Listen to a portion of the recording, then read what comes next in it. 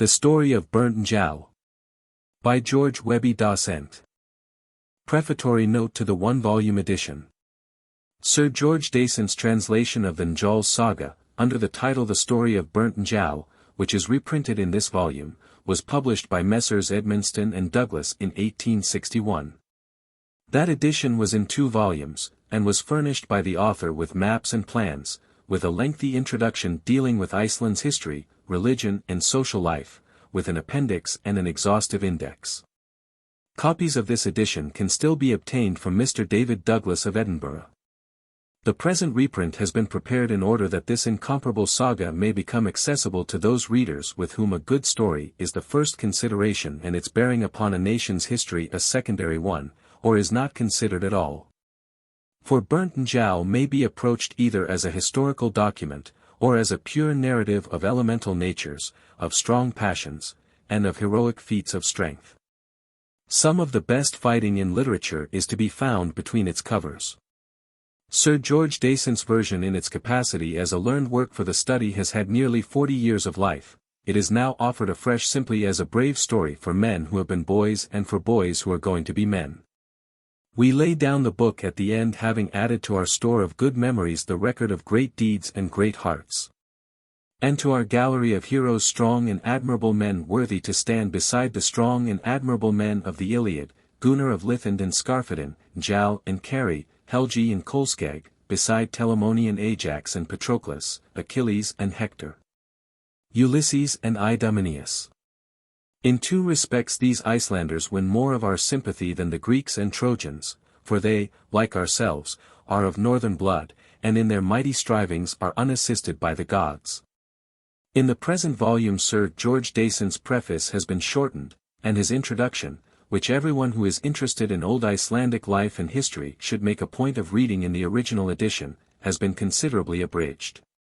The 3 appendices, treating of the Vikings, Queen Gunnhillda, and money and currency in the 10th century, have been also excised, and with them the index.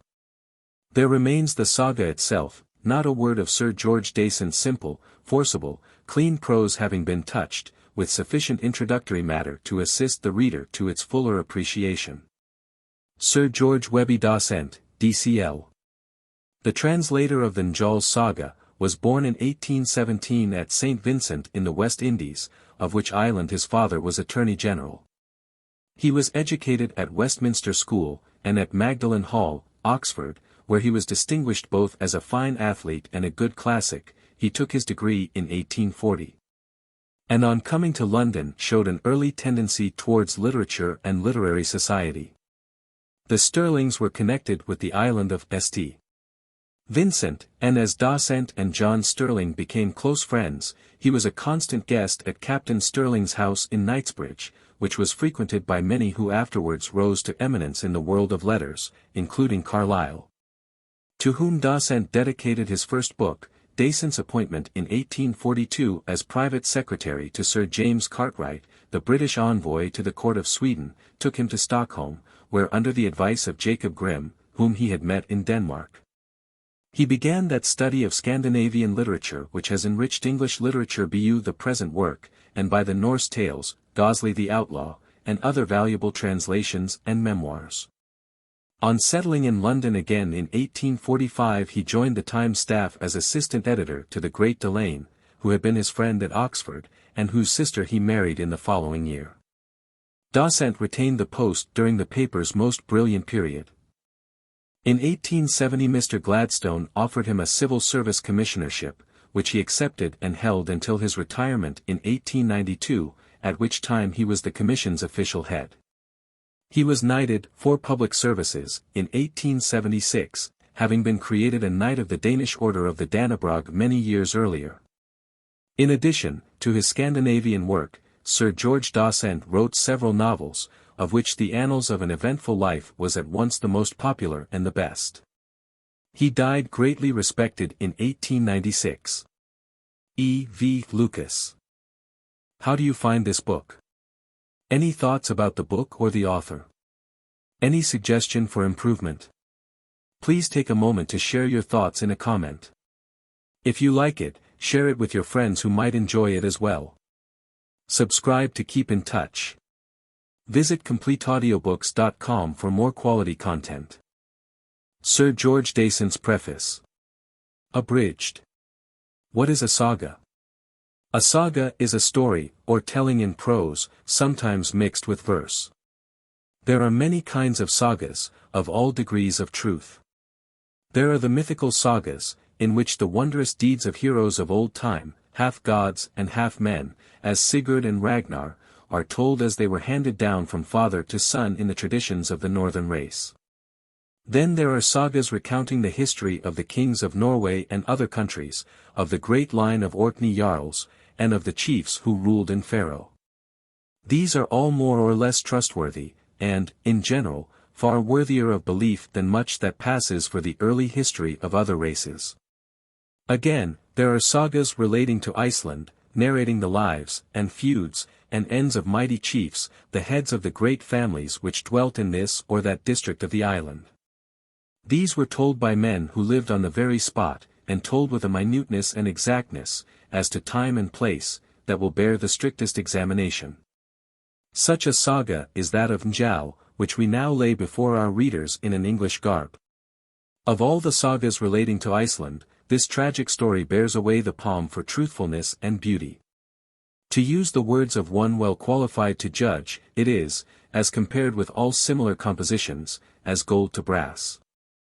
One like all the sagas which relate to the same period of Icelandic story, Njala too was not written down till about 100 years after the events which are described in it had happened. In the meantime, it was handed down by word of mouth, told from althing to althing, at spring thing, and autumn leet, at all great gatherings of the people, and over many a fireside, on sea strand or river bank, or up among the dales and hills. By men who had learnt the sad story of Njal's fate, and who could tell of Gunnar's peerlessness and Hallgerda's infamy, of Bergthura's helpfulness, of Skarphedin's hastiness, of Flósi's foul deed, and Kurt's stern revenge. We may be sure that as soon as each event recorded in the saga occurred, it was told and talked about as matter of history, and when at last the whole story was unfolded and took shape, and centered round Njal. That it was handed down from father to son, as truthfully and faithfully as could ever be the case with any public or notorious matter in local history. But it is not on Njala alone that we have to rely for our evidence of its genuineness. There are many other sagas relating to the same period, and handed down in like manner, in which the actors in our saga are incidentally mentioned by name, and in which the deeds recorded of them are corroborated.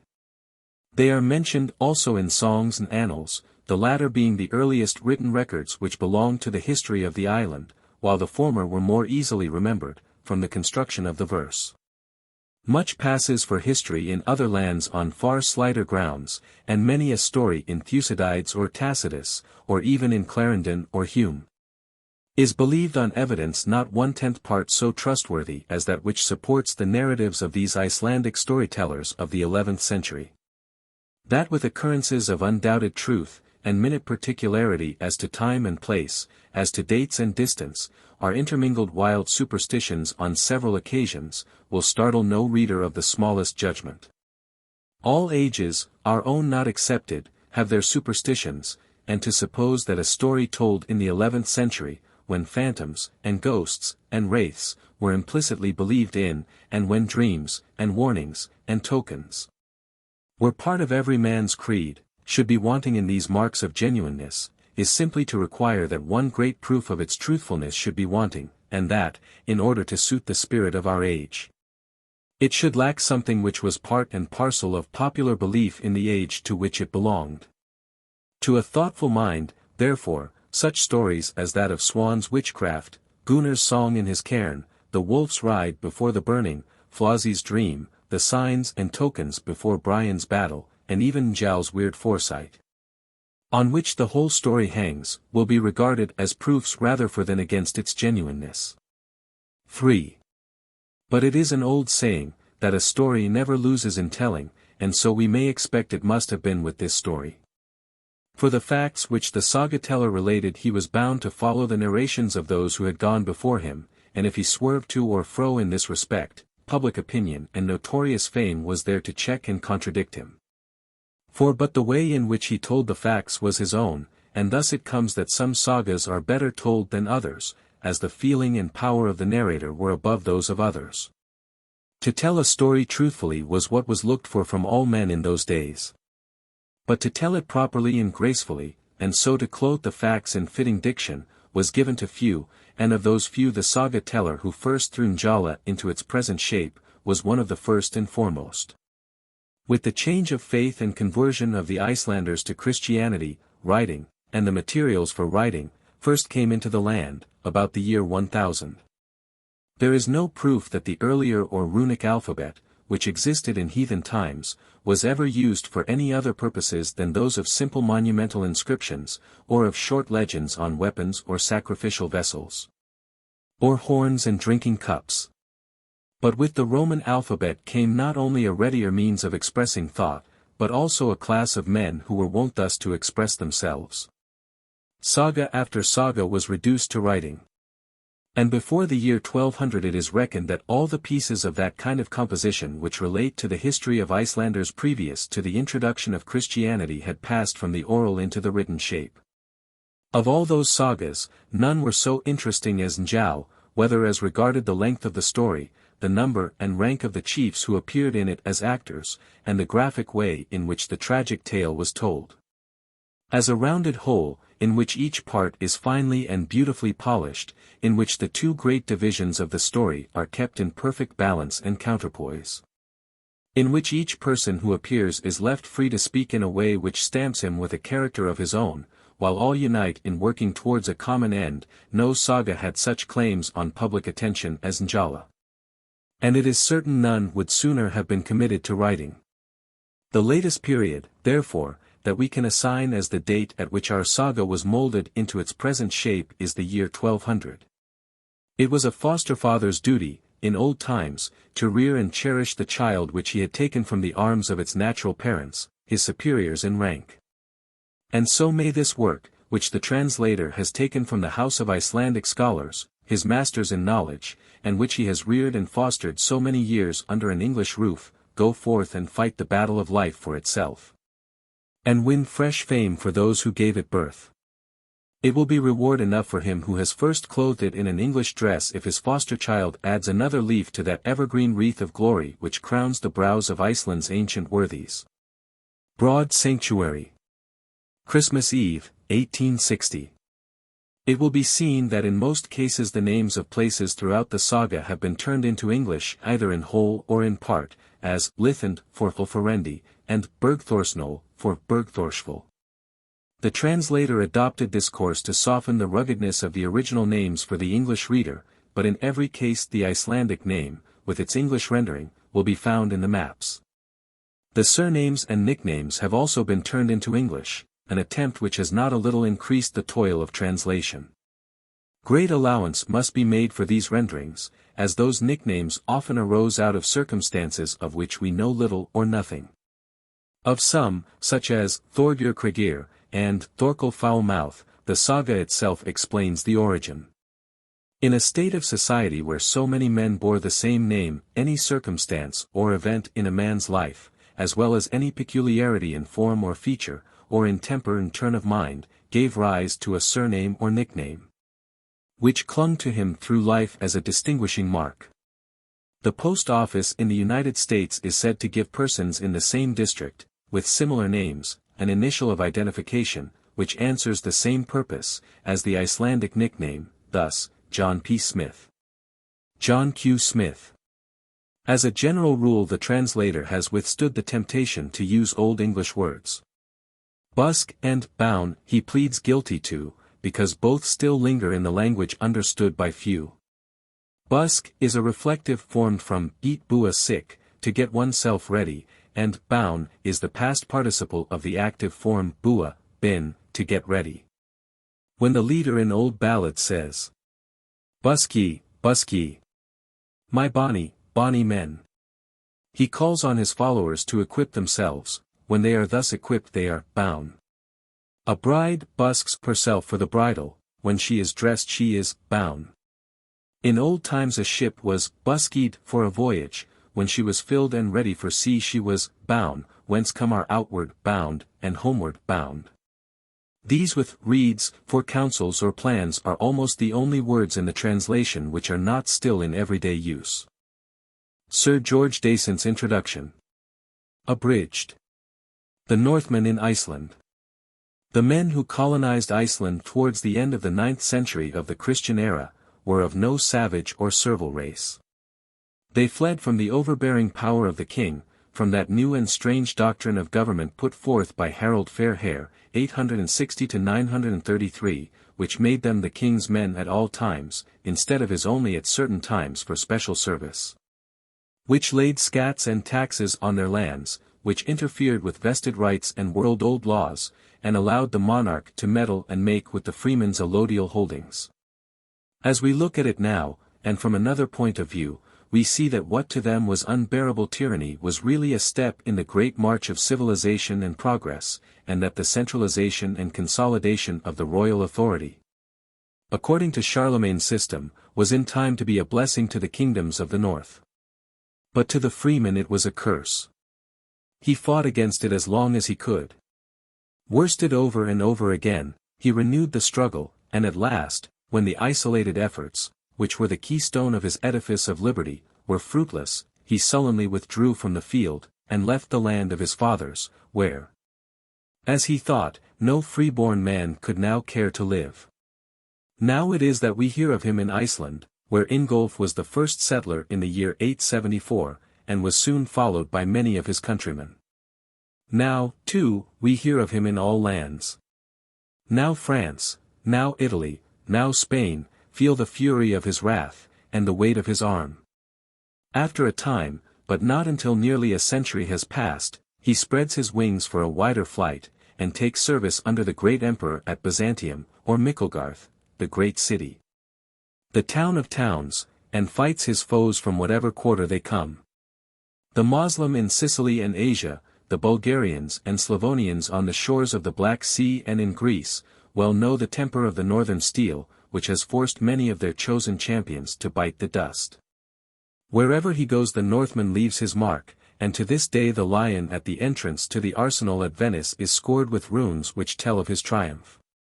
But of all countries, what were called the western lands were his favourite haunt.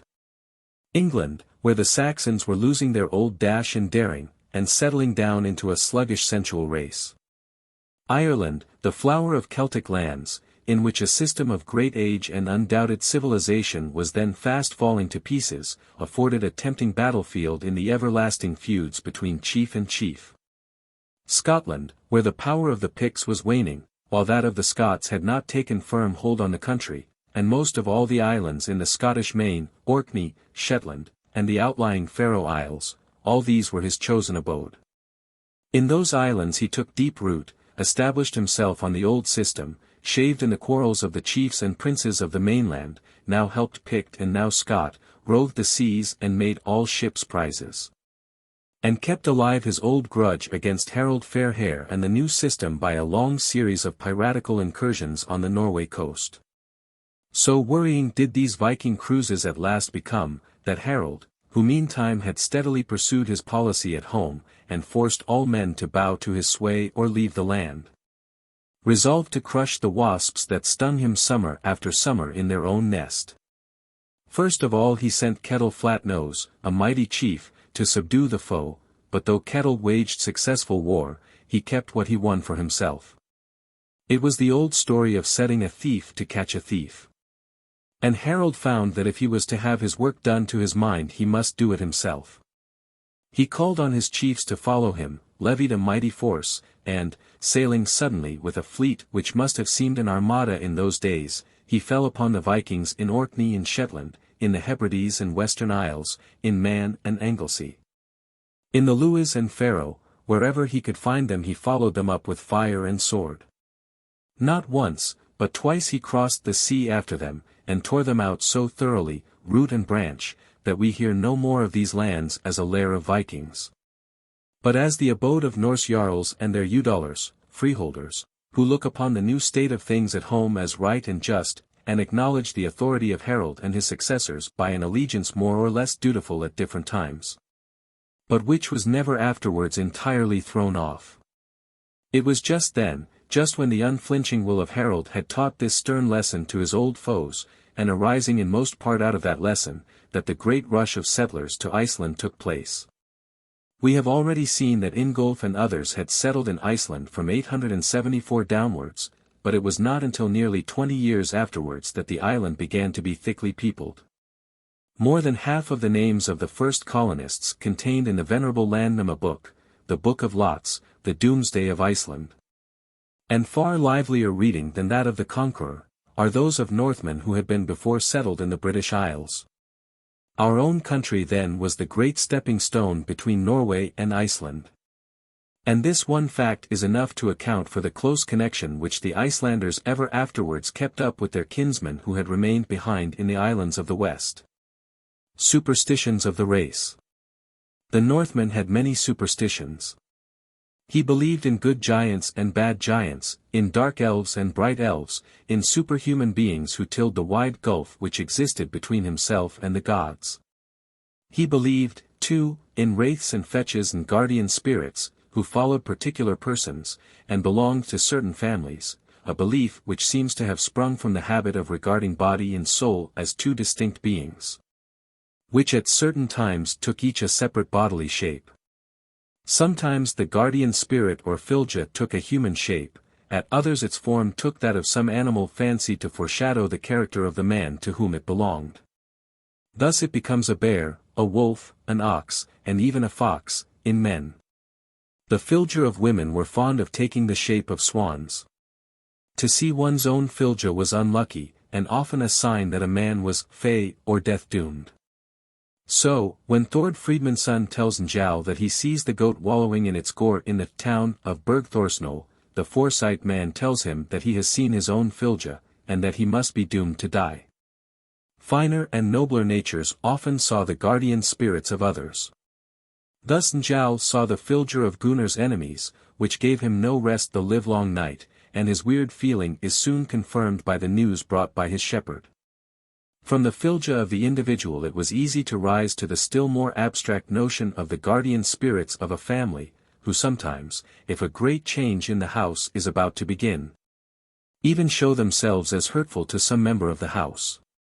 He believed also that some men had more than one shape, that they could either take the shapes of animals, as bears or wolves, and so work mischief, or that, without undergoing bodily change, an access of rage and strength came over them, and move especially towards night, which made them more than a match for ordinary men. Such men were called Hammermere, shape-strong, and it was remarked that when the fit left them they were weaker than they had been before. This gift was looked upon as something uncanny, and it leads us at once to another class of men, whose supernatural strength was regarded as a curse to the community. These were the Bearsarks. What the Hammermere men were when they were in their fits the Bearsarks almost always were. They are described as being always of exceeding, and when their fury rose high, of superhuman strength. They too, like the Hammermere men, were very tired when the fits passed off. What led to their fits is hard to say. In the case of the only class of men like them nowadays, that of the Malays running amok, the intoxicating fumes of bang or arak are said to be the cause of their fury.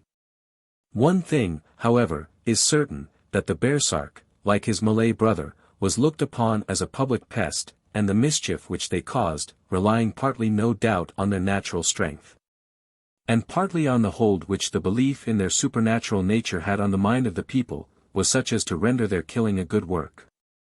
Again, the Northmen believed that certain men were fast or hard, that no weapons would touch them or wound their skin, that the mere glance of some men's eyes would turn the edge of the best sword, and that some persons had the power of withstanding poison.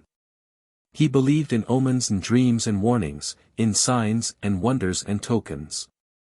He believed in good luck and bad luck, and that the man on whom fortune smiled or frowned bore the marks of her favor or displeasure on his face. He believed also in magic and sorcery, though he loathed them as unholy rites. With one of his beliefs our story has much to do, though this was a belief in good rather than in evil. He believed firmly that some men had the inborn gift, not won by any black arts, of seeing things and events beforehand. He believed, in short, in what is called in Scotland second sight. This was what was called being forspar, or framsin, foretelling, and foresight. Of such men it was said that their words could not be broken. Njáll was one of these men. One of the wisest and at the same time most just and honorable of men. This gift ran in families, for Helgi Njál's son had it, and it was beyond a doubt one of the deepest rooted of all their superstitions. Social principles. Besides his creed and these beliefs, the new settler brought with him certain fixed social principles, which we shall do well to consider carefully in the outset. First and foremost came the father's right of property in his children. This right is common to the infancy of all communities, and exists before all law. We seek it in vain in codes which belong to a later period, but it has left traces of itself in all codes, and, abrogated in theory, still often exists in practice.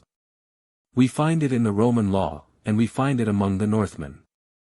Thus it was the father's right to rear his children or not at his will.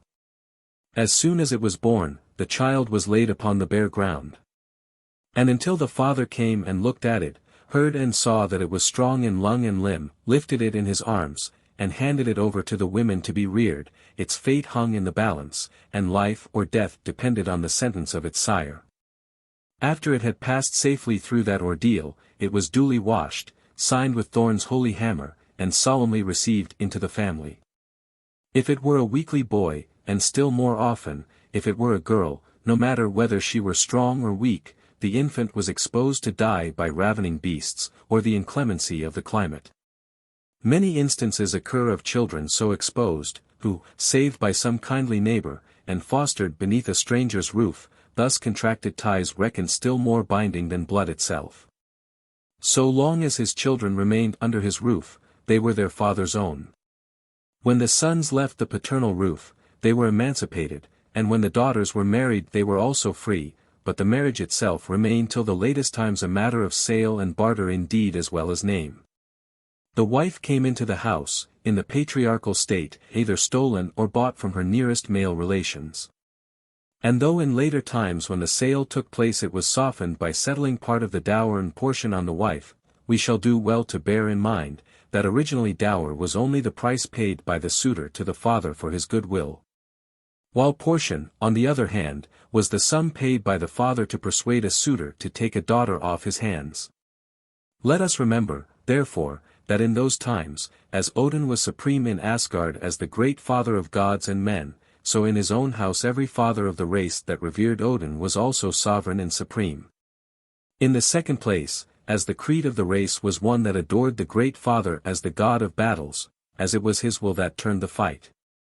Nay, as that was the very way in which he chose to call his own to himself, it followed, that any appeal to arms was looked upon as an appeal to God. Victory was indeed the sign of a rightful cause, and he that won the day remained behind to enjoy the rights which he had won in fair fight, but he that lost it, if he fell bravely and like a man, if he truly believed his quarrel just, and brought it without guile to the issue of the sword, went by the very manner of his death to a better place. The father of the slain wanted him, and he was welcomed by the Valkyries, by Odin's course choosers, to the festive board in Valhalla. In every point of view, therefore, war and battle was a holy thing, and the Northmen went to the battlefield in the firm conviction that right would prevail. In modern times, while we appeal in declarations of war to the god of battles, we do it with the feeling that war is often an unholy thing, and that providence is not always on the side of strong battalions. The Northmen saw providence on both sides. It was good to live, if one fought bravely, but it was also good to die, if one fell bravely. To live bravely and to die bravely, trusting in the god of battles, was the warrior's comfortable creed. But this feeling was also shown in private life. When two tribes or peoples rushed to war, their Odin, the warrior's god, was sure to be busy in the fight, turning the day this way or that at his will. But he was no less present in private war, wherein any quarrel man met man to claim or to defend a right. There, too, he turned the scale and swayed the day, and there too an appeal to arms was regarded as an appeal to heaven. Hence arose another right older than all law, the right of duel, of wager of battle, as the Old English law called it. Among the Northmen it underlaid all their early legislation, which, as we shall see, aimed rather at regulating and guiding it, by making it a part and parcel of the law, than at attempting to check at once a custom which had grown up with the whole faith of the people, and which was regarded as a rite at once so time-honored and so holy. Thirdly, we must never forget that, as it is the Christian's duty to forgive his foes, and to be patient and long-suffering under the most grievous wrongs, so it was the heathen's bounden duty to avenge all wrongs. And most of all those offered to blood relations, to his kith and kin, to the utmost limit of his power.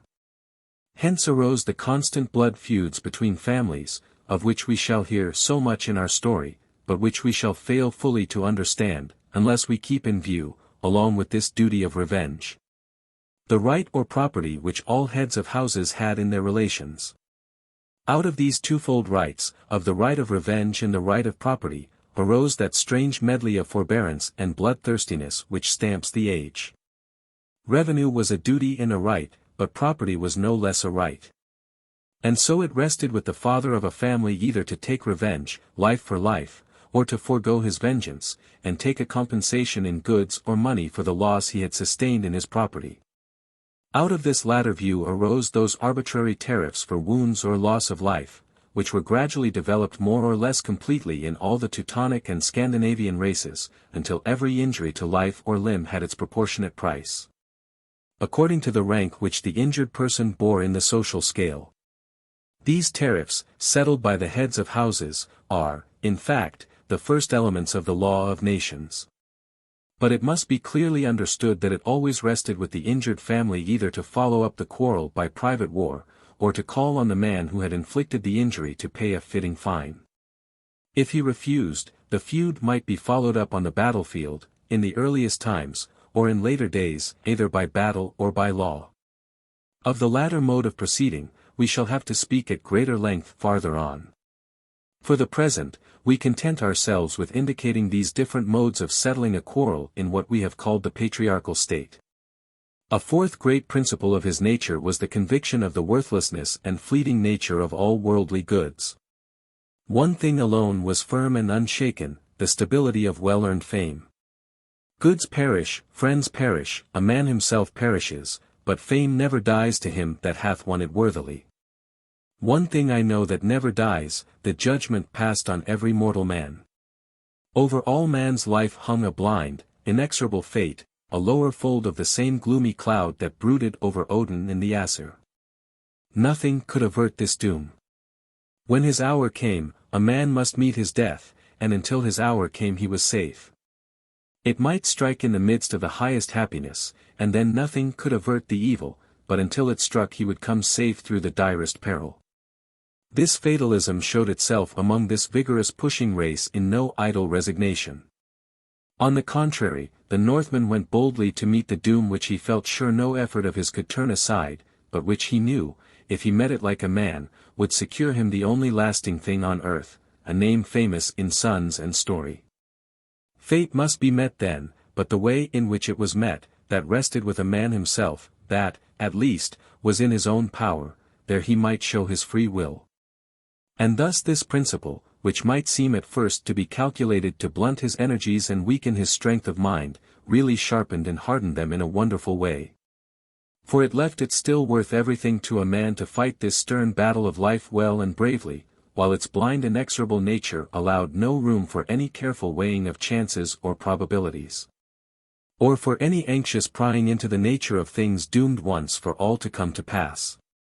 To do things like a man, without looking to the right or left, as Kari acted when he smote off Gunnar's head in Earl Sigurd's hall, was the Northman's pride. He must do them openly too, and show no shame for what he had done. To kill a man and say that you had killed him, was manslaughter. To kill him and not to take it on your hand was murder. To kill men at dead of night was also looked on as murder. To kill a foe and not bestow the rites of burial on his body by throwing sand or gravel over him, was also looked on as murder. Even the wicked Thiostolf throws gravel over Glum in our Saga, and Thord Friedmansson's complaint against Brynjolf the Unruly was that he had buried Atli's body badly.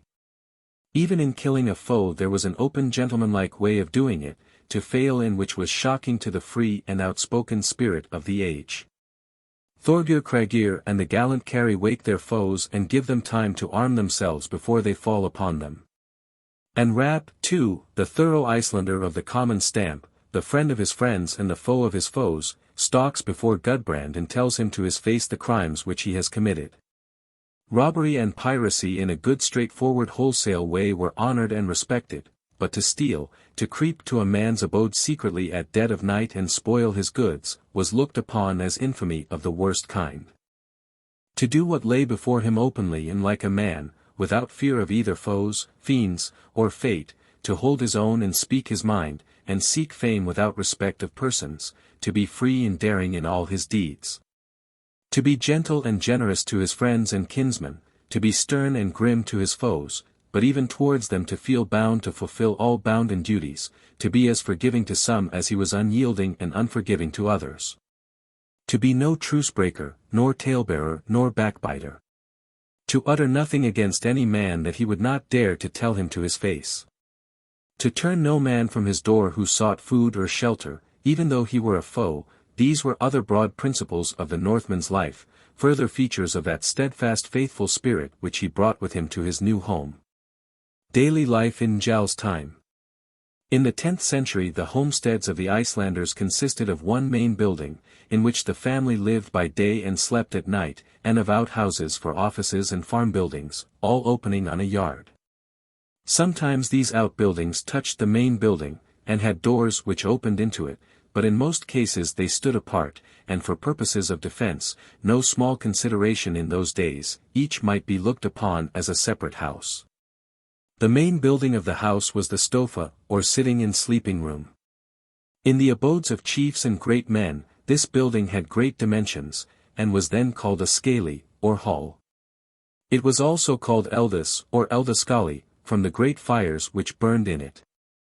It had two doors, the men's or main door, and the women's or lesser door. Each of these doors opened into a porch of its own, and Iri, which was often wide enough, in the case of that into which the men's door opened, as we see in Thrain's house at Gritwater, to allow many men to stand in it abreast. It was sometimes called forskalli. Internally the hall consisted of 3 divisions, a nave and 2 low side aisles. The walls of these aisles were of stone, and low enough to allow of their being mounted with ease, as we see happened both with Gunnar's scaly, and with Njál's. The center division or nave on the other hand, rose high above the others on 2 rows of pillars. It was of timber, and had an open-work timber roof. The roofs of the side aisles were supported by posts as well as by rafters and crossbeams leaning against the pillars of the nave. It was on one of these crossbeams, after it had fallen down from the burning roof, that Carry got on to the side wall and leapt out, while Skarphedinn, when the burnt beam snapped asunder under his weight, was unable to follow him. There were fittings of wainscot along the walls of the side aisles, and all round between the pillars of the inner row, supporting the roof of the nave, ran a wainscot panel. In places the wainscot was pierced by doors opening into sleeping places shut off from the rest of the hall on all sides for the heads of the family. In other parts of the passages were sleeping places and beds not so shut off, for the rest of the household. The women servants slept in the passage behind the dais at one end of the hall. Over some halls there were upper chambers or lofts, in one of which Gunnar of Lithen slept, and from which he made his famous defense. We have hitherto treated only of the passages and recesses of the side aisles. The whole of the nave within the wainscot, between the inner round pillars, was filled by the hall properly so called. It had long hearths for fires in the middle, with louvres above to let out the smoke. On either side nearest to the wainscot, and in some cases touching it, was a row of benches. In each of these was a high seat, if the hall was that of a great man, that on the south side being the owner's seat. Before these seats were tables, boards, which, however, do not seem, any more than our early Middle Age tables, to have been always kept standing, but were brought in with, and cleared away after, each meal. On ordinary occasions, 1 row of benches on each side sufficed. But when there was a great feast, or a sudden rush of unbidden guests, as when Flosi paid his visit to Tung to take down Asgrim's pride, a lower kind of seats, or stools were brought in, on which the men of lowest rank sat, and which were on the outside of the tables, nearest to the fire. At the end of the hall, over against the door, was a raised platform or dais, on which also was sometimes a high seat and benches. It was where the women eat at weddings, as we see from the account of Hallgerda's wedding, in our saga, and from many other passages. In later times the seat of honor was shifted from the upper bench to the dais. And this seems to have been the case occasionally with kings and earls in Njál's time, if we may judge from the passage in the saga, where Hildegunna fits up a high seat on the dais for Flosi, which he spurns from under him with the words, that he was neither king nor earl, meaning that he was a simple man, and would have nothing to do with any of those new fashions. It was to the dais that Asgrim betook himself when Flosi paid him his visit, and unless Asgrim's hall was much smaller than we have any reason to suppose would be the case in the dwelling of so great a chief, Flosi must have eaten his meal not far from the dais, in order to allow of Asgrim's getting near enough to aim a blow at him with a pole-axe from the rail at the edge of the platform. On high days and feast days, part of the hall was hung with tapestry, often of great worth and beauty, and over the hangings all along the wainscot, were carvings such as those which our saga tells us Thorkel Foulmouth had carved on the stool before his high seat and over his shut bed, in memory of those deeds of daring do which he had performed in foreign lands. Against the wainscot in various parts of the hall, shields and weapons were hung up. It was the sound of Skarphedin's axe against the wainscot that woke up Njál and brought him out of his shut bed, when his sons set out on their hunt after Sigmund the White and Skiold. Now let us pass out of the scaly by either door, and cast our eyes at the high gables with their carved projections, and we shall understand at a glance how it was that Mord's counsel to throw ropes round the ends of the timbers, and then to twist them tight with levers and rollers, could only end, if carried out, in tearing the whole roof off the house. It was then much easier work for Gunnar's foes to mount up on the side roofs as the Easterling, who brought word that his bill was at home, had already done, and thence to attack him in his sleeping loft with safety to themselves, after his bowstring had been cut. Some homesteads, like those of Gunnar at Lithend, and Gosli and his brother at Hole and Hawkdale, in the West Firths, had bowers, ladies' chambers, where the women eat in span, and where, in both the houses that we have named, gossip and scandal was talked with the worst results. These bowers stood away from the other buildings. Every Icelandic homestead was approached by a straight road which led up to the yard round which the main building and its outhouses and farm buildings stood. This was fenced in on each side by a wall of stones or turf. Near the house stood the town or home fields where meadow hay was grown, and in favored positions where corn would grow.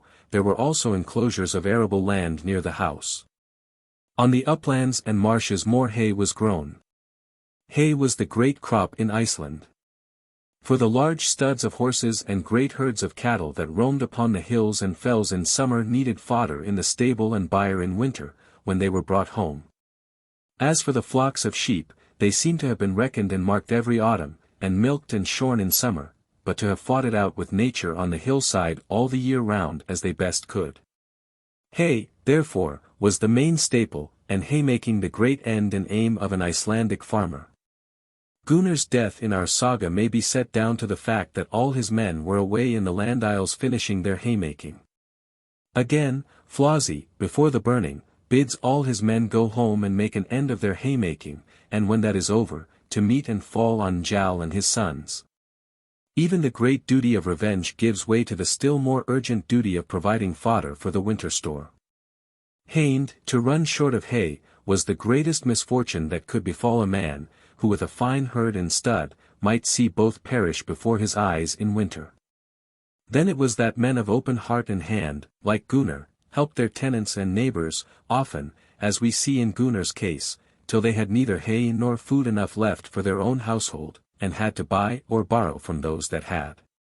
Then, too, it was that the churl's nature came out in Otkell and others, who having enough and to spare, would not part with their abundance for love or money. These men were no idlers. They worked hard, and all, high and low, worked. In no land does the dignity of labor stand out so boldly. The greatest chiefs sow and reap, and drive their sheep, like Glum, the speaker's brother, from the fells. The mightiest warriors were the handiest carpenters and smiths.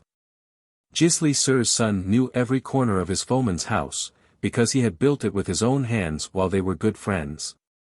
Njál's sons are busy at armorer's work, like the sons of the mythical Ragnar before them, when the news comes to them that Sigmund has made a mock of them in his songs.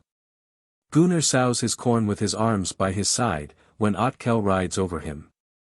And Hoskuld the whiteness priest is doing the same work when he is slain.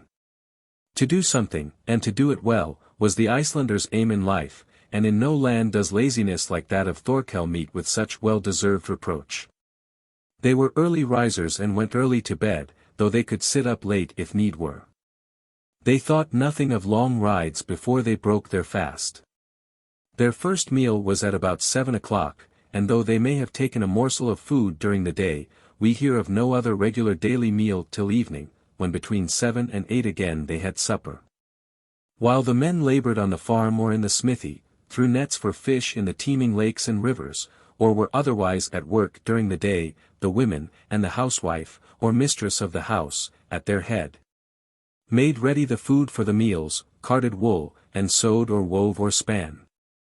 At mealtime the food seems to have been set on the board by the women, who waited on the men, and at great feasts, such as Gunnar's wedding, the wives of his nearest kinsman, and of his dearest friend, Thorhilda Skaldtung, Thrain's wife. And Bergthora, Njál's wife, went about from board to board waiting on the guests.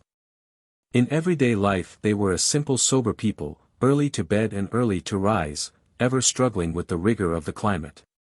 On great occasions, as at the Yule feasts in honor of the gods, held at the temples, or at Arvel, Arail, feasts, when heirs drank themselves into their father's land and goods, or at the autumn feasts, which friends and kinsmen gave to one another, there was no doubt great mirth and jollity, much eating and hard drinking of mead and fresh brewed ale. But these drinks are not of a very heady kind, and one glass of spirits in our days would send a man farther on the road to drunkenness than many a horn of foaming mead. They were by no means that race of drunkards and hard livers which some have seen fit to call them. Nor were these people such barbarians as some have fancied, to whom it is easier to rob a whole people of its character by a single word than to take the pains to inquire into its history. They were bold warriors and bolder sailors. The voyage between Iceland and Norway, or Iceland and Orkney, was reckoned as nothing, but from the west firths of Iceland, Eric the Red, no ruffian as he has been styled, though he had committed an act of manslaughter, discovered Greenland. And from Greenland the hardy seafarers pushed on across the main, till they made the dreary coast of Labrador. Down that they ran until they came at last to Vineland the Good, which took its name from the grapes that grew there. From the accounts given of the length of the days in that land, it is now the opinion of those best fitted to judge on such matters, that this Vineland was no other than some part of the North American continent near Rhode Island or Massachusetts. In the United States, their ships were half-decked, high out of the water at stem and stern, low in the waist, that the oars might reach the water, for they were made for rowing as well as for sailing. The afterpart had a poop. The forepart seems to have been without deck, but loose planks were laid there for men to stand on. A distinction was made between long ships or ships of war, made long for speed, and ships of burden, which were built to carry cargo. The common complement was 30 rowers, which in warships made sometimes a third and sometimes a sixth of the crew.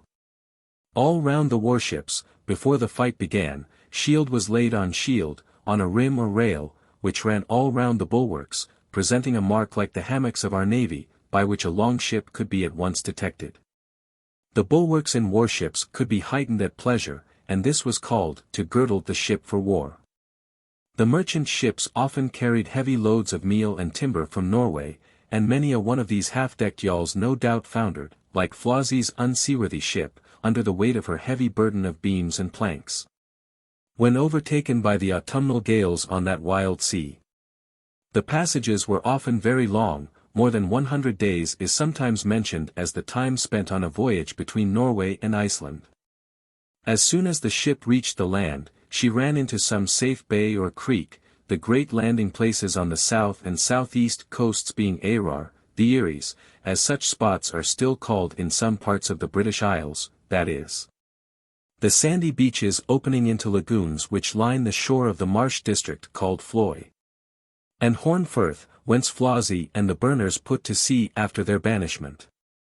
There the ship was laid up in a slip, made for her, she was stripped and made snug for the winter, a roof of planks being probably thrown over her, while the lighter portions of her cargo were carried on pack saddles up the country.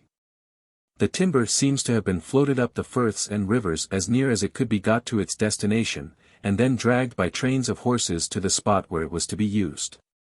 Some of the cargo, the meal, and cloth and arms, was wanted at home, some of it was sold to neighbors either for ready money or on trust, it being usual to ask for the debt either in coin or in kind, the spring after.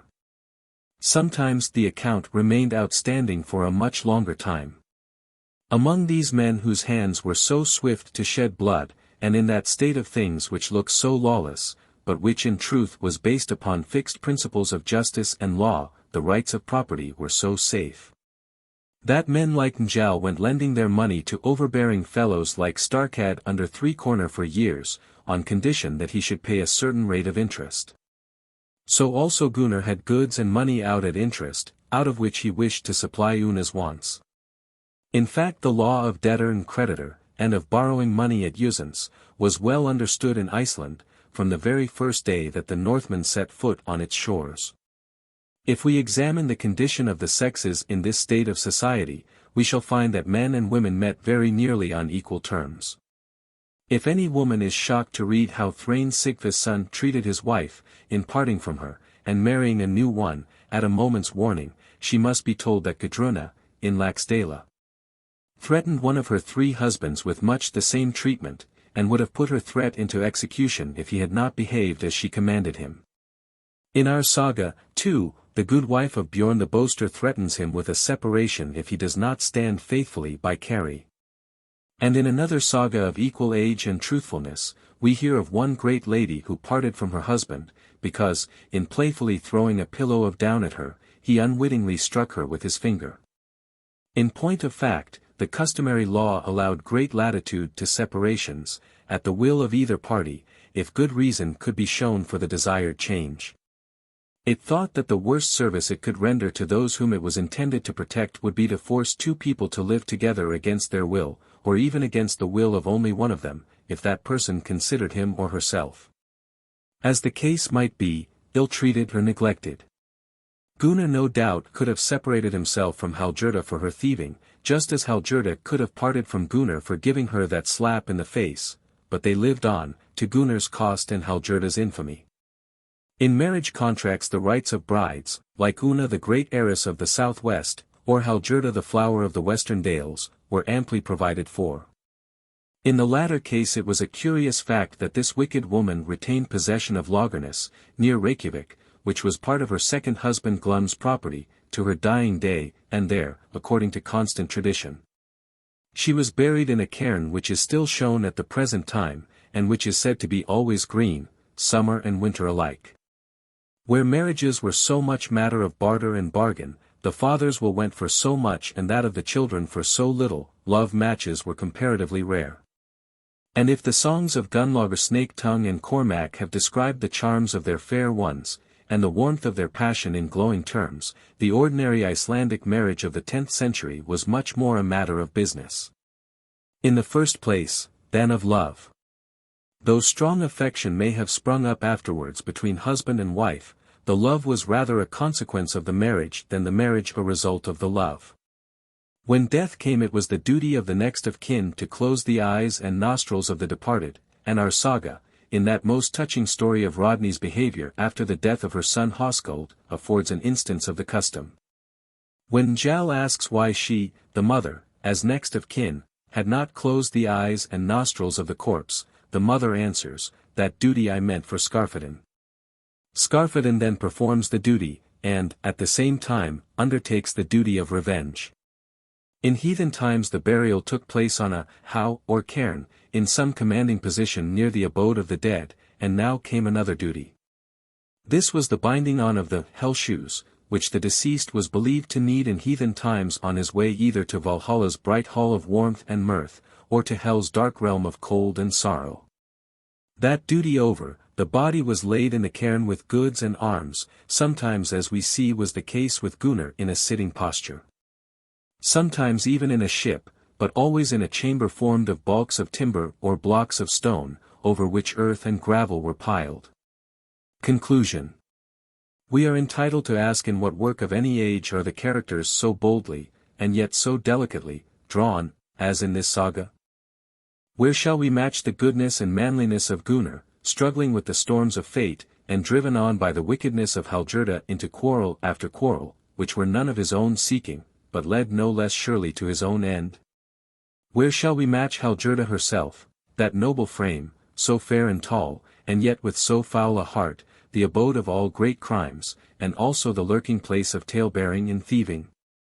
Where shall we find parallels to Skarphedin's hastiness and readiness, as axe aloft he leapt 12 ells across Markfleet, and glided on to smite Thrain his death blow on the slippery ice? Where for Bergthra's love and tenderness for her husband, she who was given young to Njal, and could not find it in her heart to part from him when the house blazed over their heads? Where for Carrie's dash and gallantry, the man who dealt his blows straightforward, even in the Earl's Hall, and never thought twice about them? Where for Njal himself, the man who never dipped his hands in blood, who could unravel all the knotty points of the law, who foresaw all that was coming, whether for good or ill, for friend or for foe? Who knew what his own end would be, though quite powerless to avert it, and when it came, laid him down to his rest, and never uttered sound or groan, though the flames roared loud around him?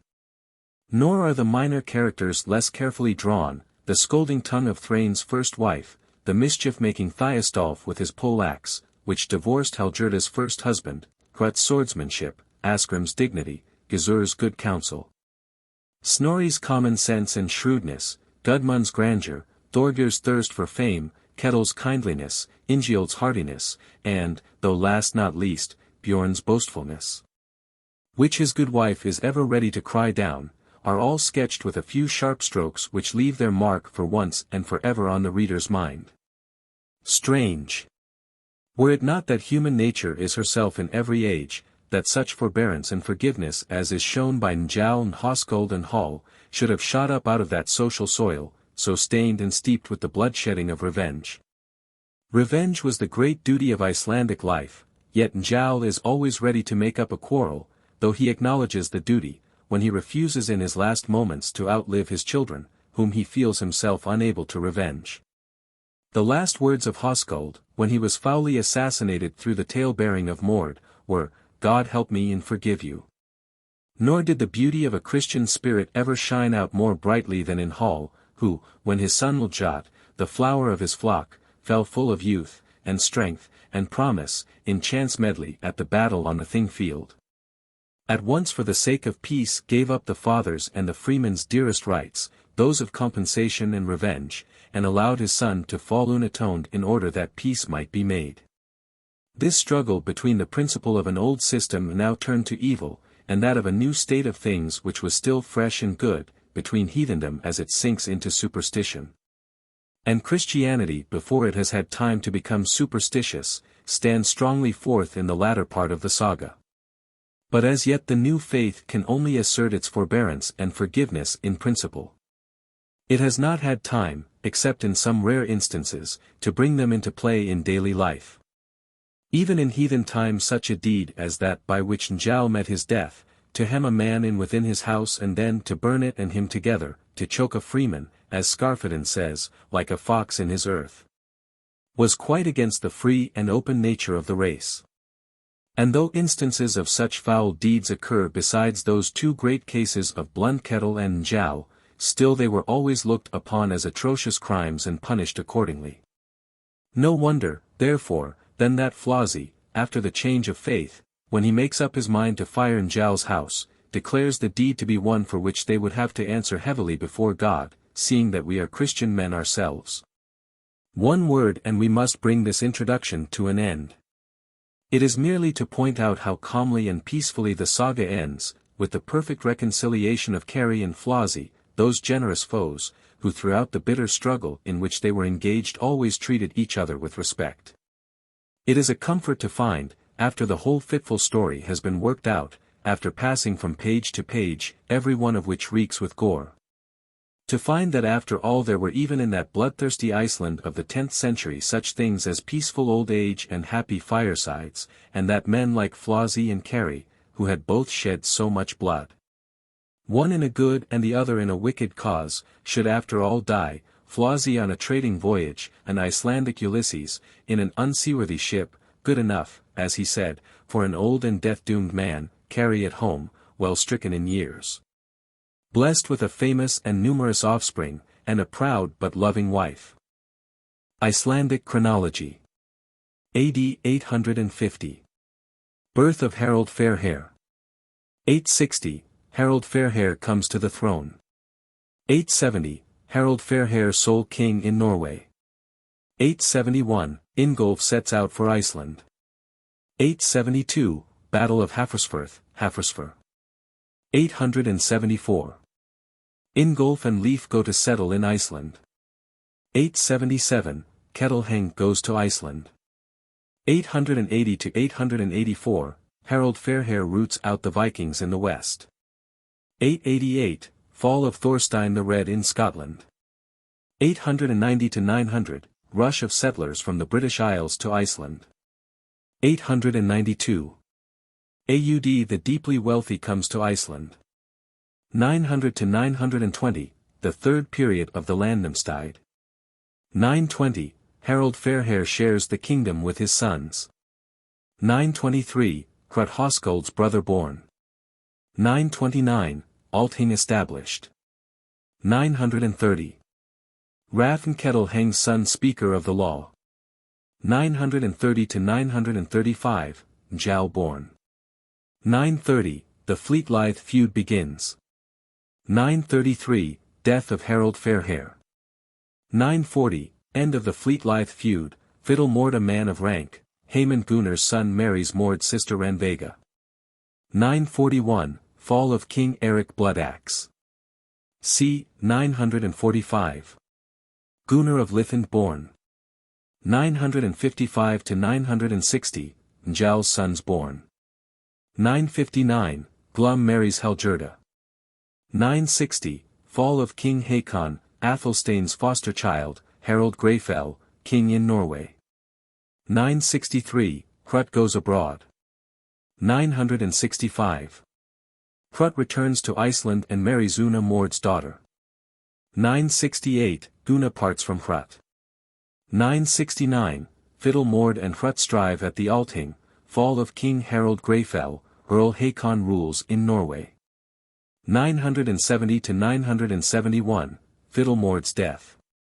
Gunnar and Hrut strive at the Althing. 972, Gunnar of Lithend goes abroad. 974, Gunnar returns to Iceland. 974, Gunnar's marriage with Hallgerda. 975, the slaying of Swart. 976, the slaying of Kol. 977, the slaying of Atli. 978. The slaying of Brynjolf the unruly and Thord Friedmund's son. 979, the slaying of Sigmund the White. 983, Hallgerda steals from Otkell at Kirkby. 984, the suit for the theft settled at the Althing. 985, Otkell rides over Gunnar in the spring. Fight at Rangriver just before the Althing, at the Althing Gyr the priest and Gunnar strive, in the autumn Höskuld Dalekolli's son, Gunnar's father-in-law, dies, birth of Höskuld Thrain's son. 986. The fight at Nafahills, and death of Jort Gunnar's brother. 987, the suit for those slain at Nafahills settled at the Althing. 988, Gunnar goes west to visit Olaf the Peacock. 989. Slaying of Thorgir Otkell's son before, and banishment of Gunnar at, the Althing, Njál's sons, Helgi and Grim, and Thrain Sigfus son, go abroad. 990, Gunnar slain at Lithend. 992, Thrain returns to Iceland with Rap. Njál's sons ill-treated by Earl Hakon for his sake. 994, Njál's sons returned to Iceland, bringing Keri with them. 995, death of Earl Hakon, Olaf Tryggvi's son, King of Norway. 996, Skarphedinn slays Thrain. 997. Thangbrand sent by King Olaf to preach Christianity in Iceland. 998, slaying of Arnar of Forswaterwood by Flósi's brothers at Skaptarfell's Thing, Thangbrand's missionary journey, Gizur and Hjalti go abroad. 999. Hjalti Skeggji's son found guilty of blasphemy against the gods at the Althing, Thangbrand returns to Norway. 1000, Gizur and Hjalti return to Iceland, the change of faith and Christianity brought into the law at the Althing honesty. John's Day, June 24, fall of King Olaf Tryggvi's son at Svold, September 9. 1001, Thorgir the priest of Lightwater gives up the speakership of the law. 1002, Grim of Mossfell speaker of the law. 1003, Grim lays down the speakership. 1003 or 1004. Skapti Thurod's son speaker of the law, the fifth court established, Hoskuld Thrain's son marries Hildegunna Flósi's niece and has one of the new priesthoods at Whiteness. 1006, duels abolished in legal matters. Slaying of Hoskuld Njál's son by Lighting and his brothers. 1009, Amund the blind slays Lighting, Valgerd the guileful comes back to Iceland, his evil counsel to Mord, Mord begins to backbite and slander Hoskuld and Njál's sons to one another. 1111. Hoskuld the Whiteness priest slain early in the spring, suit for his manslaughter at the Althing, Njál's burning the autumn after. 1112, the suit for the burning and battle at the Althing, Flósi and the burners banished. Keri and Thorgir Cragir carry on the feud. 1113, Flósi goes abroad with the burners, and Keri follows them, Flósi and Keri in Orkney. 1114, Brian's battle on Good Friday, Flósi goes to Rome. 1115. Flósi returns from Rome to Norway, and stays with Earl Eric, Earl Hakon's son. 1116, Flósi returns to Iceland, Keri goes to Rome and returns to Caithness, his wife Helga dies out in Iceland. 1117. Keri returns to Iceland, ID reconciled with Flósi, and marries Hildegunna Hoskuld's widow. Chapter 1. Of Fiddle Mord. There was a man named Mord whose surname was Fiddle, he was the son of Sigvat the Red, and he dwelt at the Vale in the Rangrivervales. He was a mighty chief, and a great taker-up of suits, and so great a lawyer that no judgments were thought lawful unless he had a hand in them. He had an only daughter, named Unna. She was a fair, courteous and gifted woman, and that was thought the best match in all the Rangrivervales. Now the story turns westward to the Broadfirth Dales, where, at Hoskuldstead, in Lax Riverdale, dwelt a man named Hoskuld, who was Dalakol's son, and his mother's name was Thorgerda. He had a brother named Hrut, who dwelt at Hrutstead. He was of the same mother as Hoskuld, but his father's name was Heriolf. Hrut was handsome, tall and strong, well skilled in arms, and mild of temper, he was one of the wisest of men, stern towards his foes, but a good counselor on great matters. It happened once that Hoskuld bade his friends to a feast, and his brother Hrut was there, and sat next him. Hoskuld had a daughter named Hallgerda, who was playing on the floor with some other girls. She was fair of face and tall of growth, and her hair was as soft as silk, it was so long, too, that it came down to her waist. Hoskuld called out to her, "Come hither to me, daughter." So she went up to him, and he took her by the chin, and kissed her, and after that she went away. Then Hoskuld said to Hrut, "What dost thou think of this maiden? Is she not fair?" Hrut held his peace. Hoskuld said the same thing to him a second time, and then Hrut answered, "Fair enough is this maid, and many will smart for it, but this I know not, whence thieves' eyes have come into our race." Then Hoskuld was wroth, and for a time the brothers saw little of each other. Chapter 2. Hrut woos Unna. It happened once that those brothers, Hoskuld and Hrut, rode to the Althing, and there was much people at it. Then Hoskuld said to Hrut, One thing I wish, brother, and that is, that thou wouldst better thy lot and woo thyself a wife. Hrut answered, That has been long on my mind, though there always seem to be two sides to the matter. But now I will do as thou wishest. Whither shall we turn our eyes? Hoskuld answered, Here now are many chiefs at the thing, and there is plenty of choice, but I have already set my eyes on a spot where a match lies made to thy hand. The woman's name is Unna, and she is a daughter of Fiddle Mord, one of the wisest of men. He is here at the thing, and his daughter too, and thou mayest see her if it pleases thee. Now the next day, when men were going to the high court, they saw some well-dressed women standing outside the booths of the men from the Rangrivervales. Then Hoskuld said to Hrut, Yonder now is Unna, of whom I spoke, what thinkest thou of her? Well, answered Hrut, but yet I do not know whether we should get on well together. After that they went to the high court, where Fiddle Mord was laying down the law as was his wont, and after he had done he went home to his booth. Then Hoskuld and Hrut rose, and went to Mord's booth. They went in and found Mord sitting in the innermost part of the booth, and they bade him good day. He rose to meet them, and took Hoskuld by the hand and made him sit down by his side, and Hrut sat next to Hoskuld. So after they had talked much of this and that, at last Hoskuld said, I have a bargain to speak to thee about. Hrut wishes to become thy son-in-law, and by thy daughter, and I, for my part, will not be sparing in the mattis. Mord answered, I know that thou art a great chief, but thy brother is unknown to me. He is a better man than I, answered Hoskuld. Thou wilt need to lay down a large sum with him, for she is heir to all I leave behind me, said Mord. There is no need, said Hoskuld, to wait long before thou hearest what I give my word he shall have. He shall have Camness and Hrutstead, up as far as Thrandargil, and a trading ship beside, now on her voyage. Then said Hrut to Mord, Bear in mind, now, husband, that my brother has praised me much more than I deserve for love's sake, but if after what thou hast heard, thou wilt make the match, I am willing to let thee lay down the terms thyself. Mord answered, I have thought over the terms, she shall have 60 hundreds down, and this sum shall be increased by a third more in thine house, but if ye too have heirs, ye shall go halves in the goods. Then said Hrut, I agree to these terms, and now let us take witness. After that they stood up and shook hands, and Mord betrothed his daughter Unna to Hrut, and the bridal feast was to be at Mord's house, half a month after midsummer.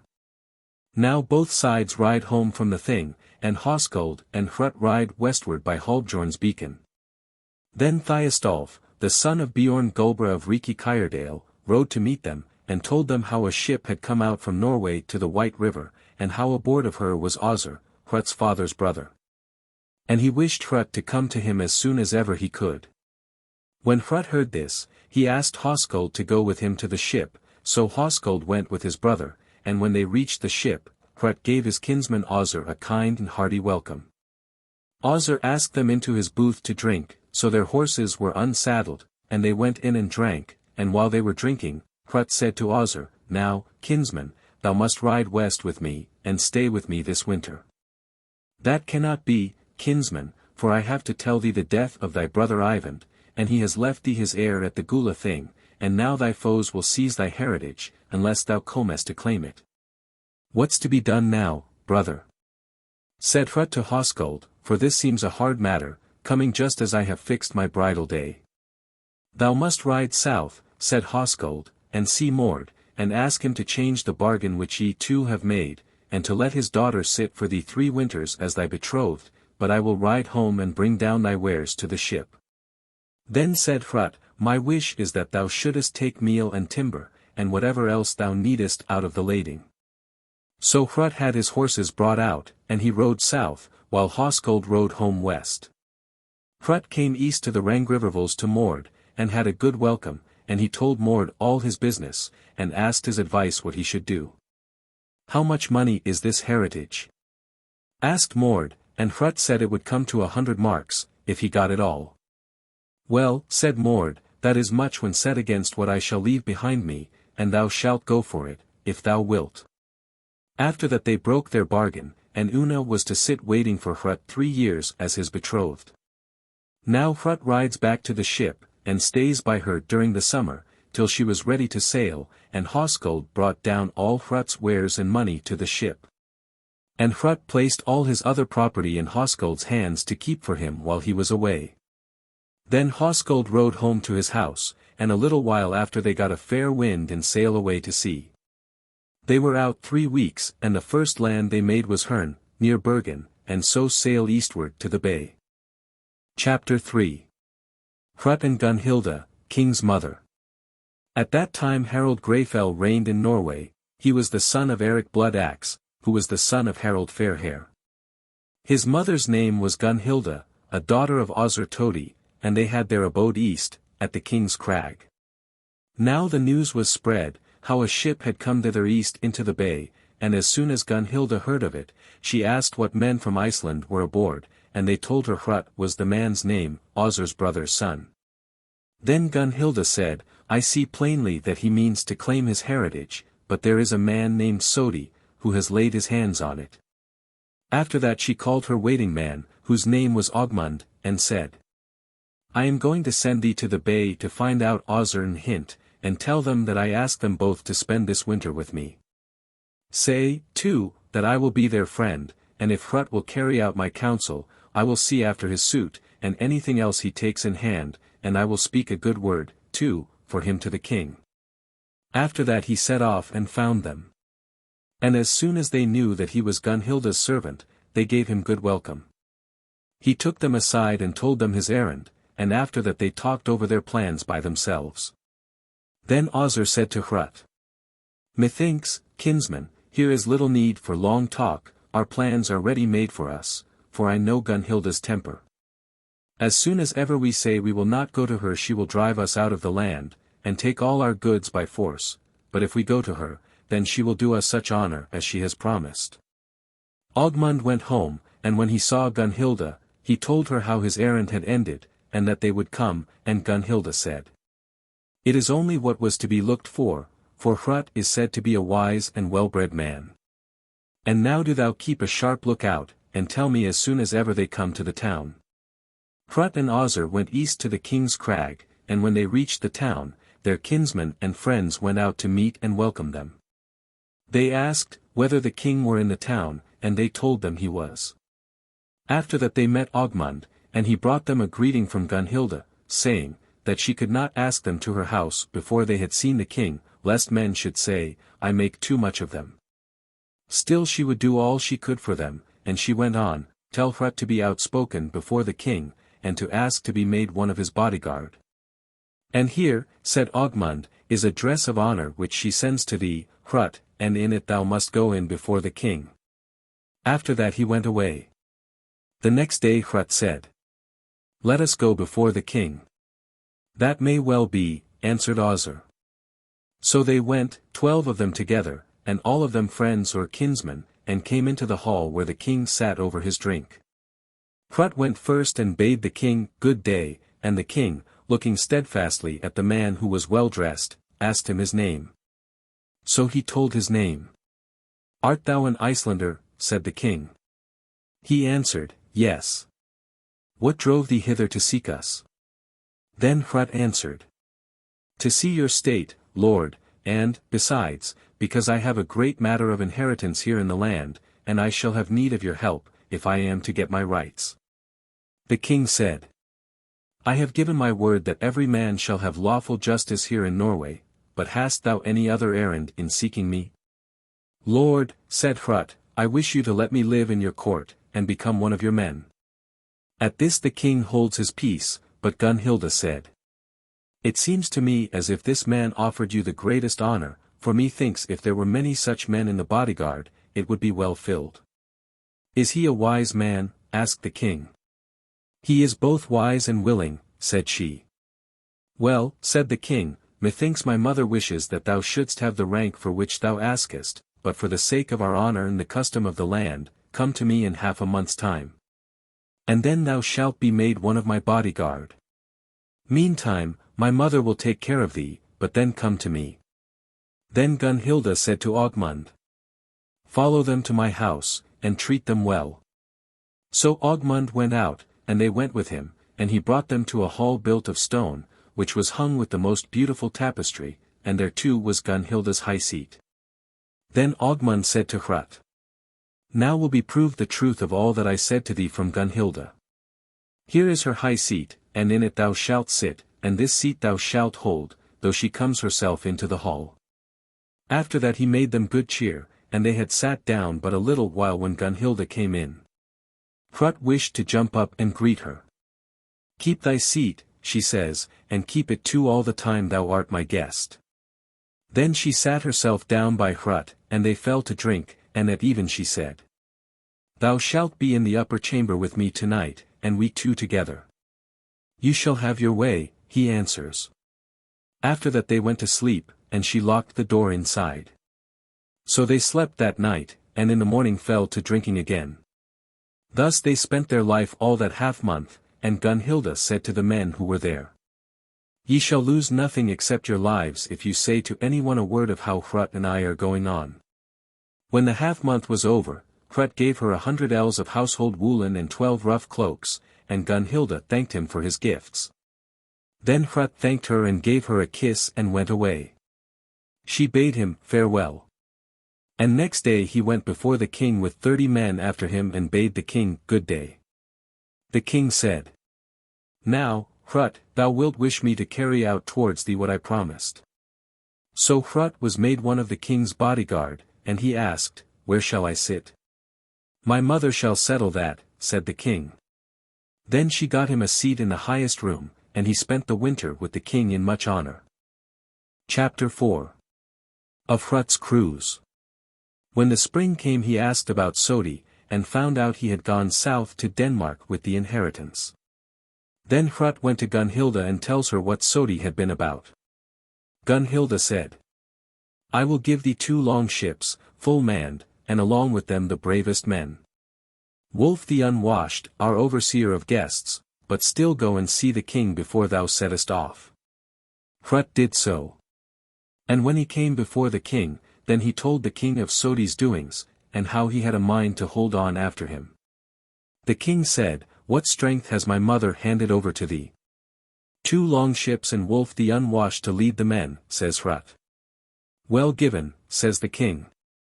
"Now I will give the other 2 ships, and even then thou'lt need all the strength thou'st got." After that he went down with Hrut to the ship, and said, "Fare thee well." Then Hrut sailed away south with his crews. Chapter 5 Atli Arnvid's son slaying. There was a man named Atli, son of Arnvid, Earl of East Gothland. He had kept back the taxes from Hakon Athelstane's foster child, and both father and son had fled away from Gemtland to Gothland.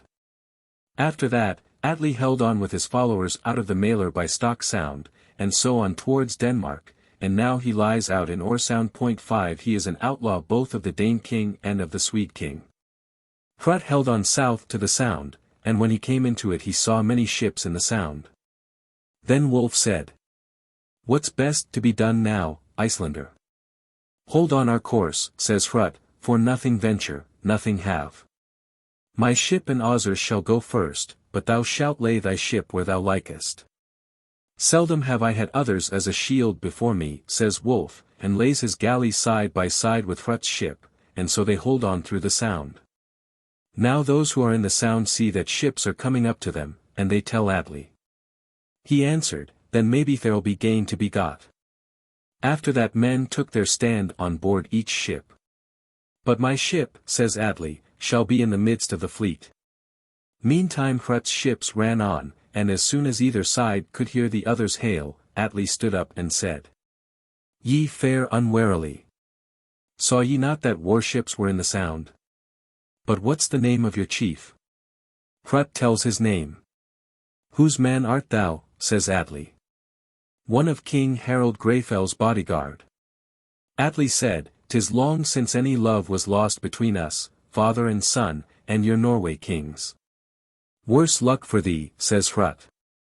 "Well," says Atli, "the upshot of our meeting will be, that thou shalt not be left alive to tell the tale." And with that he caught up a spear and hurled it at Hrut's ship, and the man who stood before it got his death. After that the battle began, and they were slow in boarding Hrut's ship. Wolf, he went well forward, and with him it was now cut, now thrust. Atli's bowman's name was Asolf, he sprung up on Hrut's ship, and was 4 men's death before Hrut was ware of him. Then he turned against him, and when they met, Asolf thrust at and through Hrut's shield, but Hrut cut once at Asolf, and that was his death blow. Wolf the unwashed saw that stroke, and called out. Truth to say, Hrut, thou dealest big blows, but thou'st much to thank Gunnhillda for. Something tells me, says Hrut, that thou speakest with a faith mouth. Now Atli sees a bare place for a weapon on Wolf, and shot a spear through him, and now the battle grows hot. Atli leaps up on Hrut's ship, and clears it fast round about, and now Ozzer turns to meet him, and thrust at him. But fell down full length on his back, for another man thrust at him. Now Hrut turns to meet Atli, he cut at once at Hrut's shield, and clove it all in 2, from top to point. Just then Atli got a blow on his hand from a stone, and down fell his sword. Hrut caught up the sword, and cut his foot from under him. After that he dealt him his death blow. There they took much goods, and brought away with them 2 ships which were best, and stayed there only a little while. But meantime Sodi and his crew had sailed past them, and he held on his course back to Norway, and made the land at Limgard's side. There Sodi went on shore, and there he met Ogmund, Gunnhilda's page. He knew him at once, and asks, How long meanest thou to be here? 3 nights, says Sodi. Whither away, then, says Ogmund. West, to England, says Sodi, and never to come back again to Norway while Gunnhilda's rule is in Norway. Ogmund went away, and goes and finds Gunnhilda, for she was a little way off at a feast, and Gunnard, her son, with her. Ogmund told Gunnhilda what Sodi meant to do, and she begged Gunnard to take his life. So Gunnard set off at once, and came unawares on Sodi, and made them lead up the country, and hang him there. But the goods he took, and brought them to his mother, and she got men to carry them all down to the king's crag, and after that she went thither herself. Hrut came back towards autumn, and had gotten great store of goods. He went at once to the king, and had a hearty welcome. He begged them to take whatever they pleased of his goods, and the king took a third. Gunnhilda told Hrut how she had got hold of the inheritance, and had Sodi slain. He thanked her, and gave her half of all he had. Chapter 6. Hrut sails out to Iceland. Hrut stayed with the king that winter in good cheer, but when spring came he grew very silent. Gunnhilda finds that out, and said to him when they 2 were alone together. Art thou sick at heart? So it is, said Hrut, as the saying runs, ill goes it with those who are born on a barren land. Wilt thou to Iceland? She asks. Yes, he answered. Hast thou a wife out there? She asked, and he answers, No. But I am sure that is true, she says, and so they ceased talking about the matter. Shortly after, Hrut went before the king and bade him good day, and the king said, What dost thou want now, Hrut? I am come to ask, Lord, that you give me leave to go to Iceland. Will thine honor be greater there than here? Asks the king. No, it will not, said Hrut, but every one must win the work that is set before him. It is pulling a rope against a strong man, said Gunnhilda, so give him leave to go as best suits him. There was a bad harvest that year in the land, yet Gunnhilda gave Hrut as much meal as he chose to have. And now he busks him to sail out to Iceland, and Ozzer with him, and when they were all bound, Hrut went to find the king and Gunnhilda. She led him aside to talk alone, and said to him, Here is a gold ring which I will give thee. And with that she clasped it round his wrist. Many good gifts have I had from thee, said Hrut. Then she put her hands round his neck and kissed him, and said, If I have as much power over thee as I think, I lay this spell on thee that thou mayest never have any pleasure in living with that woman on whom thy heart is set in Iceland. But with other women thou mayest get on well enough, and now it is like to go well with neither of us. But thou hast not believed what I have been saying. Hrut laughed when he heard that, and went away. After that he came before the king and thanked him, and the king spoke kindly to him, and bade him farewell. Hrut went straight to his ship, and they had a fair wind all the way until they ran into Borgarfirth. As soon as the ship was made fast to the land, Hrut rowed west home, but Ozzer stayed by the ship to unload her, and lay her up. Hrut rode straight to Höskuldstead, and Höskuld gave him a hearty welcome, and Hrut told him all about his travels. After that they sent men east across the rivers to tell Fiddle Mord to make ready for the bridal feast. But the two brothers rode to the ship, and on the way Höskuld told Hrut how his money matters stood, and his goods had gained much since he was away. Then Hrut said, "The reward is less worth than it ought to be, but I will give thee as much meal as thou needst for thy household next winter." Then they drew the ship on land on rollers, and made her snug in her shed, but all the wares on board her they carried away into the dales westward. Hrut stayed at home at Hrutstead till winter was 6 weeks off, and then the brothers made ready, and Ozzer with them, to ride to Hrut's wedding. 60 men ride with them, and they rode east till they came to Rangriver plains. There they found a crowd of guests, and the men took their seats on benches down the length of the hall, but the women were seated on the cross benches on the dais, and the bride was rather downcast. So they drank out the feast and it went off well. Mord pays down his daughter's portion, and she rides west with her husband in his train. So they ride till they reach home. Hrut gave over everything into her hands inside the house, and all were pleased at that. But for all that she and Hrut did not pull well together as man and wife, and so things went on till spring, and when spring came Hrut had a journey to make to the Westfirths, to get in the money for which he had sold his wares. But before he set off his wife says to him, "Dost thou mean to be back before men ride to the thing?" "Why dost thou ask?" said Hrut. "I will ride to the thing," she said, "to meet my father." "So it shall be," said he, "and I will ride to the thing along with thee." "Well and good," she says. After that Hrut rode from home west to the Firths, got in all his money, and laid it out anew, and rode home again. When he came home he buskied him to ride to the thing, and made all his neighbors ride with him. His brother Höskuld rode among the rest. Then Hrut said to his wife, "If thou hast as much mind now to go to the thing as thou saidst a while ago, busk thyself and ride along with me." She was not slow in getting herself ready, and then they all rode to the thing.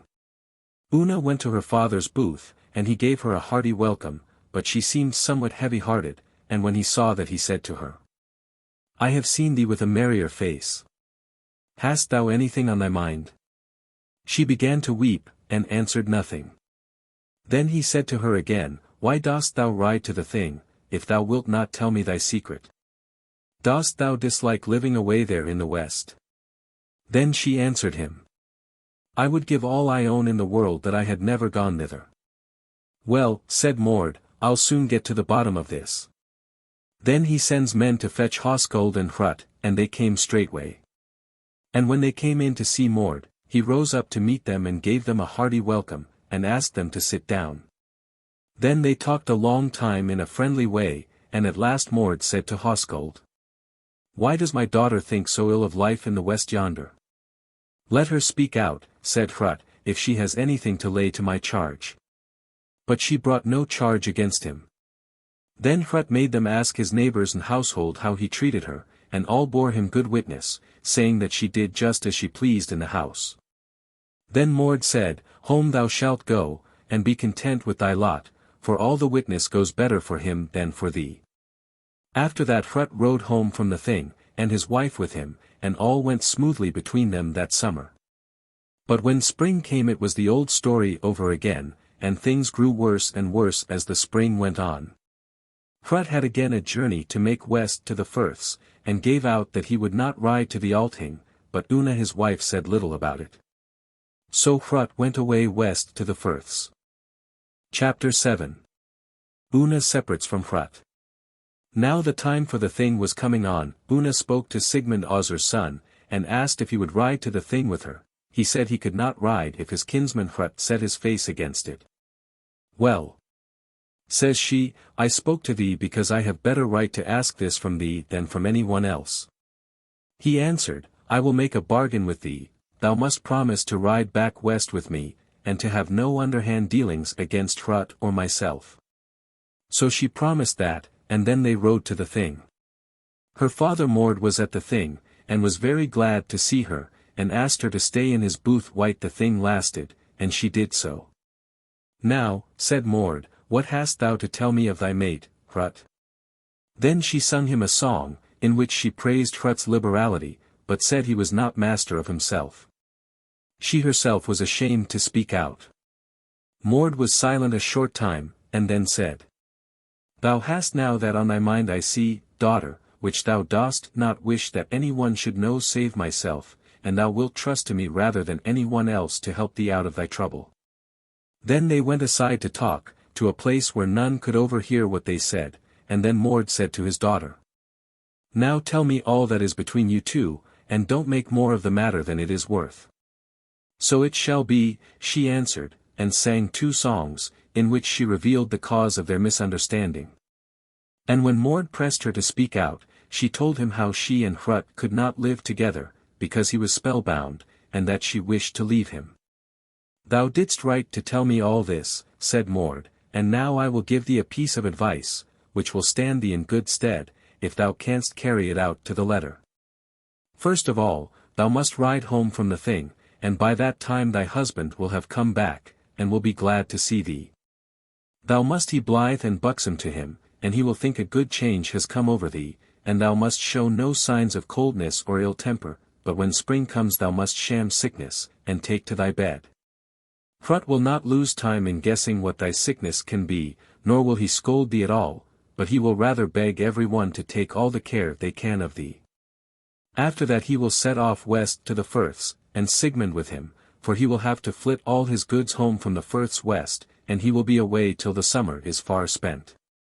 But when men ride to the thing, and after all have ridden from the dales that mean to ride thither, then thou must rise from thy bed and summon men to go along with thee to the thing.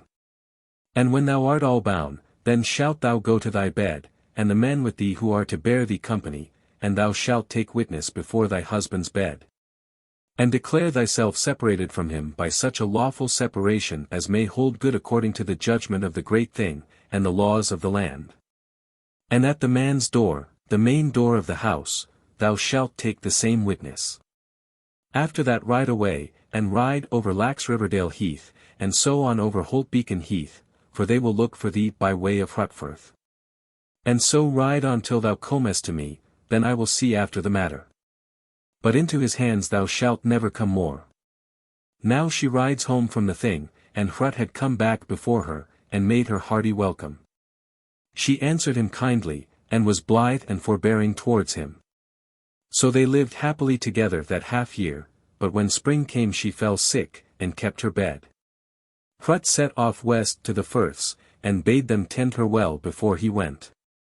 Now, when the time for the thing comes, she buskied herself to ride away, and did in every way as had been laid down for her, and then she rides away to the thing. The country folk looked for her, but could not find her. Mord made his daughter welcome, and asked her if she had followed his advice, and she says, I have not broken one tittle of it. Then she went to the Hill of Laws, and declared herself separated from Hrut, and men thought this strange news. Unna went home with her father, and never went west from that day forward. Chapter 8. Mord claims his goods from Hrut. Hrut came home, and knit his brows when he heard his wife was gone, but yet kept his feelings well in hand, and stayed at home all that half year, and spoke to no one on the matter. Next summer he rode to the thing, with his brother Hoskuld, and they had a great following. But when he came to the thing, he asked whether Fiddle Mord were at the thing, and they told him he was. And all thought they would come to words at once about their matter, but it was not so. At last, one day when the brothers and others who were at the thing went to the Hill of Laws, Mord took witness and declared that he had a money suit against Hrut for his daughter's dower, and reckoned the amount at 90 hundreds in goods. Calling on Hrut at the same time to pay and hand it over to him, and asking for a fine of 3 marks. He laid the suit in the quarter court, into which it would come by law, and gave lawful notice, so that all who stood on the Hill of Laws might hear. But when he had thus spoken, Hrut said, Thou hast undertaken this suit, which belongs to thy daughter, rather for the greed of gain and love of strife than in kindliness and manliness. But I shall have something to say against it. For the goods which belong to me are not yet in thy hands. Now, what I have to say is this, and I say it out, so that all who hear me on this hill may bear witness. I challenge thee to fight on the island. There on one side shall be laid all thy daughter's dower, and on the other I will lay down goods worth as much, and whoever wins the day shall have both dower and goods. But if thou wilt not fight with me, then thou shalt give up all claim to these goods. Then Mord held his peace, and took counsel with his friends about going to fight on the island, and Jorn the priest gave him an answer. There is no need for thee to come to ask us for counsel in this matter, for thou knowest if thou fightest with Hrut thou wilt lose both life and goods. He has a good cause, and is besides mighty in himself and one of the boldest of men. Then Mord spoke out, that he would not fight with Hrut, and there arose a great shout and hooting on the hill, and Mord got the greatest shame by his suit. After that men ride home from the thing, and those brothers Hoskuld and Hrut ride west to Riki Kyrdale, and turned in as guests at Lund, where Thiostolf, Bjorn Gulbra's son, then dwelt. There had been much rain that day, and men got wet, so long fires were made down the length of the hall. Thiostolf, the master of the house, sat between Hoskuld and Hrut, and two boys, of whom Thiostolf had the rearing, were playing on the floor, and a girl was playing with them. They were great chatterboxes, for they were too young to know better. So one of them said, Now, I will be Mord, and summon thee to lose thy wife because thou hast not been a good husband to her.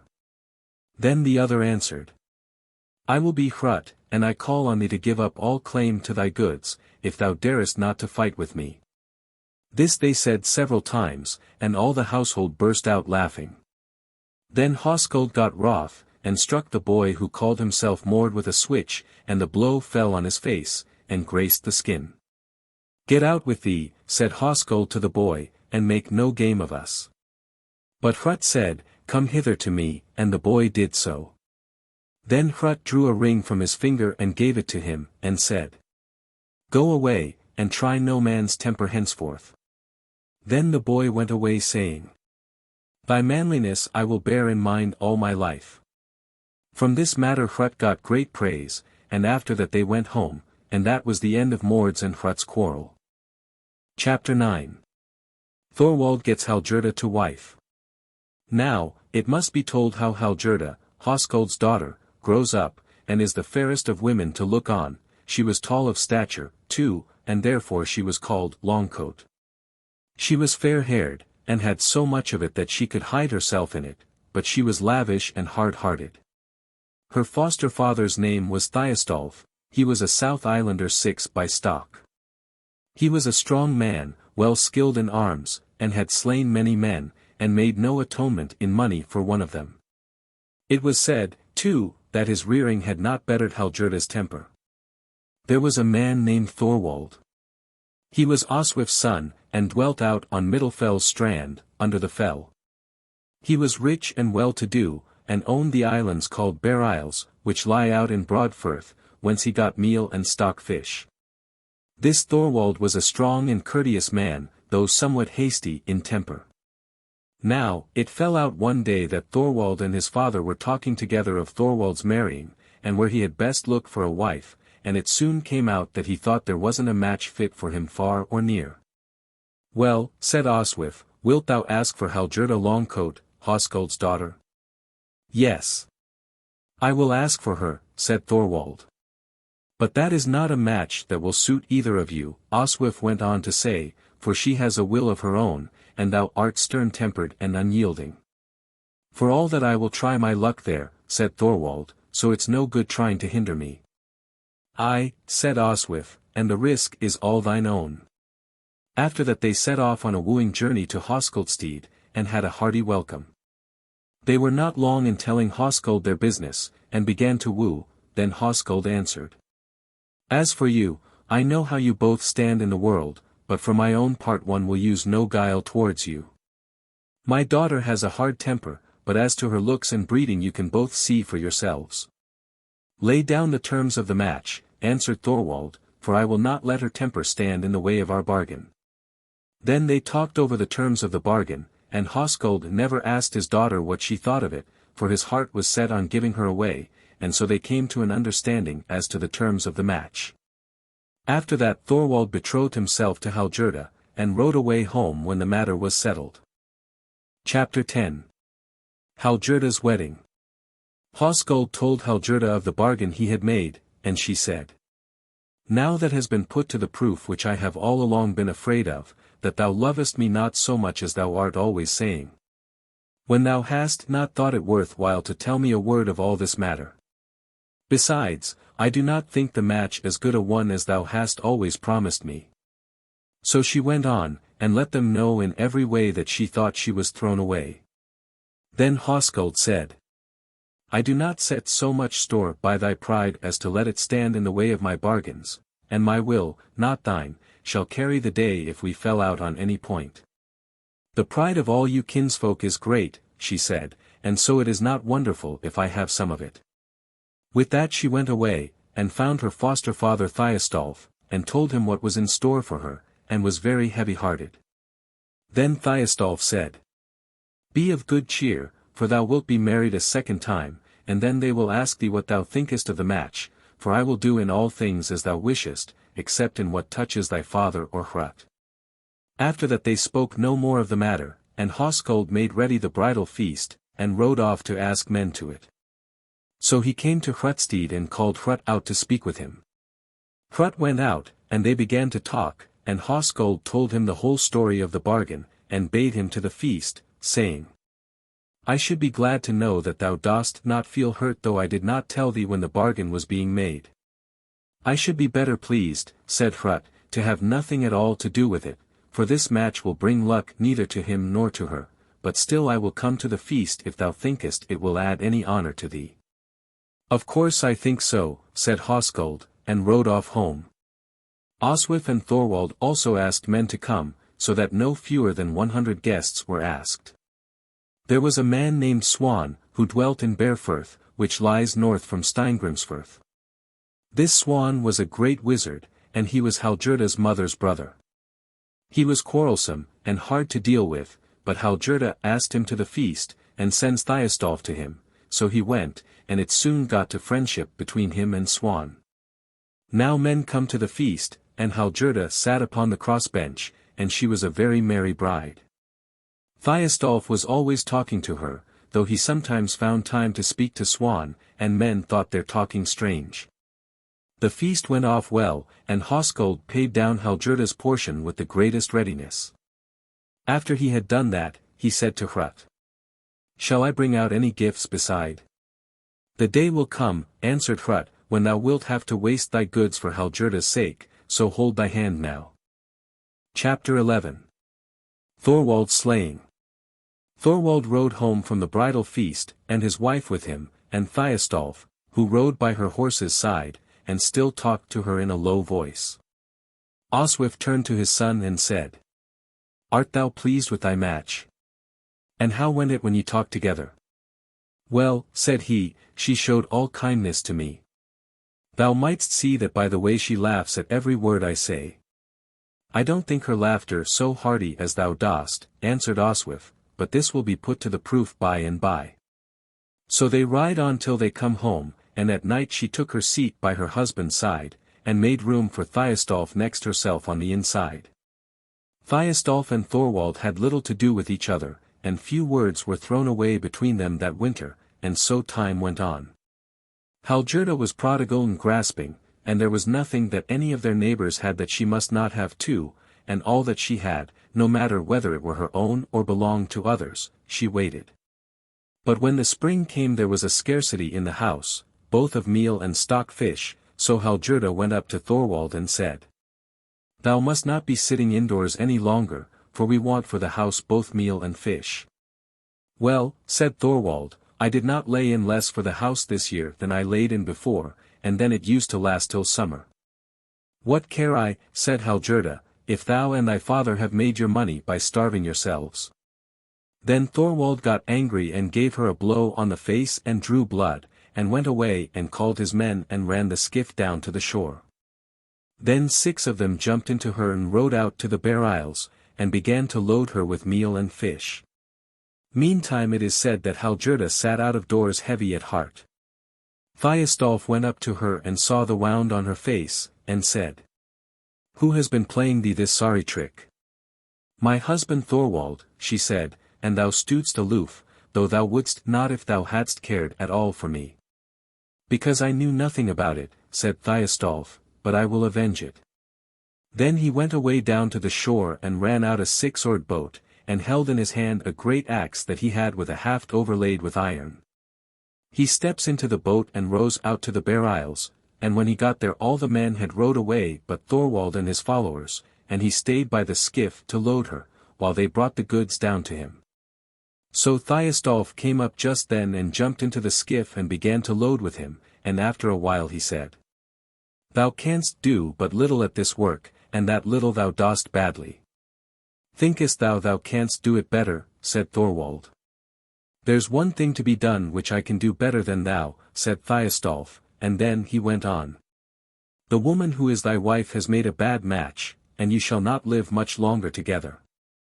Then Thorwald snatched up a fishing knife that lay by him, and made a stab at Thiostolf. He had lifted his axe to his shoulder and dashed it down.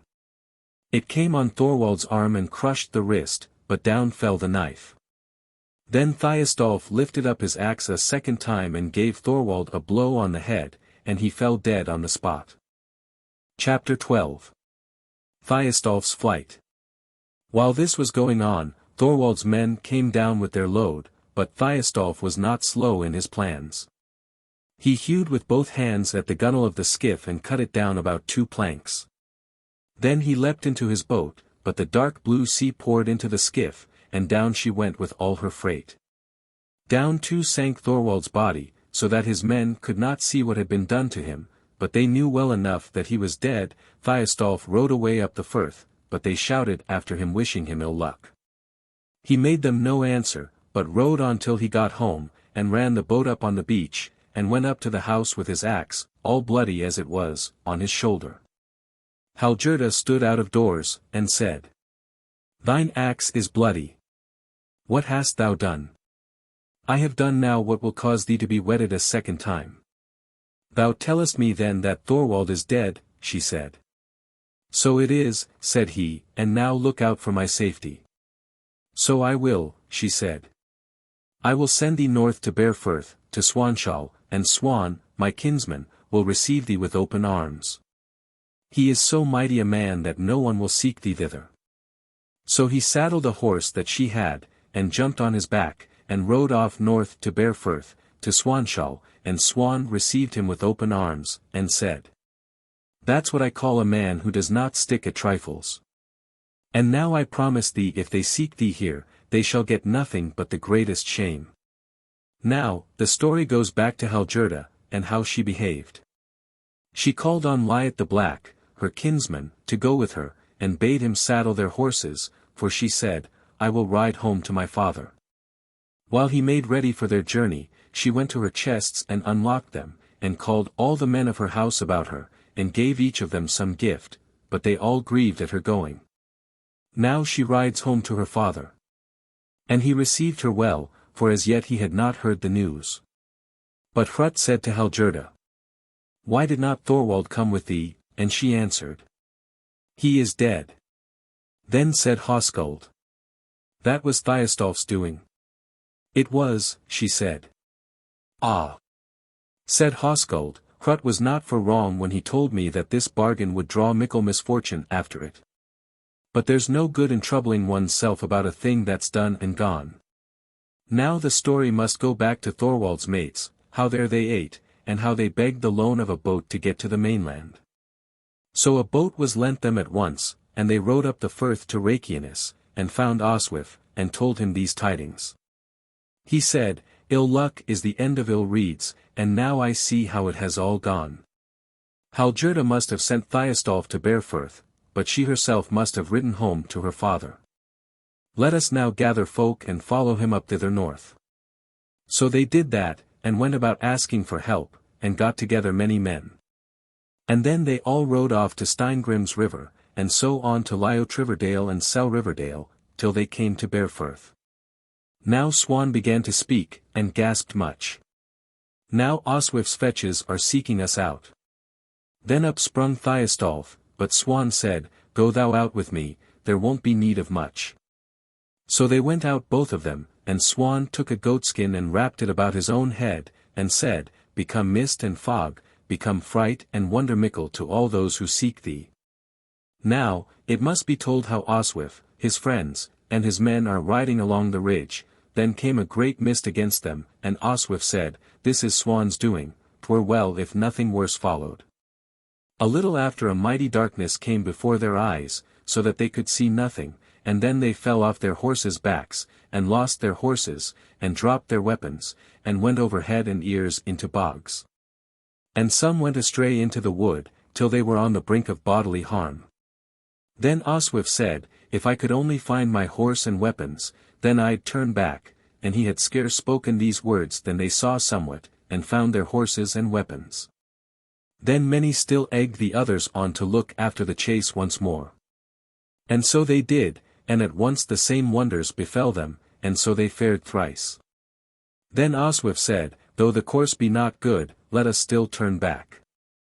Now, we will take counsel a second time, and what now pleases my mind best, is to go and find Hoskuld, and ask atonement for my son, for there's hope of honour where there's good store of it. So they rode thence to the Broadfirth dales, and there is nothing to be told about them till they come to Hoskuldstead, and Hrut was there before them. Oswif called out Hoskuld and Hrut, and they both went out and bade him good day. After that they began to talk. Hoskuld asked Oswif whence he came. He said he had set out to search for Thiostolf, but couldn't find him. Hoskuld said he must have gone north to Swanshall, and thither it is not every man's lot to go to find him. Well, says Oswif, I am come hither for this, to ask atonement for my son from thee. Hoskuld answered, I did not slay thy son, nor did I plot his death, still it may be forgiven thee to look for atonement somewhere. Nose is next of kin, brother, to eyes, said Hrut, and it is needful to stop all evil tongues, and to make him atonement for his son, and so mend thy daughter's state, for that will only be the case when this suit is dropped. And the less that is said about it the better it will be. Hoskuld said, Wilt thou undertake the award? That I will, says Hrut, nor will I shield thee at all in my award, for if the truth must be told thy daughter planned his death. Then Hrut held his peace some little while, and afterwards he stood up, and said to Oswif, Take now my hand in handsel as a token that thou lettest the suit drop. So Oswif stood up and said, This is not an atonement on equal terms when thy brother utters the award. But still thou, speaking to Hrut, hast behaved so well about it that I trust thee thoroughly to make it. Then he stood up and took Hoskuld's hand, and came to an atonement in the matter. On the understanding that Hrut was to make up his mind and utter the award before Oswif went away.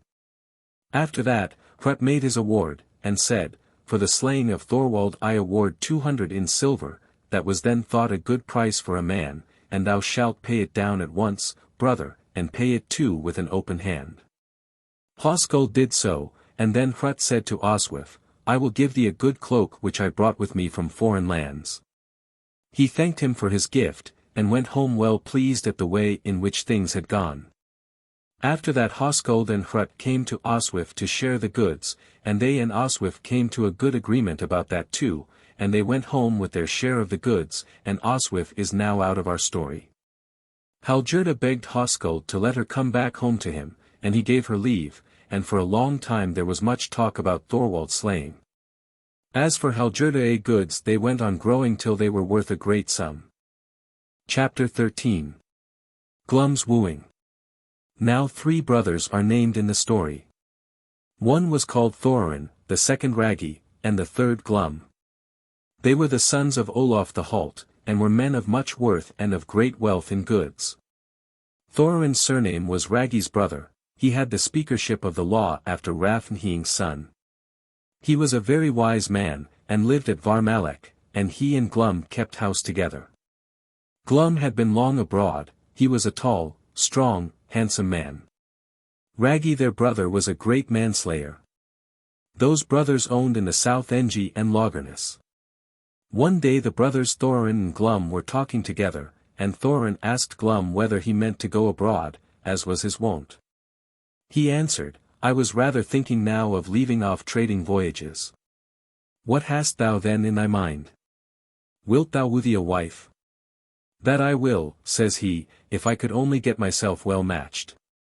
Then Thorin told off all the women who were unwed in Borgarfirth, and asked him if he would have any of these. Say the word, and I will ride with thee. But Glum answered, I will have none of these. Say then the name of her thou wishest to have, says Thorin.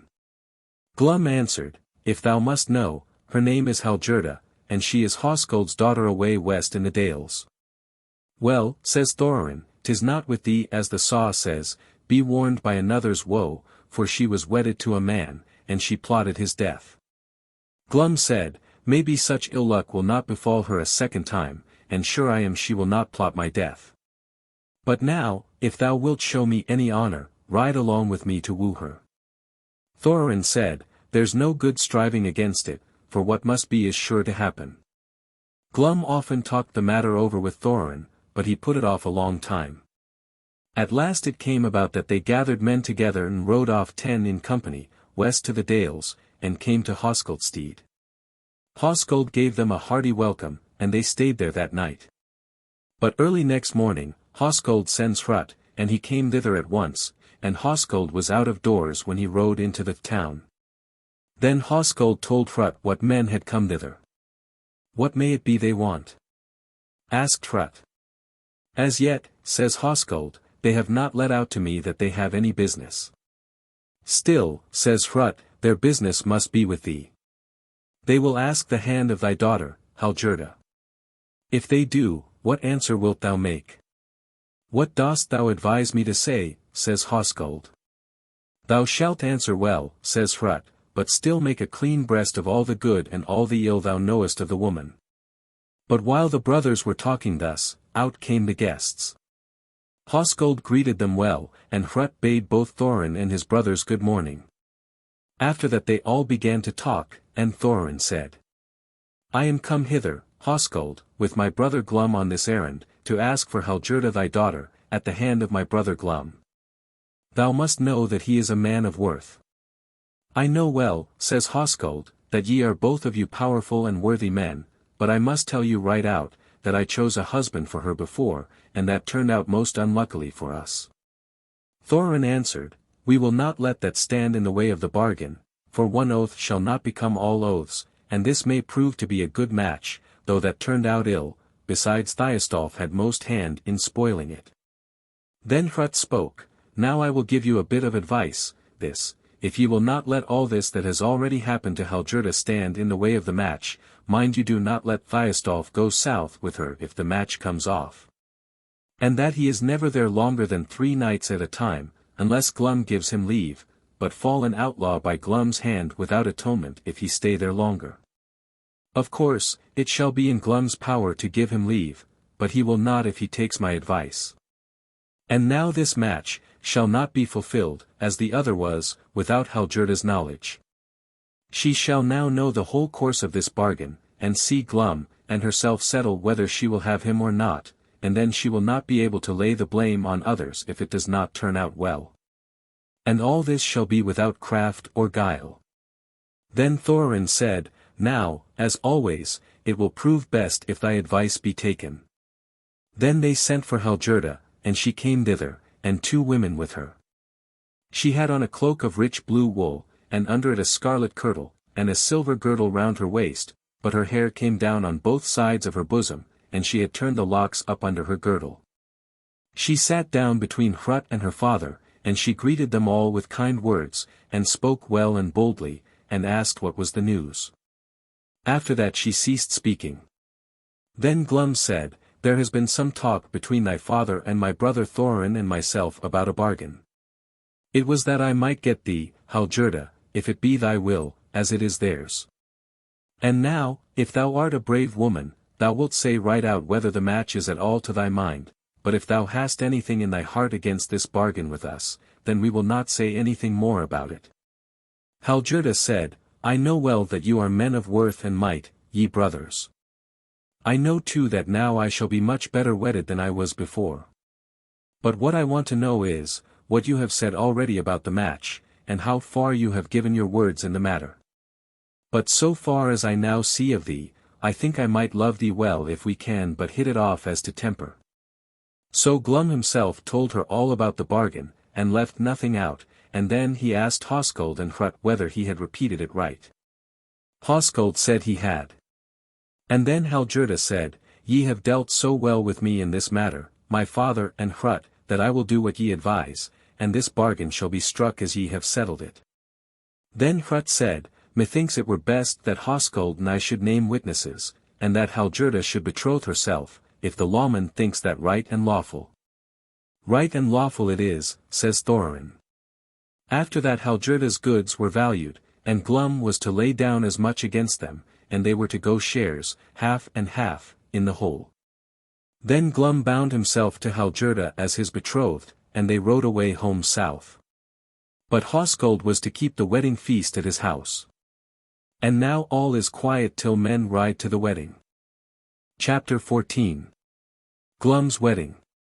Those brothers gathered together a great company, and they were all picked men. They rode west to the dales and came to Hoskuldstead, and there they found a great gathering to meet them. Hoskuld and Hrut, and their friends, filled one bench, and the bridegroom the other. Hallgerda sat upon the crossbench on the dais, and behaved well. Thiostolf went about with his axe raised in air, and no one seemed to know that he was there, and so the wedding went off well. But when the feast was over, Hallgerda went away south with Glum and his brothers. So when they came south to Varmalek, Thorin asked Hallgerda if she would undertake the housekeeping. No, I will not, she said. Hallgerda kept her temper down that winter, and they liked her well enough. But when the spring came, the brothers talked about their property, and Thorin said, I will give up to you the house at Varmalek, for that is readiest to your hand, and I will go down south to Logarnes and live there. But Engi we will have both of us in common. Glum was willing enough to do that. So Thorin went down to the south of that district, and Glum and his wife stayed behind there, and lived in the house at Varmalek. Now Hallgerda got a household about her. She was prodigal in giving, and grasping in getting. In the summer she gave birth to a girl. Glum asked her what name it was to have. She shall be called after my father's mother, and her name shall be Thorgerda, for she came down from Sigurd Fafnir's bane on the father's side, according to the family pedigree. So the maiden was sprinkled with water, and had this name given her, and there she grew up, and got like her mother in looks and feature. Glum and Hallgerda agreed well together, and so it went on for a while. About that time these tidings were heard from the north and Barefirth, how Swan had rowed out to fish in the spring, and a great storm came down on him from the east, and how he was driven ashore at Fishless, and he and his men were there lost. But the fishermen who were at Kalbak thought they saw Swan go into the fell at Kalbakshorn, and that he was greeted well, but some spoke against that story, and said there was nothing in it. But this all knew that he was never seen again either alive or dead. So when Hallgerda heard that, she thought she had a great loss in her mother's brother. Glum begged Thorin to change lands with him, but he said he would not. But, said he, if I outlive you, I mean to have Varmalek to myself. When Glum told this to Hallgerda, she said, Thorin has indeed a right to expect this from us. Chapter 15. Thiostolf goes to Glum's house. Thiostolf had beaten one of Hoskuld's housecarls, so he drove him away. He took his horse and weapons, and said to Hoskuld, Now, I will go away and never come back. All will be glad at that, says Hoskuld. Thiostolf rode till he came to Varmalek, and there he got a hearty welcome from Hallgerda, and not a bad one from Glum. He told Hallgerda how her father had driven him away, and begged her to give him her help and countenance. She answered him by telling him she could say nothing about his staying there before she had seen Glum about it. Does it go well between you? He says. Yes, she says, our love runs smooth enough. After that she went to speak to Glum, and threw her arms round his neck and said, Wilt thou grant me a boon which I wish to ask of thee? Grant it I will, he says, if it be right and seemly, but what is it thou wishest to ask? Well, she said, Thiostolf has been driven away from the west, and what I want thee to do is to let him stay here. But I will not take it crossly if it is not to thy mind. Glum said, Now that thou behavest so well, I will grant thee thy boon, but I tell thee, if he takes to any ill he shall be sent off at once. She goes then to Thiostolf and tells him, and he answered. Now, thou art still good, as I had hoped. After that he was there, and kept himself down a little white, but then it was the old story, he seemed to spoil all the good he found. For he gave way to no one save to Hallgerda alone, but she never took his side in his brawls with others. Thorin, Glum's brother, blamed him for letting him be there, and said ill luck would come of it, and all would happen as had happened before if he were there. Glum answered him well and kindly, but still kept on in his own way. Chapter 16. Glum's Sheep Hunt. Now once on a time when autumn came, it happened that men had hard work to get their flocks home, and many of Glum's wethers were missing. Then Glum said to Thiostolf, Go thou up on the fell with my housecarls and see if ye cannot find out anything about the sheep. 'Tis no business of mine, says Thiostolf, to hunt up sheep, and this one thing is quite enough to hinder it. I won't walk in thy thrall's footsteps. But go thyself, and then I'll go with thee. About this they had many words. The weather was good, and Hallgerda was sitting out of doors. Glum went up to her and said, Now Thiostolf and I have had a quarrel, and we shall not live much longer together. And so he told her all that they had been talking about. Then Hallgerda spoke up for Thiostolf, and they had many words about him. At last Glum gave her a blow with his hand, and said, I will strive no longer with thee, and with that he went away. Now she loved him much, and could not calm herself, but wept out loud. Thiostolf went up to her and said, This is sorry sport for thee, and so it must not be often again. Nay, she said, but thou shalt not avenge this, nor meddle at all whatever passes between Glum and me. He went off with a spiteful grin. Chapter 17. Glum's Slaying.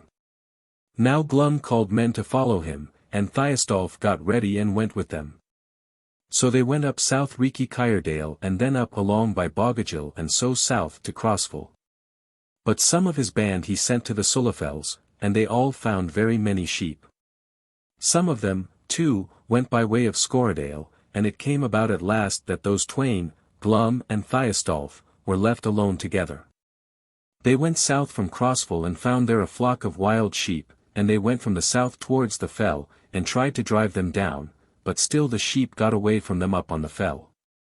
Then each began to scold the other, and Thiostolf said at last that Glum had no strength save to tumble about in Hallgerda's arms. Then Glum said, A man's foes are those of his own house. Shall I take up braiding from thee, runaway thrall as thou art? Thiostolf said, Thou shalt soon have to own that I am no thrall, for I will not yield an inch to thee. Then Glum got angry, and cut at him with his hand-axe, but he threw his axe in the way, and the blow fell on the haft with a downward stroke and bit into it about the breadth of 2 fingers. Thiostolf cut at him at once with his axe, and smote him on the shoulder, and the stroke hewed asunder the shoulderbone and collarbone, and the wound bled inwards. Glum grasped at Thiostolf with his left hand so fast that he fell. But Glum could not hold him, for death came over him. Then Thiostolf covered his body with stones, and took off his gold ring. Then he went straight to Varmalek. Hallgerda was sitting out of doors, and saw that his axe was bloody. He said, I know not what thou wilt think of it, but I tell thee Glum is slain. That must be thy deed, she says. So it is, he says. She laughed and said, Thou dost not stand for nothing in this sport. What thinkest thou is best to be done now? He asked. Go to Hrut, my father's brother, she said, and let him see about thee. I do not know, says Thiostolf, whether this is good advice, but still I will take thy counsel in this matter. So he took his horse, and rode west to Hrutstead that night. He binds his horse at the back of the house, and then goes round to the door, and gives a great knock. After that he walks round the house, north about. It happened that Hrut was awake. He sprang up at once, and put on his jerkin and pulled on his shoes. Then he took up his sword, and wrapped a cloak about his left arm, up as far as the elbow. Men woke up just as he went out. There he saw a tall stout man at the back of the house, and knew it was Thiostolf. Hrut asked him what news. "I tell thee Glum is slain," says Thiostolf. "Who did the deed?" says Hrut. "I slew him," says Thiostolf. "Why rodest thou hither?" says Hrut. "Hallgerda sent me to thee," says Thiostolf. "Then she has no hand in this deed," says Hrut, and drew his sword. Thiostolf saw that, and would not be behindhand, so he cuts at Hrut at once.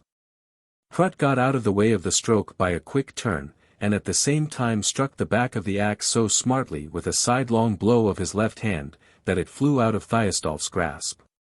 Then Hrut made a blow with the sword in his right hand at Thiostolf's leg, just above the knee, and cut it almost off so that it hung by a little piece, and sprang in upon him at the same time, and thrust him hard back.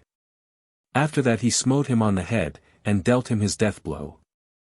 Thiostolf fell down on his back at full length, and then out came Hrut's men, and saw the tokens of the deed. Hrut made them take Thiostolf away, and throw stones over his body, and then he went to find Hoskuld, and told him of Glum's slaying, and also of Thiostolf's. He thought it harm that Glum was dead and gone, but thanked him for killing Thiostolf. A little while after, Thorin Ragi's brother hears of his brother Glum's death, then he rides with 11 men behind him west to Hoskuldstead, and Hoskuld welcomed him with both hands, and he is there the night. Hoskuld sent at once for Hrut to come to him, and he went at once, and next day they spoke much of the slaying of Glum, and Thorin said, "Wilt thou make me any atonement for my brother, for I have had a great loss?" Hoskuld answered, "I did not slay thy brother, nor did my daughter plot his death, but as soon as ever Hrut knew it he slew Thiostolf." Then Thorin held his peace, and thought the matter had taken a bad turn. But Hrut said, "Let us make his journey good, he has indeed had a heavy loss, and if we do that we shall be well spoken of. So let us give him gifts, and then he will be our friend ever afterwards." So the end of it was that those brothers gave him gifts, and he rode back south. He and Hallgerda changed homesteads in the spring, and she went south to Logarnes and he to Varmalek. And now Thorin is out of the story. Chapter 18. Fiddle Mord's death. Now it must be told how Fiddle Mord took a sickness and breathed his last, and that was thought great scathe. His daughter Unna took all the goods he left behind him. She was then still unmarried the second time. She was very lavish, and unthrifty of her property, so that her goods and ready money wasted away, and at last she had scarce anything left but land and stock. Chapter 19. Gunnar comes into the story. There was a man whose name was Gunnar. He was one of Unna's kinsmen, and his mother's name was Randveig. Gunnar's father was named Haemund. Gunnar Haemund's son dwelt at Lithend, in the Fleet Live. He was a tall man in growth, and a strong man, best skilled in arms of all men.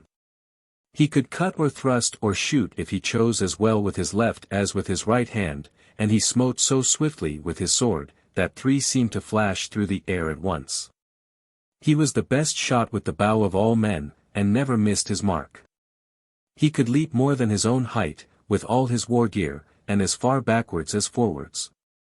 He could swim like a seal, and there was no game in which it was any good for anyone to strive with him, and so it has been said that no man was his match. He was handsome of feature, and fair-skinned. His nose was straight, and a little turned up at the end. He was blue-eyed and bright-eyed, and ruddy-cheeked. His hair thick, and of good hue, and hanging down in comely curls. The most courteous of men was he, of sturdy frame and strong will, bountiful and gentle, a fast friend, but hard to please when making them. He was wealthy in goods. His brother's name was Kolskeg. He was a tall strong man, a noble fellow, and undaunted in everything. Another brother's name was Jort, he was then in his childhood. Orm Skogarnef was a base-born brother of Gunnar's, he does not come into this story. Arngudda was the name of Gunnar's sister. Roar, the priest at Tung, had her to wife. Chapter 20. Of Njal and his children. There was a man whose name was Njal. He was the son of Thorgir Jelling, the son of Thorwald. Njal's mother's name was Asgrim. Njal dwelt at Bergthorsnol in the Land Isles. He had another homestead on Thorolfsfell. Njal was wealthy in goods, and handsome of face, no beard grew on his chin. He was so great a lawyer, that his match was not to be found. Wise too he was, and foreknowing in foresight. 7 of good counsel, and ready to give it, and all that he advised men was sure to be the best for them to do. Gentle and generous, he unravelled every man's knotty points who came to see him about them. Bergthora was his wife's name. She was Skarphedin's daughter, a very high-spirited, brave-hearted woman, but somewhat hard-tempered. They had 6 children, 3 daughters and 3 sons, and they all come afterwards into this story. Chapter 21. Unna goes to see Gunnar. Now it must be told how Unna had lost all her ready money. She made her way to Lithend, and Gunnar greeted his kinswoman well. She stayed there that night, and the next morning they sat out of doors and talked. The end of their talk was that she told him how heavily she was pressed for money. "This is a bad business," he said. "What help wilt thou give me out of my distress?" she asked. He answered, "Take as much money as thou needest from what I have out at interest." "Nay," she said, "I will not waste thy goods." "What then dost thou wish?" "I wish thee to get back my goods out of Hrut's hands," she answered. "That, methinks, is not likely," said he, "when thy father could not get them back, and yet he was a great lawyer, but I know little about law." She answered, "Hrut pushed that matter through rather by boldness than by law. Besides, my father was old, and that was why men thought it better not to drive things to the uttermost. And now there is none of my kinsmen to take this suit up if thou hast not daring enough." "I have courage enough," he replied, "to get these goods back, but I do not know how to take the suit up." "Well," she answered, "go and see Njal of Bergthorsnol, he will know how to give thee advice. Besides, he is a great friend of thine. 'Tis like enough he will give me good advice, as he gives it to every one else," says Gunnar. So the end of their talk was, that Gunnar undertook her cause, and gave her the money she needed for her housekeeping, and after that she went home. Now Gunnar rides to see Njal, and he made him welcome, and they began to talk at once. Then Gunnar said, "I am come to seek a bit of good advice from thee." Njal replied, "Many of my friends are worthy of this, but still I think I would take more pains for none than for thee." Gunnar said, "I wish to let thee know that I have undertaken to get Unna's goods back from Hrut." "A very hard suit to undertake," said Njal, "and one very hazardous how it will go, but still I will get it up for thee in the way I think likeliest to succeed, and the end will be good if thou breakest none of the rules I lay down. If thou dost, thy life is in danger." "Never fear, I will break none of them," said Gunnar. Then Njal held his peace for a little while, and after that he spoke as follows. Chapter 22. Njal's advice. "I have thought over the suit, and it will do so. Thou shalt ride from home with 2 men at thy back. Over all thou shalt have a great rough cloak, and under that, a russet kirtle of cheap stuff, and under all, thy good clothes. Thou must take a small axe in thy hand, and each of you must have 2 horses, one fat, the other lean. Thou shalt carry hardware and smith's work with thee hence, and ye must ride off early tomorrow morning, and when ye are come across Whitewater westwards, mind and slouch thy hat well over thy brows. Then men will ask who is this tall man, and thy mates shall say, Here is Huckster Hedinn the Big, a man from Ijafirth, who is going about with smith's work for sale. This Hedinn is ill-tempered and a chatterer, a fellow who thinks he alone knows everything. Very often he snatches back his wares, and flies at men if everything is not done as he wishes. So thou shalt ride west to Borgarfirth offering all sorts of wares for sale, and be sure often to cry off thy bargains, so that it will be noised abroad that Huckster Hedinn is the worst of men to deal with. And that no lies have been told of his bad behavior. So thou shalt ride to Northwaterdale, and to Hrutfirth, and Laxriverdale, till thou comest to Hoskildstead. There thou must stay a night, and sit in the lowest place, and hang thy head down. Hoskuld will tell them all not to meddle nor make with Huckster Hedinn, saying he is a rude unfriendly fellow. Next morning thou must be off early and go to the farm nearest Hrutstead. There thou must offer thy goods for sale, praising up all that is worst, and tinkering up the faults. The master of the house will pry about and find out the faults. Thou must snatch the wares away from him, and speak ill to him. He will say, 'Twas not to be hoped that thou wouldst behave well to him, when thou behavest ill to every one else. Then thou shalt fly at him, though it is not thy wont, but mind and spare thy strength, that thou mayest not be found out. Then a man will be sent to Hrutstead to tell Hrut he had best come and part you. He will come at once and ask thee to his house, and thou must accept his offer. Thou shalt greet Hrut, and he will answer well. A place will be given thee on the lower bench over against Hrut's high seat. He will ask if thou art from the north, and thou shalt answer that thou art a man of Ijafirth. He will go on to ask if there are very many famous men there. Shabby fellows enough and to spare, thou must answer. Dost thou know Riki Kyrdale and the parts about? He will ask. To which thou must answer, I know all Iceland by heart. Are there any stout champions left in Riki Kyrdale? He will ask. Thieves and scoundrels, thou shalt answer. Then Hrut will smile and think it sport to listen. You too will go on to talk of the men in the East Firth quarter, and thou must always find something to say against them. At last your talk will come to Rangrivervale, and then thou must say, there is small choice of men left in those parts since Fiddle Mord died. At the same time sing some stave to please Hrut, for I know thou art a skald. Hrut will ask what makes thee say there is never a man to come in Mord's place, and then thou must answer, that he was so wise a man and so good a taker up of suits, that he never made a false step in upholding his leadership. He will ask, dost thou know how matters fared between me and him? I know all about it, thou must reply, he took thy wife from thee, and thou hadst not a word to say. Then Hrut will ask, dost thou not think it was some disgrace to him when he could not get back his goods, though he set the suit on foot? I can answer thee that well enough, thou must say, thou challengedst him to single combat.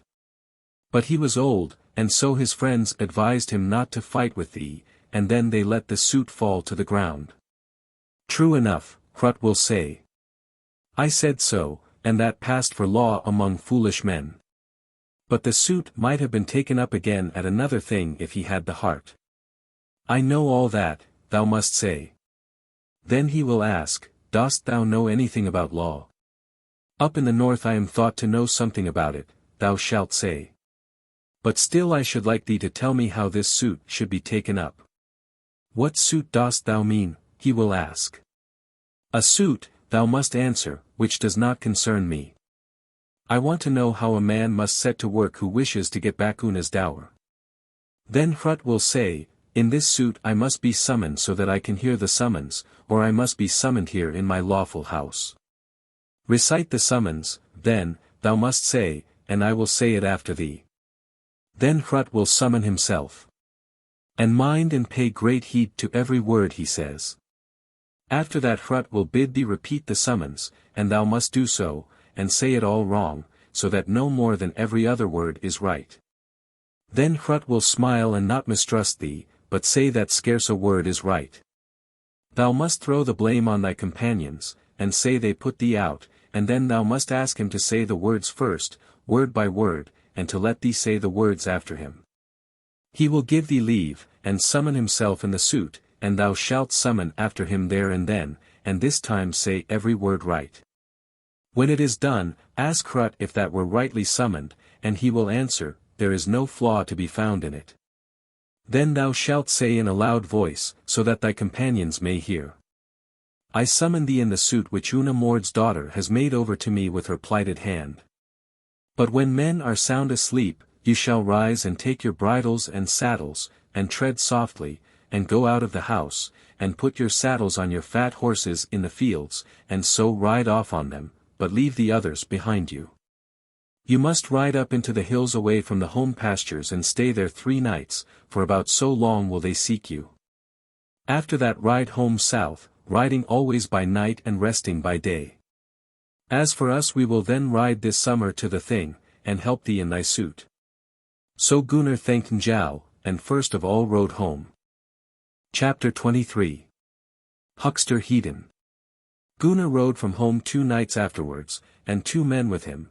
They rode along until they got on Blodwoodheath, and then men on horseback met them and asked who that tall man might be of whom so little was seen. But his companions said it was Huckster Hedinn. Then the others said a worse was not to be looked for behind, when such a man as he went before. Hedinn at once made as though he would have set upon them, but yet each went their way. So Gunnar went on doing everything as Njal had laid it down for him, and when he came to Hoskildstead he stayed there the night, and thence he went down the dale till he came to the next farm to Hrutstead. There he offered his wares for sale, and Hedinn fell at once upon the farmer. This was told to Hrut, and he sent for Hedinn, and Hedinn went at once to see Hrut, and had a good welcome.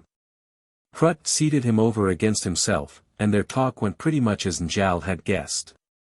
But when they came to talk of Rangrivervale, and Hrut asked about the men there, Gunnar sung this stave. Men in sooth are slow to find. So the people speak by stealth. Often this hath reached my ears. All through Ranger's rolling valleys. Still I trow that Fiddle Mord tried his hand in fight of yore. Sure was never gold bestower. Such a man for might and wit. Then Hrut said, Thou art a skald, Hedinn. But hast thou never heard how things went between me and Mord? Then Hedinn sung another stave. Once I ween I heard the rumour. How the Lord of Rings ate bereft thee. From thine arms earth's offspring 9 tearing. Trickful he and trustful thou.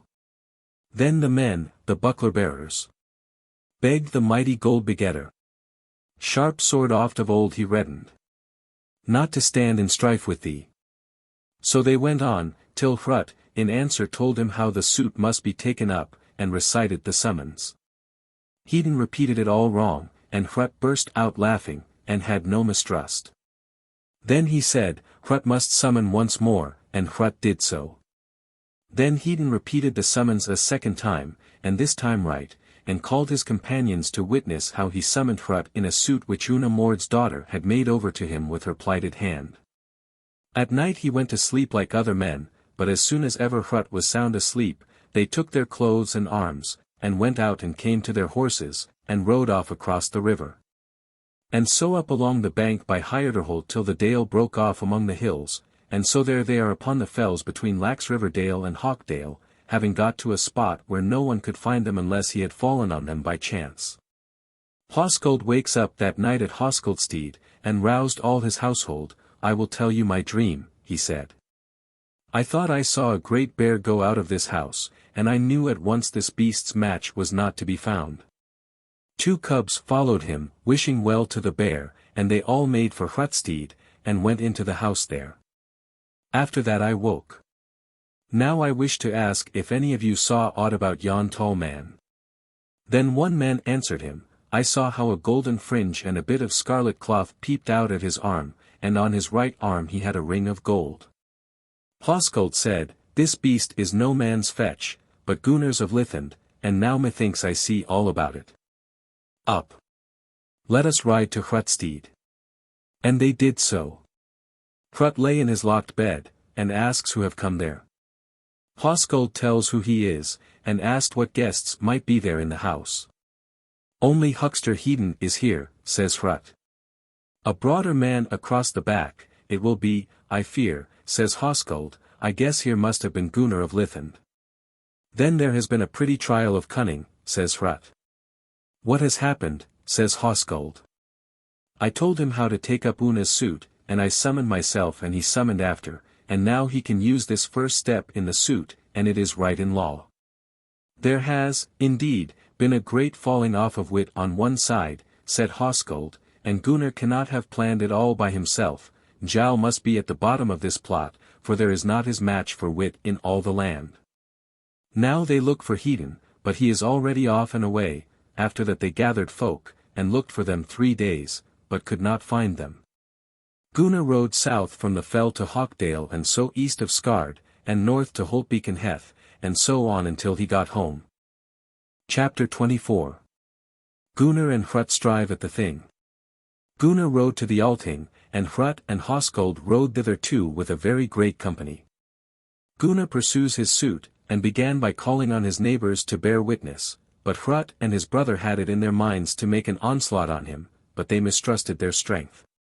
Gunnar next went to the court of the men of Broadfirth, and bade Hrut listen to his oath and declaration of the cause of the suit, and to all the proofs which he was about to bring forward.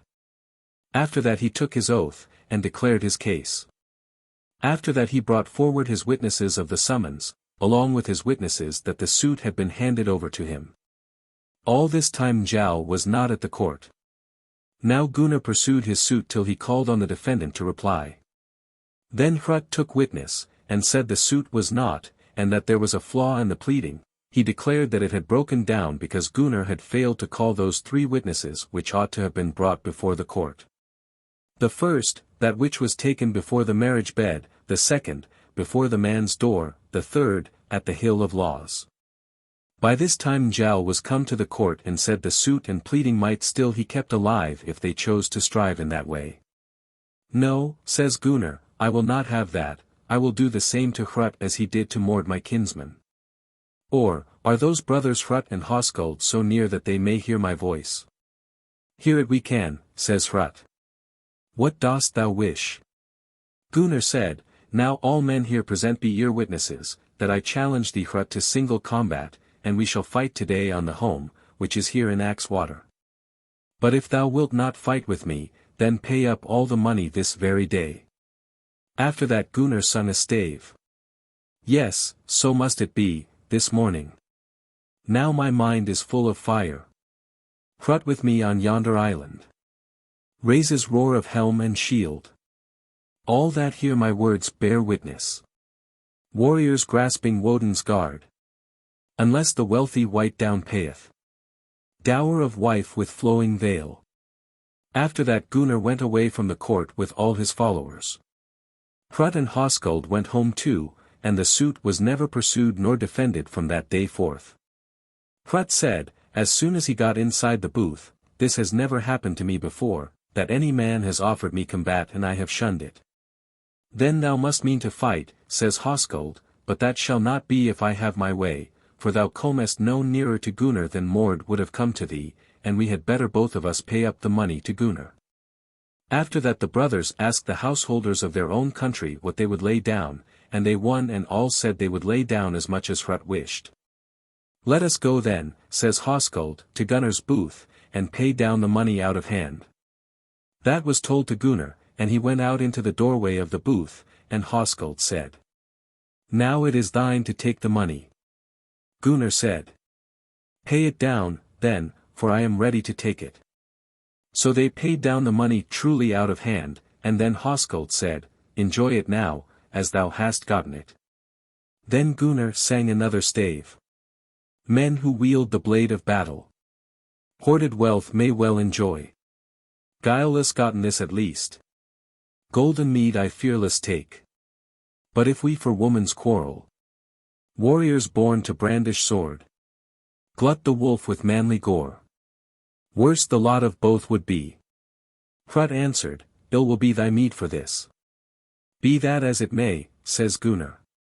Then Hoskuld and his brother went home to their booth, and he had much upon his mind, and said to Hrut, Will this unfairness of Gunnar's never be avenged? Not so, says Hrut. 'Twill be avenged on him sure enough, but we shall have no share nor profit in that vengeance. And after all it is most likely that he will turn to our stock to seek for friends. After that they left off speaking of the matter. Gunnar showed Njal the money, and he said, The suit has gone off well. Aye, says Gunnar, but it was all thy doing. Now men rode home from the Thing, and Gunnar got very great honor from the suit. Gunnar handed over all the money to Unna, and would have none of it, but said he thought he ought to look for more help from her and her kin hereafter than from other men. She said, so it should be. Chapter 25. Unna's second wedding. There was a man named Hallgerd. He kept house at Hof by Rangriver. He was the son of Joran the priest, and his brother was Wolf Orpriest. Those brothers, Wolf Orpriest and Hallgerd the Guileful, set off to woo Unna, and she gave herself away to Hallgerd without the advice of any of her kinsfolk. But Gunnar and Njáll, and many others thought ill of that, for he was a cross-grained man and had few friends. They begot between them a son, whose name was Mord, and he is long in this story. When he was grown to man's estate, he worked ill to his kinsfolk, but worst of all to Gunnar. He was a crafty man in his temper, but spiteful in his counsels. Now we will name Njál's sons. Skarphedinn was the eldest of them. He was a tall man in growth and strong withal, a good swordsman. He could swim like a seal, the swiftest-footed of men, and bold and dauntless. He had a great flow of words and quick utterance, a good skald too. But still for the most part he kept himself well in hand. His hair was dark brown, with crisp curly locks. He had good eyes. His features were sharp, and his face ashen pale. His nose turned up and his front teeth stuck out, and his mouth was very ugly. Still he was the most soldier-like of men. Grim was the name of Njál's second son. He was fair of face and wore his hair long. His hair was dark, and he was comelier to look on than Skarphedinn. A tall strong man. Helgi was the name of Njál's third son. He too was fair of face and had fine hair. He was a strong man and well skilled in arms. He was a man of sense and knew well how to behave. They were all unwed at that time, Njál's sons. Hoskuld was the fourth of Njál's sons. He was base-born. His mother was Rodney, and she was Hoskuld's daughter, the sister of Ingild of the Springs. Njáll asked Skarphedinn one day if he would take to himself a wife.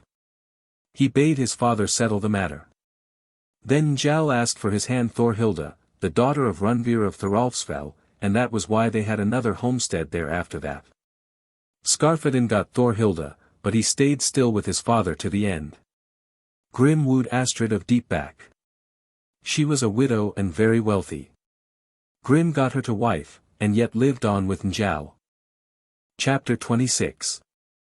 Of Asgrim and his children. There was a man named Asgrim. He was Elidegrim's son. The brother of Asgrim, Elidegrim's son, was Sigfus.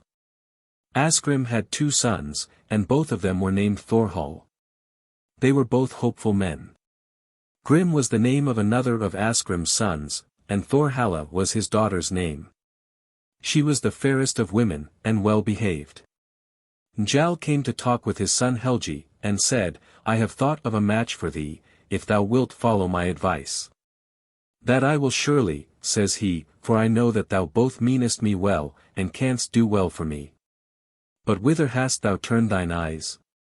We will go and woo Asgrim Elidegrim's son's daughter, for that is the best choice we can make. Chapter 27. Helgi Njál's son's wooing. A little after they rowed out across Thurso water, and fared till they came into Tongue. Asgrim was at home, and gave them a hearty welcome, and they were there that night. Next morning they began to talk, and then Njáll raised the question of the wooing, and asked for Thorhalla for his son Helgi's hand. Asgrim answered that well, and said there were no men with whom he would be more willing to make this bargain than with them. They fell a talking then about terms, and the end of it was that Asgrim betrothed his daughter to Helgi, and the bridal day was named. Gunnar was at that feast, and many other of the best men. After the feast Njáll offered to foster in his house Thorhall, Asgrim's son, and he was with Njáll long after. He loved Njáll more than his own father. Njáll taught him law, so that he became the greatest lawyer in Iceland in those days. Chapter 28. Hallvard comes out to Iceland. There came a ship out from Norway, and ran into Arnbale's Oise 10, and the master of the ship was Hallvard, the White, a man from the bay. 11 He went to stay at Lithend, and was with Gunnar that winter, and was always asking him to fare abroad with him. Gunnar spoke little about it, but yet said more unlikely things might happen. And about spring he went over to Bergthorsnol to find out from Njáll whether he thought it a wise step in him to go abroad. I think it is wise, says Njáll, they will think thee there an honourable man, as thou art. Wilt thou perhaps take my goods into thy keeping while I am away, for I wish my brother Kolskegg to fare with me, but I would that thou shouldst see after my household along with my mother. I will not throw anything in the way of that, says Njáll, lean on me in this thing as much as thou likest. Good go with thee for thy words, says Gunnar, and he rides then home. The Easterling, the Norseman Hallvard, fell again to talk with Gunnar that he should fare abroad. Gunnar asked if he had ever sailed to other lands. He said he had sailed to every one of them that lay between Norway and Russia, and so, too, I have sailed to Bjarmaland. 12. Wilt thou sail with me eastward ho, says Gunnar. That I will of a surety, says he. Then Gunnar made up his mind to sail abroad with him. Njáll took all Gunnar's goods into his keeping. Chapter 29. Gunnar goes abroad. So Gunnar fared abroad, and Kolskegg with him. They sailed first to Tonsberg 13 and were there that winter. There had then been a shift of rulers in Norway, Harald Greyfell was then dead, and so was Gunnhillda. Earl Hakon the Bad, Sigurd's son, Hakon's son, Gritgartha's son, then ruled the realm. The mother of Hakon was Bergliot, the daughter of Earl Thor. Her mother was Olaf Harvestheel. She was Harald Fairhair's daughter. Hallvard asks Gunnar if he would make up his mind to go to Earl Hakon. No, I will not do that, says Gunnar. Hast thou ever a long ship? I have too, he says. Then I would that we two went on warfare, and let us get men to go with us. I will do that, says Hallvard. After that they went to the bay, and took with them 2 ships, and fitted them out thence. They had good choice of men, for much praise was said of Gunnar. Whither wilt thou first fare, says Gunnar. I wish to go southeast to Hisingen, to see my kinsman Oliver, says Hallvard. What dost thou want of him, says Gunnar. He answered, he is a fine brave fellow, and he will be sure to get us some more strength for our voyage. Then let us go thither, says Gunnar. So, as soon as they were bound, they held on east to Hisingen, and had there a hearty welcome. Gunnar had only been there a short time ere Oliver made much of him. Oliver asks about his voyage, and Hallvard says that Gunnar wishes to go a-warfaring to gather goods for himself. There's no use thinking of that, says Oliver, when ye have no force. Well, says Hallvard, then you may add to it. So I do mean to strengthen Gunnar somewhat, says Oliver, and though thou reckonest thyself my kith and kin, I think there is more good in him. What force, now, wilt thou add to ours, he asks. 2 long ships, one with 20, and the other with 30 seats for rowers. Who shall man them, asks Hallvard. I will man one of them with my own house carles, and the freemen around shall man the other. But still I have found out that strife has come into the river, and I know not whether ye two will be able to get away, for they are in the river. Who, says Hallvard. Brothers twain, says Oliver. One's name is Vandal and the other's Carly, sons of Shalf the Old, east away out of Gothland. Hallvard told Gunnar that Oliver had added some ships to theirs, and Gunnar was glad at that. They buskied them for their voyage thence, till they were all bound. Then Gunnar and Hallvard went before Oliver, and thanked him. He bade them fare warily for the sake of those brothers. Chapter 30. Gunnar goes A-Sea-Roving. So Gunnar held on out of the river, and he and Kolskegg were both on board one ship. But Hallvard was on board another. Now, they see the ships before them, and then Gunnar spoke, and said, Let us be ready for anything if they turn towards us. But else let us have nothing to do with them. So they did that, and made all ready on board their ships. The others patted their ships asunder, and made a fairway between the ships. Gunnar fared straight on between the ships, but Vandal caught up a grappling iron, and cast it between their ships and Gunnar's ship, and began at once to drag it towards him. Oliver had given Gunnar a good sword. Gunnar now drew it, and had not yet put on his helm. He leapt at once on the forecastle of Vandal's ship, and gave one man his death blow. Karli ran his ship alongside the other side of Gunnar's ship, and hurled a spear athwart the deck, and aimed at him about the waist. Gunnar seized this, and turned him about so quickly, that no eye could follow him, and caught the spear with his left hand, and hurled it back at Karli's ship, and that man got his death who stood before it. Kolskegg snatched up a grapnel and cast it at Karli's ship, and the fluke fell inside the hold, and went out through one of the planks, and in rushed the coal blue sea, and all the men sprang on board other ships. Now Gunnar leapt back to his own ship, and then Hallvard came up, and now a great battle arose. They saw now that their leader was unflinching, and every man did as well as he could. Sometimes Gunnar smote with the sword, and sometimes he hurled the spear, and many a man had his bane at his hand. Kolskegg backed him well. As for Karli, he hastened in a ship to his brother Vandal, and thence they fought that day. During the day Kolskegg took a rest on Gunnar's ship, and Gunnar seized that. Then he sung a song. For the eagle ravine eager. Raven of my race, today. Better surely hast thou catered. Lord of gold, than for thyself. Hear the morn come greedy ravens. Many a rill of wolf 14 to sup. But thee burning thirst down beareth. Prince of battle's parliament. After that Kolskegg took a beaker full of mead, and drank it off and went on fighting afterwards. And so it came about that those brothers sprang up on the ship of Vandal and his brother, and Kolskegg went on one side, and Gunnar on the other. Against Gunnar came Vandal, and smote at once at him with his sword, and the blow fell on his shield. Gunnar gave the shield a twist as the sword pierced it, and broke it short off at the hilt. Then Gunnar smote back at Vandal, and 3 swords seemed to be aloft, and Vandal could not see how to shun the blow. Then Gunnar cut both his legs from under him, and at the same time Kolskegg ran Karli through with a spear. After that they took great war spoil. Thence they held on south to Denmark, and thence east to Smoland, 15 and had victory wherever they went. They did not come back in autumn. The next summer they held on to Revolve, and fell in there with Sea-Rovers, and fought at once, and won the fight. After that they steered east to Oslo, 16 and lay there somewhile under a ness. There they saw a man coming down from the ness above them. Gunnar went on shore to meet the man, and they had a talk. Gunnar asked him his name, and he said it was Tofi. Gunnar asked again what he wanted. "Thee I want to see," says the man. "2 warships lie on the other side under the ness, and I will tell thee who command them. 2 brothers are the captains, one's name is Hallgrim, and the other's Kolskegg.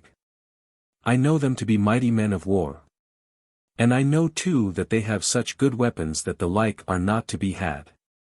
Hallgrim has a bill which he had made by seething spells, and this is what the spells say, that no weapon shall give him his death blow save that bill. That thing follows it too that it is known at once when a man is to be slain with that bill, for something sings in it so loudly that it may be heard a long way off, such a strong nature has that bill in it." Then Gunnar sang a song. "Soon shall I that spearhead seize, and the bold Sea-Rover slay, him whose blows on headpiece ring, heaper up of piles of dead. Then on Endil's courser 17 bounding, o'er the sea depths I will ride, while the wretch who spells Abuseth life shall lose in Sagar's storm. 18. Kolskegg has a short sword, that is also the best of weapons. Force, too, they have, a third more than ye. They have also much goods, and have stowed them away on land, and I know clearly where they are. But they have sent a spy ship off the ness, and they know all about you. Now they are getting themselves ready as fast as they can, and as soon as they are bound, they mean to run out against you. Now you have either to row away at once, or to busk yourselves as quickly as ye can. But if ye win the day, then I will lead you to all their store of goods." Gunnar gave him a golden finger ring, and went afterwards to his men and told them that warships lay on the other side of the ness, and they know all about us. So let us take to our arms, and busk us well, for now there is gain to be got. Then they buskied them, and just when they were bound they see ships coming up to them. And now a fight sprung up between them, and they fought long, and many men fell. Gunnar slew many a man. Hallgrim and his men leapt on board Gunnar's ship. Gunnar turns to meet him, and Hallgrim thrust at him with his bill. There was a boom athwart the ship, and Gunnar leapt nimbly back over it. Gunnar's shield was just before the boom, and Hallgrim thrust his bill into it, and through it, and so on into the boom. Gunnar cut at Hallgrim's arm hard, and lamed the forearm, but the sword would not bite. Then down fell the bill, and Gunnar seized the bill, and thrust Hallgrim through, and then sang a song. Slain is he who spoiled the people, lashing them with flashing steel. Heard have I how Hallgrim's magic helmrod forged in foreign land.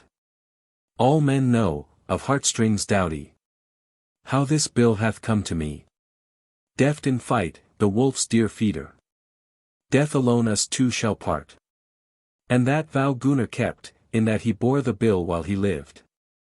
Those namesakes, the two Kolskegs, fought together, and it was a near thing which would get the better of it. Then Gunnar came up, and gave the other Kolskeg his death blow.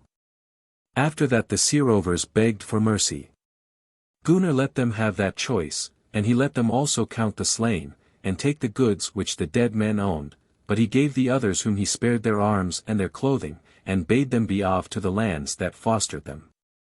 So they went off, and Gunnar took all the goods that were left behind. Tofi came to Gunnar after the battle, and offered to lead him to that store of goods which the Sea-Rovers had stowed away, and said that it was both better and larger than that which they had already got. Gunnar said he was willing to go, and so he went ashore, and Tofi before him, to a wood, and Gunnar behind him. They came to a place where a great heap of wood was piled together. Tofi says the goods were under there. Then they tossed off the wood, and found under it both gold and silver, clothes and good weapons. They bore those goods to the ships, and Gunnar asks Tofi in what way he wished him to repay him. Tofi answered, I am a Dansk man by race, and I wish thou wouldst bring me to my kinsfolk. Gunnar asks why he was there away east. I was taken by Sea-Rovers, says Tofi, and they put me on land here in Oslo, and here I have been ever since. Chapter 31. Gunnar goes to King Harald Gorm's son and Earl Hakon. Gunnar took Tofi on board, and said to Kolskeg and Hallvard, Now we will hold our course for the north lands. They were well pleased at that, and bade him have his way. So Gunnar sailed from the east with much goods. He had 10 ships, and ran in with them to Hydarby in Denmark. King Harald Gorm's son was there up the country, and he was told about Gunnar, and how too that there was no man his match in all Iceland. He sent men to him to ask him to come to him, and Gunnar went at once to see the king, and the king made him a hearty welcome, and sat him down next to himself. Gunnar was there half a month. The king made himself sport by letting Gunnar prove himself in divers feats of strength against his men, and there were none that were his match even in one feat. Then the king said to Gunnar, It seems to me as though thy peer is not to be found far or near, and the king offered to get Gunnar a wife, and to raise him to great power if he would settle down there. Gunnar thanked the king for his offer and said, I will first of all sail back to Iceland to see my friends and kinsfolk. Then thou wilt never come back to us, says the king. Fate will settle that, lord, says Gunnar. Gunnar gave the king a good long ship, and much goods besides, and the king gave him a robe of honor, and golden-seamed gloves, and a fillet with a knot of gold on it, and a Russian hat. Then Gunnar fared north to Hisingen. Oliver welcomed him with both hands, and he gave back to Oliver his ships, with their lading, and said that was his share of the spoil. Oliver took the goods, and said Gunnar was a good man and true, and bade him stay with him some while. Hallvard asked Gunnar if he had a mind to go to see Earl Hakon. Gunnar said that was near his heart, for now I am somewhat proved, but then I was not tried at all when thou badest me do this before. After that they fared north to Druntheim to see Earl Hakon, and he gave Gunnar a hearty welcome, and bade him stay with him that winter, and Gunnar took that offer, and every man thought him a man of great worth. At Yule the Earl gave him a gold ring. Gunnar set his heart on Bergliota, the earl's kinswoman, and it was often to be seen from the earl's way, that he would have given her to him to wife if Gunnar had said anything about that. Chapter 32. Gunnar comes out to Iceland. When the spring came, the earl asks Gunnar what course he meant to take. He said he would go to Iceland. The earl said that had been a bad year for grain, and there will be little sailing out to Iceland, but still thou shalt have meal and timber both in thy ship. Gunnar fitted out his ship as early as he could, and Hallvard fared out with him and Kolskegg. They came out early in the summer, and made Arnbale's oise before the thing met. Gunnar rowed home from the ship, but got men to strip her and lay her up. But when they came home all men were glad to see them. They were blithe and merry to their household, nor had their haughtiness grown while they were away. Gunnar asks if Njáll were at home, and he was told that he was at home. Then he let them saddle his horse, and those brothers rode over to Bergthorsnöll. Njáll was glad at their coming, and begged them to stay there that night, and Gunnar told him of his voyages. Njáll said he was a man of the greatest mark, and thou hast been much proved, but still thou wilt be more tried hereafter, for many will envy thee. With all men I would wish to stand well, says Gunnar. Much bad will happen, says Njáll, and thou wilt always have some quarrel to ward off. So be it, then, says Gunnar, so that I have a good ground on my side. So will it be too, says Njáll, if thou hast not to smart for others. Njáll asked Gunnar if he would ride to the thing. Gunnar said he was going to ride thither, and asks Njáll whether he were going to ride, but he said he would not ride thither, and if I had my will thou wouldst do the like.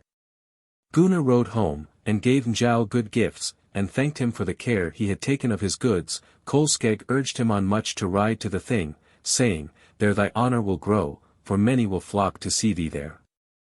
That has been little to my mind, says Gunnar, to make a show of myself, but I think it good and right to meet good and worthy men.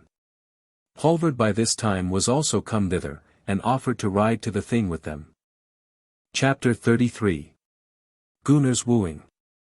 So Gunnar rode, and they all rode. But when they came to the thing they were so well arrayed that none could match them in bravery, and men came out of every booth to wonder at them. Gunnar rode to the booths of the men of Rangriver, and was there with his kinsmen. Many men came to see Gunnar, and asked tidings of him, and he was easy and merry to all men, and told them all they wished to hear. It happened one day that Gunnar went away from the hill of laws, and passed by the booths of the men from Mossfell.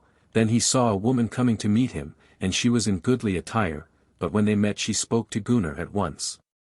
He took her greeting well, and asks what woman she might be. She told him her name was Hallgerda, and said she was Höskuld's daughter, Dalakol's son. She spoke up boldly to him, and bade him tell her of his voyages. But he said he would not gainsay her a talk. Then they sat them down and talked. She was so clad that she had on a red kirtle, and had thrown over her a scarlet cloak trimmed with needlework down to the waist. Her hair came down to her bosom, and was both fair and full. Gunnar was clad in the scarlet clothes which King Harald Gorm's son had given him. He had also the gold ring on his arm which Earl Hakon had given him. So they talked long out loud, and at last it came about that he asked whether she were unmarried. She said, So it was, and there are not many who would run the risk of that. Thinkest thou none good enough for thee? Not that, she says, but I am said to be hard to please in husbands. How wouldst thou answer were I to ask for thee? That cannot be in thy mind, she says. It is though, says he. If thou hast any mind that way, go and see my father. After that they broke off their talk. Gunnar went straightway to the dalesmen's booths, and met a man outside the doorway, and asks whether Höskuld were inside the booth. The man says that he was.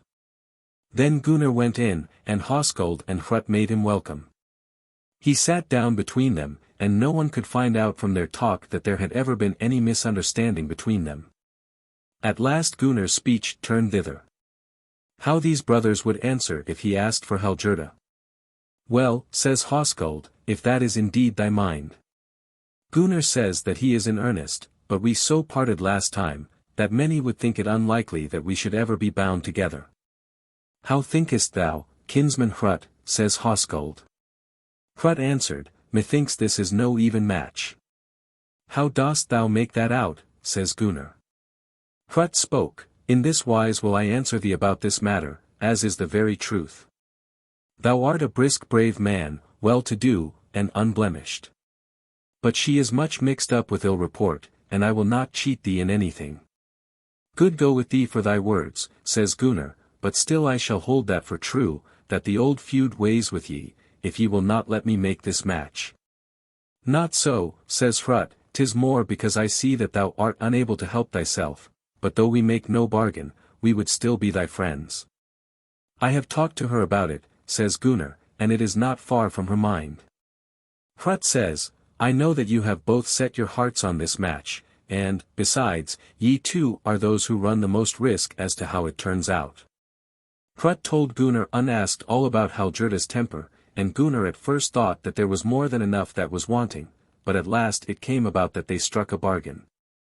Then Hallgerda was sent for, and they talked over the business when she was by, and now, as before, they made her betroth herself. The bridal feast was to be at Lithend, and at first they were to set about it secretly. But the end after all was that every one knew of it. Gunnar rode home from the thing, and came to Bergthorsnol, and told Njal of the bargain he had made. He took it heavily. Gunnar asks Njal why he thought this so unwise. Because from her, says Njal, will arise all kind of ill if she comes hither east. Never shall she spoil our friendship, says Gunnar. Ah! But yet that may come very near, says Njal. And, besides, thou wilt have always to make atonement for her. Gunnar asked Njal to the wedding, and all those as well whom he wished should be at it from Njal's house.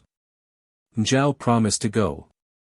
And after that Gunnar rode home, and then rode about the district to bid men to his wedding. Chapter 34. Of Thrain Sigfus' son. There was a man named Thrain, he was the son of Sigfus, the son of Sivat the Red. He kept house at Gritwater on Fleet Lythe. He was Gunnar's kinsman, and a man of great mark. He had to wife Thorhilda Skaldwife. She had a sharp tongue of her own, and was given to jeering. Thrain loved her little. He and his wife were bidden to the wedding, and she and Bergthora, Skarphedin's daughter, Njál's wife, waited on the guests with meat and drink. Kettle was the name of the second son of Sigfus, he kept house in the Mark, east of Markfleet. He had to wife Thorgerda, Njál's daughter. Thorkel was the name of the third son of Sigfus, the fourth's name was Mord, the fifth Slamby. The sixth Sigmund, the seventh Sigurd. These were all Gunnar's kinsmen, and great champions. Gunnar bade them all to the wedding. Gunnar had also bidden Valgerd the Guileful, and Wulf Orpriest, and their sons Runolf and Mord. Hoskuld and Hrut came to the wedding with a very great company, and the sons of Hoskuld, Torliak, and Olaf, were there. The bride, too, came along with them, and her daughter Thorgerda came also, and she was one of the fairest of women. She was then 14 winters old. Many other women were with her, and besides there were Thorkilla Asgrim Elidegrim's son's daughter, and Njál's two daughters, Thorgerda and Helga. Gunnar had already many guests to meet them, and he thus arranged his men. He sat on the middle of the bench, and on the inside, away from him, Thrain Sigfus' son, then Wulf Orpriest, then Valgerd the Guileful, then Mord and Runolf, then the other sons of Sigfus, Lambi sat outermost of them. Next to Gunnar on the outside, away from him, sat Njál, then Skarphedin, then Helgi, then Grim, then Hoskuld Njál's son, then Hafr the Wise, then Ingild from the Springs, then the sons of Thorir from Holtaway East. Thorir would sit outermost of the men of Mark, for every one was pleased with the seat he got. Hoskuld, the bride's father, sat on the middle of the bench over against Gunnar, but his sons sat on the inside away from him. Hrut sat on the outside away from Hoskuld, but it is not said how the others were placed. The bride sat in the middle of the cross bench on the dais. But on one hand of her sat her daughter Thorgerda, and on the other Thorkilla Asgrim Elidegrim's son's daughter. Thorhilda went about waiting on the guests, and Bergthora bore the meat on the board. Now Thrain Sigfus' son kept staring at Thorgerda Glum's daughter, his wife Thorhilda saw this, and she got wroth, and made a couplet upon him. Thrain, she says. Gaping mouths are no wise good. Goggle-eyne are in thy head. He rose at once up from the board, and said he would put Thorhilda away. I will not bear her gibes and jeers any longer. And he was so quarrelsome about this, that he would not be at the feast unless she were driven away. And so it was, that she went away, and now each man sat in his place, and they drank and were glad. Then Thrain began to speak, I will not whisper about that which is in my mind. This I will ask thee, Hoskuld Dalacol's son, wilt thou give me to wife Thorgerda, thy kinswoman? I do not know that, says Hoskuld. Methinks thou art ill-parted from the one thou hadst before. But what kind of man is he, Gunnar? Gunnar answers, I will not say aught about the man, because he is near of kin. But say thou about him, Njal, says Gunnar, for all men will believe it.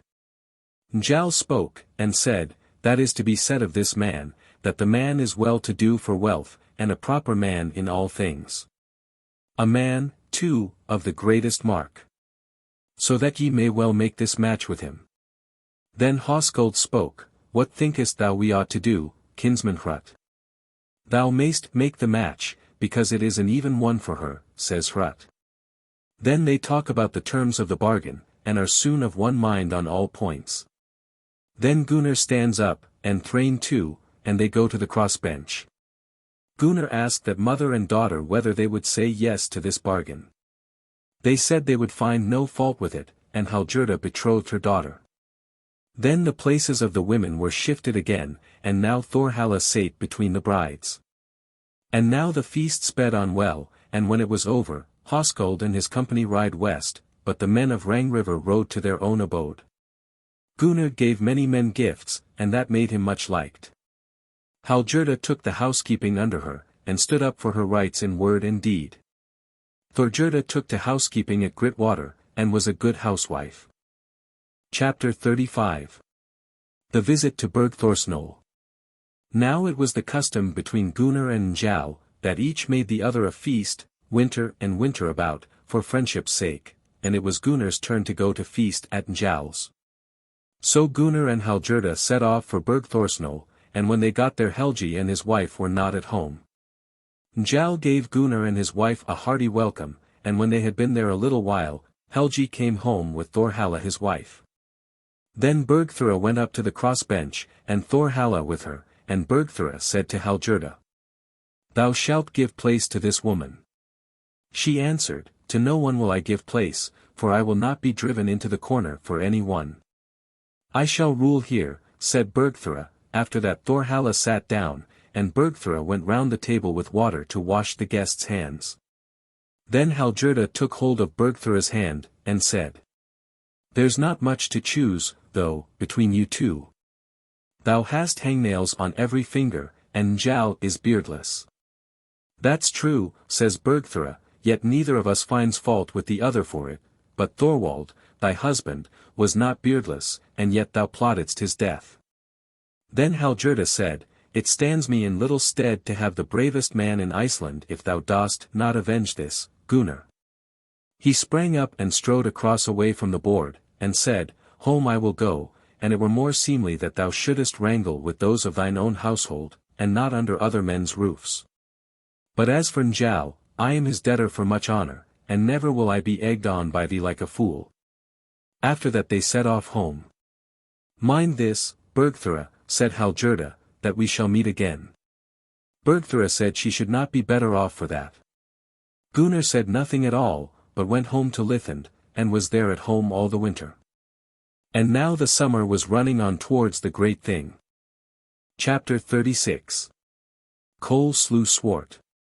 Gunnar rode away to the thing, but before he rode from home he said to Hallgerda, Be good now while I am away, and show none of thine ill temper in anything with which my friends have to do. The trolls take thy friends, says Hallgerda. So Gunnar rode to the thing, and saw it was not good to come to words with her. Njal rode to the thing too, and all his sons with him. Now it must be told of what tidings happened at home. Njal and Gunnar owned a wood in common at Redslip. they had not shared the wood, but each was wont to hew in it as he needed, and neither said a word to the other about that. Hallgerda's Grieve's 19 name was Cole. He had been with her long, and was one of the worst of men. There was a man named Swart, he was Njál's and Bergthura's house carl, they were very fond of him. Now Bergthura told him that he must go up into Redslip and hew wood. But she said, I will get men to draw home the wood. He said he would do the work she set him to win, and so he went up into Redslip, and was to be there a week.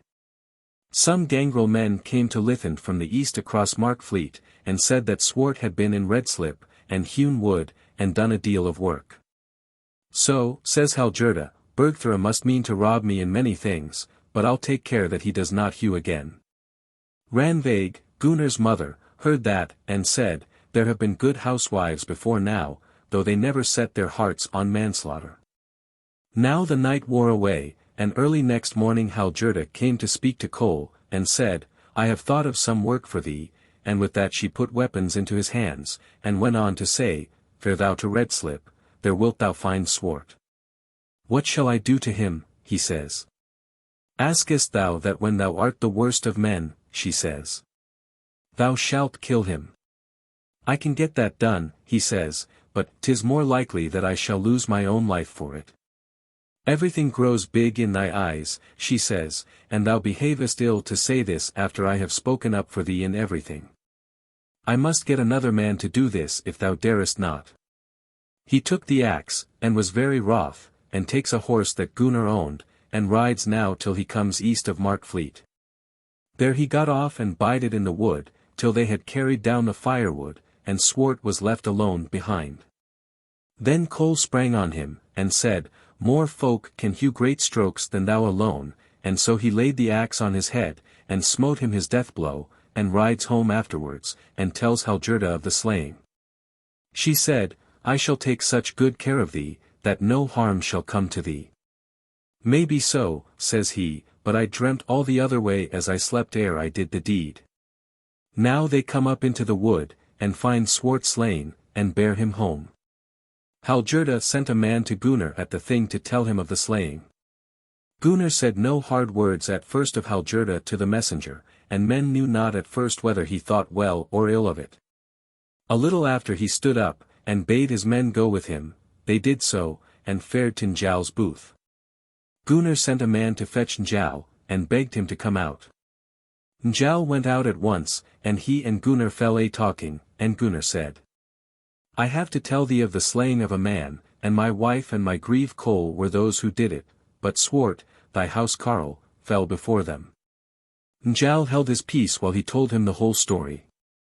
Then Njáll spoke. Thou must take heed not to let her have her way in everything. Gunnar said, Thou thyself shall settle the terms. Njáll spoke again, 'Twill be hard work for thee to atone for all Hallgerda's mischief. And somewhere else there will be a broader trail to follow than this which we two now have a share in, and yet, even here there will be much a-wanting before all be well. And herein we shall need to bear in mind the friendly words that passed between us of old, and something tells me that thou wilt come well out of it, but still thou wilt be sore tried. Then Njáll took the award into his own hands from Gunnar, and said, I will not push this matter to the uttermost, thou shalt pay 12 ounces of silver.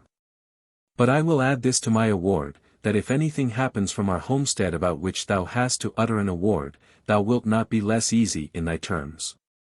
Gunnar paid up the money out of hand, and rode home afterwards. Njáll, too, came home from the thing, and his sons. Bergthura saw the money, and said, This is very justly settled, but even as much money shall be paid for Cole as time goes on. Gunnar came home from the thing and blamed Hallgerda. She said, Better men lay unatoned in many places. Gunnar said, She might have her way in beginning a quarrel, but how the matter is to be settled rests with me. Hallgerda was for ever chattering of Swart slaying, but Bergthura liked that ill. Once Njáll and her sons went up to Thorwaldfell to see about the housekeeping there, but that selfsame day this thing happened when Bergthura was out of doors. She sees a man ride up to the house on a black horse. She stayed there and did not go in, for she did not know the man. That man had a spear in his hand, and was girded with a short sword. She asked this man his name. Atli is my name, says he. She asked whence he came. I am an Eastfirther, he says. Whither shalt thou go, she says. I am a homeless man, says he, and I thought to see Njáll and Skarphedinn, and know if they would take me in. What work is handiest to thee, says she. I am a man used to field work, he says, and many things else come very handy to me, but I will not hide from thee that I am a man of hard temper, and it has been many a man's lot before now to bind up wounds at my hand. I do not blame thee, she says, though thou art no milksop. Atli said, Hast thou any voice in things here? I am Njál's wife, she says, and I have as much to say to our housefolk as he. Wilt thou take me in then, says he. I will give thee thy choice of that, says she. If thou wilt do all the work that I set before thee, and that though I wish to send thee where a man's life is at stake. Thou must have so many men at thy beck, says he, that thou wilt not need me for such work. That I will settle as I please, she says. We will strike a bargain on these terms, says he. Then she took him into the household. Njáll and his sons came home and asked Bergthora what man that might be. He is thy house carle, she says, and I took him in. Then she went on to say he was no sluggard at work. He will be a great worker enough, I dare say, says Njáll, but I do not know whether he will be such a good worker. Skarphedinn was good to Atli. Njáll and his sons ride to the thing in the course of the summer. Gunnar was also at the thing. Njáll took out a purse of money. What money is that, father? Here is the money that Gunnar paid me for our house carle last summer. That will come to stand thee in some stead, says Skarphedinn, and smiled as he spoke. Chapter 37. The slaying of Koll, whom Atli slew. Now we must take up the story, and say that Atli asked Bergthora what work he should do that day. I have thought of some work for thee, she says. Thou shalt go and look for Koll until thou find him, for now shalt thou slay him this very day, if thou wilt do my will. This work is well fitted, says Atli, for each of us two are bad fellows. But still I will so lay myself out for him that one or other of us shall die. Well mayest thou fare, she says, and thou shalt not do this deed for nothing. He took his weapons and his horse, and rode up to Fleet Lithe, and there met men who were coming down from Lithend. They were at home east in the mark. They asked Atli whither he meant to go. He said he was riding to look for an old jade. They said that was a small errand for such a workman, but still, would be better to ask those who have been about last night. Who are they, says he. Killing Koll, say they, Hallgerda's house carle, fared from the fold just now, and has been awake all night. I do not know whether I dare to meet him, says Atli, he is bad-tempered, and may be that I shall let another's wound be my warning. Thou bearest that look beneath the brows as though thou wert no coward, they said, and showed him where Koll was. Then he spurred his horse and rides fast, and when he meets Koll, Atli said to him. Go the pack saddle bands well? That's no business of thine, worthless fellow, nor of any one else whence thou comest. Atli said, Thou hast something behind that is earnest work, but that is to die. After that Atli thrust at him with his spear, and struck him about his middle. Koll swept at him with his axe, but missed him, and fell off his horse, and died at once. Atli rode till he met some of Hallgerda's workmen, and said, Go ye up to the horse yonder, and look to Koll, for he has fallen off, and is dead. Hast thou slain him, say they. Well, 'twill seem to Hallgerda as though he has not fallen by his own hand. After that Atli rode home and told Bergthora. She thanked him for this deed, and for the words which he had spoken about it. I do not know, says he, what Njáll will think of this. He will take it well upon his hands, she says, and I will tell thee one thing as a token of it, that he has earned away with him to the thing the price of that thrall which we took last spring, and that money will now serve for Koll.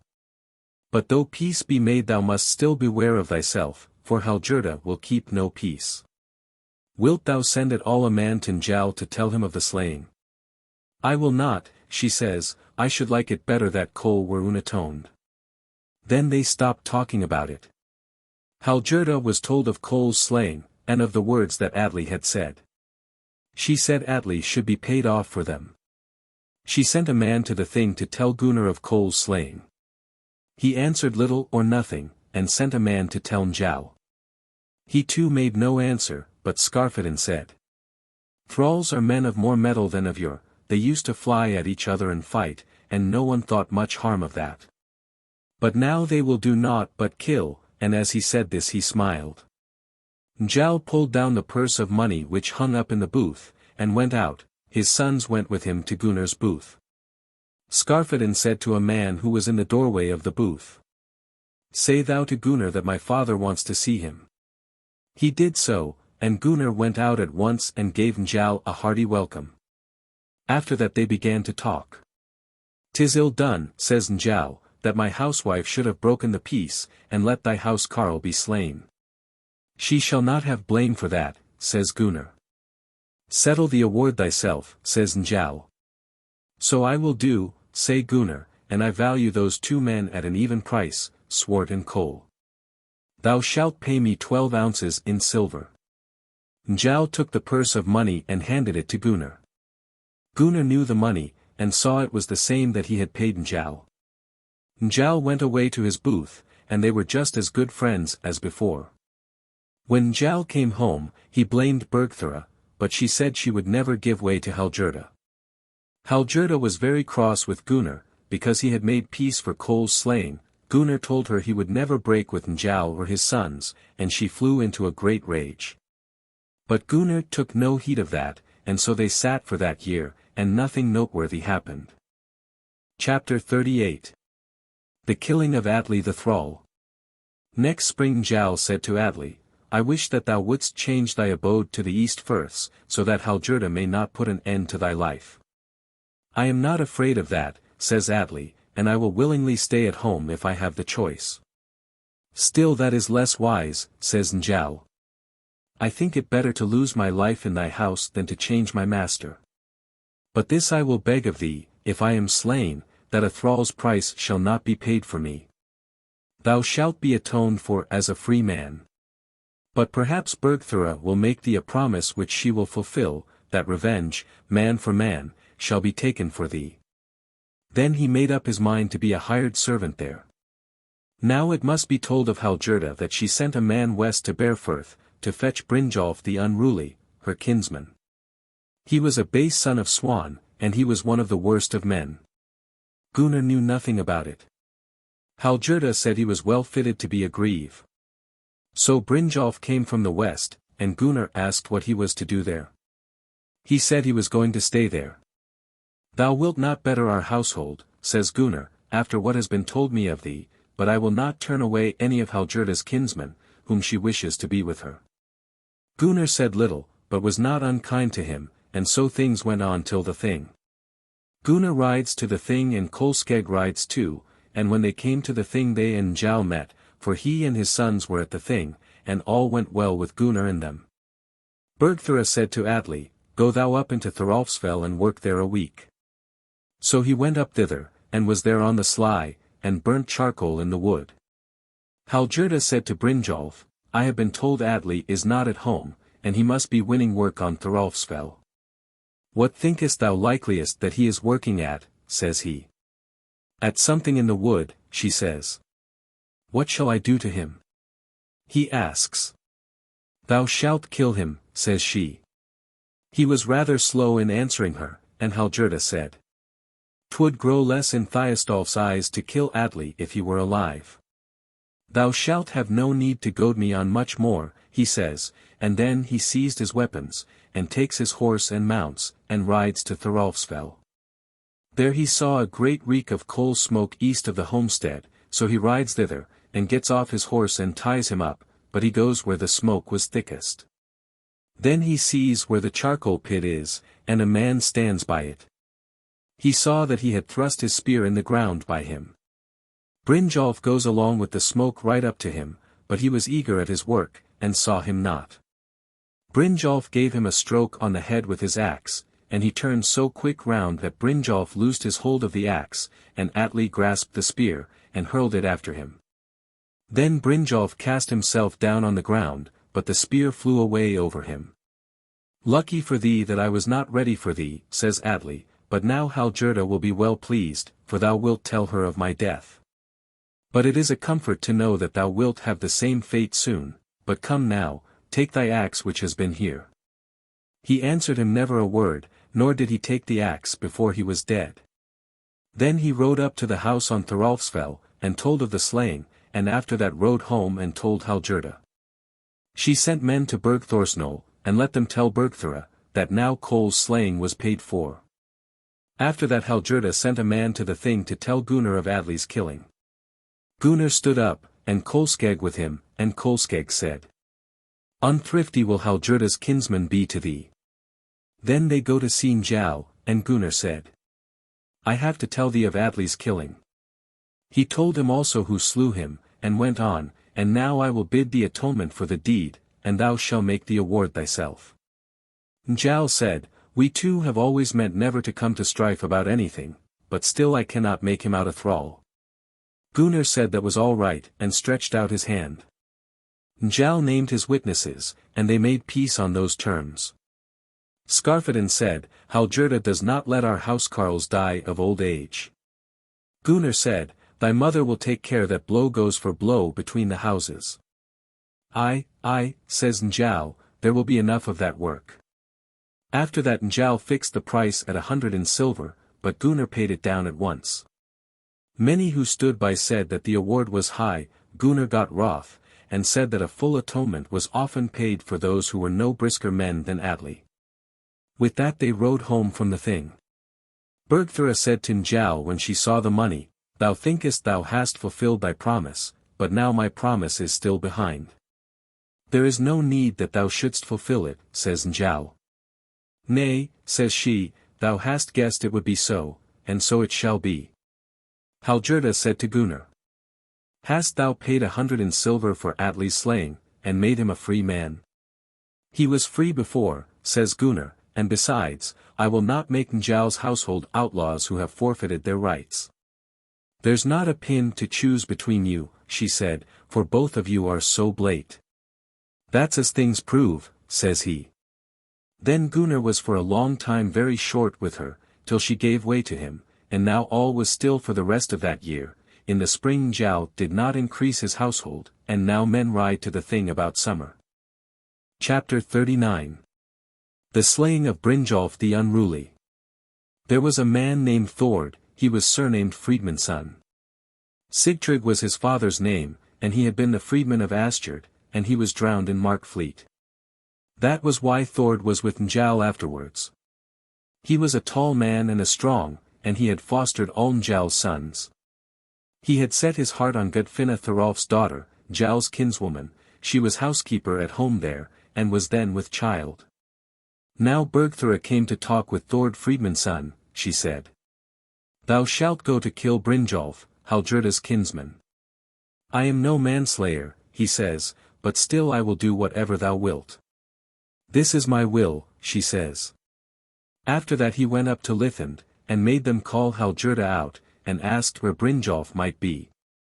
"What's thy will with him?" she says. "I want him to tell me where he has hidden Atli's body. I have heard say that he has buried it badly." She pointed to him, and said he was down yonder in Akertung.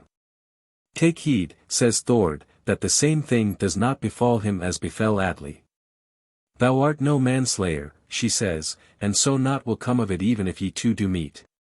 "Never have I seen man's blood, nor do I know how I should feel if I did," he says, and gallops out of the town and down to Akertung. Randveig, Gunnar's mother, had heard their talk. "Thou goadest his mind much, Hallgerda," she says, "but I think him a dauntless man, and that thy kinsman will find." They met on the beaten way, Thord and Brynjolf, and Thord said, "Guard thee, Brynjolf, for I will do no dastard's deed by thee." Brynjolf rode at Thord, and smote at him with his axe. He smote at him at the same time with his axe, and hewed in sunder the haft just above Brynjolf's hands, and then hewed at him at once a second time, and struck him on the collarbone, and the blow went straight into his trunk. Then he fell from horseback, and was dead on the spot. Thord met Hallgerda a herdsman, and gave out the slaying as done by his hand, and said where he lay, and bade him tell Hallgerda of the slaying. After that he rode home to Bergthorsnol, and told Bergthora of the slaying, and other people too. Good luck go with thy hands, she said. The herdsman told Hallgerda of the slaying. She was snappish at it, and said much ill would come of it, if she might have her way. Chapter 40. Gunnar and Njáll make peace about Brynjolf's slaying. Now these tidings come to the thing, and Njáll made them tell him the tale thrice, and then he said. More men now become manslayers than I weened. Skarphedinn spoke, that man, though, must have been twice fey, he says, who lost his life by our foster father's hand, who has never seen man's blood. And many would think that we brothers would sooner have done this deed with the turn of temper that we have. Scant a pace wilt thou have, says Njáll, ere the like befalls thee, but need will drive thee to it. Then they went to meet Gunnar, and told him of the slaying. Gunnar spoke and said that was little manscathe, but yet he was a free man. Njáll offered to make peace at once, and Gunnar said yes, and he was to settle the terms himself. He made his award there and then, and laid it at 100 in silver. Njáll paid down the money on the spot, and they were at peace after that. Chapter 41. Sigmund comes out to Iceland. There was a man whose name was Sigmund. He was the son of Lambi, the son of Sivat the Red. He was a great voyager, and a comely and a courteous man, tall too, and strong. He was a man of proud spirit, and a good skald, and well trained in most feats of strength. He was noisy and boisterous, and given to gibes and mocking. He made the land east in Hornfirth. Skiold was the name of his fellow traveller. He was a Swedish man, and ill to do with. They took horse and rode from the east out of Hornfirth, and did not draw a bridle before they came to Lithend, in the Fleetlythe. Gunnar gave them a hearty welcome, for the bonds of kinship were close between them. Gunnar begged Sigmund to stay there that winter, and Sigmund said he would take the offer if Skiold his fellow might be there too. Well, I have been so told about him, said Gunnar, that he is no better of thy temper, but as it is, thou rather needest to have it bettered. This, too, is a bad house to stay at, and I would just give both of you a bit of advice, my kinsman, not to fire up at the egging on of my wife Hallgerda, for she takes much in hand that is far from my will. His hands are clean who warns another, says Sigmund. Then mind the advice given thee, says Gunnar, for thou art sure to be sore tried, and go along always with me, and lean upon my counsel. After that they were in Gunnar's company. Hallgerda was good to Sigmund, and it soon came about that things grew so warm that she loaded him with money, and tended him no worse than her own husband, and many talked about that, and did not know what lay under it. One day Hallgerda said to Gunnar, It is not good to be content with that 100 in silver which thou tookest for my kinsman Brynjolf. I shall avenge him if I may, she says. Gunnar said he had no mind to bandy words with her, and went away. He met Kolskegg, and said to him, Go and see Njáll, and tell him that Thord must beware of himself though peace has been made, for, methinks, there is faithlessness somewhere. He rode off and told Njáll, but Njáll told Thord, and Kolskegg rode home, and Njáll thanked them for their faithfulness. Once on a time they two were out in the town, Njáll and Thord. A he-goat was wont to go up and down in the town, and no one was allowed to drive him away.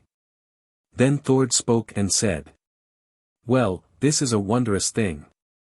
What is it that thou seest that seems after a wondrous fashion, says Njáll. Methinks the goat lies here in the hollow, and he is all one gore of blood. Njáll said that there was no goat there, nor anything else. What is it then, says Thord. Thou must be a faith man, says Njáll, and thou must have seen the fetch that follows thee, and now beware of thyself. That will stand me in no stead, says Thord, if death is doomed for me. Then Hallgerda came to talk with Thrain Sigfa's son, and said, I would think thee my son-in-law indeed, she says, if thou slayest Thord Friedmund's son. I will not do that, he says, for then I shall have the wrath of my kinsman Gunnar. And besides, great things hang on this deed, for this slaying would soon be avenged. Who will avenge it, she asks, is it the beardless carle? Not so, says he, his sons will avenge it. After that they talked long and low, and no man knew what counsel they took together. Once it happened that Gunnar was not at home, but those companions were. Thrain had come in from Grit water, and then he and they and Hallgerda sat out of doors and talked. Then Hallgerda said, This have ye two brothers in arms, Sigmund and Skiold, promised to slay Thord Freedman's son. But Thrain thou hast promised me that thou wouldst stand by them when they did the deed. They all acknowledged that they had given her this promise. Now I will counsel you how to do it, she says, ye shall ride east into Hornfirth after your goods, and come home about the beginning of the thing, but if ye are at home before it begins. Gunnar will wish that ye should ride to the thing with him. Njal will be at the thing and his sons and Gunnar, but then ye two shall slay Thord. They all agreed that this plan should be carried out. After that they buskied them east to the firth, and Gunnar was not aware of what they were about, and Gunnar rode to the thing. Njal sent Thord Freedman's son away east under Ijafell, and bade him be away there one night. So he went east, but he could not get back from the east, for the fleet had risen so high that it could not be crossed on horseback ever so far up. Njal waited for him one night, for he had meant him to have ridden with him. And Njal said to Bergthora, that she must send Thord to the thing as soon as ever he came home. 2 nights after, Thord came from the east, and Bergthora told him that he must ride to the thing, but first thou shalt ride up into Thorolfsfell and see about the farm there, and do not be there longer than 1 or 2 nights. Chapter 42. The slaying of Thord Freedsmanson. Then Sigmund came from the east and those companions. Hallgerda told them that Thord was at home, but that he was to ride straightway to the thing after a few nights' space. Now ye will have a fair chance at him, he says, but if this goes off, ye will never get nigh him.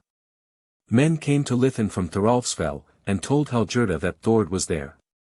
Hallgerda went to Thrain Sigfa's son, and his companions, and said to him, Now is Thord on Thorolfsfell, and now your best plan is to fall on him and kill him as he goes home. That we will do, says Sigmund. So they went out, and took their weapons and horses and rode on the way to meet him. Sigmund said to Thrain, Now thou shalt have nothing to do with it, for we shall not need all of us. Very well, so I will, says he. Then Thord rode up to them a little while after, and Sigmund said to him, Give thyself up, he says, for now shalt thou die. That shall not be, says Thord, come thou to single combat with me. That shall not be either, says Sigmund, we will make the most of our numbers, but it is not strange that Skarphedinn is strong, for it is said that 1/4 of a foster child's strength comes from the foster father. Thou wilt feel the force of that, says Thord, for Skarphedinn will avenge me. After that they fall on him, and he breaks a spear of each of them, so well did he guard himself. Then Skiold cut off his hand, and he still kept them off with his other hand for some time, till Sigmund thrust him through. Then he fell dead to earth. They threw over him turf and stones. And Thrain said, We have won an ill work, and Njál's sons will take this slaying ill when they hear of it. They ride home and tell Hallgerda. She was glad to hear of the slaying, but Randveig, Gunnar's mother, said, It is said, but a short while is hand fain of blow, and so it will be here, but still Gunnar will set thee free from this matter. But if Hallgerda makes thee take another fly in thy mouth, then that will be thy bane. Hallgerda sent a man to Bergthorsnol, to tell the slaying, and another man to the thing, to tell it to Gunnar.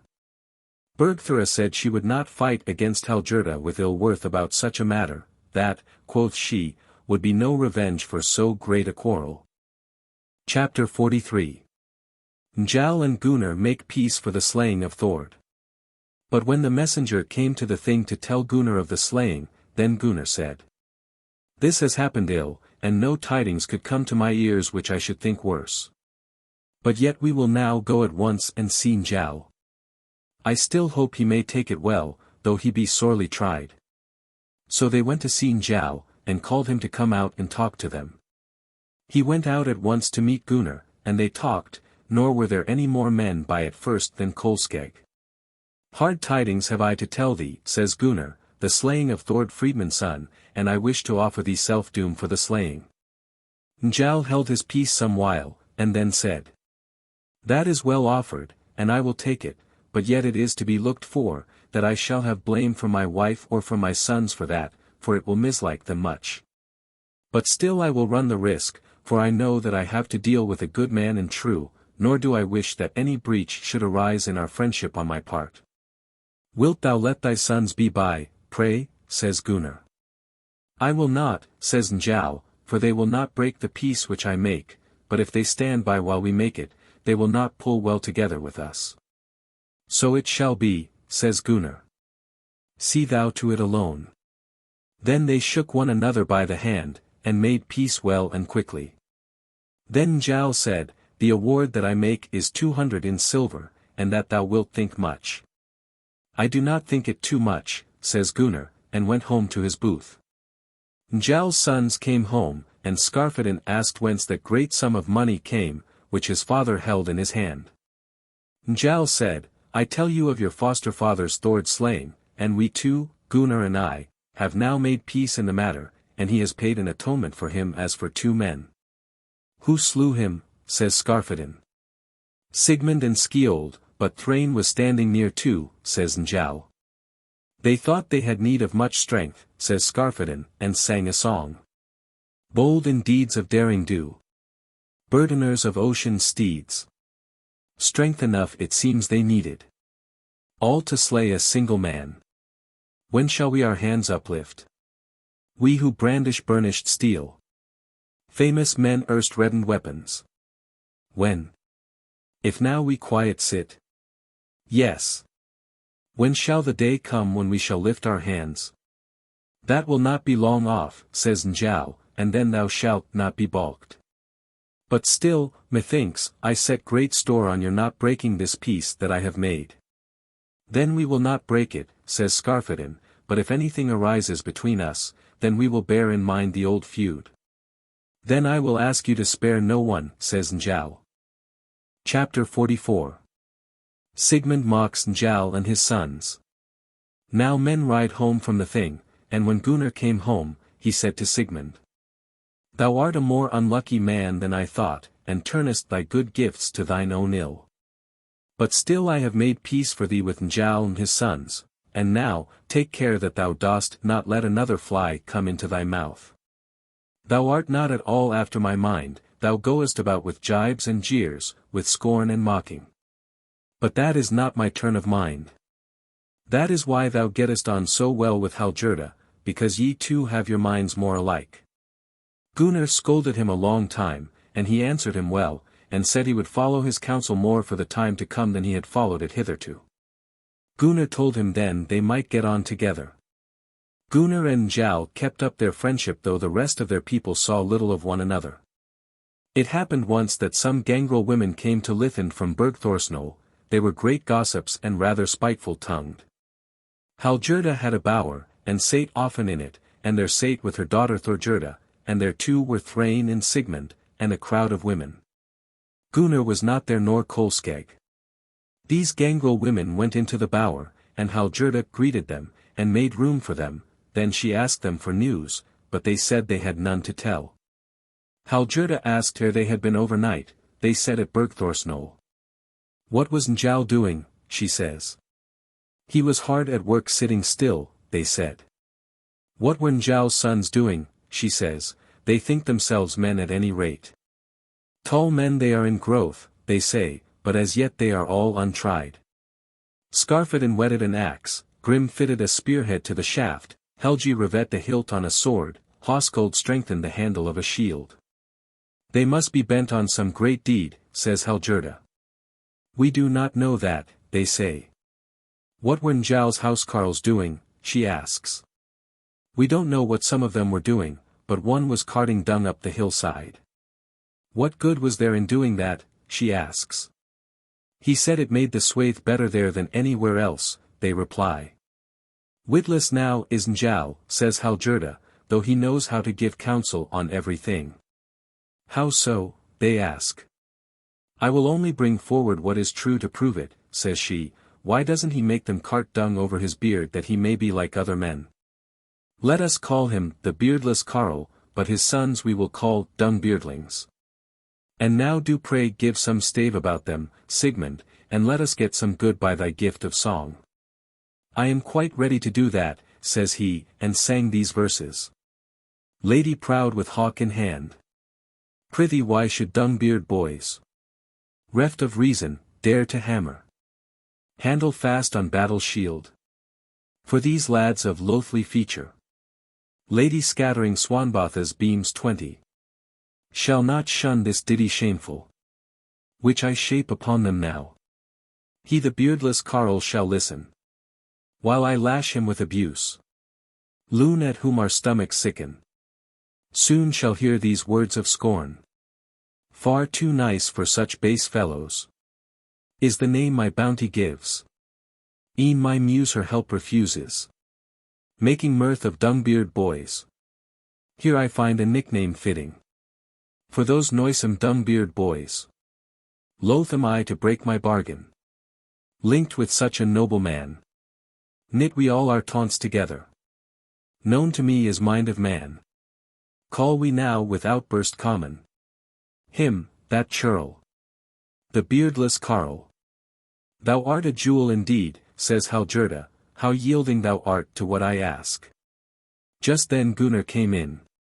He had been standing outside the door of the bower, and heard all the words that had passed. They were in a great fright when they saw him come in, and then all held their peace, but before there had been bursts of laughter. Gunnar was very wroth, and said to Sigmund, Thou art a foolish man, and one that cannot keep to good advice, and thou revilest Njál's sons, and Njál himself who is most worth of all, and this thou doest in spite of what thou hast already done. Mind, this will be thy death.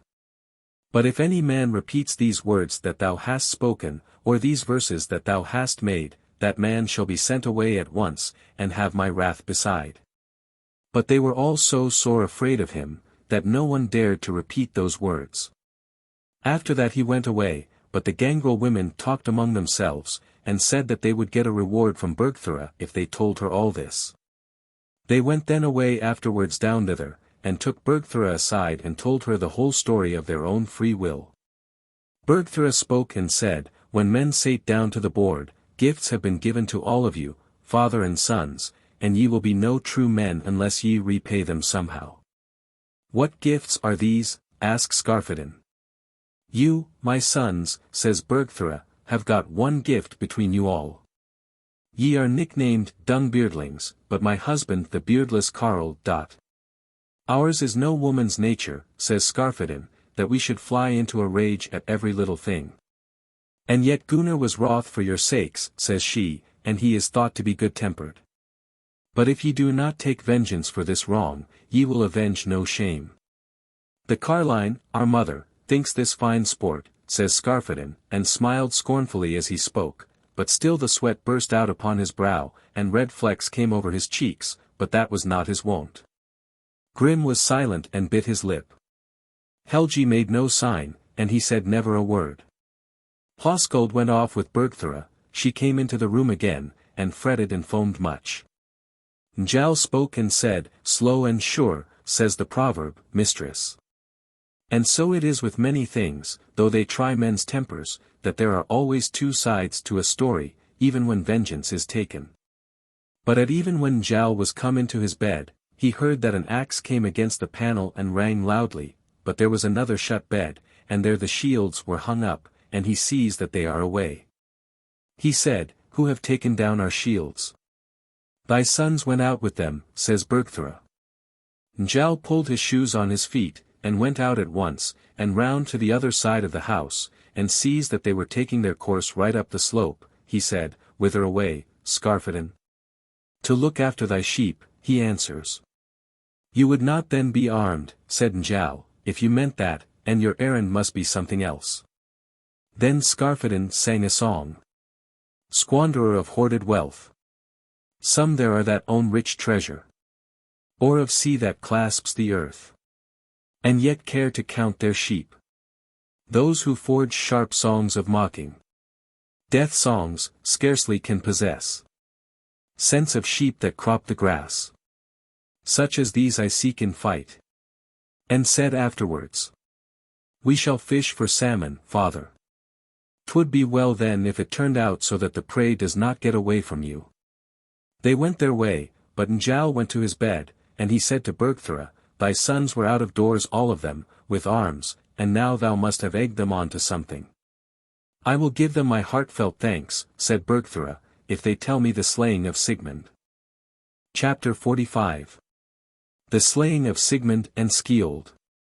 Now they, Njál's sons, fare up to Fleet Lythe, and were that night under the Lythe, and when the day began to break, they came near to Lithend.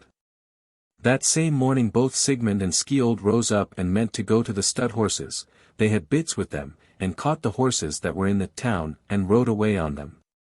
They found the stud horses between two brooks. Skarphedinn caught sight of them, for Sigmund was in bright clothing. Skarphedinn said, see you now the red elf yonder, lads? They looked that way, and said they saw him.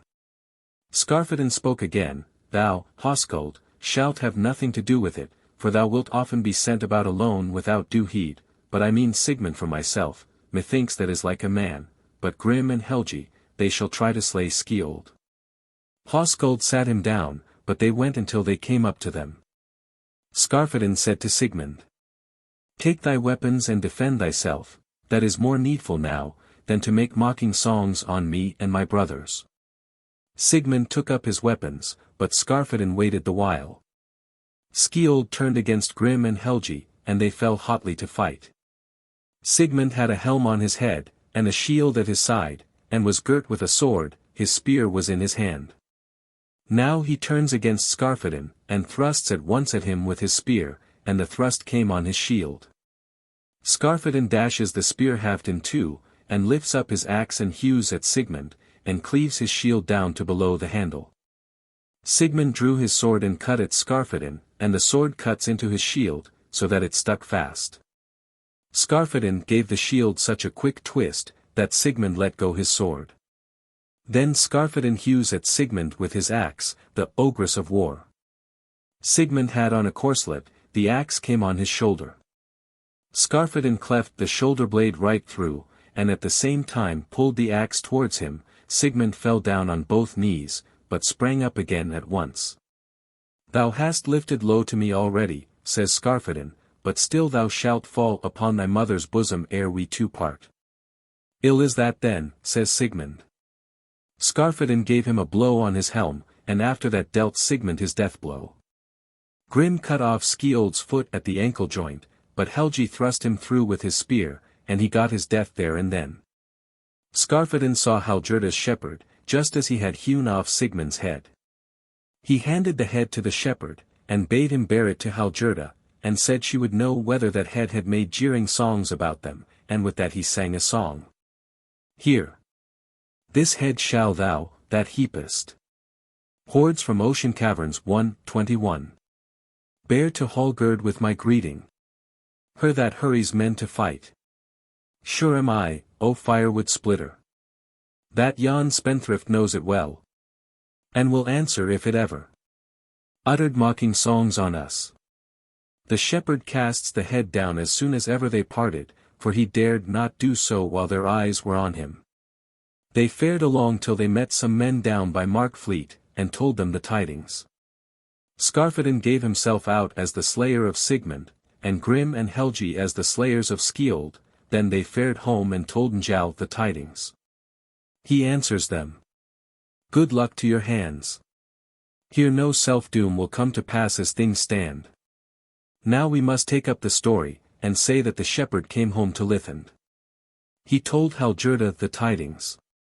Skarphedinn put Sigmund's head into my hands, he says, and bade me bring it thee, but I dared not do it, for I knew not how thou wouldst like that. 'Twas ill that thou didst not do that, she says. I would have brought it to Gunnar, and then he would have avenged his kinsman, or have to bear every man's blame. After that she went to Gunnar and said, I tell thee of thy kinsman Sigmund's slaying. Skarphedinn slew him, and wanted them to bring me the head.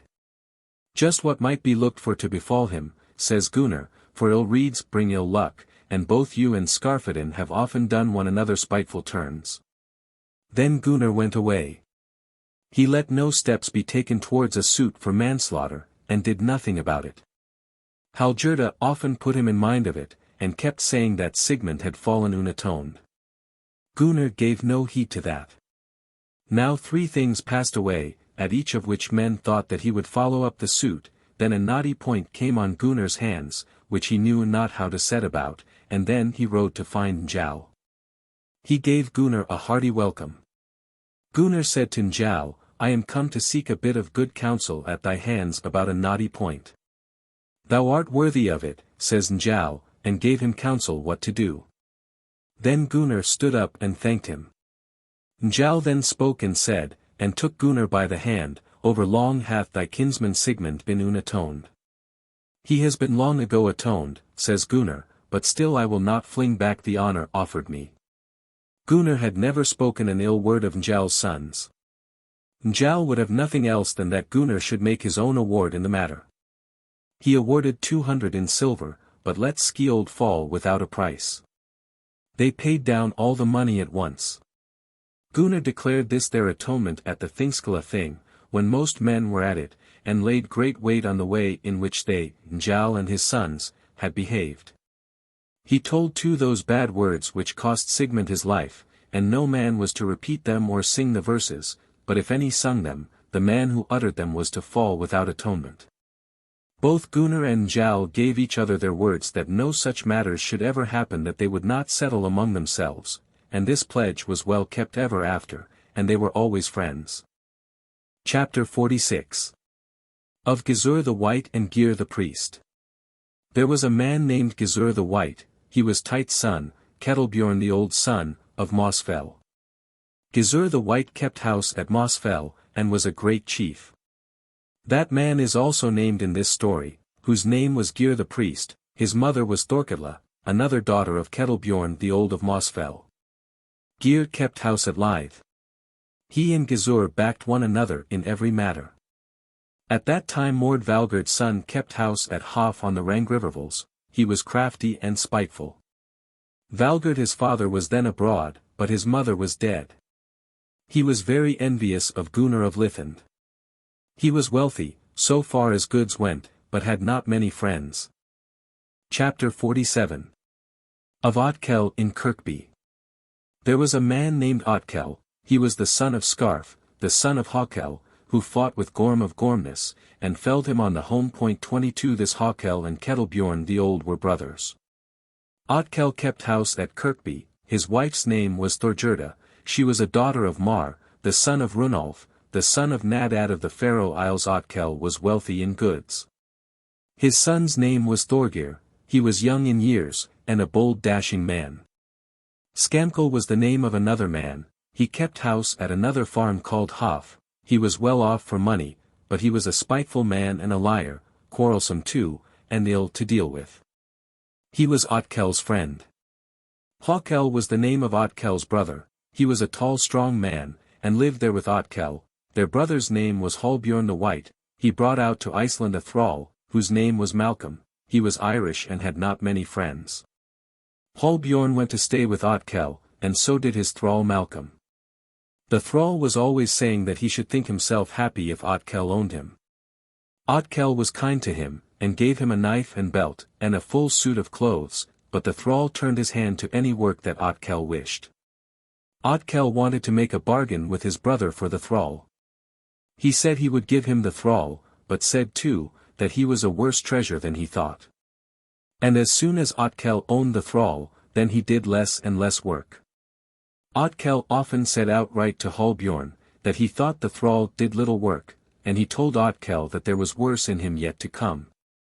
At that time came a great scarcity, so that men fell short both of meat and hay, and that spread over all parts of Iceland. Gunnar shared his hay and meat with many men, and all got them who came thither, so long as his stores lasted. At last it came about that Gunnar himself fell short both of hay and meat. Then Gunnar called on Kolskegg to go along with him. He called too on Thrain Sigfa's son, and Lambi Sigurd's son. They fared to Kirkby, and called Otkell out. He greeted them, and Gunnar said, "It so happens that I am come to deal with thee for hay and meat, if there be any left." Otkell answers, "There is store of both, but I will sell thee neither." "Wilt thou give me them then," says Gunnar, "and run the risk of my paying thee back somehow?" "I will not do that either," says Otkell. Skamkel all the while was giving him bad counsel.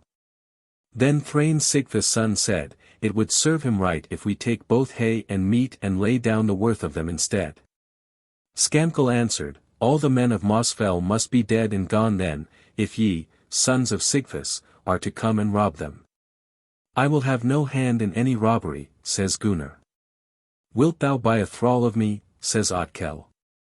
"I'll not spare to do that," says Gunnar. After that Gunnar bought the thrall, and fared away as things stood. Njal hears of this, and said, "Such things are ill done, to refuse to let Gunnar buy, and it is not a good outlook for others if such men as he cannot get what they want. What's the good of thy talking so much about such a little matter?" Says Bergthora, "Far more like a man would it be to let him have both meat and hay, when thou lackest neither of them." "That is clear as day," says Njal, "and I will of a surety supply his need somewhat." Then he fared up to Thorolfsfell, and his sons with him, and they bound hay on 15 horses, but on 5 horses they had meat. Njal came to Lithend, and called Gunnar out. He greeted them kindly. "Here is hay and meat," said Njal, "which I will give thee, and my wish is, that thou shouldst never look to any one else than to me if thou standest in need of anything." "Good are thy gifts," says Gunnar, "but methinks thy friendship is still more worth, and that of thy sons." After that Njal fared home, and now the spring passes away. Chapter 48. How Hallgerda makes Malcolm steal from Kirkby. Now Gunnar is about to ride to the Thing, but a great crowd of men from the side east turned in as guests at his house. Gunnar bade them come and be his guests again, as they rode back from the Thing, and they said they would do so. Now they ride to the Thing, and Njal and his sons were there.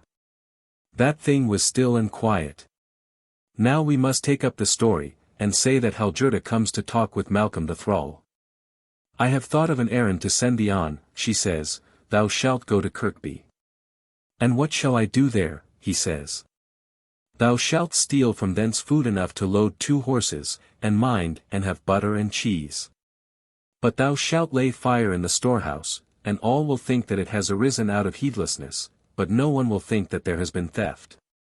"Bad have I been," said the thrall, "but never have I been a thief. Hear a wonder." Says Hallgerda, "Thou makest thyself good, thou that hast been both thief and murderer, but thou shalt not dare to do aught else than go, else will I let thee be slain." He thought he knew enough of her to be sure that she would so do if he went not, so he took at night 2 horses and laid pack saddles on them, and went his way to Kirkby. The house dog knew him and did not bark at him, and ran and fawned on him. After that he went to the storehouse and loaded the 2 horses with food out of it, but the storehouse he burnt, and the dog he slew. He went up along by Rangriver, and his shoe thong snapped. So he takes his knife and makes the shoe right, but he leaves the knife and belt lying there behind him. He fares till he comes to Lithend, then he misses the knife, but dares not to go back. Now he brings Hallgerda the food, and she showed herself well pleased at it. Next morning when men came out of doors at Kirkby there they saw great scathe. Then a man was sent to the Thing to tell Otkell. He bore the loss well, and said it must have happened because the kitchen was next to the storehouse, and all thought that that was how it happened. Now men ride home from the Thing, and many rode to Lithend. Hallgerda set food on the hoard, and in came cheese and butter. Gunnar knew that such food was not to be looked for in his house, and asked Hallgerda whence it came. "Thence," she says, "whence thou mightest well eat of it, besides, it is no man's business to trouble himself with housekeeping." Gunnar got wroth and said, "Ill indeed is it if I am a partaker with thieves." And with that he gave her a slap on the cheek. She said she would bear that slap in mind and repay it if she could. So she went off and he went with her, and then all that was on the board was cleared away, but flesh meat was brought in instead, and all thought that was because the flesh was thought to have been got in a better way. Now the men who had been at the thing fare away. Chapter 49. Of Skamkel's Evil Counsel. Now we must tell of Skamkel. He rides after some sheep up along Rangriver, and he sees something shining in the path. He finds a knife and belt, and thinks he knows both of them. He fares with them to Kirkby. Otkell was out of doors when Skamkel came. He spoke to him and said, "Knowest thou aught of these pretty things?" "Of a surety," says Otkell, "I know them." "Who owns them?" asks Skamkel. "Malcolm the thrall," says Otkell. "Then more shall see and know them than we two," says Skamkel, "for true will I be to thee in counsel." They showed them to many men, and all knew them. Then Skamkel said, "What counsel wilt thou now take?" "We shall go and see Mord Valgerd's son," answers Otkell, "and seek counsel of him." So they went to Hof, and showed the pretty things to Mord, and asked him if he knew them. He said he knew them well enough, but what was there in that? "Do you think you have a right to look for anything at Lithend?" "We think it hard for us," says Skamkel, "to know what to do, when such mighty men have a hand in it." "That is so, sure enough," says Mord, "but yet I will get to know those things out of Gunnar's household, which none of you will ever know. We would give thee money, they say, if thou wouldst search out this thing." "That money I shall buy full dear," answered Mord, "but still, perhaps, it may be that I will look at the matter." They gave him 3 marks of silver for lending them his help. Then he gave them this counsel, that women should go about from house to house with small wares, and give them to the housewives, and mark what was given them in return. "For," he says, "'tis the turn of mind of all men first to give away what has been stolen, if they have it in their keeping, and so it will be here also, if this hath happened by the hand of man. Ye shall then come and show me what has been given to each in each house, and I shall then be free from further share in this matter, if the truth comes to light." To this they agreed, and went home afterwards. Mord sends women about the country, and they were away half a month. Then they came back, and had big bundles. Mord asked where they had most given them. They said that at Lithend most was given them, and Hallgerda had been most bountiful to them. He asked what was given them there. "Cheese," say they. He begged to see it, and they showed it to him, and it was in great slices. These he took and kept. A little after, Mord fared to see Otkell, and bade that he would bring Thorgerda's cheese mould, and when that was done, he laid the slices down in it, and lo! They fitted the mould in every way. Then they saw, too, that a whole cheese had been given to them. Then Mord said, "Now may ye see that Hallgerda must have stolen the cheese," and they all passed the same judgment, and then Mord said, that now he thought he was free of this matter. After that they parted. Shortly after Kolskegg fell to talking with Gunnar, and said, "Ill is it to tell, but the story is in every man's mouth, that Hallgerda must have stolen, and that she was at the bottom of all that great scathe that befell at Kirkby." Gunnar said that he too thought that must be so. "But what is to be done now?" Kolskegg answered, "Thou wilt think it thy most bounden duty to make atonement for thy wife's wrong, and methinks it were best that thou farest to see Otkell, and makest him a handsome offer." "This is well spoken," says Gunnar, "and so it shall be." A little after Gunnar sent after Thrain Sigva's son, and Lambi Sigurd's son, and they came at once. Gunnar told them whither he meant to go, and they were well pleased. Gunnar rode with 11 men to Kirkby, and called Otkell out. Skamkel was there too, and said, "I will go out with thee, and it will be best now to have the balance of wit on thy side. And I would wish to stand closest by thee when thou needest it most, and now this will be put to the proof. Methinks it were best that thou puttiest on an air of great weight." Then they, Otkell and Skamkel, and Hawkell and Hallbjorn, went out all of them. They greeted Gunnar, and he took their greeting well. Otkell asks whither he meant to go. "No farther than here," says Gunnar, "and my errand hither is to tell thee about that bad mishap, how it arose from the plotting of my wife and that thrall whom I bought from thee." "'Tis only what was to be looked for," says Hallbjorn. "Now I will make thee a good offer," says Gunnar, "and the offer is this, that the best men here in the country round settle the matter. This is a fair-sounding offer, said Skamkel, but an unfair and uneven one. Thou art a man who has many friends among the householders, but Otkell has not many friends. Well, says Gunnar, then I will offer thee that I shall make an award, and utter it here on this spot, and so we will settle the matter, and my goodwill shall follow the settlement. But I will make thee an atonement by paying twice the worth of what was lost. This choice shalt thou not take, said Skamkel, and it is unworthy to give up to him the right to make his own award, when thou oughtest to have kept it for thyself. So Otkell said, I will not give up to thee, Gunnar, the right to make thine own award. I see plainly, said Gunnar, the help of men who will be paid off for it one day I dare say, but come now, utter an award for thyself. Otkell leant towards Skamkel and said, What shall I answer now? This thou shalt call a good offer, but still put thy suit into the hands of Gizur the White, and Gyr the priest, and then many will say this, that thou behavest like Hallkel, thy grandfather, who was the greatest of champions.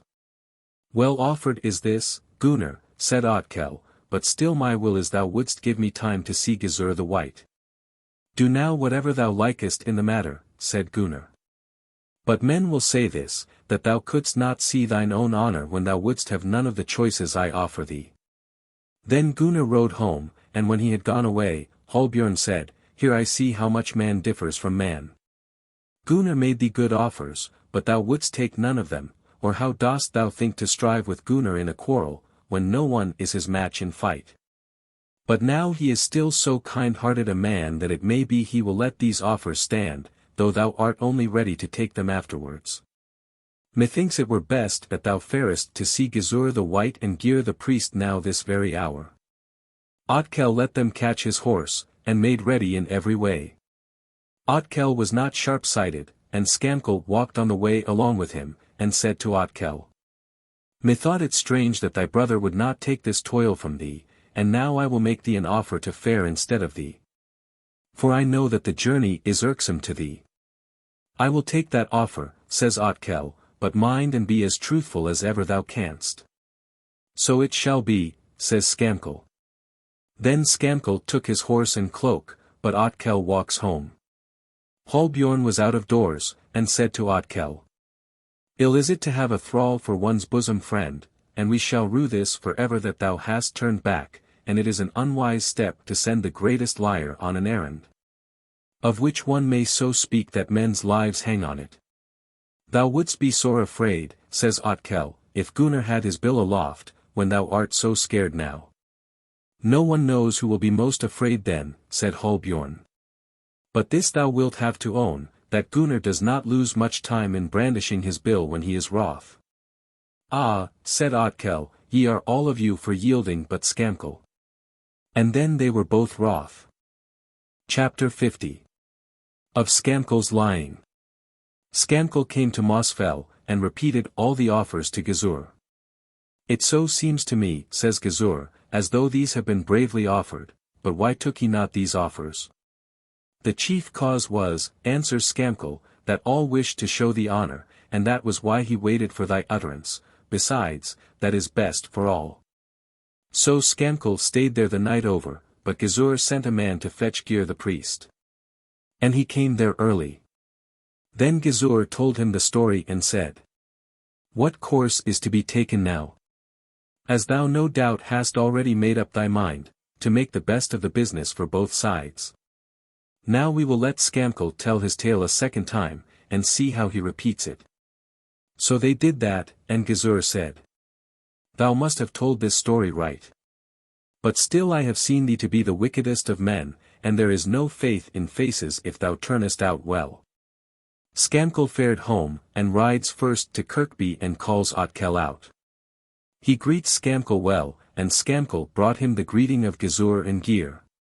But about this matter of the suit, he says, there is no need to speak softly, how that it is the will of both Gizur and Gyr that this suit should not be settled in a friendly way. They gave that counsel that a summons should be set on foot, and that Gunnar should be summoned for having partaken of the goods, but Hallgerda for stealing them. It shall be done, said Otkell, in everything as they have given counsel. They thought most of this, says Skamkel, that thou hadst behaved so proudly, but as for me, I made as great a man of thee in everything as I could. Now Otkell tells all this to his brothers, and Hallbjorn said, this must be the biggest lie. Now the time goes on until the last of the summoning days before the Althing came. Then Otkell called on his brothers and Skamkel to ride on the business of the summons to Lithend. Hallbjorn said he would go, but said also that they would rue this summoning as time went on. Now they rode 12 of them together to Lithend, but when they came into the town, there was Gunnar out of doors, and knew not of their coming till they had ridden right up to the house. He did not go indoors then, and Otkell thundered out the summons there and then, but when they had made an end of the summoning Skamkel said, is it all right, master? Ye know that best, says Gunnar, but I will put thee in mind of this journey one of these days, and of thy good help. That will not harm us, says Skamkel, if thy bill be not aloft. Gunnar was very wroth and went indoors, and told Kolskegg, and Kolskegg said, ill was it that we were not out of doors, they should have come here on the most shameful journey, if we had been by. Everything bides its time, says Gunnar. But this journey will not turn out to their honor. A little after Gunnar went and told Njal. Let it not worry thee a jot, said Njal, for this will be the greatest honor to thee, ere this thing comes to an end. As for us, we will all back thee with counsel and force. Gunnar thanked him and rode home. Otkell rides to the Thing, and his brothers with him and Skamkel. Chapter 51. Of Gunnar. Gunnar rode to the Thing and all the sons of Sigfus, Njal and his sons too, they all went with Gunnar, and it was said that no band was so well knit and hearty as theirs. Gunnar went one day to the booth of the Dalemen. Hrut was by the booth and Hoskuld, and they greeted Gunnar well. Now Gunnar tells them the whole story of the suit up to that time. What counsel gives Njal, asks Hrut. He bade me seek you brothers, says Gunnar, and said he was sure that he and you would look at the matter in the same light. He wishes then, says Hrut, that I should say what I think for kinship's sake, and so it shall be. Thou shalt challenge Gizur the White to combat on the island, if they do not leave the whole award to thee, but Kolskegg shall challenge Gyr the priest. As for Otkell and his crew, men must be got ready to fall on them. And now we have such great strength all of us together, that thou mayst carry out whatever thou wilt. Gunnar went home to his booth and told Njal. Just what I looked for, said Njal. Wolf Orpriest got wind of this plan, and told Gizur, and Gizur said to Otkell. Who gave thee that counsel that thou shouldst summon Gunnar? Skamkel told me that was the counsel of both Gyr the priest and thyself. But where is that scoundrel, says Gizur, who has thus lied? He lies sick up at our booth, says Otkell. May he never rise from his bed, says Gizur, now we must all go to see Gunnar, and offer him the right to make his own award. But I know not whether he will take that now. Many men spoke ill of Skamkel, and he lay sick all through the thing. Gizur and his friends went to Gunnar's booth. Their coming was known, and Gunnar was told as he sat in his booth, and then they all went out and stood in array. Gizur the White came first, and after a while he spoke and said. This is our offer, that thou, Gunnar, makest thine own award in this suit. Then, says Gunnar, it was no doubt far from thy counsel that I was summoned. I gave no such counsel, says Gizur, neither I nor Gyr. Then thou must clear thyself of this charge by fitting proof. What proof dost thou ask, says Gizur. That thou takest an oath, says Gunnar. That I will do, says Gizur, if thou wilt take the award into thine own hands. That was the offer I made a while ago, says Gunnar, but now, methinks, I have a greater matter to pass judgment on. It will not be right to refuse to make thine own award, said Njal, for the greater the matter, the greater the honor in making it. Well, said Gunnar, I will do this to please my friends, and utter my award. But I give Otkell this bit of advice, never to give me cause for quarrel hereafter. Then Hrut and Hoskuld were sent for, and they came thither, and then Gizur the White and Gyr the priest took their oaths. But Gunnar made his award, and spoke with no man about it, and afterwards he uttered it as follows. This is my award, he says. First, I lay it down that the storehouse must be paid for, and the food that was therein. But for the thrall, I will pay thee no fine, for that thou hiddest his faults, but I award him back to thee, for as the saying is, birds of a feather flock most together. Then, on the other hand, I see that thou hast summoned me in scorn and mockery, and for that I award to myself no less a sum than what the house that was burnt and the stores in it were worth. But if ye think it better that we be not set at one again, then I will let you have your choice of that, but if so I have already made up my mind what I shall do, and then I will fulfill my purpose. What we ask, said Gizur, is that thou shouldst not be hard on Otkell, but we beg this of thee, on the other hand, that thou wouldst be his friend. That shall never be, said Gunnar, so long as I live, but he shall have Skankel's friendship. On that he has long lent. Well, answers Gizur, we will close with thee in this matter, though thou alone layest down the terms. Then all this atonement was made and hands were shaken on it, and Gunnar said to Otkell, it were wiser to go away to thy kinsfolk, but if thou wilt be here in this country, mind that thou givest me no cause of quarrel. That is wholesome counsel, said Gizur, and so he shall do. So Gunnar had the greatest honor from that suit, and afterwards men rode home from the thing. Now Gunnar sits in his house at home, and so things are quiet for a while. Chapter 52. Of Runolf, the son of Wulf Orpriest.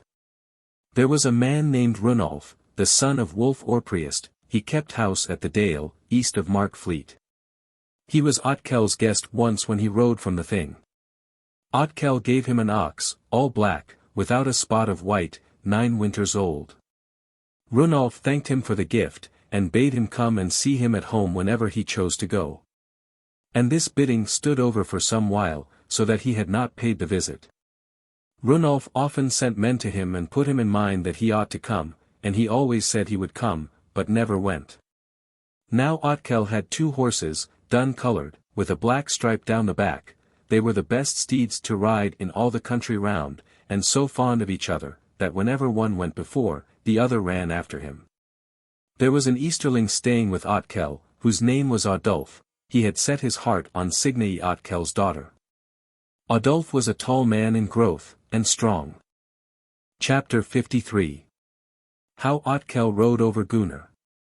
It happened next spring that Otkell said that they would ride east to the Dale, to pay Runolf a visit, and all showed themselves well pleased at that. Skankel and his 2 brothers, and Adolf and 3 men more, went along with Otkell. Otkell rode one of the dun horses, but the other ran loose by his side. They shaped their course east towards Markfleet. And now Otkell gallops ahead, and now the horses race against each other, and they break away from the path up towards the Fleetlythe. Now, Otkell goes faster than he wished, and it happened that Gunnar had gone away from home out of his house all alone, and he had a corn sieve in one hand, but in the other a hand axe. He goes down to his seed field and sows his corn there, and had laid his cloak of fine stuff and his axe down by his aid, and so he sows the corn a while. Now, it must be told how Otkell rides faster than he would. He had spurs on his feet, and so he gallops down over the ploughed field, and neither of them sees the other. And just as Gunnar stands upright, Otkell rides down upon him, and drives one of the spurs into Gunnar's ear, and gives him a great gash, and it bleeds at once much. Just then Otkell's companions rode up. Ye may see, all of you, says Gunnar, that thou hast drawn my blood, and it is unworthy to go on so. First thou hast summoned me, but now thou treadest me under foot, and ridest over me. Skankel said, well it was no worse, master, but thou wast not one whit less wroth at the thing, when thou tookest the self-doom and clutchedst thy bill. Gunnar said, when we 2 next meet thou shalt see the bill. After that they part thus, and Skankel shouted out and said, ye ride hard, lads. Gunnar went home, and said never a word to any one about what had happened, and no one thought that this wound could have come by man's doing. It happened, though, one day that he told it to his brother Kolskeg, and Kolskeg said, this thou shalt tell to more men, so that it may not be said that thou layest blame on dead men. For it will be gainsaid if witnesses do not know beforehand what has passed between you.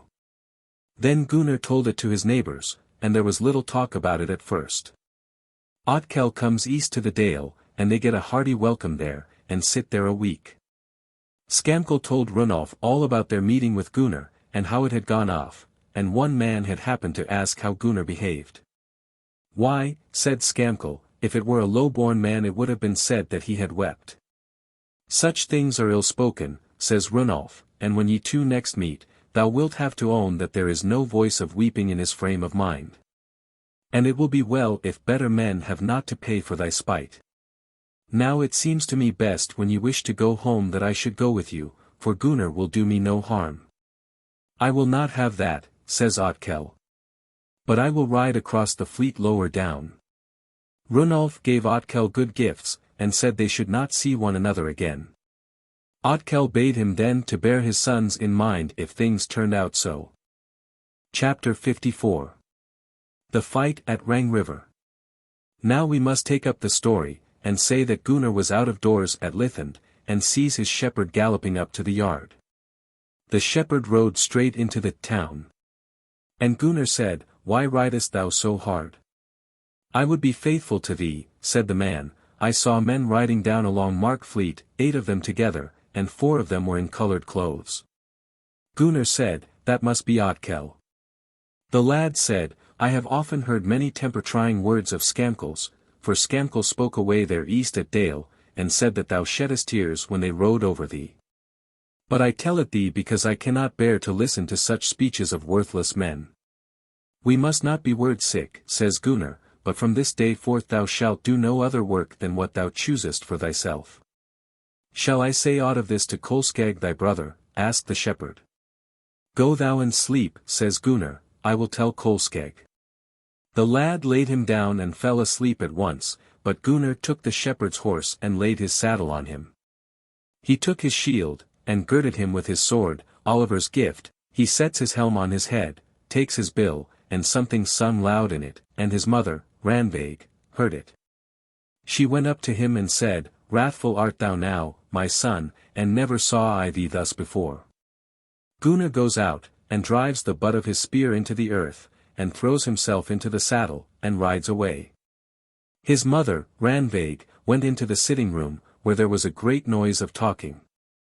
Ye speak loud, she says, but yet the bill gave a louder sound when Gunnar went out. Kolskegg heard what she said, and spoke, This betokens no small tidings. That is well, says Hallgerda, now they will soon prove whether he goes away from them weeping. Kolskegg takes his weapons and seeks him a horse, and rides after Gunnar as fast as he could. Gunnar rides across Akertung, and so to Gylastofna, and thence to Rangriver, and down the stream to the ford at Hof. There were some women at the milking post there. Gunnar jumped off his horse and tied him up. By this time the others were riding up towards him. There were flat stones covered with mud in the path that led down to the ford.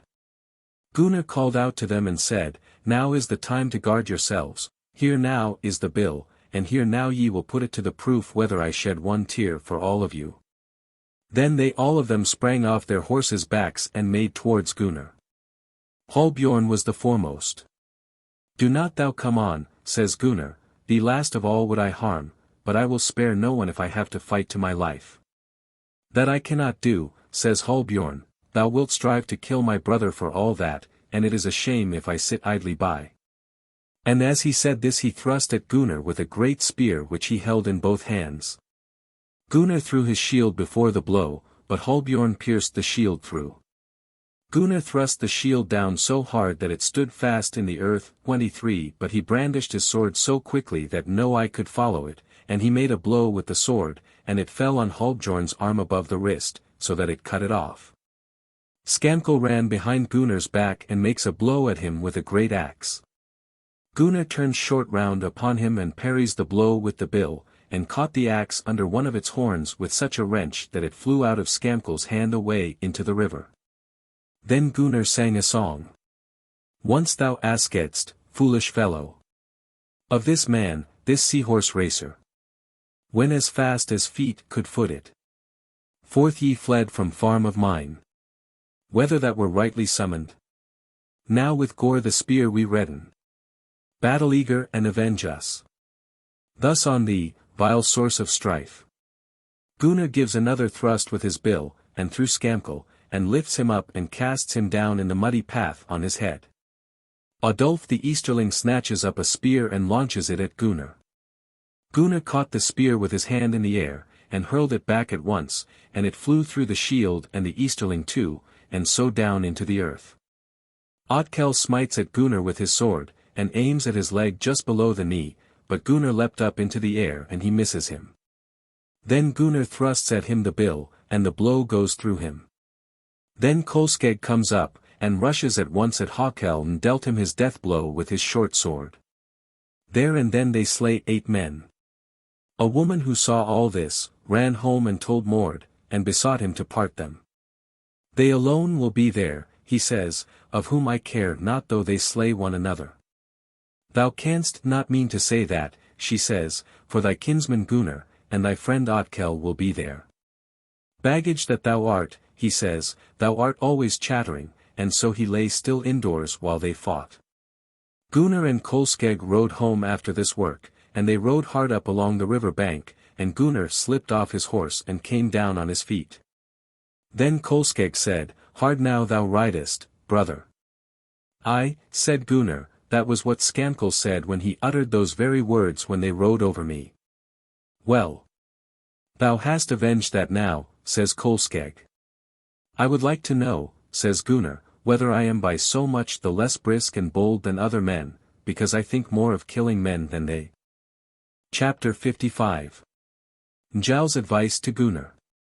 Now those tidings are heard far and wide, and many say that they thought they had not happened before it was likely. Gunnar rode to Bergthorsnol and told Njál of these deeds. Njál said, Thou hast done great things, but thou hast been sorely tried. How will it now go henceforth, says Gunnar. Wilt thou that I tell thee what hath not yet come to pass, asks Njál. Thou wilt ride to the thing, and thou wilt abide by my counsel and get the greatest honor from this matter. This will be the beginning of thy manslayings. But give me some cunning counsel, says Gunnar. I will do that, says Njál, never slay more than 1 man in the same stock, and never break the peace which good men and true make between thee and others, and least of all in such a matter as this. Gunnar said, I should have thought there was more risk of that with others than with me. Like enough, says Njál, but still thou shalt so think of thy quarrels that, if that should come to pass of which I have warned thee, then thou wilt have but a little while to live, but otherwise, thou wilt come to be an old man. Gunnar said, Dost thou know what will be thine own death? I know it, says Njál. What, asks Gunnar. That, says Njál, which all would be the last to think. After that Gunnar rode home. A man was sent to Gizur the White and Gyr the priest, for they had the blood feud after Otkell. Then they had a meeting, and had a talk about what was to be done, and they were of one mind that the quarrel should be followed up at law. Then some one was sought who would take the suit up, but no one was ready to do that. It seems to me, says Gizur, that now there are only 2 courses, that one of us 2 undertakes the suit, and then we shall have to draw lots who it shall be, or else the man will be unatoned. We may make up our minds, too, that this will be a heavy suit to touch. Gunnar has many kinsmen and is much beloved, but that one of us who does not draw the lot shall ride to the thing and never leave it until the suit comes to an end. After that they drew lots, and Gyr the priest drew the lot to take up the suit. A little after, they rode from the west over the river, and came to the spot where the meeting had been by Rangriver, and dug up the bodies, and took witness to the wounds. After that they gave lawful notice and summoned 9 neighbors to bear witness in the suit. They were told that Gunnar was at home with about 30 men, then Gyr the priest asked whether Gizur would ride against him with 100 men. I will not do that, says he, though the balance of force is great on our side. After that they rode back home. The news that the suit was set on foot was spread all over the country, and the saying ran that the thing would be very noisy and stormy. Chapter 56. Gunnar and Gyr the priest strive at the thing. There was a man named Skapti. He was the son of Thorwald. That father and son were great chiefs, and very well skilled in law. Thorwald was thought to be rather crafty and guileful. They stood by Gizur the White in every quarrel. As for the lithe men and the dwellers by Rangriver, they came in a great body to the thing. Gunnar was so beloved that all said with one voice that they would back him. Now they all come to the thing and fit up their booths. In company with Gizur the White were these chiefs, Skapti Thurod's son, Asgrim Elidegrim's son, Adi of Kidberg, and Halder Ornolf's son. Now one day men went to the Hill of Laws, and then Gyr the priest stood up and gave notice that he had a suit of manslaughter against Gunnar for the slaying of Otkell. Another suit of manslaughter he brought against Gunnar for the slaying of Halbjorn the White, then too he went on in the same way as to the slaying of Adolf, and so too as to the slaying of Skamkel. Then too he laid a suit of manslaughter against Kolskeg for the slaying of Hawkel.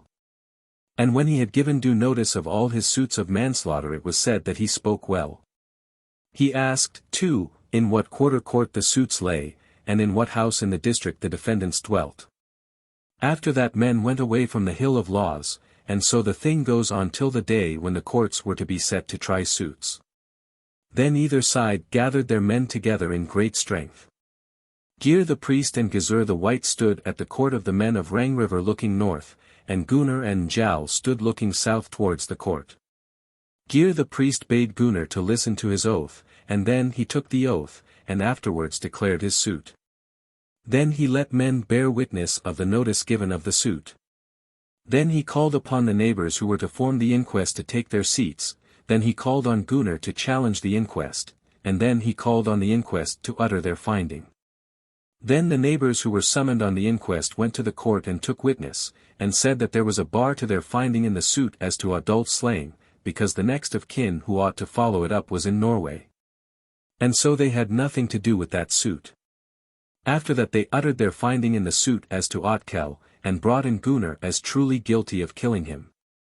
Then Gyr the priest called on Gunnar for his defense, and took witness of all the steps in the suit which had been proved. Then Gunnar, in his turn, called on Gyr the priest to listen to his oath, and to the defense which he was about to bring forward in the suit. Then he took the oath and said, "This defense I make to this suit, that I took witness and outlawed Otkell before my neighbors for that bloody wound which I got when Otkell gave me a hurt with his spur. But thee, Gyr the priest, I forbid by a lawful protest made before a priest to pursue this suit, and so, too, I forbid the judges to hear it, and with this I make all the steps hitherto taken in this suit void and of none effect. I forbid thee by a lawful protest, a full, fair, and binding protest, as I have a right to forbid thee by the common custom of the thing and by the law of the land. Besides, I will tell thee something else which I mean to do," says Gunnar. "What," says Gyr, "wilt thou challenge me to the island as thou art wont, and not bear the law?" "Not that," says Gunnar. "I shall summon thee at the Hill of Laws for that thou calledst those men on the inquest who had no right to deal with adult slaying, and I will declare thee for that guilty of outlawry." Then Njáll said, "Things must not take this turn, for the only end of it will be that this strife will be carried to the uttermost. Each of you, as it seems to me, has much on his side. There are some of these manslaughters, Gunnar, about which thou canst say nothing to hinder the court from finding thee guilty, but thou hast set on foot a suit against Gyr, in which he, too, must be found guilty. Thou too, Gyr the priest, shalt know that this suit of outlawry which hangs over thee shall not fall to the ground if thou wilt not listen to my words." Thorwald the priest said, "It seems to us as though the most peaceful way would be that a settlement and atonement were come to in the suit. But why sayest thou so little, Gizur the White?" "It seems to me," says Gizur, "as though we shall need to have strong props for our suit.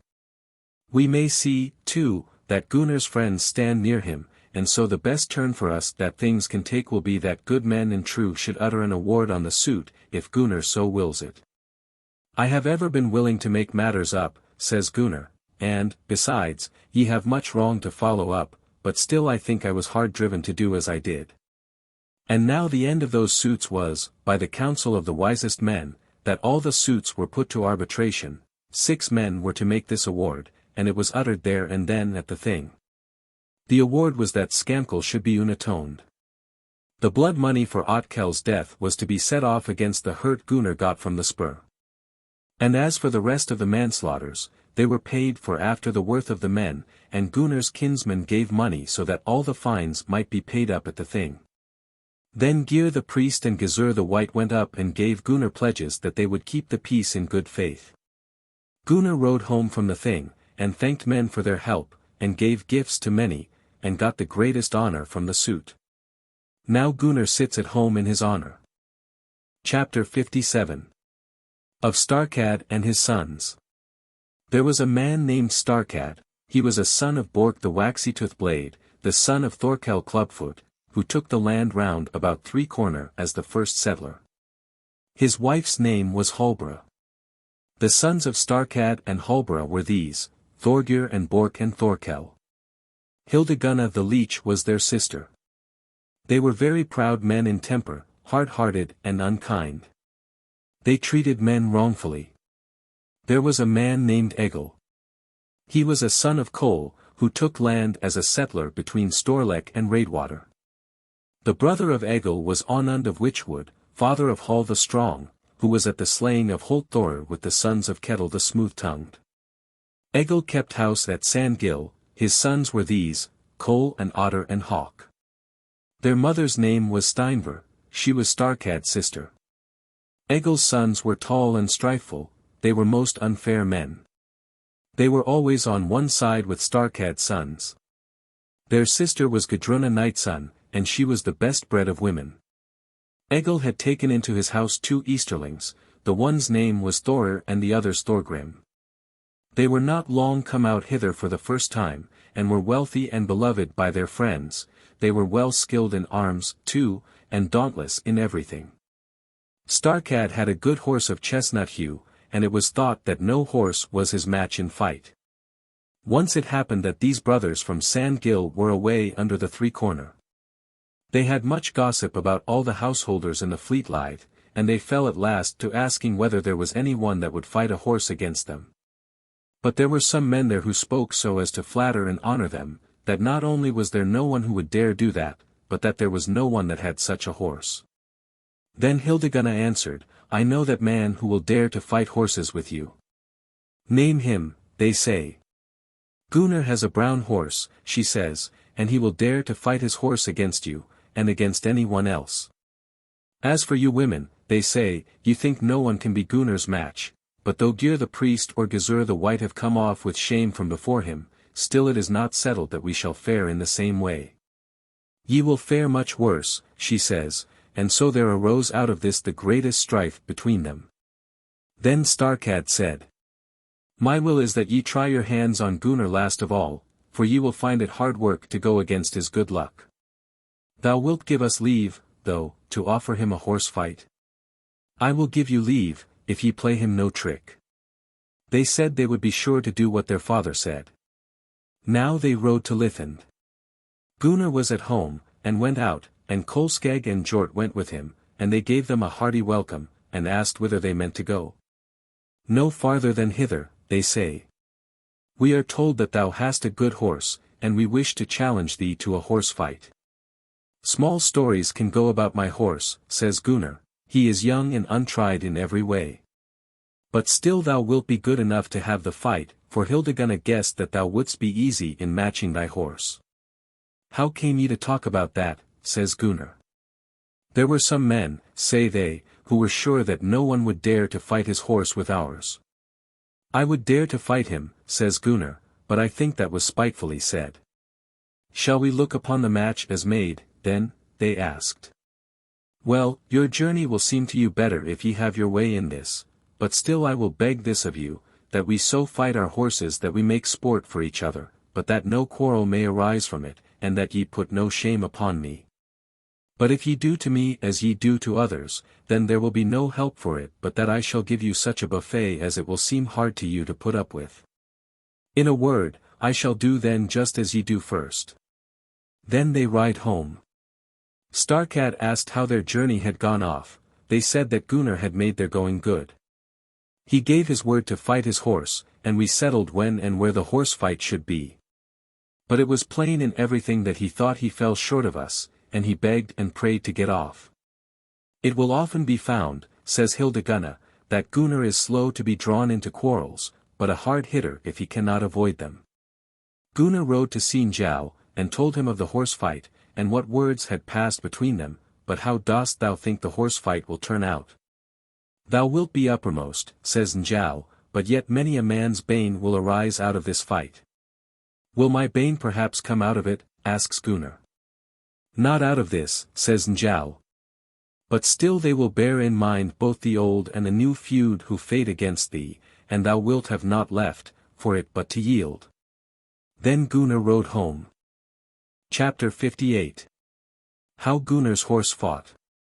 Just then Gunnar heard of the death of his father-in-law Hoskuld. A few nights after, Hallgerda, Thrain's wife, was delivered at Gritwater, and gave birth to a boy child. Then she sent a man to her mother, and bade her choose whether it should be called Glum or Hoskuld. She bade call it Hoskuld. So that name was given to the boy. Gunnar and Hallgerda had 2 sons, the one's name was Hogni and the other's Grani. Hogni was a brave man of few words, distrustful and slow to believe, but truthful.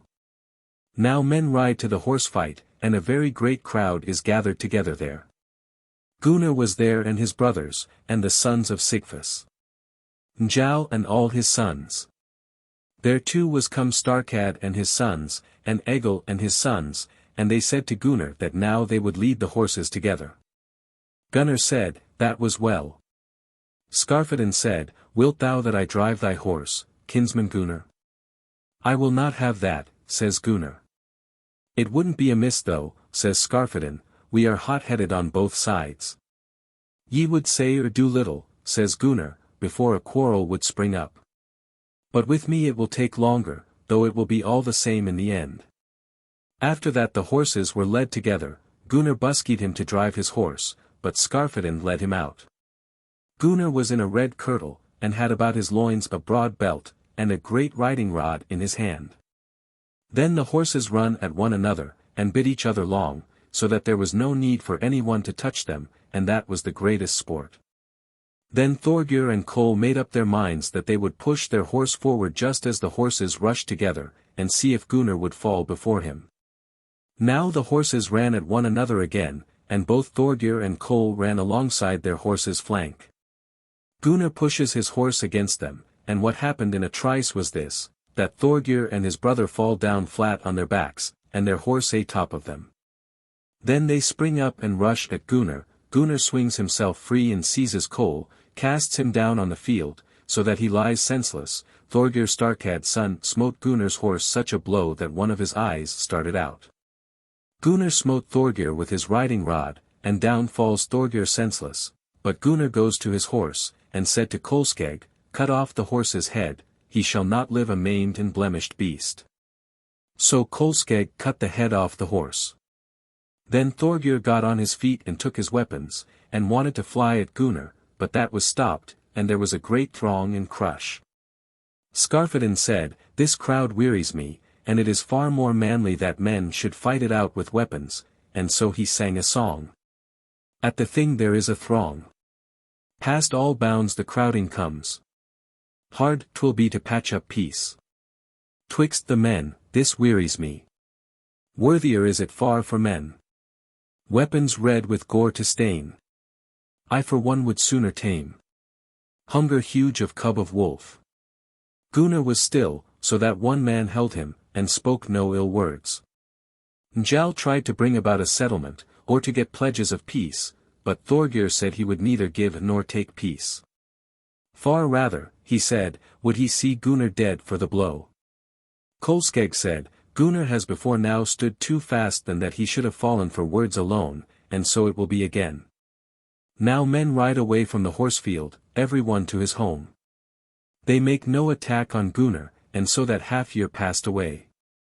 At the thing, the summer after, Gunnar met Olaf the Peacock, his cousin, and he asked him to come and see him, but yet bade him beware of himself. For, says he, they will do us all the harm they can, and mind and fare always with many men at thy back. He gave him much good counsel beside, and they agreed that there should be the greatest friendship between them. Chapter 59. Of Asgrim and Wulf-Ugi's son. Asgrim Elidogrim's son had a suit to follow up at the thing against Wulf-Ugi's son. It was a matter of inheritance. Asgrim took it up in such a way as was seldom his wont. For there was a bar to his suit, and the bar was this, that he had summoned 5 neighbors to bear witness, when he ought to have summoned 9. And now they have this as their bar. Then Gunnar spoke and said, I will challenge thee to single combat on the island, Wulf-Ugi's son, if men are not to get their rights by law. And Njáll and my friend Helgi would like that I should take some share in defending thy cause, Asgrim, if they were not here themselves. But, says Wulf, this quarrel is not one between thee and me. Still it shall be as good as though it were, says Gunnar. And the end of the suit was, that Wulf had to pay down all the money. Then Asgrim said to Gunnar, I will ask thee to come and see me this summer, and I will ever be with thee in lawsuits, and never against thee. Gunnar rides home from the thing, and a little while after, he and Njáll met. Njáll besought Gunnar to beware of himself, and said he had been told that those away under the 3-corner meant to fall on him. And bade him never go about with a small company, and always to have his weapons with him. Gunnar said so it should be, and told him that Asgrim had asked him to pay him a visit, and I mean to go now this harvest. Let no men know before thou farest how long thou wilt be away, said Njáll. But, besides, I beg thee to let my sons ride with thee, and then no attack will be made on thee. So they settled that among themselves. Now the summer wears away till it was 8 weeks to winter, and then Gunnar says to Kolskegg, make thee ready to ride, for we shall ride to a feast at Tung. Shall we say anything about it to Njál's sons, said Kolskegg. No, says Gunnar. They shall fall into no quarrels for me. Chapter 60. An attack against Gunnar agreed on. They rode 3 together, Gunnar and his brothers. Gunnar had the bill and his sword, Oliver's gift, but Kolskegg had his short sword, Jort, too, had proper weapons. Now they rode to Tung, and Asgrim gave them a hearty welcome, and they were there some while. At last they gave it out that they meant to go home there and then. Asgrim gave them good gifts, and offered to ride east with them, but Gunnar said there was no need of any such thing, and so he did not go. Sigurd Swinehead was the name of a man who dwelt by Thurso water. He came to the farm under the 3-corner, for he had given his word to keep watch on Gunnar's doings, and so he went and told them of his journey home. And, quoth he, there could never be a finer chance than just now, when he has only 2 men with him. How many men shall we need to have to lie in wait for him, says Starkad. Weak men shall be as nothing before him, he says. And it is not safe to have fewer than 30 men. Where shall we lie in wait? By Nafahills, he says, there he will not see us before he comes on us. Go thou to Sandgill and tell Egil that 15 of them must busk themselves thence, and now other 15 will go hence to Nafahills. Thorgir said to Hildegunna, this hand shall show thee Gunnar dead this very night. Nay, but I guess, says she, that thou wilt hang thy head after ye 2 meet. So those 4, father and sons, fare away from the 3-corner, and 11 men besides, and they fared to Nafahills, and lay in wait there. Sigurd Swinehead came to Sandgill and said, hither am I sent by Starkad and his sons to tell thee, Egil, that ye, father and sons, must fare to Nafahills to lie in wait for Gunnar. How many shall we fare in all, says Egil. 15, reckoning me, he says. Cole said, now I mean to try my hand on Kolskegg. Then I think thou meanest to have a good deal on thy hands, says Sigurd. Egil begged his Easterlings to fare with them. They said they had no quarrel with Gunnar, and besides, says Thorir, ye seem to need much help here, when a crowd of men shall go against 3 men. Then Egil went away and was wroth. Then the mistress of the house said to the Easterling, in an evil hour hath my daughter Gudruna humbled herself, and broken the point of her maidenly pride, and lain by thy side as thy wife, when thou wilt not dare to follow thy father-in-law. And thou must be a coward, she says. I will go, he says, with thy husband, and neither of us 2 shall come back. After that he went to Thorgrim his messmate, and said, take thou now the keys of my chests, for I shall never unlock them again. I bid thee take for thine own whatever of our goods thou wilt, but sail away from Iceland, and do not think of revenge for me. But if thou dost not leave the land, it will be thy death." So the Easterling joined himself to their band. Chapter 61.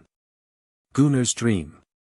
Now we must go back and say that Gunnar rides east over Thurso water, but when he had gone a little way from the river he grew very drowsy, and bade them lie down and rest there. They did so. He fell fast asleep, and struggled much as he slumbered. Then Kolskegg said, "Gunnar dreams now." But Jort said, "I would like to wake him." "That shall not be," said Kolskegg, "but he shall dream his dream out." Gunnar lay a very long while, and threw off his shield from him, and he grew very warm. Kolskegg said, "What hast thou dreamt, kinsman?" "That have I dreamt," says Gunnar, "which if I had dreamt it there I would never have ridden with so few men from Tongue." "Tell us thy dream," says Kolskegg. Then Gunnar sang a song. "Chief, that chargest foes in fight. Now I fear that I have ridden short of men from Tongue, this harvest. Ravens fast I sure shall break. Lord, that scatters ocean's fire." 24. This at least, I long to say. Kite with wolf shall fight for marrow. Ill I dreamt with wandering thought. I dreamt, methought, that I was riding on by Nafahills, and there I thought I saw many wolves, and they all made at me. But I turned away from them straight towards Rangriver, and then methought they pressed hard on me on all sides, but I kept them at bay, and shot all those that were foremost, till they came so close to me that I could not use my bow against them. Then I took my sword, and I smote with it with one hand, but thrust at them with my bill with the other. Shield myself then I did not, and methought then I knew not what shielded me. Then I slew many wolves, and thou, too, Kolskegg. But Jort methought they pulled down, and tore open his breast, and one methought had his heart in his maw, but I grew so wroth that I hewed that wolf asunder just below the brisket, and after that methought the wolves turned and fled. Now my counsel is, brother Jort, that thou ridest back west to Tongue. I will not do that, says Jort, though I know my death is sure, I will stand by thee still. Then they rode and came east by Nafahills, and Kolskegg said, "Sayest thou, kinsman? Many spears stand up by the hills, and men with weapons. It does not take me unawares," says Gunnar, "that my dream comes true. What is best to be done now?" says Kolskegg. "I guess thou wilt not run away from them." "They shall not have that to jeer about," says Gunnar, "but we will ride on down to the ness by Rangriver, there is some vantage ground there."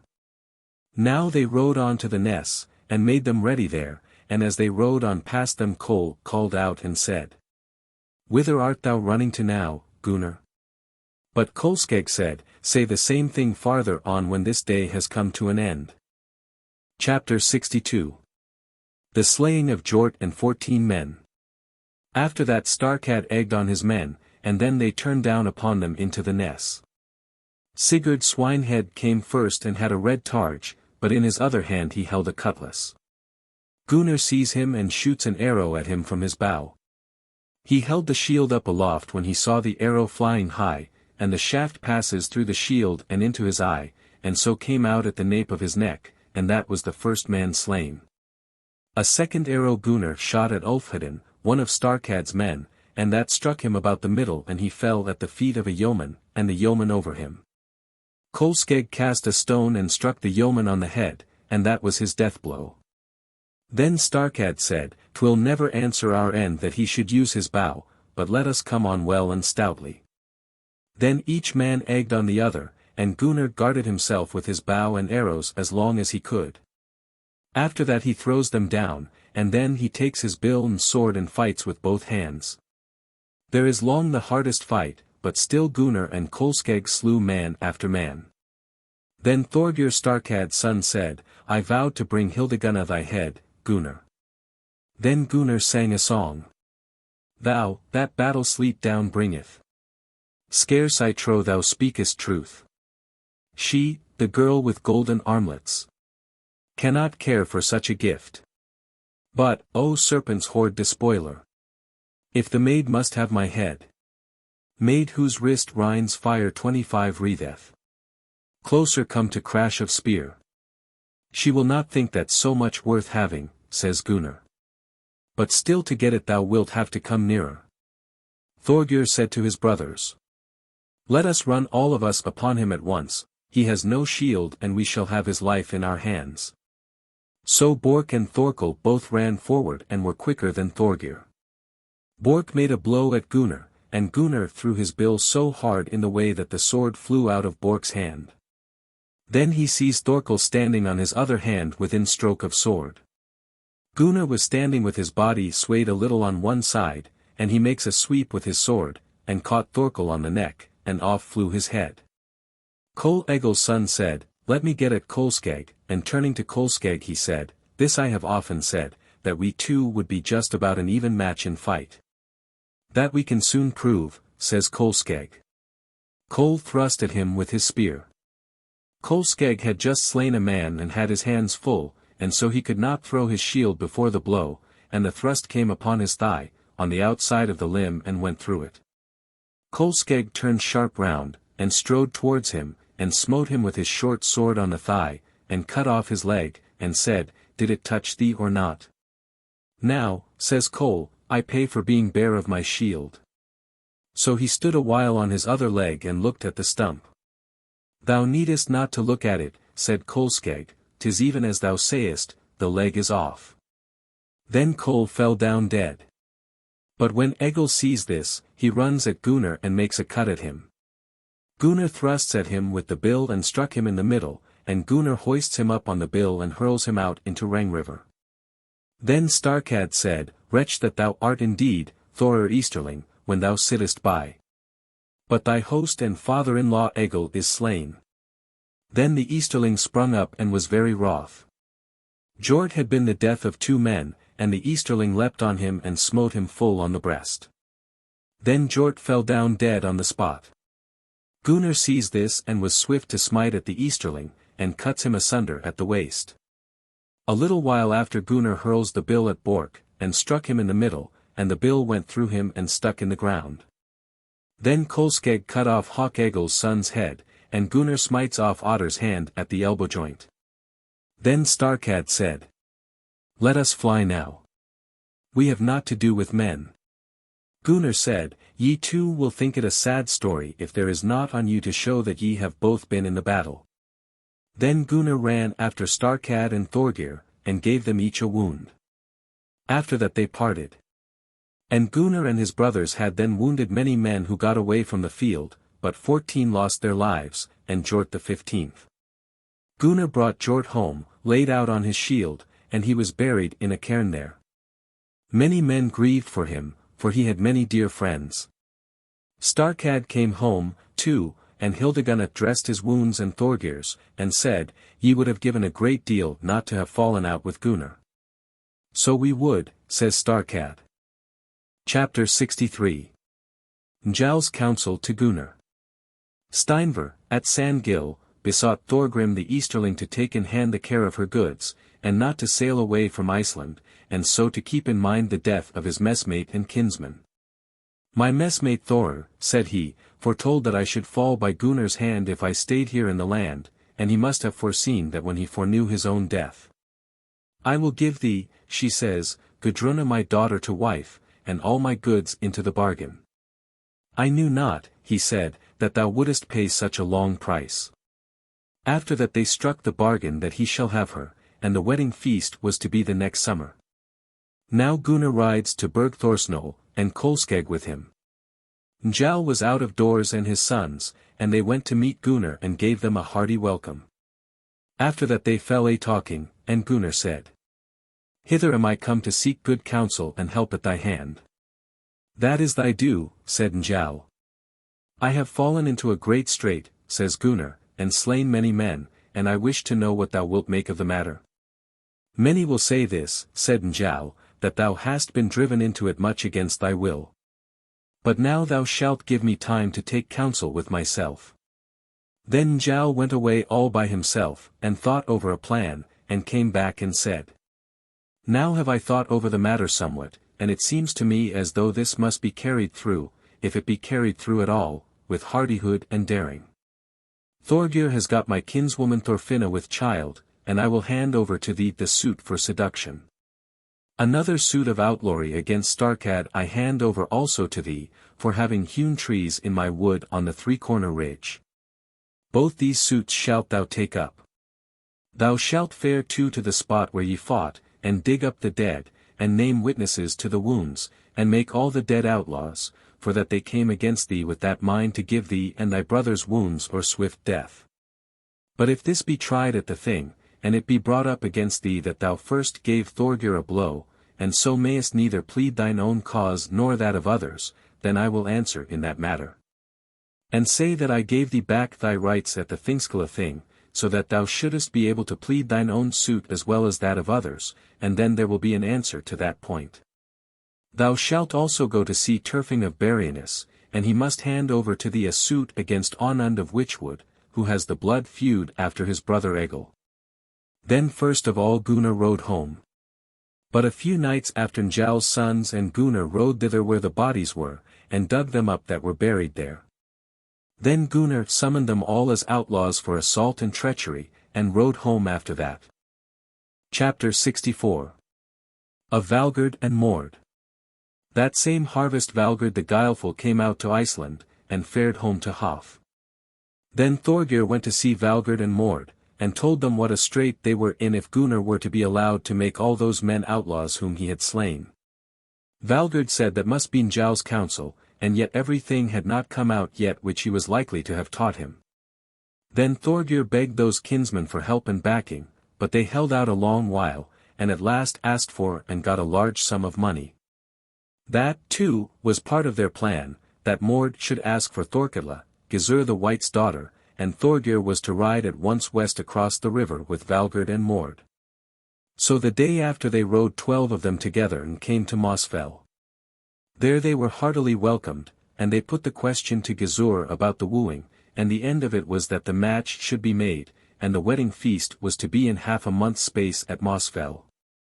They ride home, and after that they ride to the wedding, and there was a crowd of guests to meet them, and it went off well. Thorkatla went home with Mord and took the housekeeping in hand, but Valgerd went abroad again the next summer. Now Mord eggs on Thorgir to set his suit on foot against Gunnar, and Thorgir went to find Onund.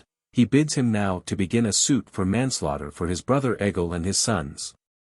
But I will begin one for the manslaughter of my brothers, and for the wounds of myself and my father.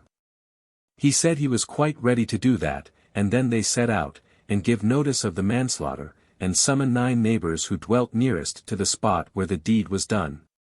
This beginning of the suit was heard of at Lithend. And then Gunnar rides to see Njál, and told him, and asked what he wished them to do next. Now, says Njál, thou shalt summon those who dwell next to the spot, and thy neighbors. And call men to witness before the neighbors, and choose out Kol as the slayer in the manslaughter of Jort thy brother, for that is lawful and right. Then thou shalt give notice of the suit for manslaughter at Kol's hand, though he be dead. Then shall thou call men to witness, and summon the neighbors to ride to the Althing to bear witness of the fact, whether they, Kol and his companions, were on the spot, and in onslaught when Jort was slain. Thou shalt also summon Thorgir for the suit of seduction, and Onund at the suit of turfing. Gunnar now did in everything as Njál gave him counsel. This men thought a strange beginning of suits, and now these matters come before the thing. Gunnar rides to the thing, and Njál's sons and the sons of Sigfus. Gunnar had sent messengers to his cousins and kinsmen, that they should ride to the thing, and come with as many men as they could, and told them that this matter would lead to much strife. So they gathered together in a great band from the west. Mord rode to the thing in Runolf of the Dale, and those under the three-corner, and Onund of Witchwood. But when they come to the thing, they join them in one company with Gizur the White and Gyr the priest. Chapter 65. Of Fines and Atonements. Gunnar, and the sons of Sigfus, and Njál's sons, went all together in one band, and they marched so swiftly and closely that men who came in their way had to take heed lest they should get a fall. And nothing was so often spoken about over the whole thing as these great lawsuits. Gunnar went to meet his cousins, and Olaf and his men greeted him well. They asked Gunnar about the fight, but he told them all about it, and was just in all he said. He told them, too, what steps he had taken since. Then Olaf said, "'Tis worth much to see how close Njáll stands by thee in all counsel." Gunnar said he should never be able to repay that, but then he begged them for help, and they said that was his due. Now the suits on both sides came before the court, and each pleads his cause. Mord asked, how it was that a man could have the right to set a suit on foot who, like Gunnar, had already made himself an outlaw by striking Thorgir a blow. "Wast thou," answered Njáll, "at Thingskalathing last autumn?" "Surely I was," says Mord. "Heardest thou," asks Njáll, "how Gunnar offered him full atonement? Then I gave back Gunnar his right to do all lawful deeds." "That is right and good law," says Mord, "but how does the matter stand if Gunnar has laid the slaying of Hjort at Kol's door, when it was the Easterling that slew him?" "That was right and lawful," says Njáll, "when he chose him as the slayer before witnesses." "That was lawful and right, no doubt," says Mord, "but for what did Gunnar summon them all as outlaws?" "Thou needest not to ask about that," says Njáll, "when they went out to deal wounds and manslaughter." "Yes," says Mord, "but neither befell Gunnar." "Gunnar's brothers," said Njáll, "Kolskegg and Hjort, were there, and one of them got his death and the other a flesh wound." "Thou speakest nothing but what is law," says Mord, "though it is hard to abide by it." Then Hjalti Skeggi's son of Thursadale, stood forth and said, "I have had no share in any of your lawsuits, but I wish to know whether thou wilt do something, Gunnar, for the sake of my words and friendship." "What askest thou?" says Gunnar. "This," he says, "that ye lay down the whole suit to the award and judgment of good men and true." "If I do so," said Gunnar, "then thou shalt never be against me, whatever men I may have to deal with." "I will give my word to that," says Hjalti. After that he tried his best with Gunnar's adversaries, and brought it about that they were all set at one again. And after that each side gave the other pledges of peace. But for Thorgir's wound came the suit for seduction, and for the hewing in the wood, Starkad's wound. Thorgir's brothers were atoned for by half fines, but half fell away for the onslaught on Gunnar. Egilstein and Turfing's lawsuit were set off against each other. For Hjort's slaying, the slaying of Kol and of the Easterling were to come, and as for all the rest, they were atoned for with half fines. Njáll was in this award, and Asgrim Elidegrim's son, and Hjalti Skeggi's son. Njáll had much money out at interest with Starkad, and at Sandgil too, and he gave it all to Gunnar to make up these fines. So many friends had Gunnar at the thing, that he not only paid up there and then all the fines on the spot, but gave besides gifts to many chiefs who had lent him help, and he had the greatest honor from the suit. And all were agreed in this, that no man was his match in all the south quarter. So Gunnar rides home from the thing and sits there in peace, but still his adversaries envied him much for his honor. Chapter 66. Of Thorgir Otkell's son. Now we must tell of Thorgir Otkell's son. He grew up to be a tall strong man, true-hearted and guileless, but rather too ready to listen to fair words. He had many friends among the best men, and was much beloved by his kinsmen. Once on a time Thorgir Starkad's son had been to see his kinsman Mord. "I can ill brook," he says, "that settlement of matters which we and Gunnar had, but I have bought thy help so long as we two are above ground, I wish thou wouldest think out some plan and lay it deep. This is why I say it right out, because I know that thou art Gunnar's greatest foe, and he too thine. I will much increase thine honor if thou takest pains in this matter. It will always seem as though I were greedy of gain, but so it must be. Yet it will be hard to take care that thou mayest not seem to be a truce-breaker, or peace-breaker, and yet carry out thy point. But now I have been told that Kolskegg means to try a suit, and regain a fourth part of Moidsno, which was paid to thy father as an atonement for his son. He has taken up this suit for his mother, but this too is Gunnar's counsel, to pay in goods and not to let the land go. We must wait till this comes about, and then declare that he has broken the settlement made with you. He has also taken a cornfield from Thorgir Otkell's son, and so broken the settlement with him too. Thou shalt go to see Thorgir Otkell's son, and bring him into the matter with thee, and then fall on Gunnar. But if ye fail in aught of this, and cannot get him hunted down, still ye shall set on him over and over again. I must tell thee that Njáll has spawed his fortune, and foretold about his life, if he slays more than once in the same stock. That it would lead him to his death, if it so fell out that he broke the settlement made after the deed. Therefore shalt thou bring Thorgir into the suit, because he has already slain his father, and now, if ye two are together in an affray, thou shalt shield thyself, but he will go boldly on, and then Gunnar will slay him. Then he has slain twice in the same stock, but thou shalt fly from the fight. And if this is to drag him to his death, he will break the settlement afterwards, and so we may wait till then. After that Thorgir goes home and tells his father secretly. Then they agreed among themselves that they should work out this plot by stealth. Chapter 67. Of Thorgir Starkad's son. Some time after Thorgir Starkad's son fared to Kirkby to see his namesake, and they went aside to speak, and talked secretly all day. But at the end Thorgir Starkad's son gave his namesake a spear inlaid with gold, and rode home afterwards. They made the greatest friendship the one with the other. At the Thingskilla thing in the autumn, Kolskegg laid claim to the land at Moitsno, but Gunnar took witness, and offered ready money, or another piece of land at a lawful price to those under the three-corner. Thorgir took witness also, that Gunnar was breaking the settlement made between them. After that the thing was broken up, and so the next year wore away. Those namesakes were always meeting, and there was the greatest friendship between them.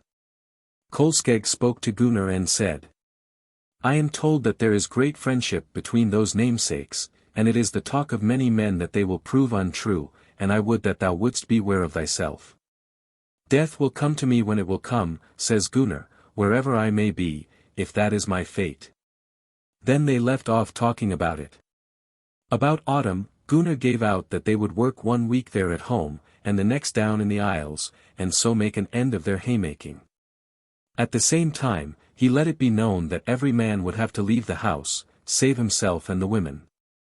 Thorgir under three-corner goes to see his namesake, but as soon as they met they began to talk after their wont, and Thorgir Starkad's son said, I would that we could harden our hearts and fall on Gunnar. Well, says Thorgir Otkell's son, every struggle with Gunnar has had but one end, that few have gained the day. Besides, methinks it sounds ill to be called a peacebreaker. They have broken the peace, not we, says Thorgir Starkad's son. Gunnar took away from thee thy cornfield, and he has taken Moitsno from my father and me. And so they settle it between them to fall on Gunnar. And then Thorgir said that Gunnar would be all alone at home in a few nights' space, and then thou shalt come to meet me with 11 men, but I will have as many. After that Thorgir rode home. Chapter 68. Of Njal and those namesakes. Now when Kolskegg and the housecarls had been 3 nights in the Isles, Thorgir Starkad's son had news of that, and sends word to his namesake that he should come to meet him on Three-Corner Ridge. After that Thorgir of the Three-Corner buskied him with 11 men, he rides up on the ridge and there waits for his namesake. And now Gunnar is at home in his house, and those namesakes ride into a wood hard by. There such a drowsiness came over them that they could do naught else but sleep. So they hung their shields up in the boughs, and tethered their horses, and laid their weapons by their sides. Njáll was that night up in Thorolfsfell, and could not sleep at all, but went out and in by turns. Thorhilda asked Njáll why he could not sleep. Many things now flit before my eyes, said he. I see many fetches of Gunnar's bitter foes, and what is very strange is this, they seem to be mad with rage, and yet they fare without plan or purpose. A little after, a man rode up to the door and got off his horse's back and went in, and there was come the shepherd of Thorhilda and her husband. Didst thou find the sheep? She asked. I found what might be more worth, said he. What was that? Asked Njáll. I found 24 men up in the wood yonder, they had tethered their horses, but slept themselves. Their shields they had hung up in the boughs. But so closely had he looked at them that he told of all their weapons and war gear and clothes, and then Njáll knew plainly who each of them must have been, and said to him. 'Twere good hiring if there were many such shepherds. And this shall ever stand to thy good, but still I will send thee on an errand." He said at once he would go. "Thou shalt go," says Njáll, "to Lithend and tell Gunnar that he must fare to grit water, and then send after men. But I will go to meet with those who are in the wood and scare them away. This thing hath well come to pass, so that they shall gain nothing by this journey, but lose much." The shepherd set off and told Gunnar as plainly as he could the whole story. Then Gunnar rode to grit water and summoned men to him. Now it is to be told of Njáll how he rides to meet these namesakes. "Unwarily ye lie here," he says, "or for what end shall this journey have been made? And Gunnar is not a man to be trifled with. But if the truth must be told then, this is the greatest treason. Ye shall also know this, that Gunnar is gathering force, and he will come here in the twinkling of an eye, and slay you all, unless ye ride away home." They bestirred them at once, for they were in great fear, and took their weapons, and mounted their horses and galloped home under the three-corner. Njáll fared to meet Gunnar and bade him not to break up his company. "But I will go and seek for an atonement, now they will be finely frightened. But for this treason no less a sum shall be paid when one has to deal with all of them, than shall be paid for the slaying of one or other of those namesakes, though such a thing should come to pass. This money I will take into my keeping, and so lay it out that it may be ready to thy hand when thou hast need of it." Chapter 69. Olaf the Peacock's Gifts to Gunnar. Gunnar thanked Njáll for his aid, and Njáll rode away under the three-corner, and told those namesakes that Gunnar would not break up his band of men before he had fought it out with them. They began to offer terms for themselves, and were full of dread, and bade Njáll to come between them with an offer of atonement. Njáll said that could only be if there were no guile behind. Then they begged him to have a share in the award, and said they would hold to what he awarded. Njáll said he would make no award unless it were at the thing, and unless the best men were by, and they agreed to that. Then Njáll came between them, so that they gave each other pledges of peace and atonement. Njáll was to utter the award, and to name as his fellows those whom he chose. A little while after those namesakes met Mord Valgerd's son, and Mord blamed them much for having laid the matter in Njall's hands, when he was Gunnar's great friend. He said that would turn out ill for them. Now men ride to the Althing after their wont, and now both sides are at the thing. Njáll begged for a hearing, and asked all the best men who were come thither, what right at law they thought Gunnar had against those namesakes for their treason. They said they thought such a man had great right on his side. Njáll went on to ask, whether he had a right of action against all of them, or whether the leaders had to answer for them all in the suit. They say that most of the blame would fall on the leaders, but a great deal still on them all.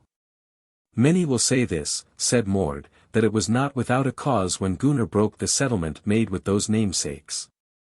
That is no breach of settlement, says Njáll, that any man should take the law against another, for with law shall our land be built up and settled, and with lawlessness wasted and spoiled. Then Njáll tells them that Gunnar had offered land for Moitsnol, or other goods. Then those namesakes thought they had been beguiled by Mord, and scolded him much, and said that this fine was all his doing. Njáll named 12 men as judges in the suit, and then every man paid 100 in silver who had gone out, but each of those namesakes 200. Njáll took this money into his keeping, but either side gave the other pledges of peace, and Njáll gave out the terms. Then Gunnar rode from the thing west to the Dales, till he came to Jardarholt, and Olaf the Peacock gave him a hearty welcome. There he sat half a month, and rode far and wide about the Dales, and all welcomed him with joyful hands. But at their parting Olaf said, I will give thee 3 things of price, a gold ring, and a cloak which Murkjartan the Erse king owned, and a hound that was given me in Ireland. He is big, and no worse follower than a sturdy man. Besides, it is part of his nature that he has man's wit, and he will bay at every man whom he knows is thy foe, but never at thy friends. He can see, too, in any man's face, whether he means thee well or ill, and he will lay down his life to be true to thee. This hound's name is Sam. After that he spoke to the hound, Now shalt thou follow Gunnar, and do him all the service thou canst. The hound went at once to Gunnar and laid himself down at his feet. Olaf bade Gunnar to beware of himself, and said he had many enviers, for now thou art thought to be a famous man throughout all the land. Gunnar thanked him for his gifts and good counsel, and rode home. Now Gunnar sits at home for some time, and all is quiet. Chapter 70. Mord's Counsel. A little after, those namesakes and Mord met, and they were not at all of one mind. They thought they had lost much goods for Mord's sake, but had got nothing in return. And they bade him set on foot some other plot which might do Gunnar harm. Mord said so it should be. But now this is my counsel, that thou, Thorgir Otkell's son, shouldest beguile Ormilda, Gunnar's kinswoman. But Gunnar will let his displeasure grow against thee at that, and then I will spread that story abroad that Gunnar will not suffer thee to do such things. Then ye two shall some time after make an attack on Gunnar, but still ye must not seek him at home, for there is no thinking of that while the hound is alive. So they settled this plan among them that it should be brought about. Thorgir began to turn his steps towards Ormilda, and Gunnar thought that ill, and great dislike arose between them. So the winter wore away. Now comes the summer, and their secret meetings went on oftener than before. As for Thorgir of the Three-Cornered Mord, they were always meeting, and they plan an onslaught on Gunnar, when he rides down to the Isles to see after the work done by his housecarls. One day Mord was ware of it when Gunnar rode down to the Isles, and sent a man off under the three-corner to tell Thorgir that then would be the likeliest time to try to fall on Gunnar. They bestirred them at once, and fare thence 12 together, but when they came to Kirkby there they found 13 men waiting for them. Then they made up their minds to ride down to Rangriver and lie in wait there for Gunnar. But when Gunnar rode up from the Isles, Kolskegg rode with him. Gunnar had his bow and his arrows and his bill. Kolskegg had his short sword and weapons to match. Chapter 71. The Slaying of Thorgir Otkell's Son. That token happened as Gunnar and his brother rode up towards Rangriver, that much blood burst out on the bill. Kolskegg asked what that might mean. Gunnar says, if such tokens took place in other lands, it was called wound drops, and Master Oliver told me also that this only happened before great fights. So they rode on till they saw men sitting by the river on the other side, and they had tethered their horses. Gunnar said, now we have an ambush. Kolskegg answered, long have they been faithless, but what is best to be done now? We will gallop up alongside them to the ford, says Gunnar, and there make ready for them. The others saw that and turned at once towards them. Gunnar strings his bow, and takes his arrows and throws them on the ground before him, and shoots as soon as ever they come within shot. By that Gunnar wounded many men, but some he slew. Then Thorgir Otkell's son spoke and said, this is no use. Let us make for him as hard as we can. They did so, and first went Unna the fair, Thorgir's kinsman. Gunnar hurled the bill at him, and it fell on his shield and clove it in twain, but the bill rushed through Onund.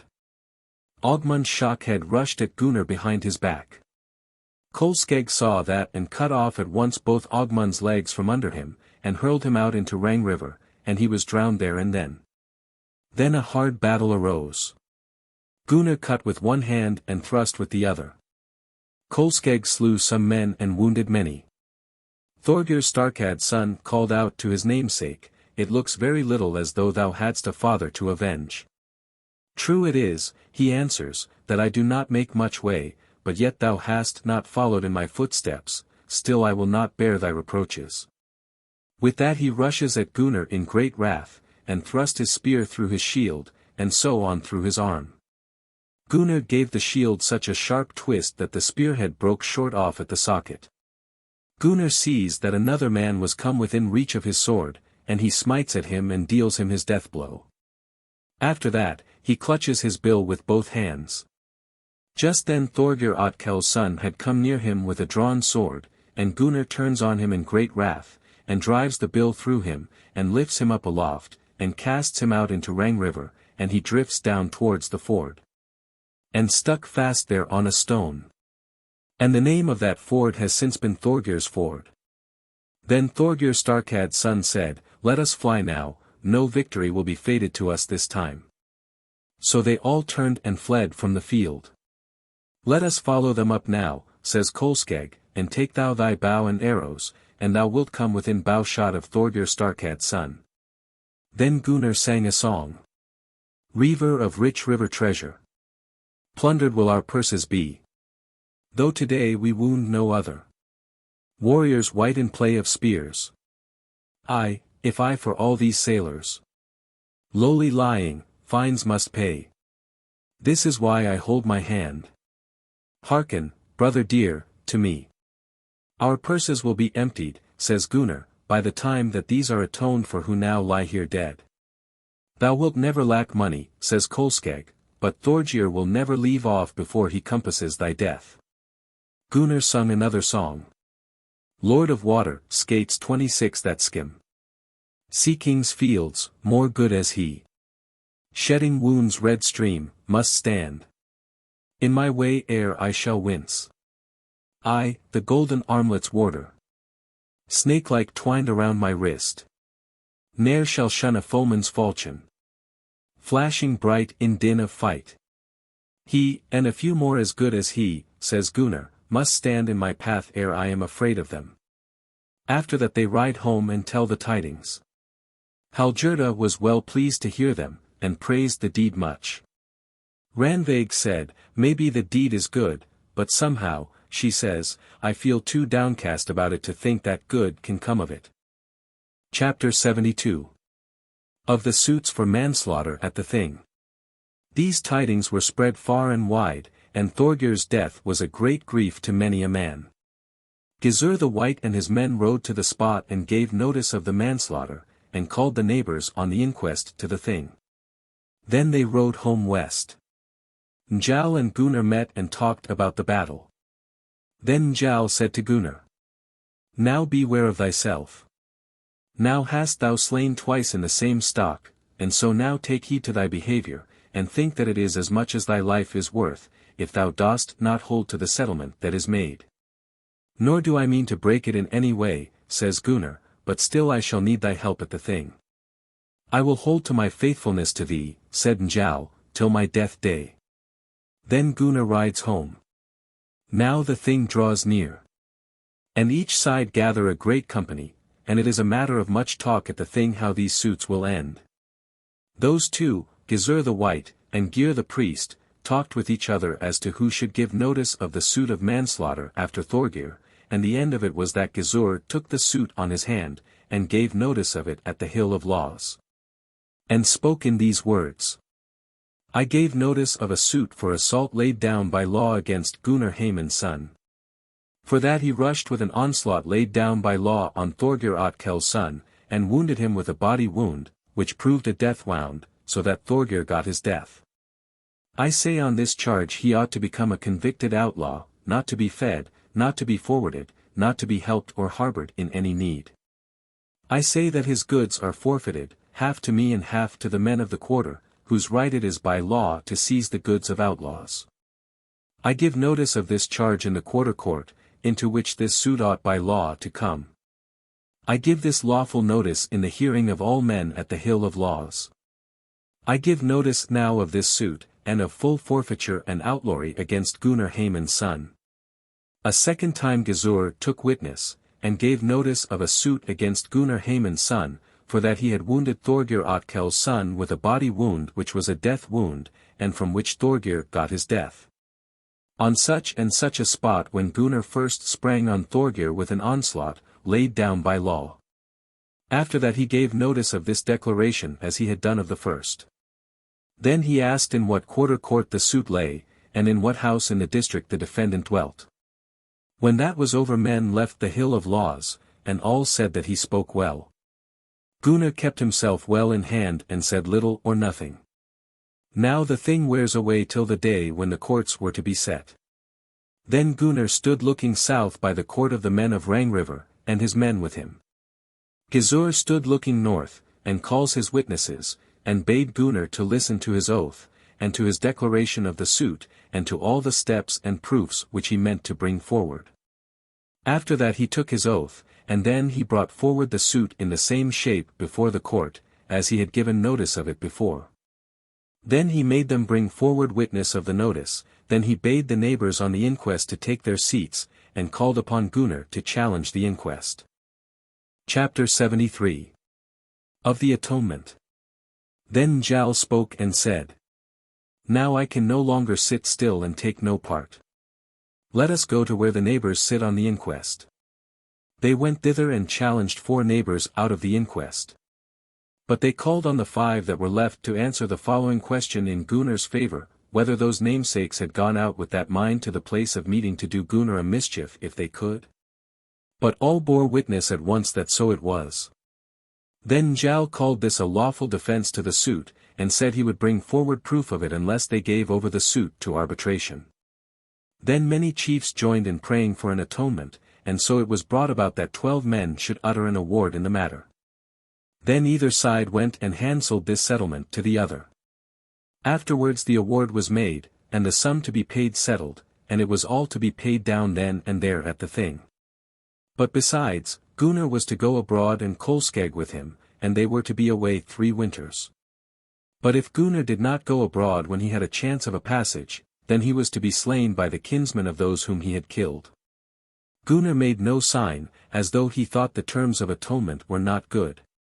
He asked Njáll for that money which he had handed over to him to keep.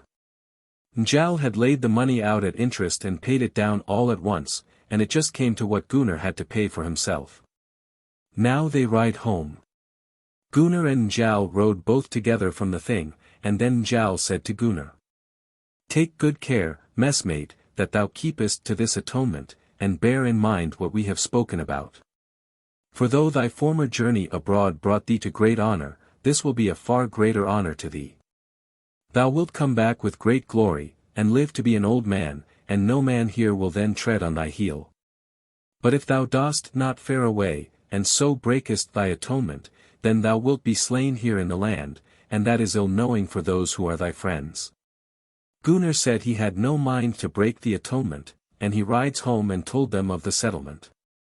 Randveig said it was well that he fared abroad, for then they must find some one else to quarrel. Chapter 74. Kolskegg goes abroad. Thrain Sigva's son said to his wife that he meant to fare abroad that summer. She said that was well. So he took his passage with Hogni the White. Gunnar took his passage with Arnfinn of the Bay. And Kolskegg was to go with him. Grim and Helgi, Njall's sons, asked their father's leave to go abroad too, and Njáll said, "This foreign voyage ye will find hard work, so hard that it will be doubtful whether ye keep your lives. But still ye too will get some honor and glory, but it is not unlikely that a quarrel will arise out of your journey when ye come back." Still they kept on asking their father to let them go, and the end of it was that he bade them go if they chose.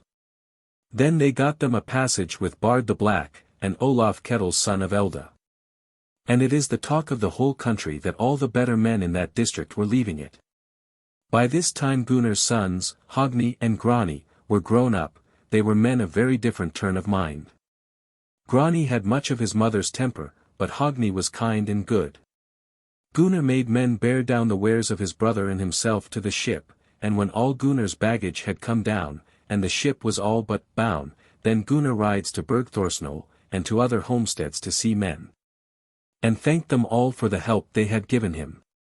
The day after he gets ready early for his journey to the ship, and told all his people that he would ride away for good and all, and men took that much to heart, but still they said that they looked to his coming back afterwards. Gunnar threw his arms round each of the household when he was bound, and every one of them went out of doors with him. He leans on the butt of his spear and leaps into the saddle, and he and Kolskegg ride away. They ride down along Markfleet, and just then Gunnar's horse tripped and threw him off. He turned with his face up towards the Lythe and the homestead at Lithend, and said, "Fair is the Lythe, so fair that it has never seemed to me so fair. The corn fields are white to harvest, and the home mead is mown, and now I will ride back home, and not fare abroad at all. Do not this joy to thy foes, says Kolskegg, by breaking thy atonement, for no man could think thou wouldst do thus, and thou mayst be sure that all will happen as Njáll has said. I will not go away any whither, says Gunnar, and so I would thou shouldest do too. That shall not be, says Kolskeg, I will never do a base thing in this, nor in anything else which is left to my good faith.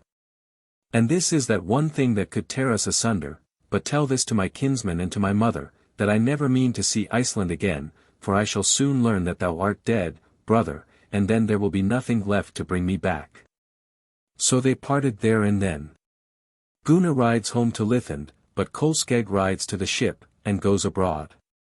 Hallgerda was glad to see Gunnar when he came home, but his mother said little or nothing. Now Gunnar sits at home that fall and winter, and had not many men with him. Now the winter leaves the farmyard. Olaf the peacock asked Gunnar and Hallgerda to come and stay with him. But as for the farm, to put it into the hands of his mother and his son Hogni. Gunnar thought that a good thing at first, and agreed to it, but when it came to the point he would not do it. But at the thing next summer, Gizur the White, and Gyr the priest, gave notice of Gunnar's outlawry at the Hill of Laws, and before the thing broke up Gizur summoned all Gunnar's foes to meet in the Great Rift. 27 He summoned Starkad under the Three Corner, and Thorgir his son, Mord and Valgrid the Guileful, Gyr the priest and Hjalti Skegi's son, Thorbrand and Asbrand, Thorlike's sons. Eyjolf, and Onund his son, Onund of Witchwood and Thorgrim the Easterling of Sandgil. Then Gizur spoke and said, I will make you all this offer, that we go out against Gunnar this summer and slay him. I gave my word to Gunnar, said Hjalti, here at the thing, when he showed himself most willing to yield to my prayer, that I would never be in any attack upon him, and so it shall be. Then Hjalti went away, but those who were left behind made up their minds to make an onslaught on Gunnar, and shook hands on the bargain, and laid a fine on any one that left the undertaking. Mord was to keep watch and spy out when there was the best chance of falling on him, and there were 40 men in this league, and they thought it would be a light thing for them to hunt down Gunnar, now that Kolskeg was away. And Thrain and many other of Gunnar's friends. Men ride from the thing, and Njáll went to see Gunnar, and told him of his outlawry, and how an onslaught was planned against him. Methinks thou art the best of friends, says Gunnar, thou makest me aware of what is meant. Now, says Njáll, I would that Skarphedin should come to thy house, and my son Hoskuld, they will lay down their lives for thy life. I will not, says Gunnar, that thy sons should be slain for my sake, and thou hast a right to look for other things from me. All thy care will come to nothing, says Njáll. Quarrels will turn thitherward where my sons are as soon as thou art dead and gone. That is not unlikely, says Gunnar, but still it would mislike me that they fell into them for me. But this one thing I will ask of thee, that ye see after my son Hogni, but I say naught of Grani, for he does not behave himself much after my mind. Njáll rode home, and gave his word to do that. It is said that Gunnar rode to all meetings of men, and to all lawful things, and his foes never dared to fall on him. And so some time went on that he went about as a free and guiltless man. Chapter 75. The riding to Lithend.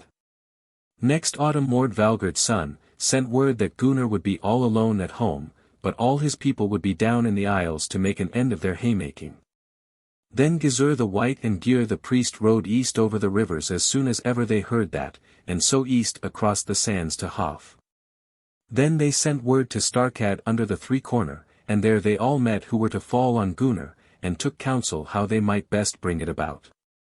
Mord said that they could not come on Gunnar unawares, unless they seized the farmer who dwelt at the next homestead, whose name was Thorkel, and made him go against his will with them to lay hands on the hound Sam. And unless he went before them to the homestead to do this. Then they set out east for Lithend, but sent to fetch Thorkel. They seized him and bound him, and gave him two choices, one that they would slay him, or else he must lay hands on the hound. But he chooses rather to save his life, and went with them. There was a beaten sunk road, between fences, above the farmyard at Lithend, and there they halted with their band. Master Thorkel went up to the homestead, and the tyke lay on the top of the house, and he entices the dog away with him into a deep hollow in the path. Just then the hound sees that there are men before them, and he leaps on Thorkel and tears his belly open. Onund of Witchwood smote the hound on the head with his axe, so that the blade sunk into the brain. The hound gave such a great howl that they thought it passing strange, and he fell down dead. Chapter 76. Gunnar's slaying. Gunnar woke up in his hall and said, "Thou hast been sorely treated, Sam, my fosterling, and this warning is so meant that our two deaths will not be far apart." Gunnar's hall was made all of wood, and roofed with beams above, and there were window slits under the beams that carried the roof, and they were fitted with shutters. Gunnar slept in a loft above the hall, and so did Hallgerda and his mother. Now when they were come near to the house they knew not whether Gunnar were at home, and bade that some one would go straight up to the house and see if he could find out. But the rest sat them down on the ground. Thorgrim the Easterling went and began to climb up on the hall. Gunnar sees that a red kirtle passed before the window slit, and thrusts out the bill, and smote him on the middle. Thorgrim's feet slipped from under him, and he dropped his shield, and down he toppled from the roof. Then he goes to Gizur and his band as they sat on the ground. Gizur looked at him and said, "Well, is Gunnar at home?" "Find that out for yourselves," said Thorgrim, "but this I am sure of, that his bill is at home," and with that he fell down dead. Then they made for the buildings. Gunnar shot out arrows at them, and made a stout defense, and they could get nothing done. Then some of them got into the outhouses and tried to attack him thence, but Gunnar found them out with his arrows there also, and still they could get nothing done. So it went on for a while, then they took a rest, and made a second onslaught. Gunnar still shot out at them, and they could do nothing, and fell off the second time. Then Gizur the White said, "Let us press on harder, nothing comes of our onslaught." Then they made a third bout of it, and were long at it, and then they fell off again. Gunnar said, "There lies an arrow outside on the wall, and it is one of their shafts. I will shoot at them with it, and it will be a shame to them if they get a hurt from their own weapons." His mother said, "Do not so, my son, nor rouse them again when they have already fallen off from the attack." But Gunnar caught up the arrow and shot it after them, and struck Eilif Onund's son, and he got a great wound. He was standing all by himself, and they knew not that he was wounded. "Out came an arm yonder," says Gizur, "and there was a gold ring on it, and took an arrow from the roof, and they would not look outside for shafts if there were enough indoors, and now ye shall make a fresh onslaught." "Let us burn him house and all," said Mord. "That shall never be," says Gizur, "though I knew that my life lay on it, but it is easy for thee to find out some plan, such a cunning man as thou art said to be." Some ropes lay there on the ground, and they were often used to strengthen the roof. Then Mord said, "Let us take the ropes and throw one end over the end of the carrying beams, but let us fasten the other end to these rocks and twist them tight with levers, and so pull the roof off the hull." So they took the ropes and all lent a hand to carry this out, and before Gunnar was aware of it, they had pulled the whole roof off the hull. Then Gunnar still shoots with his bow so that they could never come nigh him. Then Mord said again that they must burn the house over Gunnar's head. But Gizur said, "I know not why thou wilt speak of that which no one else wishes, and that shall never be." Just then Thorbrand Thorlike's son sprang up on the roof, and cuts asunder Gunnar's bowstring. Gunnar clutches the bill with both hands, and turns on him quickly and drives it through him, and hurls him down on the ground. Then up sprung Asbrand his brother. Gunnar thrusts at him with the bill, and he threw his shield before the blow, but the bill passed clean through the shield and broke both his arms, and down he fell from the wall. Gunnar had already wounded 8 men and slain those twain. 28 By that time Gunnar had got 2 wounds, and all men said that he never once winced either at wounds or death. Then Gunnar said to Hallgerda, "Give me 2 locks of thy hair, and ye too, my mother and thou, twist them together into a bowstring for me."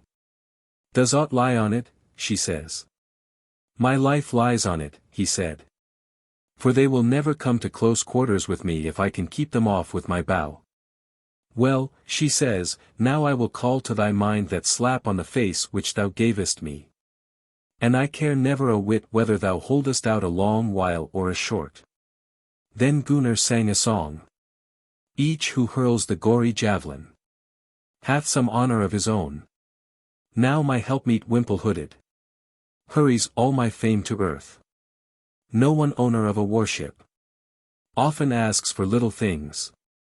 Woman, fond of Frodi's flower, 29. Wends her hand as she is wont. Everyone has something to boast of, says Gunnar, and I will ask thee no more for this. Thou behavest ill, said Randveig, and this shame shall long be had in mind. Gunnar made a stout and bold defence, and now wounds other 8 men with such sore wounds that many lay at death's door. Gunnar keeps them all off until he fell worn out with toil. Then they wounded him with many and great wounds, but still he got away out of their hands, and held his own against them a while longer, but at last it came about that they slew him. Of this defence of his, Thorkel the Skald of Godaelf sang in the verses which follow. We have heard how south in Iceland Gunnar guarded well himself. Boldly battles thunder wielding. Fiercest iceman on the wave. Hero of the golden collar. 16 with the sword he wounded. In the shock that Odin loveth. 2 before him lasted death.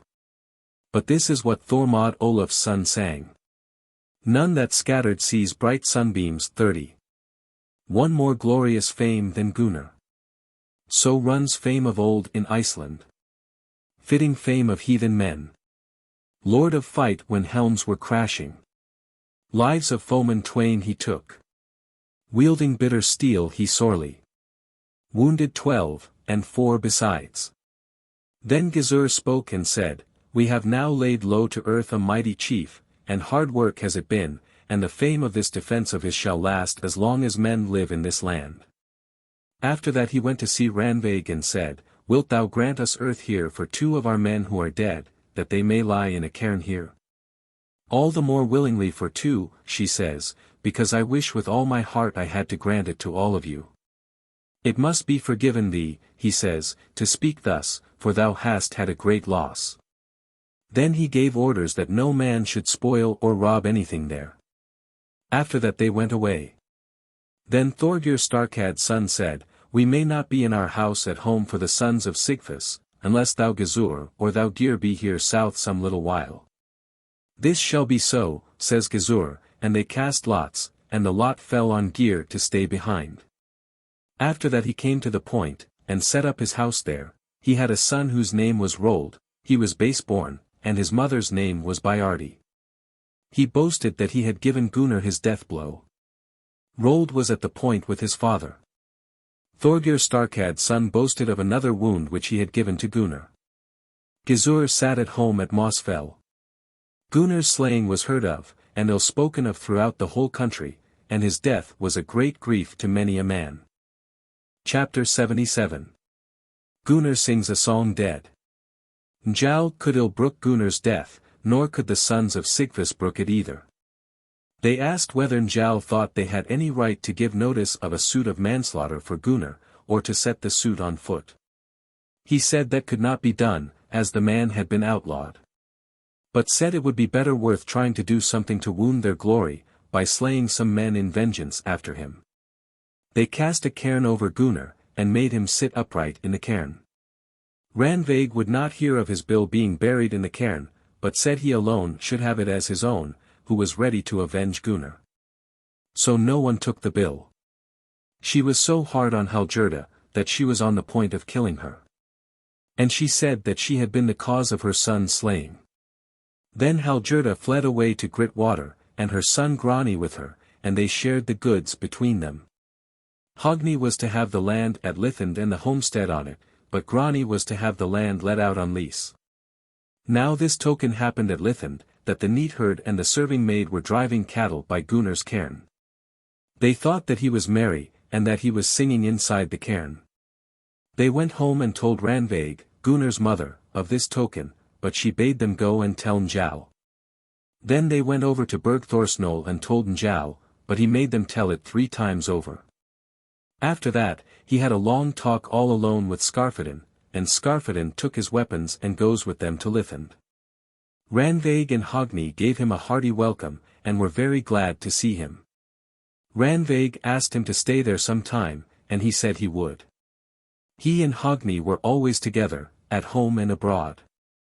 Hogni was a brisk, brave man, well-bred and well-trained in mind and body, but distrustful and slow to believe what he was told, and that was why they dared not tell him of the token. Now those two, Skarphedinn and Hogni, were out of doors one evening by Gunnar's cairn on the south side. The moon and stars were shining clear and bright, but every now and then the clouds drove over them. Then all at once they thought they saw the cairn standing open, and lo! Gunnar had turned himself in the cairn and looked at the moon. They thought they saw four lights burning in the cairn, and none of them threw a shadow. They saw that Gunnar was merry, and he wore a joyful face. He sang a song, and so loud, that it might have been heard though they had been farther off. He that lavished rings in largesse. When the fight's red raindrops fell. Bright of face, with heartstrings hardy. Hogni's father met his fate. Then his brow with helmet shrouding. Bearing battle shield, he spake. I will die the prop of battle. Sooner die than yield an inch. Yes, sooner die than yield an inch. After that the cairn was shut up again. Wouldst thou believe these tokens if Njal or I told them to thee, says Skarphedinn. I would believe them, he says, if Njal told them, for it is said he never lies. Such tokens as these mean much, says Skarphedinn, when he shows himself to us, he who would sooner die than yield to his foes, and see how he has taught us what we ought to do. I shall be able to bring nothing to pass, says Hogni, unless thou wilt stand by me. Now, says Skarphedinn, will I bear in mind how Gunnar behaved after the slaying of your kinsman Sigmund, now I will yield you such help as I may. My father gave his word to Gunnar to do that whenever thou or thy mother had need of it. After that they go home to Lithend. Chapter 78. Gunnar of Lithend avenged. Now we shall set off at once, says Skarphedinn, this very night, for if they learn that I am here, they will be more wary of themselves. I will fulfill thy counsel, says Hogni.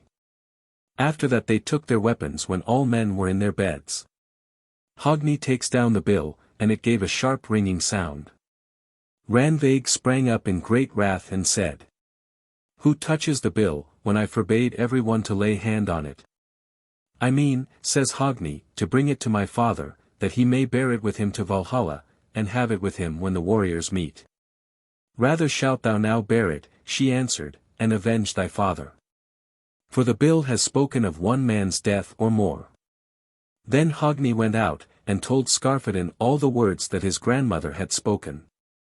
After that they fared to the point, and two ravens flew along with them all the way. They came to the point while it was still night. Then they drove the flock before them up to the house, and then Rold and Chorfi ran out and drove the flock up the hollow path, and had their weapons with them. Skarphedinn sprang up and said, Thou needest not to stand and think if it be really as it seems. Men are here. Then Skarphedinn smites Chorfi his death blow. Rold had a spear in his hand, and Hogni rushes at him. Rold thrusts at him, but Hogni hewed asunder the spear shaft with his bill, and drives the bill through him. After that they left them there dead, and turn away thence under the three-corner. Skarphedinn jumps up on the house and plucks the grass, and those who were inside the house thought it was cattle that had come on the roof. Starkad and Thordir took their weapons and upper clothing, and went out and round about the fence of the yard. But when Starkad sees Skarphedinn he was afraid, and wanted to turn back. Skarphedinn cut him down by the fence. Then Hogni comes against Thordir and slays him with the bill. Thence they went to Hof, and Mord was outside in the field, and begged for mercy, and offered them full atonement. Skarphedinn told Mord the slaying of those 4 men, and sang a song. For who wielded warlike weapons? We have slain, all men of worth. Them at once, gold-greedy fellow. Thou shalt follow on the spot. Let us press this pinch-purse so. Pouring fear into his heart. Wretch! Reach out to Gunnar's son. Right to settle all disputes. And the like journey, says Skarphedinn, shalt thou also fare, or hand over to Hogni the right to make his own award, if he will take these terms. Hogni said his mind had been made up not to come to any terms with the slayers of his father, but still at last he took the right to make his own award from Mord. Chapter 79. Hogni takes an atonement for Gunnar's death. Njáll took a share in bringing those who had the blood feud after Starkad and Thorgir to take an atonement, and a district meeting was called together, and men were chosen to make the award. And every matter was taken into account, even the attack on Gunnar, though he was an outlaw.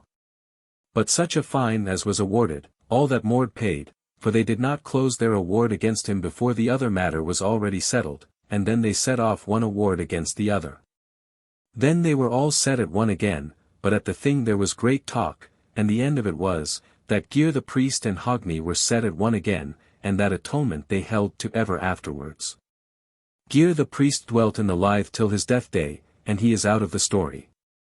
Njáll asked as a wife for Hogni Alfheida the daughter of Weatherlid the Skald, and she was given away to him. Their son was Ari, who sailed for Shetland, and took him a wife there. From him is come Einar the Shetlander, one of the briskest and boldest of men. Hogni kept up his friendship with Njáll, and he is now out of the story. Chapter 80. Of Kolskegg, how he was baptized.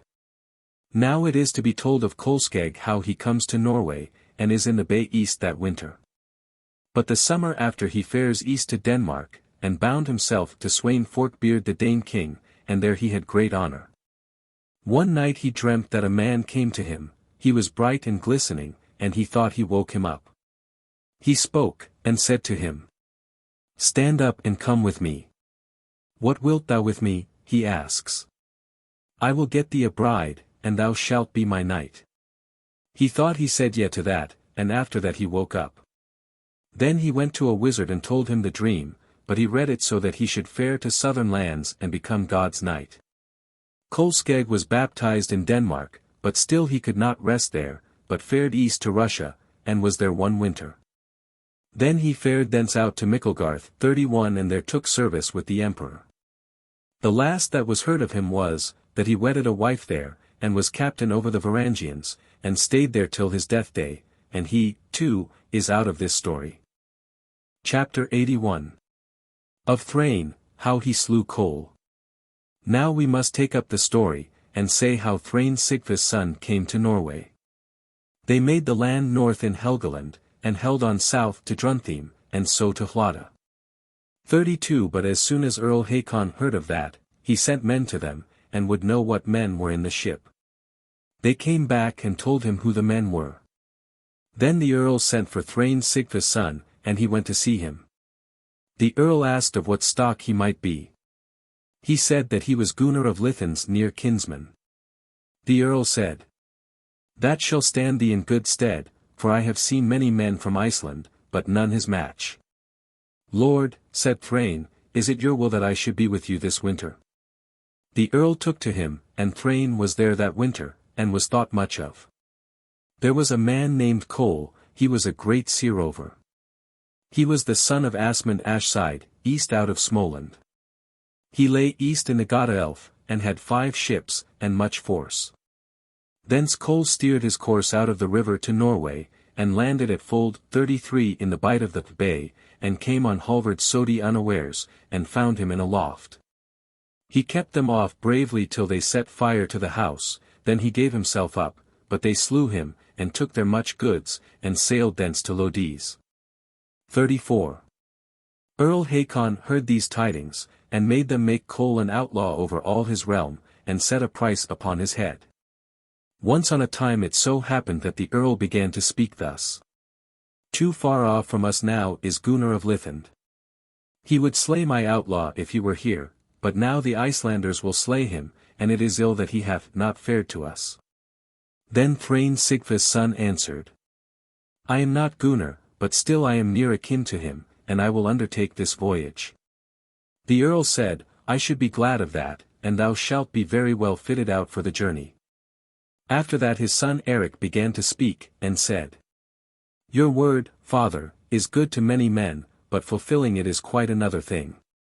This is the hardest undertaking, for this sea-rover is tough and ill to deal with, wherefore thou wilt need to take great pains, both as to men and ships for this voyage." Thrain said, "I will set out on this voyage, though it looks ugly."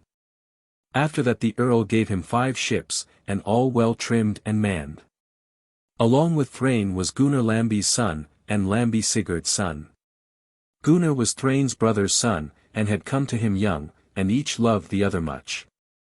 Eric, the earl's son, went heartily along with them, and looked after strength for them, both in men and weapons, and made such changes in them as he thought were needful. After they were bound, Eric got them a pilot.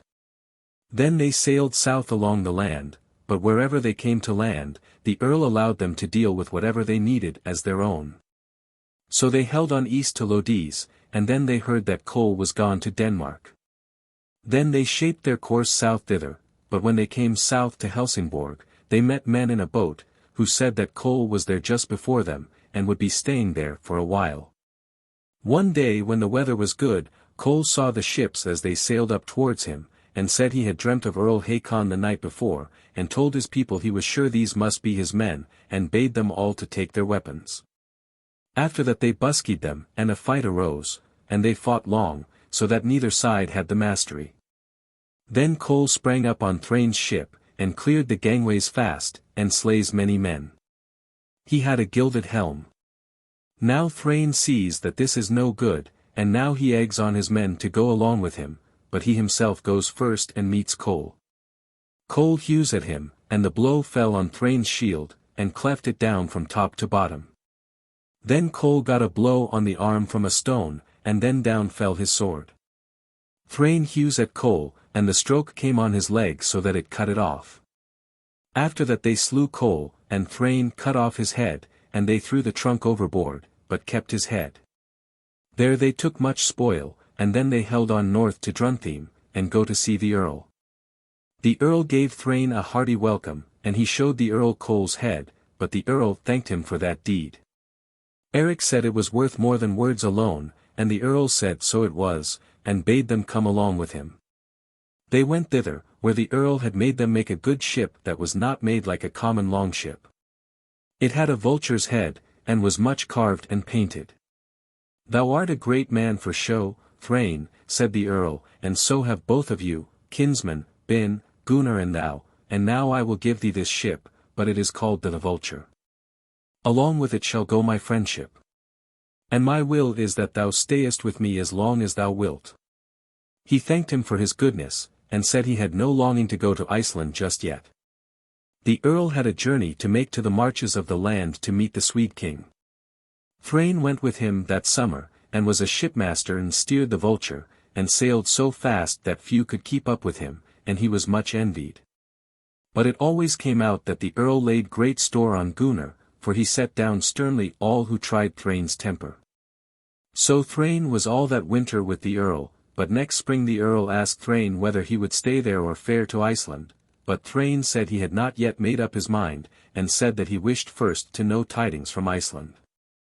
The earl said that so it should be as he thought it suited him best, and Thrain was with the earl. Then those tidings were heard from Iceland, which many thought great news, the death of Gunnar of Lithend. Then the earl would not that Thrain should fare out to Iceland, and so there he stayed with him. Chapter 82. Njál's sons sail abroad. Now it must be told how Njál's sons, Grim and Helgi, left Iceland the same summer that Thrain and his fellows went away, and in the ship with them were Olaf Ketil's son of Elda, and Bard the Black. They got so strong a wind from the north that they were driven south into the main, and so thick a mist came over them that they could not tell whither they were driving, and they were out a long while. At last they came to where was a great ground sea, and thought then they must be near land. So then Njál's sons asked Bard if he could tell at all to what land they were likely to be nearest. "Many lands there are," said he, "which we might hit with the weather we have had, the Orkneys, or Scotland, or Ireland." 2 nights after, they saw land on both boards, and a great surf running up in the firth. They cast anchor outside the breakers, and the wind began to fall, and next morning it was calm. Then they see 13 ships coming out to them. Then Bard spoke and said, "What counsel shall we take now, for these men are going to make an onslaught on us?" So they took counsel whether they should defend themselves or yield, but before they could make up their minds, the Vikings were upon them. Then each side asked the other their names, and what their leaders were called. So the leaders of the chapmen told their names, and asked back who led that host. One called himself Gritgard, and the other Snowcolf, sons of Molden of Duncansby in Scotland, kinsmen of Malcolm the Scot king. And now, says Gritgard, we have laid down two choices, one that ye go on shore, and we will take your goods, the other is, that we fall on you and slay every man that we can catch. The will of the chapmen, answers Helgi, is to defend themselves. But the chapmen called out, Wretch that thou art to speak thus. What defense can we make? Lading is less than life. But Grim, he fell upon a plan to shout out to the Vikings, and would not let them hear the bad choice of the chapmen. Then Bard and Olaf said, Think ye not that these Icelanders will make game of you sluggards? Take rather your weapons and guard your goods. So they all seized their weapons, and bound themselves, one with another, never to give up so long as they had strength to fight. Chapter 83. Of Kari Salmon's son. Then the Vikings shot at them and the fight began, and the chapmen guard themselves well. Snowcolf sprang aboard and at Olaf, and thrust his spear through his body, but Grim thrust at Snowcolf with his spear, and so stoutly, that he fell overboard. Then Helgi turned to meet Grim, and they two drove down all the Vikings as they tried to board, and Njál's sons were ever where there was most need. Then the Vikings called out to the chapmen and bade them give up, but they said they would never yield. Just then someone looked seaward, and there they see ships coming from the south round the Ness, and they were not fewer than 10, and they row hard and steer thitherwards. Along their sides were shield on shield, but on that ship that came first stood a man by the mast, who was clad in a silken kirtle, and had a gilded helm, and his hair was both fair and thick. That man had a spear inlaid with gold in his hand. He asked, Who have here such an uneven game? Helgi tells his name, and said that against them are Gritgard and Snowcolf. But who are your captains, he asks. Helgi answered, Bard the Black, who lives, but the other, who is dead and gone, was called Olaf. Are ye men from Iceland, says he. Sure enough we are, Helgi answers. He asked whose sons they were, and they told him, then he knew them and said. Well known names have ye all, father and sons both. Who art thou, asks Helgi. My name is Kari, and I am Salmon's son. Whence comest thou, says Helgi. From the southern isles. Then thou art welcome, says Helgi, if thou wilt give us a little help. I'll give ye all the help ye need, says Kari, but what do ye ask? To fall on them, says Helgi. Kari says that so it shall be. So they pulled up to them, and then the battle began the second time, but when they had fought a little while, Kari springs up on Snowcolf's ship, he turns to meet him and smites at him with his sword. Kari leaps nimbly backwards over a beam that lay athwart the ship, and Snowcolf smote the beam so that both edges of the sword were hidden. Then Kari smites at him, and the sword fell on his shoulder, and the stroke was so mighty that he cleft in twain shoulder, arm, and all, and Snowcolf got his death there and then. Gritgard hurled a spear at Kari, but Kari saw it and sprang up aloft, and the spear missed him. Just then Helgi and Grim came up both to meet Kari, and Helgi springs on Gritgard and thrusts his spear through him, and that was his death blow. After that they went round the whole ship on both boards, and then men begged for mercy. So they gave them all peace, but took all their goods. After that they ran all the ships out under the islands. Chapter 84. Of Earl Sigurd. Sigurd was the name of an earl who ruled over the Orkneys. He was the son of Hlodver, the son of Thorfinn the Skullsplitter, the son of Turfeinar, the son of Ragnvald, Earl of Run, the son of Eystein the Noisy. Kari was one of Earl Sigurd's bodyguard, and had just been gathering scats in the southern isles from Earl Gilly. Now Kari asks them to go to Hrossey 35 and said the earl would take to them well. They agreed to that, and went with Kari and came to Hrossey. Kari led them to see the earl, and said what men they were. How came they, says the earl, to fall upon thee? I found them, says Kari, in Scotland's firths, and they were fighting with the sons of Earl Molden, and held their own so well that they threw themselves about between the bulwarks, from side to side. and were always there where the trial was greatest, and now I ask you to give them quarters among your bodyguard. It shall be as thou choosest, says the earl, thou hast already taken them so much by the hand. Then they were there with the earl that winter, and were worthily treated, but Helgi was silent as the winter wore on. The earl could not tell what was at the bottom of that, and asked why he was so silent, and what was on his mind. Thinkest thou it not good to be here? Good, methinks, it is here, he says. Then what art thou thinking about, asks the earl. Hast thou any realm to guard in Scotland, asks Helgi. So we think, says the earl, but what makes thee think about that, or what is the matter with it? The Scots, says Helgi, must have taken your steward's life, and stopped all the messengers, that none should cross the Pentland Firth. Hast thou the second sight, said the earl. That has been little proved, answers Helgi. Well, says the earl, I will increase thy honor if this be so, otherwise thou shalt smart for it. Nay, says Kari, Helgi is not that kind of man, and like enough his words are sooth, for his father has the second sight. After that the earl sent men south to Strami 36 to Arnljot, his steward there, and after that Arnljot sent them across the Pentland Firth, and they spied out and learnt that Earl Hundine Earl Melsnadi had taken the life of Havert in Thraswick, Earl Sigurd's brother-in-law. So Arnljot sent word to Earl Sigurd to come south with a great host and drive those earls out of his realm, and as soon as the earl heard that, he gathered together a mighty host from all the isles. Chapter 85. The Battle with the Earls.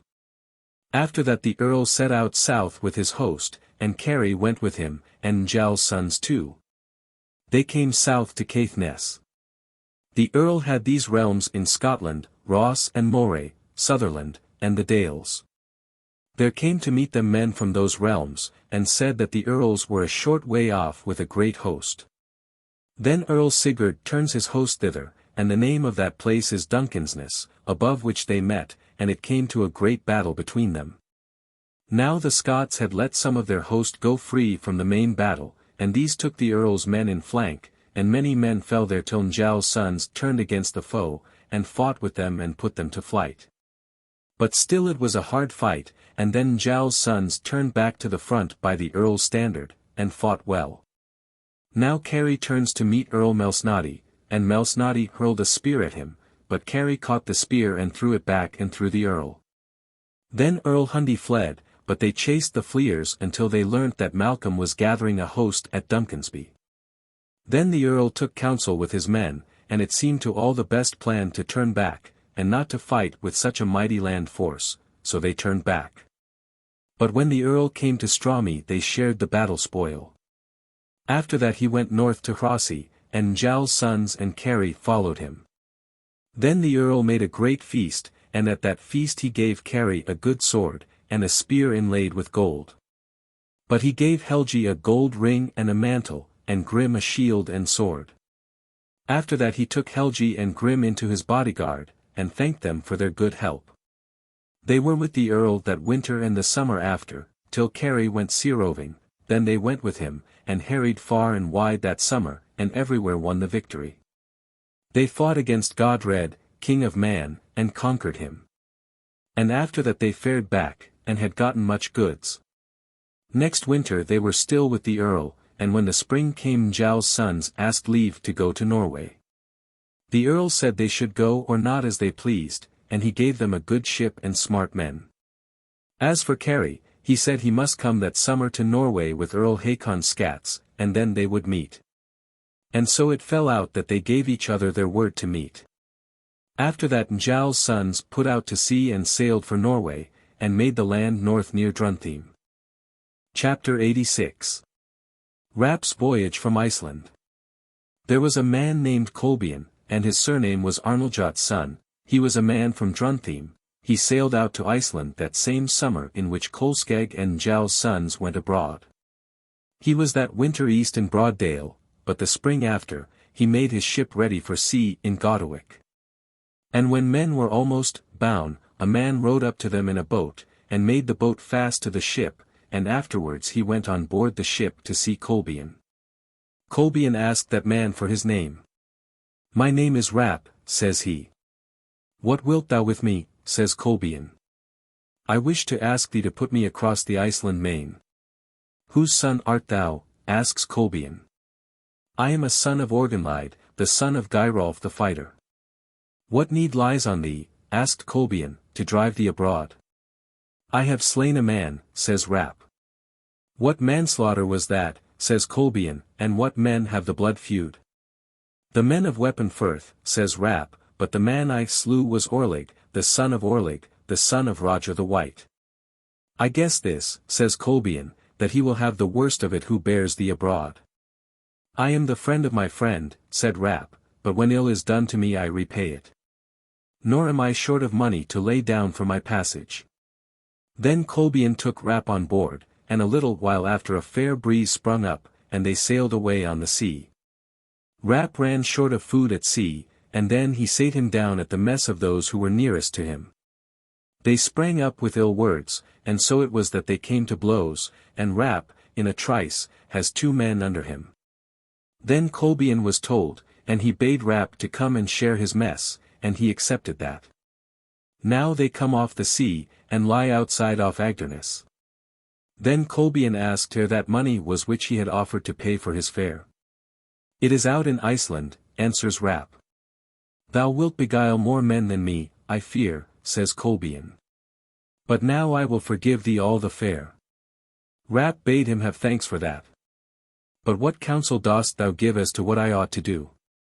That first of all, he says, that thou goest from the ship as soon as ever thou canst, for all Easterlings will bear thee bad witness, but there is yet another bit of good counsel which I will give thee, and that is, never to cheat thy master. Then Rap went on shore with his weapons, and he had a great axe with an iron-bound haft in his hand.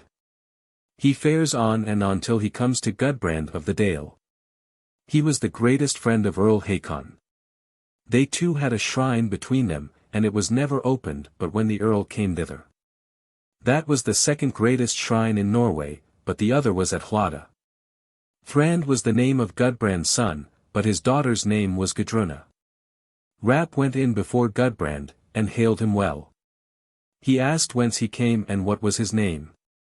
Rap told him about himself, and how he had sailed abroad from Iceland. After that he asks Gudbrand to take him into his household as a guest. It does not seem, said Gudbrand, to look on thee, as though thou wert a man to bring good luck. Methinks, then, says Rap, that all I have heard about thee has been great lies. For it is said that thou takest every one into thy house that asks thee, and that no man is thy match for goodness and kindness, far or near, but now I shall have to speak against that saying, if thou dost not take me in. Well, thou shalt stay here, said Gudbrand. To what seat wilt thou show me, says Rap. To one on the lower bench, over against my high seat. Then Rap went and took his seat.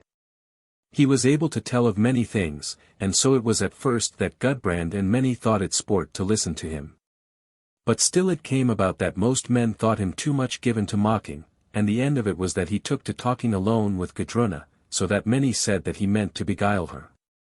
But when Gudbrand was aware of that, he scolded her much for daring to talk alone with him, and bade her beware of speaking aught to him if the whole household did not hear it. She gave her word to be good at first, but still it was soon the old story over again as to their talk. Then Gudbrand got Svard, his overseer, to go about with her, out of doors and in, and to be with her wherever she went. One day it happened that she begged for leave to go into the nutwood for a pastime, and Svard went along with her. Rap goes to seek for them and found them, and took her by the hand, and led her away alone.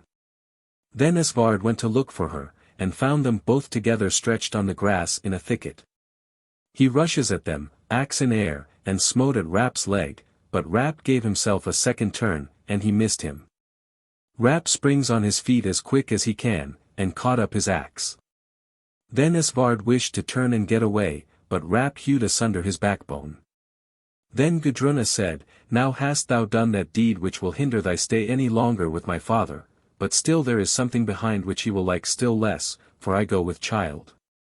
He shall not learn this from others, says Rap, but I will go home and tell him both these tidings. Then, she says, thou will not come away with thy life. I will run the risk of that, he says. After that he sees her back to the other women, but he went home. Gudbrand sat in his high seat, and there were few men in the hall. Rap went in before him, and bore his axe high. Why is thine axe bloody? Asks Gudbrand. I made it so by doing a piece of work on thy overseer Asvard's back, says Rap. That can be no good work, says Gudbrand, thou must have slain him. So it is, be sure, says Rap. What did ye fall out about? Asks Gudbrand. Oh, says Rap, what you would think small cause enough. He wanted to hew off my leg.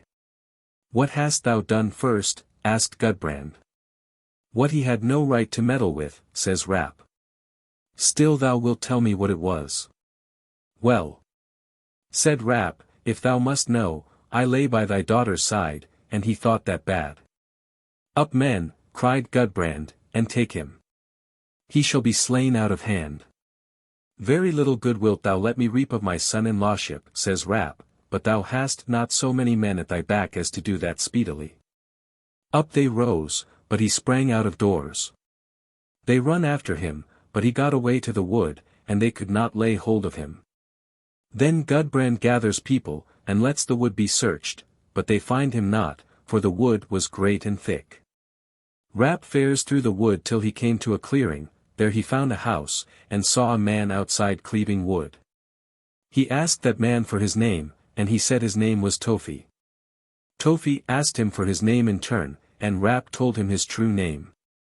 Rap asked why the householder had set up his abode so far from other men.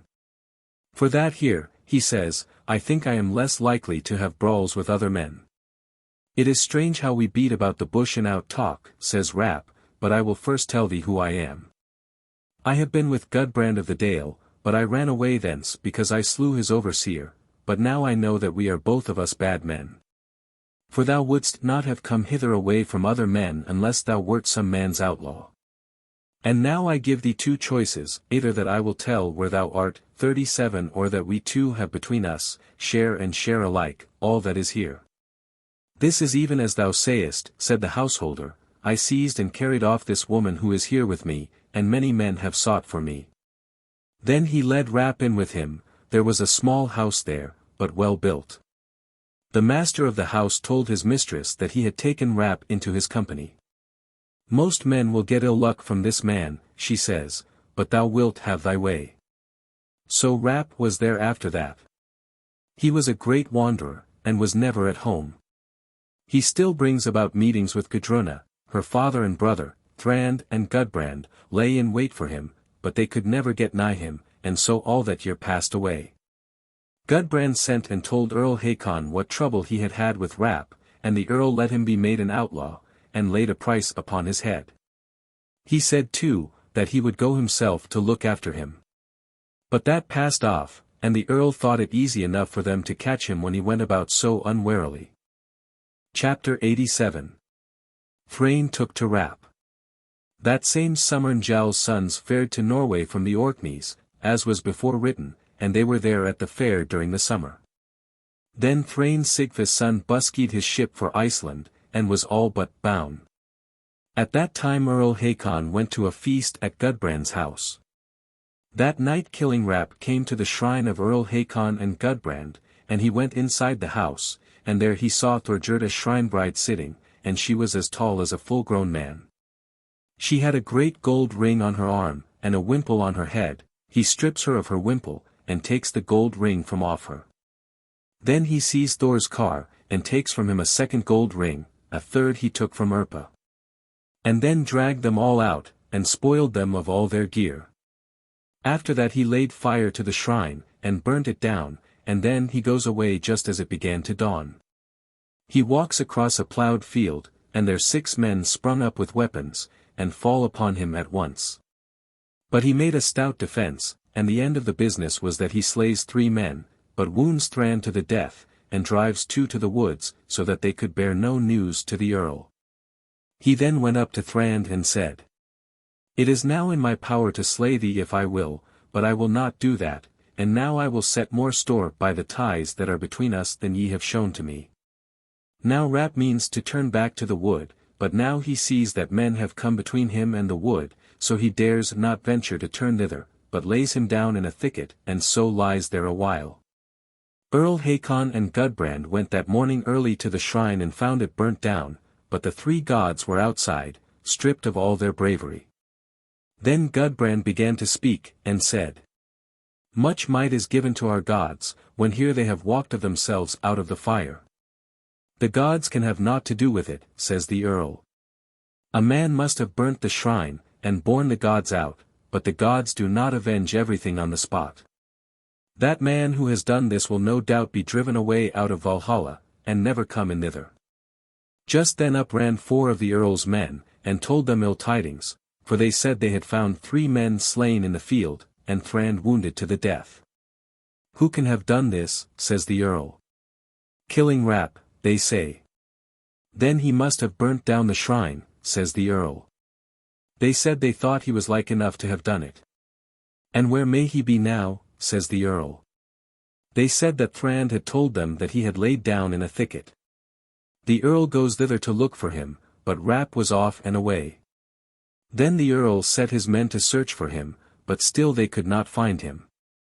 So the earl was in the hue and cry himself, but first he bade them rest a while. Then the earl went aside by himself, away from other men, and bade that no man should follow him, and so he stays a while.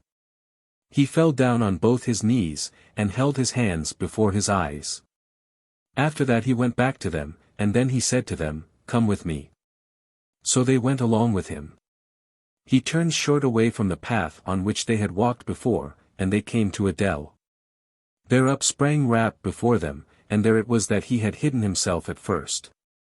The earl urges on his men to run after him, but Rap was so swift-footed that they never came near him. Rap made for Hlada. There both Thrain and Njál's sons lay, bound, for sea at the same time. Rap runs to where Njál's sons are. "Help me, like good men and true," he said, "for the earl will slay me." Helgi looked at him and said, "Thou lookest like an unlucky man, and the man who will not take thee in will have the best of it." "Would that the worst might befall you from me," says Rap. "I am the man," says Helgi, "to avenge me on thee for this as time rolls on." Then Rap turned to Thrain Sigva's son, and bade him shelter him. "What hast thou on thy hand?" says Thrain. "I have burnt a shrine under the earl's eyes, and slain some men, and now he will be here speedily, for he has joined in the hue and cry himself." "It hardly beseems me to do this," says Thrain, "when the earl has done me so much good." Then he showed Thrain the precious things which he had borne out of the shrine, and offered to give him the goods, but Thrain said he could not take them unless he gave him other goods of the same worth for them. "Then," said Rap, "here will I take my stand, and here shall I be slain before thine eyes, and then thou wilt have to abide by every man's blame." Then they see the earl and his band of men coming, and then Thrain took Rap under his safeguard, and let them shove off the boat, and put out to his ship. Then Thrain said, "Now this will be thy best hiding place, to knock out the bottoms of 2 casks, and then thou shalt get into them." So it was done, and he got into the casks, and then they were lashed together, and lowered overboard. Then comes the earl with his band to Njál's sons, and asked if Rap had come there. They said that he had come. The earl asked whither he had gone thence. They said they had not kept eyes on him, and could not say. "He," said the earl, "should have great honor from me who would tell me where Rap was." Then Grim said softly to Helgi, "Why should we not say? What know I whether Thrain will repay us with any good? We should not tell a whit more for that," says Helgi, "when his life lies at stake." "Maybe," said Grim, "the earl will turn his vengeance on us, for he is so wroth that someone will have to fall before him." "That must not move us," says Helgi, "but still we will pull our ship out, and so away to sea as soon as ever we get a wind." So they rowed out under an isle that lay there, and wait there for a fair breeze. The earl went about among the sailors, and tried them all, but they, one and all, denied that they knew aught of Rap. Then the earl said, "Now we will go to Thrain, my brother in arms, and he will give Rap up, if he knows anything of him. After that they took a longship and went off to the merchant ship. Thrain sees the Earl coming, and stands up and greets him kindly. The Earl took his greeting well and spoke thus. We are seeking for a man whose name is Rap, and he is an Icelander. He has done us all kind of ill, and now we will ask you to be good enough to give him up, or to tell us where he is. Ye know, Lord, said Thrain, that I slew your outlaw, and then put my life in peril, and for that I had of you great honor. More honor shalt thou now have, says the Earl. Now Thrain thought within himself, and could not make up his mind how the Earl would take it, so he denies that Rap is there, and bade the Earl to look for him. He spent little time on that, and went on land alone, away from other men, and was then very wroth, so that no man dared to speak to him. Show me Njál's sons, said the Earl, and I will force them to tell me the truth. Then he was told that they had put out of the harbour. Then there is no help for it, says the Earl, but still there were 2 water casks alongside of Thrain's ship, and in them a man may well have been hid, and if Thrain has hidden him, there he must be. And now we will go a second time to see Thrain. Thrain sees that the Earl means to put off again and said. However wroth the Earl was last time, now he will be half as wroth again, and now the life of every man on board the ship lies at stake. They all gave their words to hide the matter, for they were all sore afraid. Then they took some sacks out of the lading, and put Rap down into the hold in their stead, and other sacks that were tight were laid over him. Now comes the Earl, just as they were done stowing Rap away. Thrain greeted the Earl well. The Earl was rather slow to return it, and they saw that the Earl was very wroth. Then said the Earl to Thrain. Give thou up Rap, for I am quite sure that thou hast hidden him.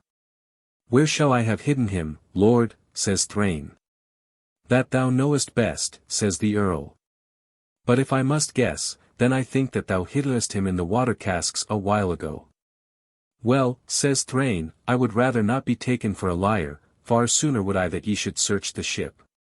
Then the Earl went on board the ship and hunted, but found him not. Dost thou speak me free now, says Thrain. Far from it, says the Earl, and yet I cannot tell why we cannot find him, but methinks I see through it all when I come on shore, but when I come here, I can see nothing. With that he made them row him ashore. He was so wroth that there was no speaking to him. His son Sweyn was there with him, and he said, A strange turn of mind this to let guiltless men smart for one's wrath.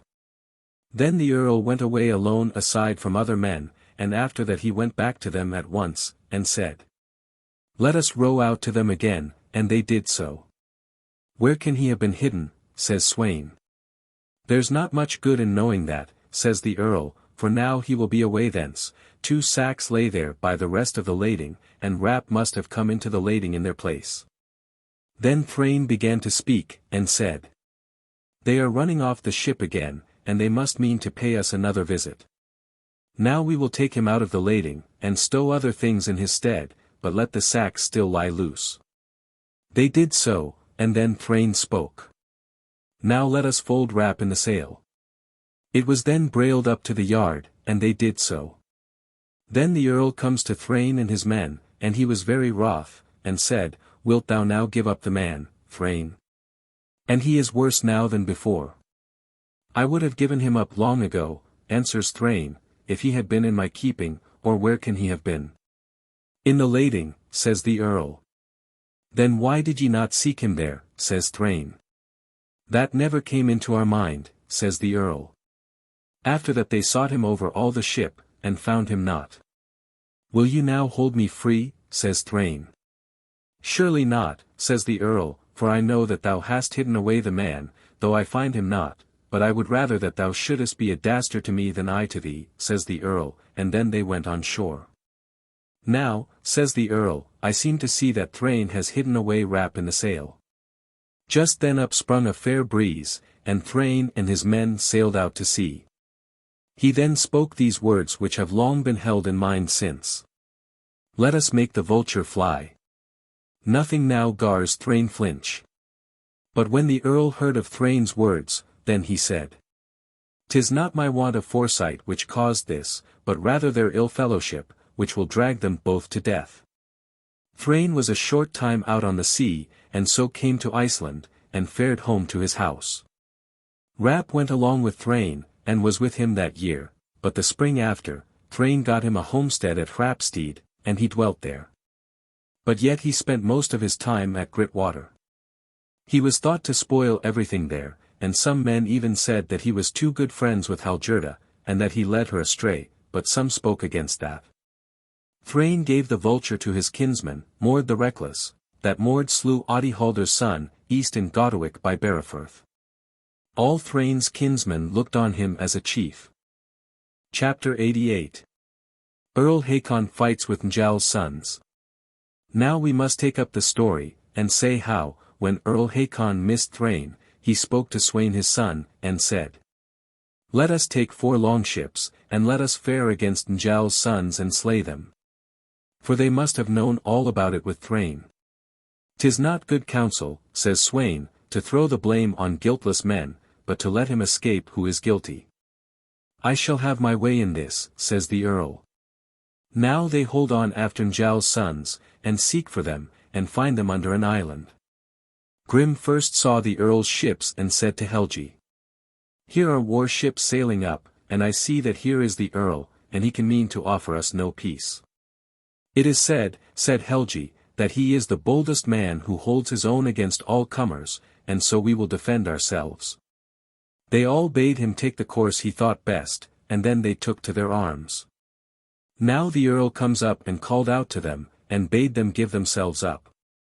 Helgi said that they would defend themselves so long as they could.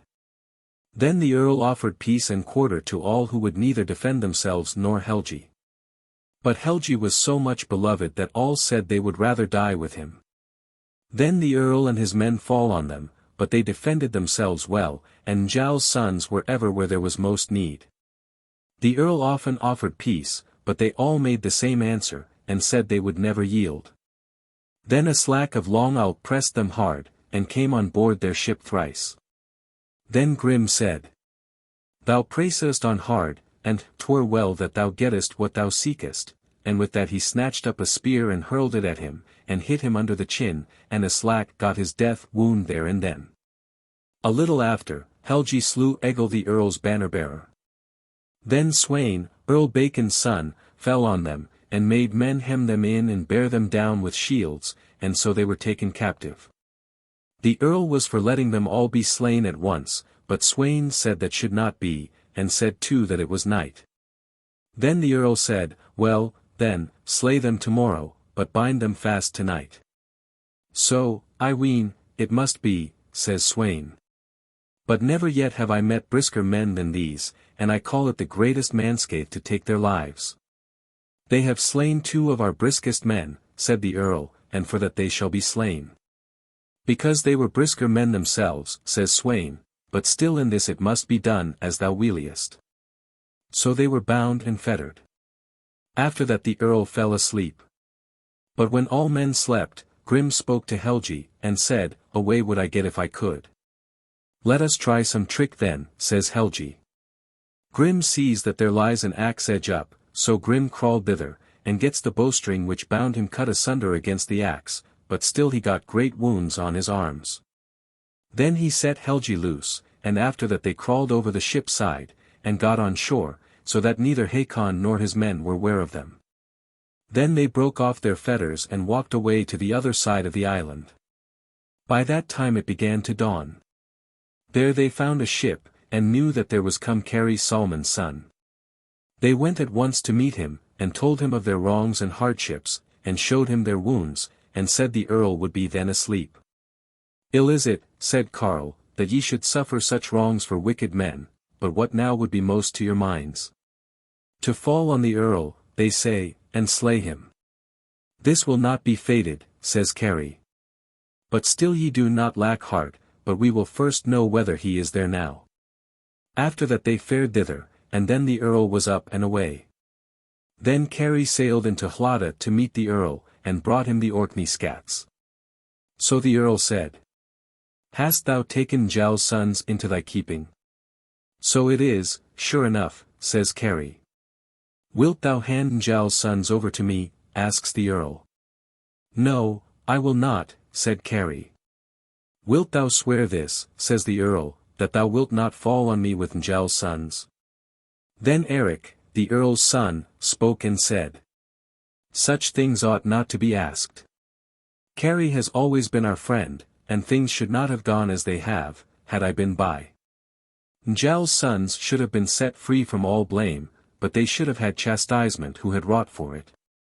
Methinks now it would be more seemly to give Njál's sons good gifts for the hardships and wrongs which have been put upon them, and the wounds they have got.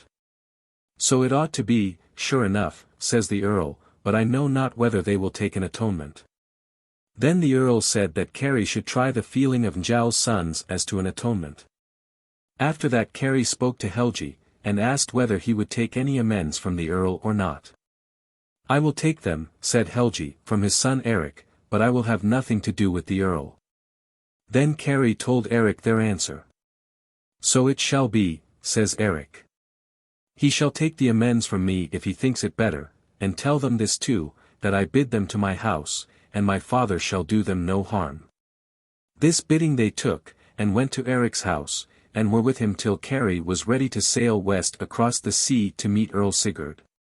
Then Eric made a feast for Kari, and gave him gifts, and Njál's sons gifts too. After that Kari fared west across the sea, and met Earl Sigurd, and he greeted them very well, and they were with the earl that winter. But when the spring came, Kari asked Njál's sons to go on warfare with him, but Grim said they would only do so if he would fare with them afterwards out to Iceland. Kari gave his word to do that, and then they fared with him A-Sea-Roving. They harried south about Anglesey and all the southern isles, thence they held on to Cantyre, and landed there, and fought with the land's men, and got thence much goods, and so fared to their ships. Thence they fared south to Wales, and harried there. Then they held on for Man, and there they met Godred, and fought with him, and got the victory, and slew Dungal the king's son. There they took great spoil. Thence they held on north to Call, and found Earl Gilly there, and he greeted them well, and there they stayed with him a while.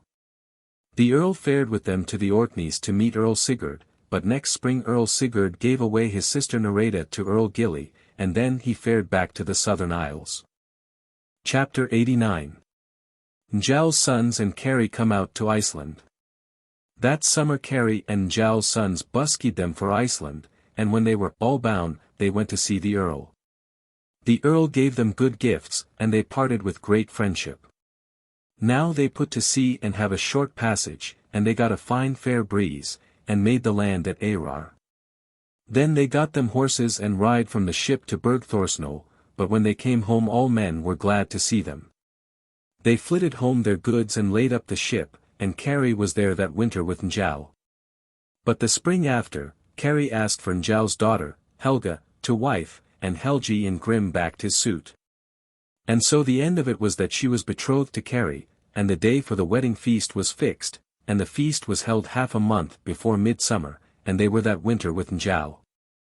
Then Kari bought him land at Deerholms, east away by Mydale, and set up a farm there. They put in there a grieve and housekeeper to see after the farm, but they themselves were ever with Njál. Chapter 90. The quarrel of Njál's sons with Thrain Sigfus' son. Rap owned a farm at Hrapstead, but for all that he was always at Gritwater, and he was thought to spoil everything there. Thrain was good to him.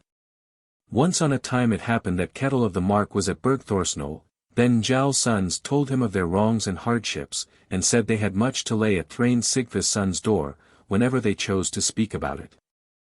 Njál said it would be best that Kettle should talk with his brother Thrain about it, and he gave his word to do so. So they gave Kettle breathing time to talk to Thrain. A little after they spoke of the matter again to Kettle, but he said that he would repeat few of the words that had passed between them, for it was pretty plain that Thrain thought I set too great store on being your brother-in-law. Then they dropped talking about it, and thought they saw that things looked ugly, and so they asked their father for his counsel as to what was to be done, but they told him they would not let things rest as they then stood. Such things, said Njál, are not so strange. It will be thought that they are slain without a cause, if they are slain now, and my counsel is, that as many men as may be should be brought to talk with them about these things. That thus as many as we can find may be ear witnesses if they answer ill as to these things. Then Cary shall talk about them too, for he is just the man with the right turn of mind for this. Then the dislike between you will grow and grow, for they will heap bad words on bad words when men bring the matter forward, for they are foolish men. It may also well be that it may be said that my sons are slow to take up a quarrel, but ye shall bear that for the sake of gaining time, for there are two sides to everything that is done, and ye can always pick a quarrel. But still ye shall let so much of your purpose out, as to say that if any wrong be put upon you that ye do mean something. But if ye had taken counsel from me at first, then these things should never have been spoken about at all, and then ye would have gotten no disgrace from them. But now ye have the greatest risk of it, and so it will go on ever growing and growing with your disgrace, that ye will never get rid of it until ye bring yourselves into a strait, and have to fight your way out with weapons. But in that there is a long and weary night in which ye will have to grope your way. After that they ceased speaking about it, but the matter became the daily talk of many men. One day it happened that those brothers spoke to Cary and bade him go to Gritwater. Cary said he thought he might go elsewhither on a better journey, but still he would go if that were Njál's counsel. So after that Cary fares to meet Thrain, and then they talk over the matter, and they did not each look at it in the same way. Cary comes home, and Njál's sons ask how things had gone between Thrain and him. Cary said he would rather not repeat the words that had passed, but, he went on, it is to be looked for that the like words will be spoken when ye yourselves can hear them. Thrain had 15 house earls trained to arms in his house, and 8 of them rode with him whithersoever he went. Thrain was very fond of show and dress, and always rode in a blue cloak, and had on a gilded helm, and the spear, the earl's gift, in his hand, and a fair shield, and a sword at his belt. Along with him always went Gunnar Lambi's son, and Lambi Sigurd's son, and Grani, Gunnar of Lithin's son. But nearest of all to him went Killingrap. Lodin was the name of his serving man, he too went with Thrain when he journeyed. Jorvi was the name of Lodin's brother, and he too was one of Thrain's band. The worst of all, in their words against Njál's sons, were Rap and Grani, and it was mostly their doing that no atonement was offered to them. Njál's sons often spoke to Cary that he should ride with them, and it came to that at last, for he said it would be well that they heard Thrain's answer. Then they buskied them, 4 of Njál's sons, and Cary the 5th, and so they fared to Gritwater. There was a wide porch in the homestead there, so that many men might stand in it side by side. There was a woman out of doors, and she saw their coming, and told Thrain of it. He bade them to go out into the porch, and take their arms, and they did so. Thrain stood in mid-door, Killingrap and Grani Gunnar's son stood on either hand of him, then next stood Gunnar Lambi's son, then Lodin and Jorvi, then Lambi Sigurd's son, then each of the others took his place right and left. For the house earls were all at home. Skarphedin and his men walk up from below, and he went first, then Cary, then Hoskuld, then Grim, then Helgi. But when they had come up to the door, then not a word of welcome passed the lips of those who stood before them. May we all be welcome here, said Skarphedin. Hallgerda stood in the porch, and had been talking low to Rap, then she spoke out loud. None of those who are here will say that ye are welcome. Then Skarphedin sang a song. Prop of sea waves fire, 38 thy fretting. Cannot cast a weight on us. Warriors white, yes, wolf and eagle. Willingly I feed today. Carline thrust into the ingle. Or a tramping whore, art thou. Lord of skates that skim the sea belt, 39. Odin's mocking cup 40 I mix. Thy words, said Skarphedin, will not be worth much, for thou art either a hag, only fit to sit in the ingle, or a harlot. These words of thine thou shalt pay for, she says, ere thou farest home. Thee am I come to see, Thrain, said Helgi, and to know if thou will make me any amends for those wrongs and hardships which befell me for thy sake in Norway. I never knew, said Thrain, that ye 2 brothers were wont to measure your manhood by money, or, how long shall such a claim for a man stand over? Many will say, says Helgi, that thou oughtest to offer us atonement, since thy life was at stake. Then Rap said, 'Twas just luck that swayed the balance, when he got stripes who ought to bear them. And she dragged you under disgrace and hardship, but us away from them. Little good luck was there in that, says Helgi, to break faith with the earl, and to take to thee instead. Thinkest thou not that thou hast some amends to seek from me? Says Rap, I will atone thee in a way that, methinks, were fitting. The only dealings we shall have, says Helgi, will be those which will not stand thee in good stead. Don't bandy words with Rap, said Skarphedinn, but give him a red skin for a grey. 41. Hold thy tongue, Skarphedinn, said Rap, or I will not spare to bring my axe on thy head. 'Twill be proved soon enough, I dare say, says Skarphedinn, which of us is to scatter gravel over the other's head. Away with you home, ye dung-beardlings, says Hallgerda, and so we will call you always from this day forth. But your father we will call, the beardless carle.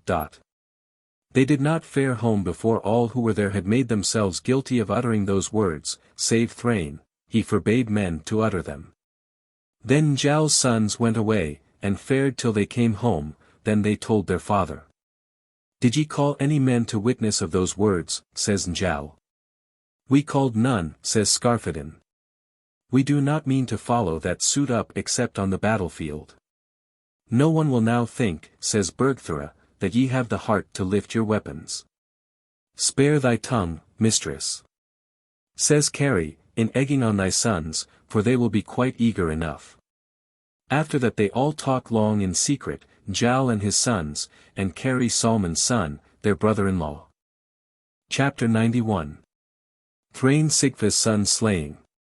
Now there was great talk about this quarrel of theirs, and all seemed to know that it would not settle down peacefully.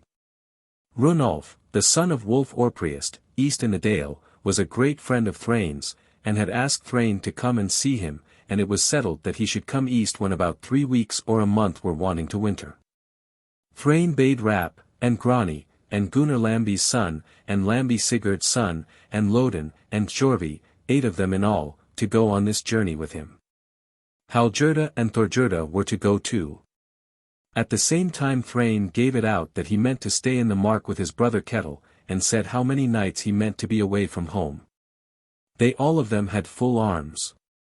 So they rode east across Mark Fleet, and found there some gangrel women, and they begged them to put them across the fleet west on their horses, and they did so. Then they rode into the dale, and had a hearty welcome. Their Kettle of the Mark met them, and there they sate 2 nights. Both Runolf and Kettle besought Thrain that he would make up his quarrel with Njál's sons. But he said he would never pay any money, and answered crossly, for he said he thought himself quite a match for Njál's sons wherever they met. So it may be, says Runolf. But so far as I can see, no man has been their match since Gunnar of Lithen died, and it is likelier that ye will both drag one another down to death. Thrain said that was not to be dreaded. Then Thrain fared up into the mark, and was there 2 nights more, after that he rode down into the dale, and was sent away from both houses with fitting gifts. Now the Mark fleet was then flowing between sheets of ice on both sides, and there were tongues of ice bridging it across every here and there. Thrain said that he meant to ride home that evening, but Runolf said that he ought not to ride home. He said, too, that it would be more wary not to fare back as he had said he would before he left home. That is fear, and I will none of it, answers Thrain. Now those gangrel women whom they had put across the fleet came to Bergthorsnol, and Bergthora asked whence they came, but they answered, away east under Ijafell. Then, who put you across Mark fleet, said Bergthora. Those, said they, who were the most boastful and bravest clad of men. Who? asked Bergthora. Thrain Sigfa's son, said they, and his company, but we thought it best to tell thee that they were so full-tongued and foul-tongued towards this house, against thy husband and his sons. Listeners do not often hear good of themselves, says Bergthora.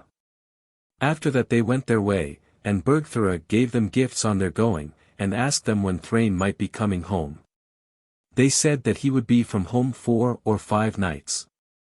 After that Bergthora told her sons and her son-in-law Carry, and they talked long and low about the matter. But that same morning, when Thrain and his men rode from the east, Njal woke up early and heard how Skarphedin's axe came against the panel. Then Njal rises up, and goes out, and sees that his sons are all there with their weapons, and Karl, his son-in-law too. Skarphedin was foremost. He was in a blue cape, and had a targe, and his axe aloft on his shoulder. Next to him went Helgi. He was in a red kirtle, had a helm on his head, and a red shield, on which a heart was marked. Next to him went Kari, he had on a silken jerkin, a gilded helm and shield, and on it was drawn a lion.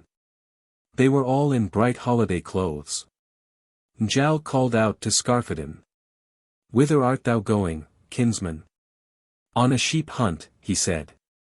"So it was once before," said Njal, "but then ye hunted men." Skarphedin laughed at that, and said, "Hear ye what the old man says?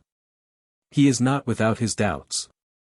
"When was it that thou spokest thus before?" asks Kari. "When I slew Sigmund the White," says Skarphedin, Gunnar of Lithin's kinsman. "For what?" asks Kari. "He had slain Thord Friedmund's son, my foster father." Njal went home, but they fared up into the red slips, and bided there, thence they could see the others as soon as ever they rode from the east out of the dale. There was sunshine that day and bright weather. Now Thrain and his men ride down out of the dale along the river bank. Lambi Sigurd's son said, "Shields gleam away yonder in the red slips when the sun shines on them, and there must be some men lying in wait there." "Then," says Thrain, "we will turn our way lower down the fleet, and then they will come to meet us if they have any business with us." So they turned down the fleet. "Now they have caught sight of us," said Skarphedin, "for lo, they turn their path elsewhither, and now we have no other choice than to run down and meet them." "Many men," said Kari, "would rather not lie in wait if the balance of force were not more on their side than it is on ours. They are 8, but we are 5. Now they turn down along the fleet, and see a tongue of ice bridging the stream lower down and mean to cross there. Thrain and his men take their stand upon the ice away from the tongue, and Thrain said, "What can these men want? They are 5, and we are 8. "I guess," said Lambi Sigurd's son, "that they would still run the risk though more men stood against them." Thrain throws off his cloak, and takes off his helm. Now it happened to Skarphedin, as they ran down along the fleet, that his shoestring snapped asunder, and he stayed behind. "Why so slow, Skarphedin?" quoth Grim. "I am tying my shoe," he says. "Let us get on ahead," says Kari. "Methinks he will not be slower than we." So they turn off to the tongue, and run as fast as they can. Skarphedin sprang up as soon as he was ready, and had lifted his axe, the Ogress of War, aloft, and runs right down to the fleet. But the fleet was so deep that there was no fording it for a long way up or down. A great sheet of ice had been thrown up by the flood on the other side of the fleet as smooth and slippery as glass, and there Thrain and his men stood in the midst of the sheet. Skarphedin takes a spring into the air, and leaps over the stream between the ice banks, and does not check his course, but rushes still onwards with a slide. The sheet of ice was very slippery, and so he went as fast as a bird flies. Thrain was just about to put his helm on his head, and now Skarphedin bore down on them, and hews at Thrain with his axe, the Ogress of War, and smote him on the head, and clove him down to the teeth, so that his jaw teeth fell out on the ice. This feat was done with such a quick sleight that no one could get a blow at him. He glided away from them at once at full speed.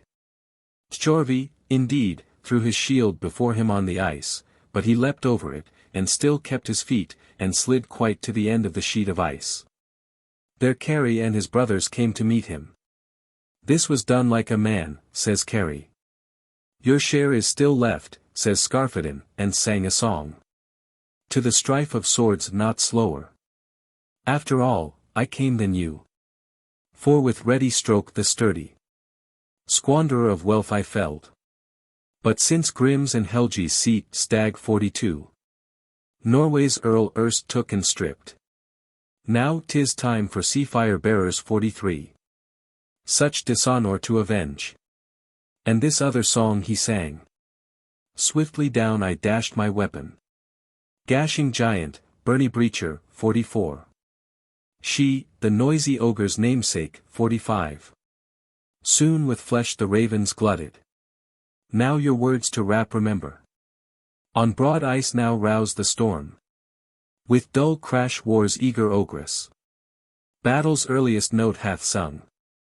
That befits us well, and we will do it well, says Helgi. Then they turn up towards them. Both Grim and Helgi see where Rap is, and they turned on him at once.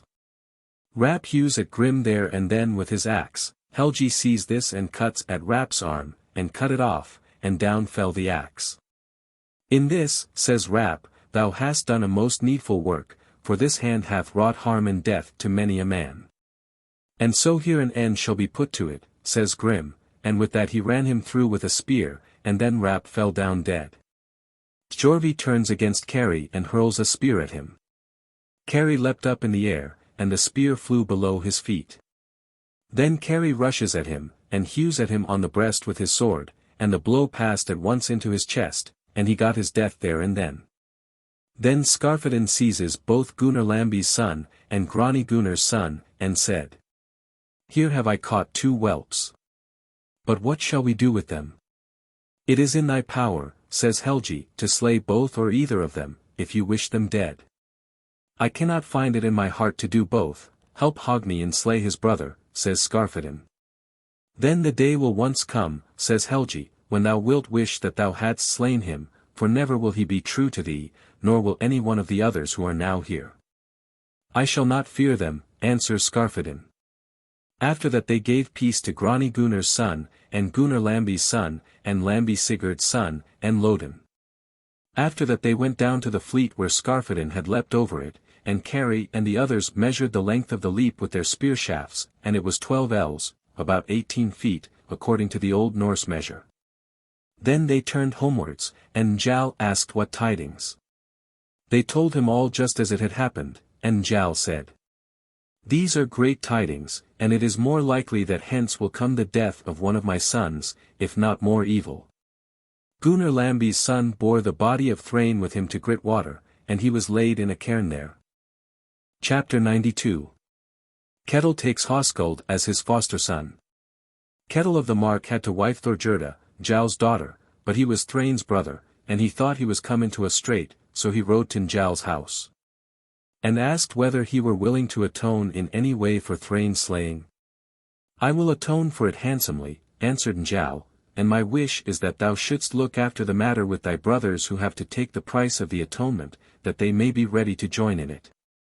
Kettle said he would do so with all his heart, and Kettle rode home first. A little after, he summoned all his brothers to Lithend, and then he had a talk with them, and Hogni was on his side all through the talk.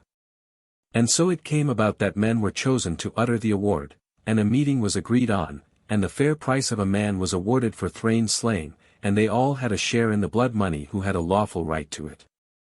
After that pledges of peace and good faith were agreed to, and they were settled in the most sure and binding way. Njáll paid down all the money out of hand well and bravely, and so things were quiet for a while. One day Njáll rode up into the mark, and he and Kettle talked together the whole day. Njáll rode home at even, and no man knew of what they had taken counsel. A little after Kettle fares to Gritwater, and he said to Thorgerda, Long have I loved my brother Thrain much, and now I will show it, for I will ask Hoskuld Thrain's son to be my foster child. Thou shalt have thy choice of this, she says. And thou shalt give this lad all the help in thy power when he is grown up, and avenge him if he is slain with weapons, and bestow money on him for his wife's dower, and besides, thou shalt swear to do all this. Now Hoskuld fares home with Kettle, and is with him some time. Chapter 93. Njáll takes Hoskuld to foster. Once on a time Njáll rides up into the mark, and he had a hearty welcome. He was there that night, and in the evening Njáll called out to the lad Hoskuld, and he went up to him at once. Njáll had a ring of gold on his hand, and showed it to the lad. He took hold of the gold, and looked at it, and put it on his finger. Wilt thou take the gold as a gift? Said Njáll. That I will, said the lad. Knowest thou, says Njáll, what brought thy father to his death? I know, answers the lad, that Skarphedinn slew him, but we need not keep that in mind, when an atonement has been made for it and a full price paid for him. Better answered than asked, said Njáll, and thou wilt live to be a good man and true, he adds. Methinks thy forecasting, says Hoskuld, is worth having, for I know that thou art foresight and unlean. Now I will offer to foster thee, said Njáll, if thou wilt take the offer. He said he would be willing to take both that honor and any other good offer which he might make. So the end of the matter was, that Hoskuld fared home with Njáll as his foster son. He suffered no harm to come nigh the lad, and loved him much. Njál's sons took him about with them, and did him honor in every way. And so things go on till Hoskuld is full grown. He was both tall and strong, the fairest of men to look on, and well-haired, blithe of speech, bountiful, well-behaved, as well trained to arms as the best, fair-spoken to all men, and much beloved. Njál's sons and Hoskuld were never apart either in word or deed. Chapter 94. Of Flosi Thord's son. There was a man named Flosi, he was the son of Thord Freyspríest. Flosi had to wife Steinvra, daughter of Hall of the Side. She was base-born, and her mother's name was Salvora, daughter of Hrut the White. Flosi dwelt at Swinefell, and was a mighty chief.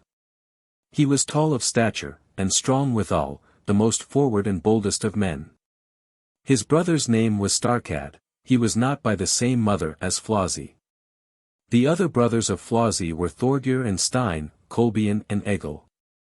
Hildegunna was the name of the daughter of Starkad Flosi's brother. She was a proud, high-spirited maiden, and one of the fairest of women. She was so skilful with her hands, that few women were equally skilful. She was the grimmest and hardest-hearted of all women, but still a woman of open hand and heart, and any fitting call was made upon her. Chapter 95. Of Hall of the Side. Hall was the name of a man who was called Hall of the Side. He was the son of Thorstein Bodvar's son. Hall had to wife Geirrida, daughter of Thidrandi the Wise. Thorstein was the name of Hall's brother, and he was nicknamed Broadpaunch. His son was Cole, whom Carrie slays in Wales. The sons of Hall of the Side were Thorstein and Egil, Thorwald and Ljot, and Thidrandi, whom, it is said, the goddesses slew.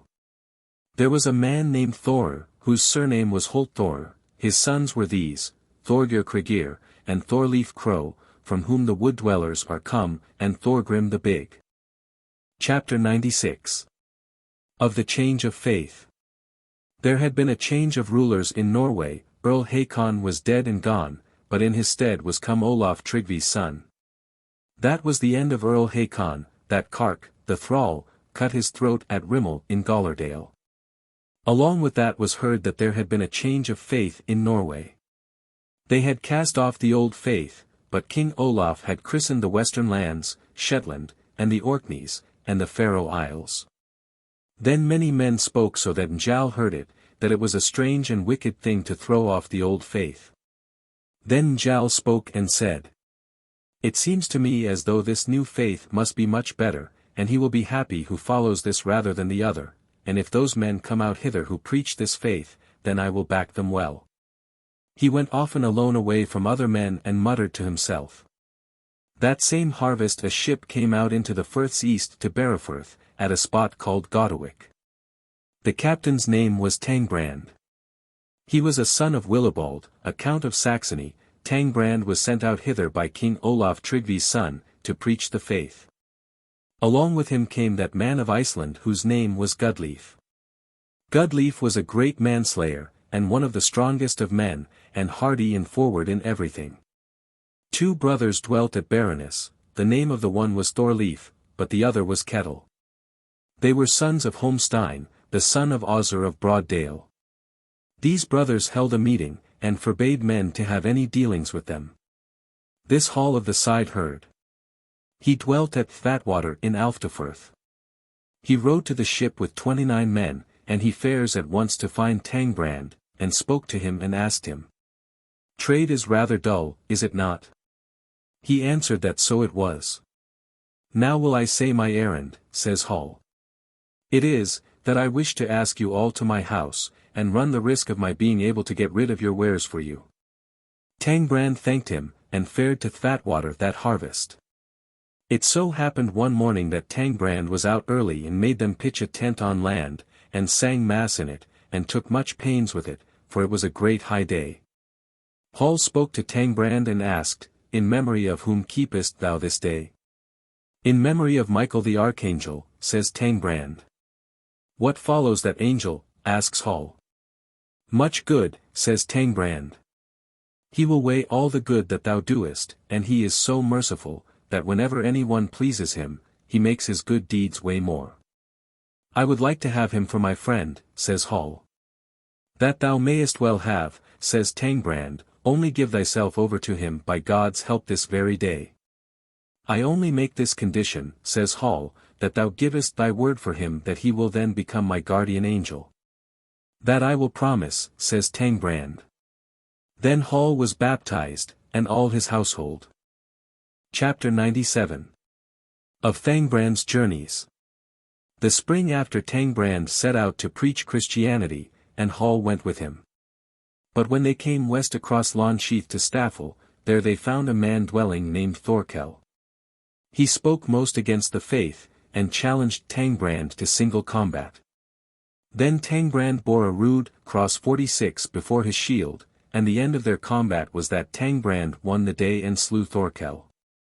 Thence they fared to Hornfirth and turned in as guests at Borgerhaven, west of Haneberg Sand. There Hilda the Old dwelt, 47, and then Hilda and all his household took upon them the new faith. Thence they fared to Felcombe, and went in as guests to Caffel. There dwelt Cole Thorstein's son, Hall's kinsman, and he took upon him the faith and all his house. Thence they fared to Swinefell, and Flossie only took the sign of the cross, but gave his word to back them at the thing. Thence they fared west to Woodcombe, and went in as guests at Kirkby. There dwelt Serd Esbjorn's son, the son of Thorstein, the son of Kettle the Foolish. These had all of them been Christians from father to son. After that they fared out of Woodcombe on to Headbrink. By that time the story of their journey was spread far and wide.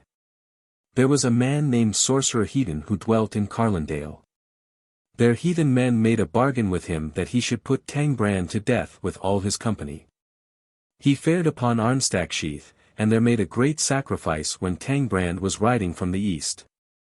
Then the earth burst asunder under his horse, but he sprang off his horse and saved himself on the brink of the gulf, but the earth swallowed up the horse and all his harness, and they never saw him more.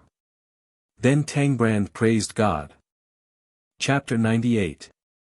Of Thangbrand and Gudleif. Gudleif now searches for Sorcerer Hedinn and finds him on the heath, and chases him down into Carlindale, and got within spear-shot of him, and shoots a spear at him and through him. Thence they fared to Deerholmes and held a meeting there, and preached the faith there, and there Ingiald, the son of Thorstein Highbangkok, became a Christian. Thence they fared to the Fleet Lythe and preached the faith there. There Weatherlid the Skald, and Ari his son, spoke most against the faith, and for that they slew Weatherlid, and then this song was sung about it. He who proved his blade on bucklers. South went through the land to wet. Brand that oft hath felled his foeman. Gainst the forge which foams with song. 48. Mighty wielder of war's sickle. Made his sword's avenging edge. Hard on heroes' helm-prop rattle. 49. Skull of Weatherlid the Skald.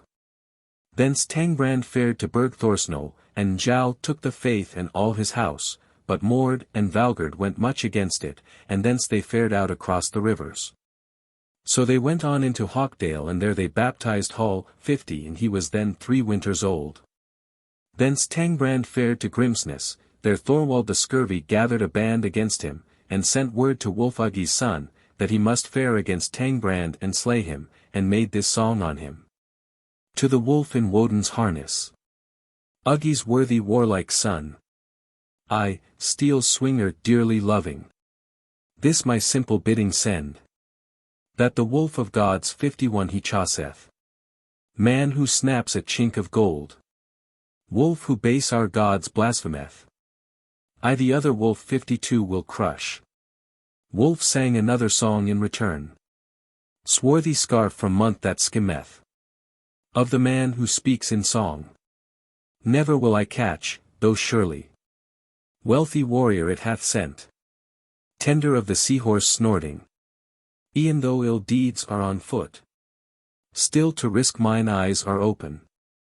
Harmful, 'tis to snap at flies. 53.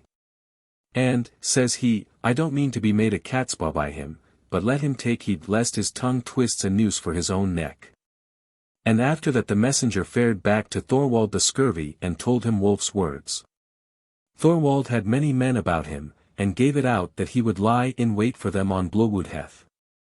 Now those two, Tangbrand and Gudleaf, ride out of Hawkdale, and there they came upon a man who rode to meet them. That man asked for Gudleaf, and when he found him he said, Thou shalt gain by being the brother of Thorgil of Reykjahol, for I will let thee know that they have set many ambushes, and this too. That Thorwald the scurvy is now with his band at Hestbeck on Grimsness. We shall not the less for all that ride to meet him, says Gudleaf, and then they turned down to Hestbeck. Thorwald was then come across the brook, and Gudleaf said to Tangbrand. Here is now Thorwald, let us rush on him now. Tangbrand shot a spear through Thorwald, but Gudleaf smote him on the shoulder and hewed his arm off, and that was his death. After that they ride up to the thing, and it was a near thing that the kinsmen of Thorwald had fallen on Tangbrand, but Njáll and the Eastfirthers stood by Tangbrand. Then Hjalti-Skeggji's son sang this rhyme at the Hill of Laws. Ever will I gods blaspheme. Freya methinks a dog does seem. Freya a dog? Aye. Let them be. Both dogs together Odin and she. 54. Hjalti fared abroad that summer and Gizur the White with him, but Thangbrand's ship was wrecked away east at Bulandsness, and the ship's name was Bison. Tangbrand and his messmate fared right through the west country, and Steinvra, the mother of Ref the Skald, came against him. She preached the heathen faith to Tangbrand and made him a long speech. Tangbrand held his peace while she spoke, but made a long speech after her, and turned all that she had said the wrong way against her. Hast thou heard, she said, how Thor challenged Christ to single combat, and how he did not dare to fight with Thor? I have heard tell, says Tangbrand, that Thor was naught but dust and ashes, if God had not willed that he should live. Knowest thou, she says, who it was that shattered thy ship? What hast thou to say about that, he asks. That I will tell thee, she says. He that giant's offspring 55 slayeth. Broke the new fields bison stout, 56. Thus the gods, Bel's warder 57 grieving. Crushed the falcon of the strand. 58. To the courser of the causeway 59. Little good was Christ I ween. When Thor shattered ships to pieces. Gylfi's heart 60 no god could help. And again she sang another song. Thangbrand's vessel from her moorings. Sea King's steed, Thor wrathful tore. Shook and shattered all her timbers. Hurled her broadside on the beach. Ne'er again shall Viking snowshoe 61. On the briny billows glide. For a storm by Thor awakened. Dashed the bark to splinters small. After that Tangbrand and Steinvra parted, and they fared west to Bardastrand. Chapter 99. Of Gest Oddleif's son. Gest Oddleif's son dwelt at Hagi on Bardastrand. He was one of the wisest of men, so that he foresaw the fates and fortunes of men. He made a feast for Tangbrand and his men. They fared to Hagi with 60 men. Then it was said that there were 200 heathen men to meet them, and that a bearsark was looked for to come thither, whose name was Otric, and all were afraid of him. Of him such great things as these were said, that he feared neither fire nor sword, and the heathen men were sore afraid at his coming. Then Tangbrand asked if men were willing to take the faith, but all the heathen men spoke against it. Well, says Tangbrand, I will give you the means whereby ye shall prove whether my faith is better. We will hallow 2 fires. The heathen men shall hallow one and I the other, but a third shall he unhallowed. And if the bearsark is afraid of the one that I hallow, but treads both the others, then ye shall take the faith. That is well spoken, says Gest, and I will agree to this for myself and my household. And when Gest had so spoken, then many more agreed to it.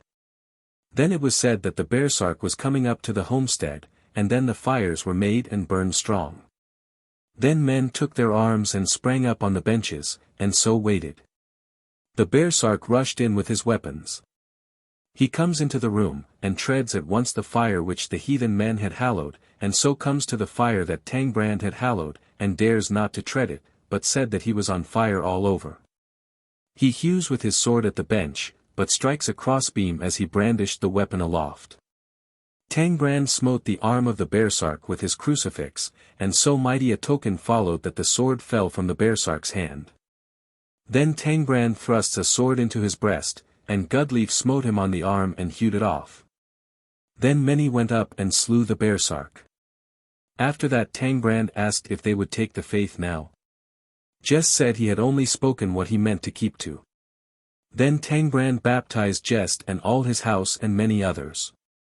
Then Thangbrand took counsel with Gest whether he should go any further west among the firths, but Gest set his face against that, and said they were a hard race of men there, and ill to deal with. But if it be foredoomed that this faith shall make its way, then it will be taken as law at the Althing, and then all the chiefs out of the districts will be there. I did all that I could at the thing, says Thangbrand, and it was very uphill work. Still thou hast done most of the work, says Gest, though it may be fated that others shall make Christianity law. But it is here as the saying runs, no tree falls at the first stroke. After that Gest gave Thangbrand good gifts, and he fared back south. Thangbrand fared to the Southlanders' quarter, and so to the Eastfirths. He turned in as a guest at Bergthorsnol, and Njáll gave him good gifts. Thence he rode east to Alftafirth to meet Hall of the Side. He caused his ship to be mended, and heathen man called it Iron Basket.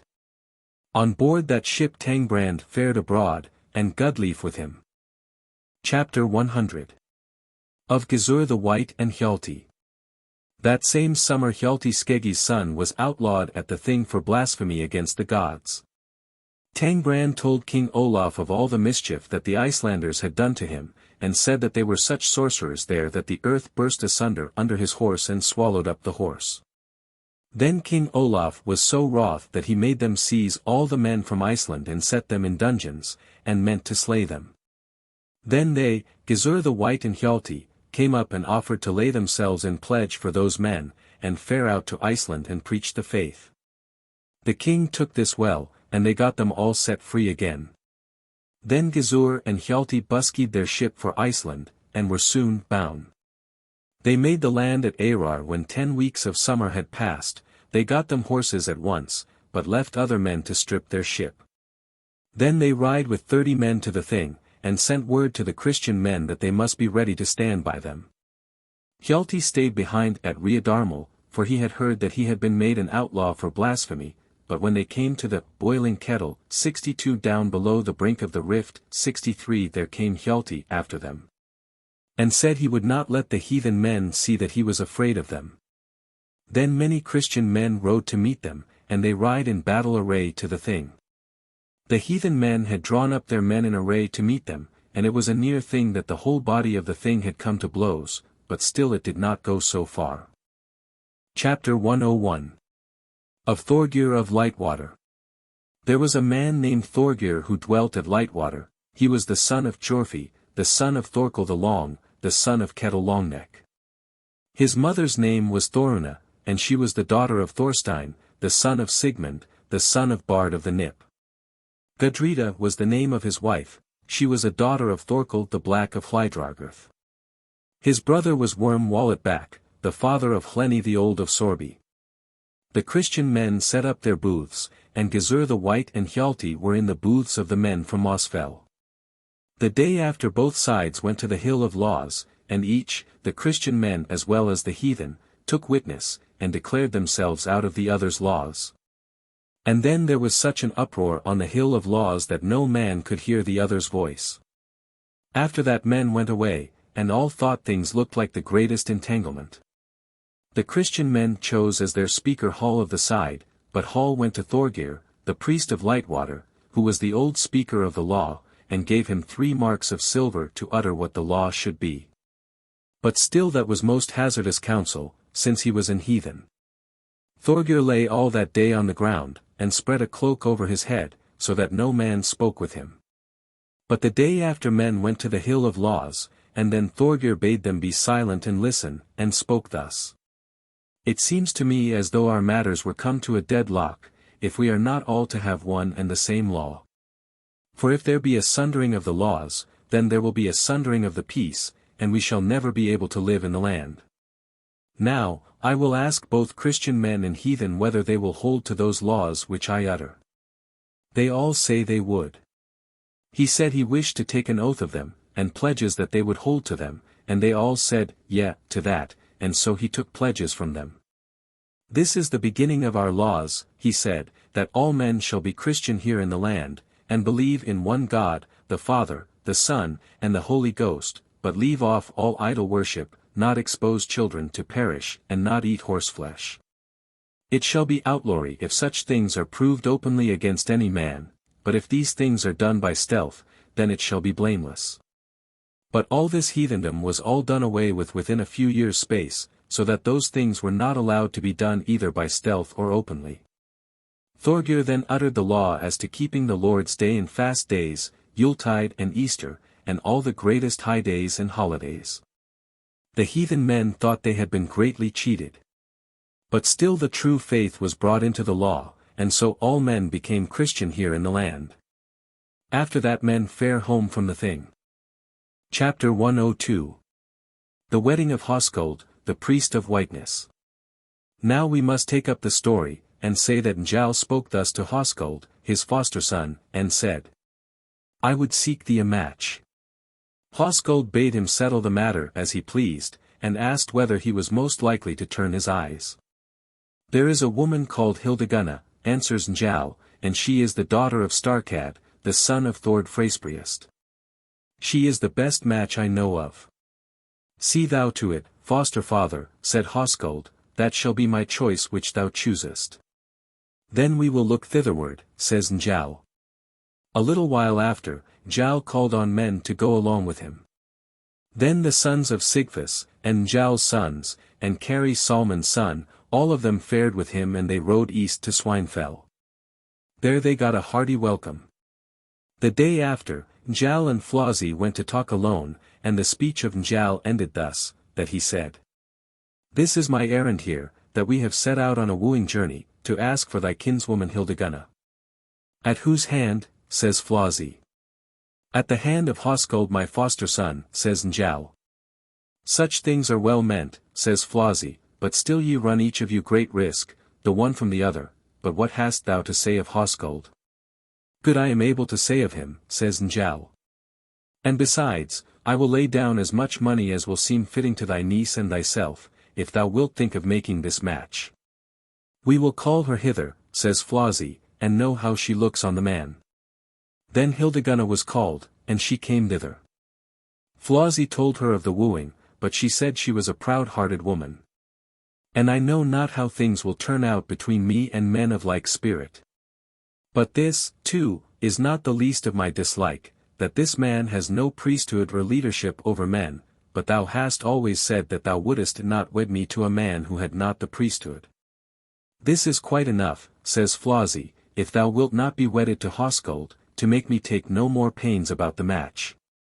"Nay," she says, "I do not say that I will not be wedded to Hoskuld if they can get him a priesthood or a leadership over men, but otherwise I will have nothing to say to the match."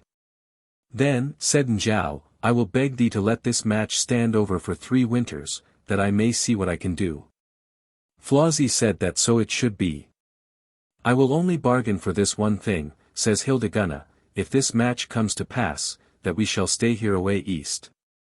Njáll said he would rather leave that to Hoskuld, but Hoskuld said that he put faith in many men, but in none so much as his foster father.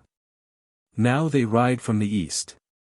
Njáll sought to get a priesthood and leadership for Hoskuld, but no one was willing to sell his priesthood, and now the summer passes away till the Althing. There were great quarrels at the thing that summer, and many a man then did as was their wont, in faring to see Njáll.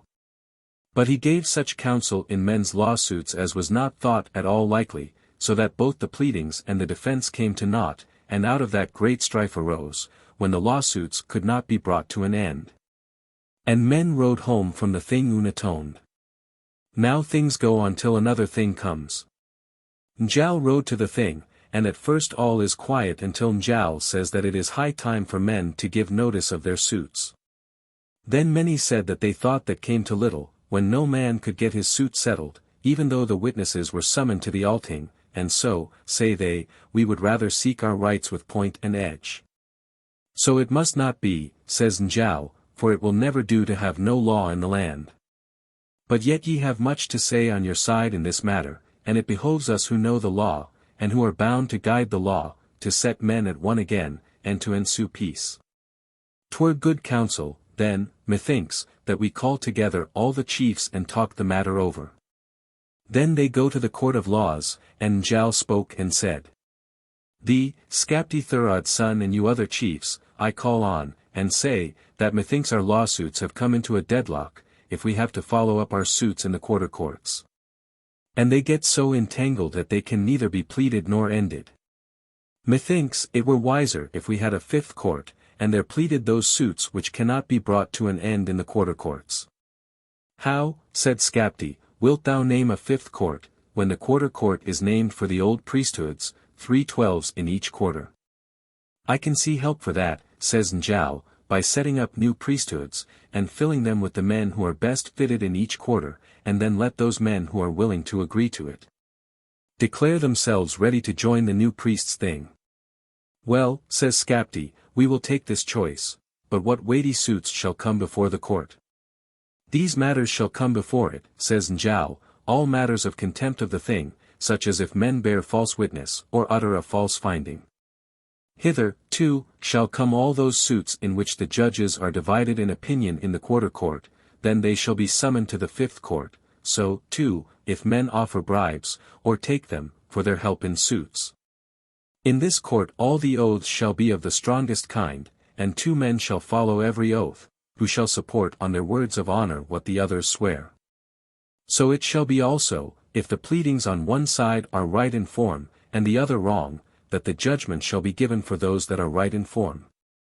Every suit in this court shall be pleaded just as is now done in the quarter court, save and except that when 4/12 are named in the fifth court, then the plaintiff shall name and set aside 6 men out of the court. And the defendant other 6. But if he will not set them aside, then the plaintiff shall name them and set them aside as he has done with his own 6. But if the plaintiff does not set them aside, then the suit comes to naught, for 3/12 shall utter judgment on all suits. We shall also have this arrangement in the court of laws, that those only shall have the right to make or change laws who sit on the middle bench, and to this bench those only shall be chosen who are wisest and best. There, too, shall the fifth court sit, but if those who sit in the court of laws are not agreed as to what they shall allow or bring in as law, then they shall clear the court for a division, and the majority shall bind the rest. But if any man who has a seat in the court be outside the court of laws and cannot get inside it, or thinks himself overborne in the suit, then he shall forbid them by a protest, so that they can hear it in the court. And then he has made all their grants and all their decisions void and of none effect, and stopped them by his protest. After that, Skapti Thorwald's son brought the fifth court into the law, and all that was spoken of before. Then men went to the hill of laws, and men set up new priesthoods. In the Northlanders' quarter were these new priesthoods: the priesthood of the Melmen in Midfirth, and the Laufsingers' priesthood in the Ijafirth. Then Njáll begged for a hearing, and spoke thus. It is known to many men what passed between my sons and the men of Gritwater when they slew Thrain Sigva's son. But for all that we settled the matter. And now I have taken Hoskuld into my house, and planned a marriage for him if he can get a priesthood anywhere, but no man will sell his priesthood, and so I will beg you to give me leave to set up a new priesthood at Whiteness for Hoskuld. He got this leave from all, and after that he set up the new priesthood for Hoskuld, and he was afterwards called Hoskuld, the priest of Whiteness. After that, men ride home from the thing, and Njáll stayed but a short time at home ere he rides east to Swinefell, and his sons with him, and again stirs in the matter of the marriage with Flosi. But Flosi said he was ready to keep faith with them in everything. Then Hildegunna was betrothed to Hoskuld, and the day for the wedding feast was fixed, and so the matter ended. They then ride home, but they rode again shortly to the bridal, and Flosi paid down all her goods and money after the wedding, and all went off well. They fared home to Bergthorsnol, and were there the next year, and all went well between Hildegunna and Bergthora. But the next spring Njáll bought land in Osaby, and hands it over to Hoskuld, and thither he fares to his own abode. Njáll got him all his household, and there was such love between them all, that none of them thought anything that he said or did any worth unless the others had a share in it. Hoskuld dwelt long at Osaby, and each backed the other's honor, and Njall's sons were always in Hoskuld's company. Their friendship was so warm, that each house bade the other to a feast every harvest, and gave each other great gifts. And so it goes on for a long while. Chapter 103. The slaying of Hoskuld Njall's son. There was a man named Lyding, he dwelt at Samstead, and he had to wife a woman named Steinvra. She was a daughter of Sigfus, and Thrain's sister. Lyding was tall of growth and a strong man, wealthy in goods and ill to deal with. It happened once that Lyding had a feast in his house at Samstead, and he had bidden thither Hoskuld and the sons of Sigfus, and they all came. There, too, was Grani Gunnar's son, and Gunnar Lambi's son, and Lambi Sigurd's son. Hoskuld Njall's son and his mother had a farm at Holt, and he was always riding to his farm from Bergthorsnol, and his path lay by the homestead at Samstead. Hoskuld had a son called Amund. He had been born blind, but for all that he was tall and strong. Lyding had 2 brothers, the one's name was Halstein, and the other's Hallgrim. They were the most unruly of men, and they were ever with their brother, for other men could not bear their temper. Lyding was out of doors most of that day, but every now and then he went inside his house. At last he had gone to his seat, when in came a woman who had been out of doors, and she said, "You were too far off to see outside how that proud fellow rode by the farmyard." "What proud fellow was that," says Lyding, "of whom thou speakest?" "Hoskuld Njall's son rode here by the yard," she says. "He rides often here by the farmyard," said Lyding, "and I can't say that it does not try my temper. And now I will make thee an offer, Hoskuld, Sigfus' son, to go along with thee if thou wilt avenge thy father and slay Hoskuld Njall's son." "That I will not do," says Hoskuld, "for then I should repay Njall, my foster father, evil for good, and mayst thou and thy feasts never thrive henceforth." With that he sprang up away from the board, and made them catch his horses, and rode home. Then Lyding said to Grani Gunnar's son, "Thou wert by when Thrain was slain, and that will still be in thy mind, and thou, too, Gunnar Lambi's son, and thou, Lambi Sigurd's son. Now, my will is that we ride to meet him this evening, and slay him." "No," says Grani, "I will not fall on Njall's son, and so break the atonement which good men and true have made." With like words spoke each man of them, and so, too, spoke all the sons of Sigfus, and they took that counsel to ride away. Then Lyding said, when they had gone away, "All men know that I have taken no atonement for my brother-in-law Thrain, and I shall never be content that no vengeance, man for man, shall be taken for him." After that he called on his 2 brothers to go with him, and 3 housecarls as well. They went on the way to meet Hoskuld, Njall's son, as he came back, and lay in wait for him north of the farmyard in a pit. And there they bided till it was about mid-even, 6 o'clock p.m. Then Hoskuld rode up to them. They jump up all of them with their arms, and fall on him. Hoskuld guarded himself well, so that for a long while they could not get the better of him, but the end of it was at last that he wounded Lyding on the arm. And slew 2 of his serving men, and then fell himself. They gave Hoskuld 16 wounds, but they hewed not off the head from his body. They fared away into the wood east of Rangriver, and hid themselves there. That same evening, Rodney's shepherd found Hoskuld dead, and went home and told Rodney of her son's slaying. "Was he surely dead?" she asks, "was his head off?" It was not, he says. I shall know if I see, she says. So take thou my horse and driving gear. He did so, and got all things ready, and then they went thither where Hoskuld lay. She looked at the wounds, and said, "'Tis even as I thought, that he could not be quite dead, and Njal no doubt can cure greater wounds." After that they took the body and laid it on the sledge and drove to Bergthorsnol, and drew it into the sheepcote, and made him sit upright against the wall. Then they went both of them and knocked at the door, and a housecarl went to the door. She steals in by him at once, and goes till she comes to Njal's bed. She asked whether Njal were awake. He said he had slept up to that time, but was then awake. "But why art thou come hither so early?" "Rise thou up," said Rodney, "from thy bed by my rival's side, and come out, and she too, and thy sons, to see thy son Hoskuld." They rose and went out. "Let us take our weapons," said Skarphedinn, "and have them with us." Njal said not at that, and they ran in and came out again armed. She goes first till they come to the sheepcote. She goes in and bade them follow her. Then she lit a torch and held it up and said, "Here, Njal, is thy son Hoskuld, and he hath gotten many wounds upon him, and now he will need leechcraft." "I see death marks on him," said Njal, "but no signs of life. But why hast thou not closed his eyes and nostrils? See, his nostrils are still open." "That duty I meant for Skarphedinn," she says. Then Skarphedinn went to close his eyes and nostrils, and said to his father, "Who, sayest thou, hath slain him?" "Lighting of Samsteed and his brothers must have slain him," says Njal. Then Rodney said, "Into thy hands, Skarphedinn, I leave it to take vengeance for thy brother, and I ween that thou wilt take it well, though he be not lawfully begotten, and that thou wilt not be slow to take it." "Wonderfully do ye men behave," said Bergthora, "when ye slay men for small cause, but talk and tarry over such wrongs as this until no vengeance at all is taken. And now tidings of this will soon come to Hoskuld, the priest of whiteness, and he will be offering you atonement, and you will grant him that, but now is the time to act about it, if ye seek for vengeance. Our mother eggs us on now with a just goading," said Skarphedinn, and sang a song. Well we know the warrior's temper. 64. One and all, well, father thine.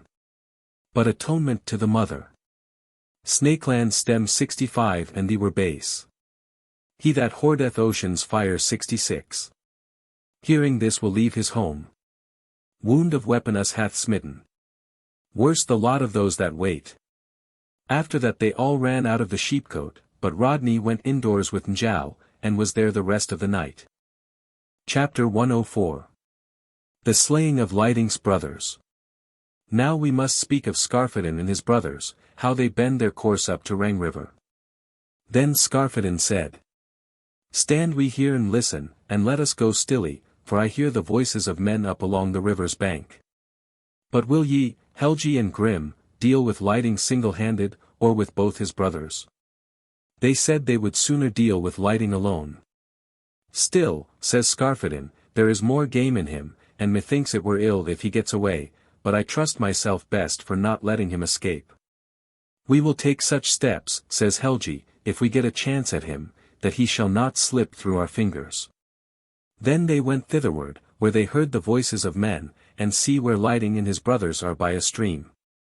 Skarphedinn leaps over the stream at once, and alights on the sandy brink on the other side. There upon it stands Hallgrim and his brother. Skarphedinn smites at Hallgrim's thigh, so that he cut the leg clean off, but he grasps Hallstein with his left hand. Lighting thrust at Skarphedinn, but Helgi came up then and threw his shield before the spear, and caught the blow on it. Lighting took up a stone and hurled it at Skarphedinn, and he lost his hold on Hallstein. Hallstein sprang up the sandy bank, but could get up it in no other way than by crawling on his hands and knees. Skarphedinn made a side blow at him with his axe, the ogress of war, and hews asunder his backbone. Now Lighting turns and flies, but Helgi and Grim both went after him, and each gave him a wound, but still Lighting got across the river away from them, and so to the horses, and gallops till he comes to Osseby. Hoskuld was at home, and meets him at once. Lighting told him of these deeds. Such things were to be looked for by thee, says Hoskuld.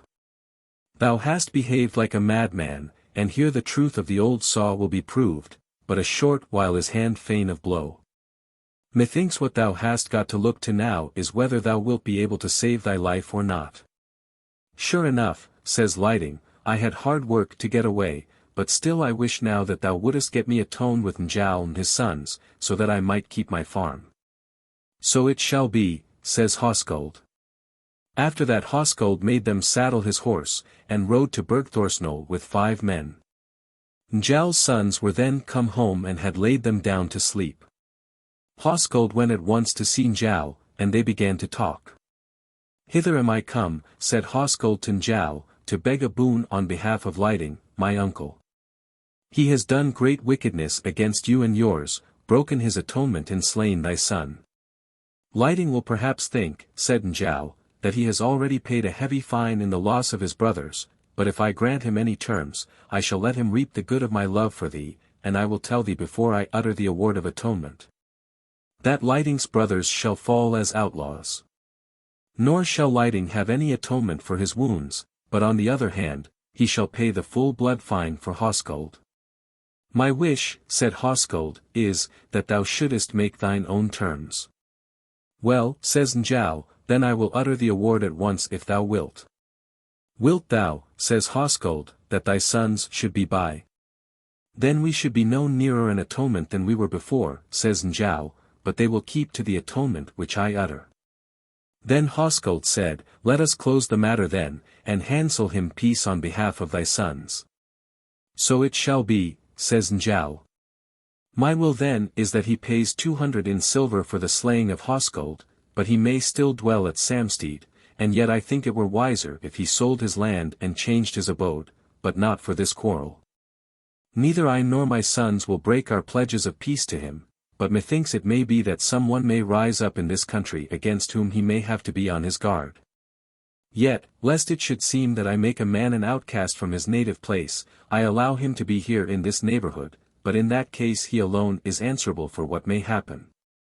After that Hoskuld fared home, and Njál's sons woke up as he went, and asked their father who had come, but he told them that his foster son Hoskuld had been there. He must have come to ask a boon for Lighting then, said Skarphedinn. So it was, says Njáll. Ill was it then, says Grim. Hoskuld could not have thrown his shield before him, says Njáll, if thou hadst slain him, as it was meant thou shouldst. Let us throw no blame on our father, says Skarphedinn. Now it is to be said that this atonement was kept between them afterwards. Chapter 105. Of Amund the Blind. That event happened 3 winters after at the Thingskilla thing that Amund the Blind was at the thing. He was the son of Hoskuld Njál's son. He made men lead him about among the booths, and so he came to the booth inside which was Lighting of Samstead. He made them lead him into the booth till he came before Lighting. Is Lighting of Samstead here? He asked. What dost thou want? Says Lighting. I want to know, says Amund, what atonement thou wilt pay me for my father. I am baseborn, and I have touched no fine.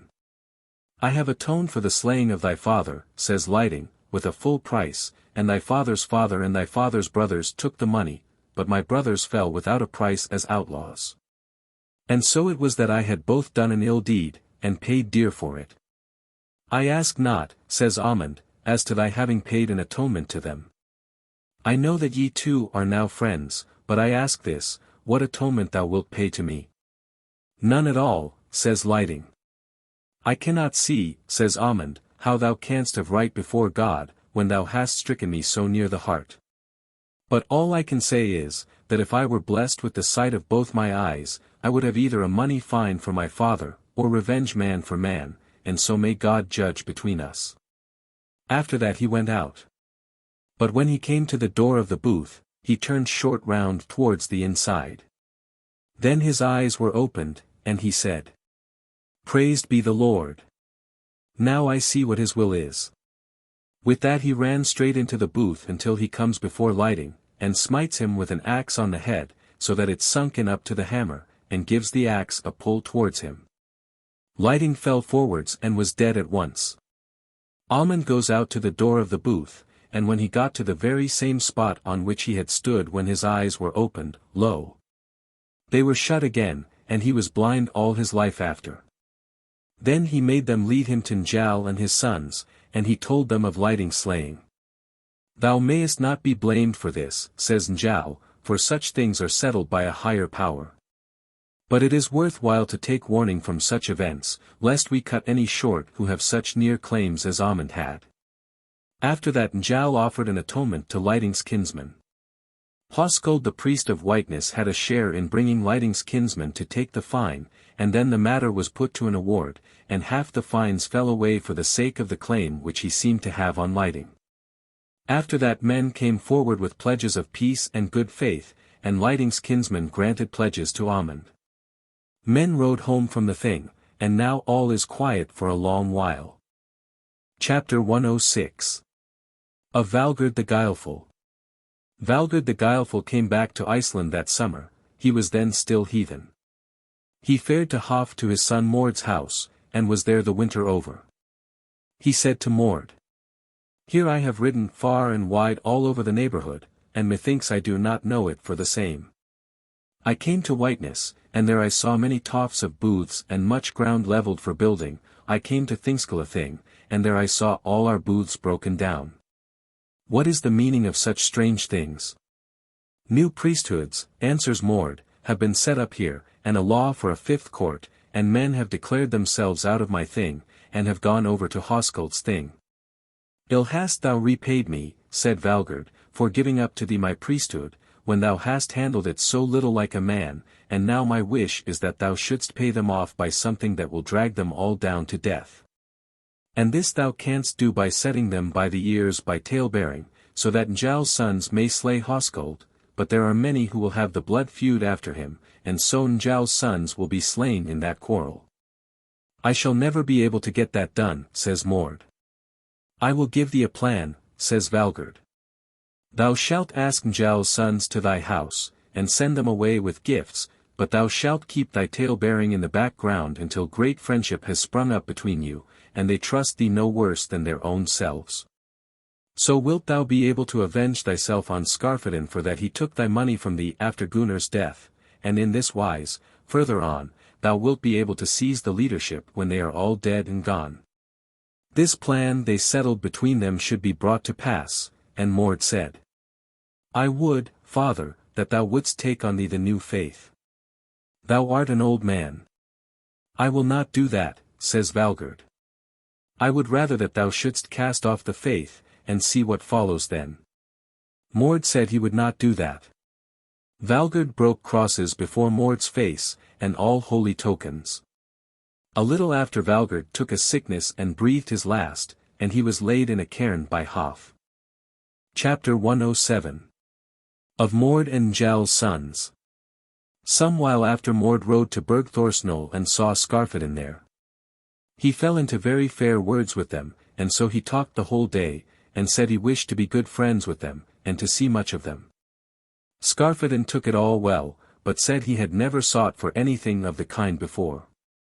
So it came about that he got himself into such great friendship with them, that neither side thought they had taken any good counsel unless the other had a share in it. Njál always disliked his coming thither, and it often happened that he was angry with him.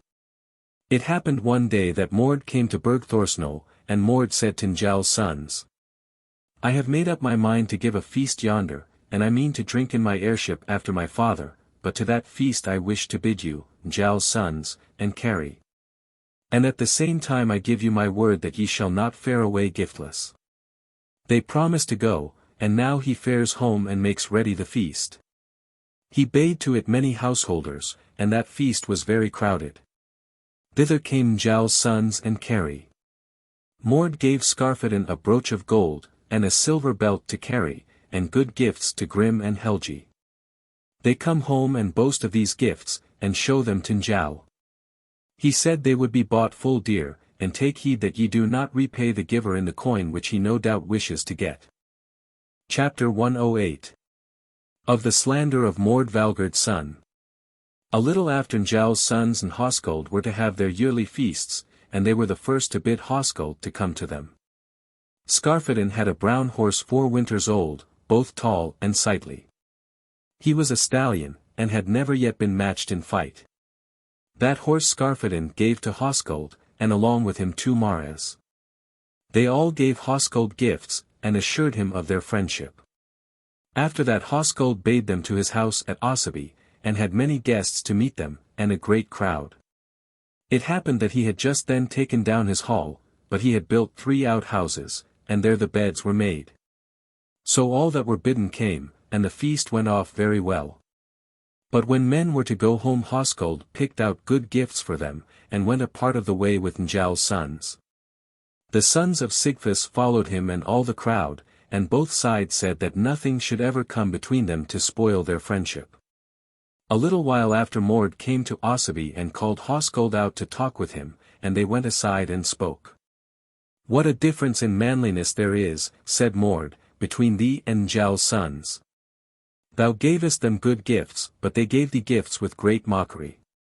"How makest thou that out?" says Höskuld. "They gave thee a horse which they called a dark horse, and that they did out of mockery at thee, because they thought thee too untried. I can tell thee also that they envy thee the priesthood. Skarphedinn took it up as his own at the thing when thou camest not to the thing at the summoning of the 5th court, and Skarphedinn never means to let it go." "That is not true," says Höskuld, "for I got it back at the folkmote last harvest." "Then that was Njál's doing," says Mord. "They broke, too, the atonement about lighting." "I do not mean to lay that at their door," says Höskuld. "Well," says Mord, "thou canst not deny that when ye 2, Skarphedinn and thou, were going east towards Markfleet, an axe fell out from under his belt, and he meant to have slain thee then and there." "It was his woodman's axe," says Höskuld, "and I saw how he put it under his belt, and now, Mord, I will just tell thee this right out, that thou canst never say so much ill of Njál's sons as to make me believe it. But though there were aught in it, and it were true as thou sayest, that either I must slay them or they me, then would I far rather suffer death at their hands than work them any harm. But as for thee, thou art all the worse a man for having spoken this." After that Mord fares home. A little after Mord goes to see Njál's sons, and he talks much with those brothers and carry. "I have been told," says Mord, "that Höskuld has said that thou, Skarphedinn, hast broken the atonement made with lighting, but I was made aware also that he thought that thou hadst meant some treachery against him when ye 2 fared to Markfleet. But still, methinks that was no less treachery when he bade you to a feast at his house, and stowed you away in an outhouse that was farthest from the house, and wood was then heaped round the outhouse all night, and he meant to burn you all inside. But it so happened that Hogni Gunnar's son came that night, and naught came of their onslaught, for they were afraid of him. After that he followed you on your way and great band of men with him, then he meant to make another onslaught on you, and set Grani Gunnar's son, and Gunnar Lambi's son to kill thee. But their hearts failed them, and they dared not to fall on thee. But when he had spoken thus, first of all they spoke against it, but the end of it was that they believed him, and from that day forth a coldness sprung up on their part towards Höskuld, and they scarcely ever spoke to him when they met. But Höskuld showed them little deference, and so things went on for a while. Next harvest Höskuld fared east to Swinefell to a feast, and Flosi gave him a hearty welcome. Hildegunna was there too. Then Flosi spoke to Höskuld and said, "Hildegunna tells me that there is great coldness with you and Njál's sons, and methinks that is ill, and I will beg thee not to ride west, but I will get thee a homestead in Skaptarfell. And I will send my brother, Thorgir, to dwell at Aseby. Then some will say," says Höskuld, "that I am flying thence for fear's sake, and that I will not have said. Then it is more likely that great trouble will arise," says Flosi. "Ill is that then," says Höskuld, "for I would rather fall unatoned, than that many should reap ill for my sake." Höskuld buskied him to ride home a few nights after, but Flosi gave him a scarlet cloak, and it was embroidered with needlework down to the waist. Höskuld rode home to Aseby, and now all is quiet for a while. Höskuld was so much beloved that few men were his foes, but the same ill will went on between him and Njál's sons the whole winter through. Njál had taken as his foster child, Thord, the son of Kari. He had also fostered Thorwald, the son of Asgrim Illidagrim's son. Thorwald was a strong man, and hardy both in body and mind. He had learnt so much law that he was the third greatest lawyer in Iceland. Next spring was an early spring, and men are busy sowing their corn. Chapter 109. Of Mord and Njál's sons. It happened one day that Mord came to Bergthorsnol. He and Kari and Njál's sons fell a talking at once, and Mord slanders Hoskuld after his wont, and has now many new tales to tell, and does naught but egg Skarphedinn and them on to slay Hoskuld. And said he would be beforehand with them if they did not fall on him at once. I will let thee have thy way in this, says Skarphedinn, if thou wilt fare with us, and have some hand in it. That I am ready to do, says Mord, and so they bound that fast with promises, and he was to come there that evening. Bergthora asked Njál. What are they talking about out of doors? I am not in their councils, says Njál, but I was seldom left out of them when their plans were good. Skarphedinn did not lie down to rest that evening, nor his brothers, nor Kari. That same night, when it was well nigh spent, came Mord Valgerd's son, and Njál's sons and Kari took their weapons and rode away.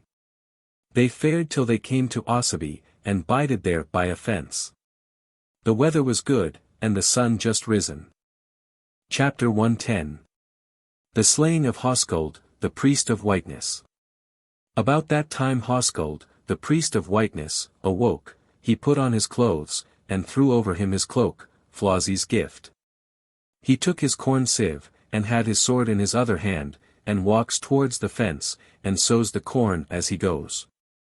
Skarphedinn and his band had agreed that they would all give him a wound. Skarphedinn sprang up from behind the fence, but when Hoskuld saw him he wanted to turn away. Then Skarphedinn ran up to him and said, Don't try to turn on thy heel, whiteness priest, and hews at him, and the blow came on his head. And he fell on his knees.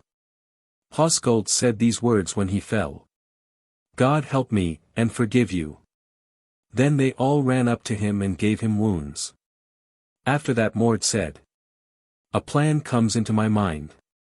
What is that, says Skarphedinn. That I shall fare home as soon as I can, but after that I will fare up to Gritwater, and tell them the tidings, and say, 'Tis an ill deed. But I know surely that Hallgerda will ask me to give notice of the slaying, and I will do that, for that will be the surest way to spoil their suit. I will also send a man to Osaby, and know how soon they take any counsel in the matter, and that man will learn all these tidings thence, and I will make believe that I have heard them from him.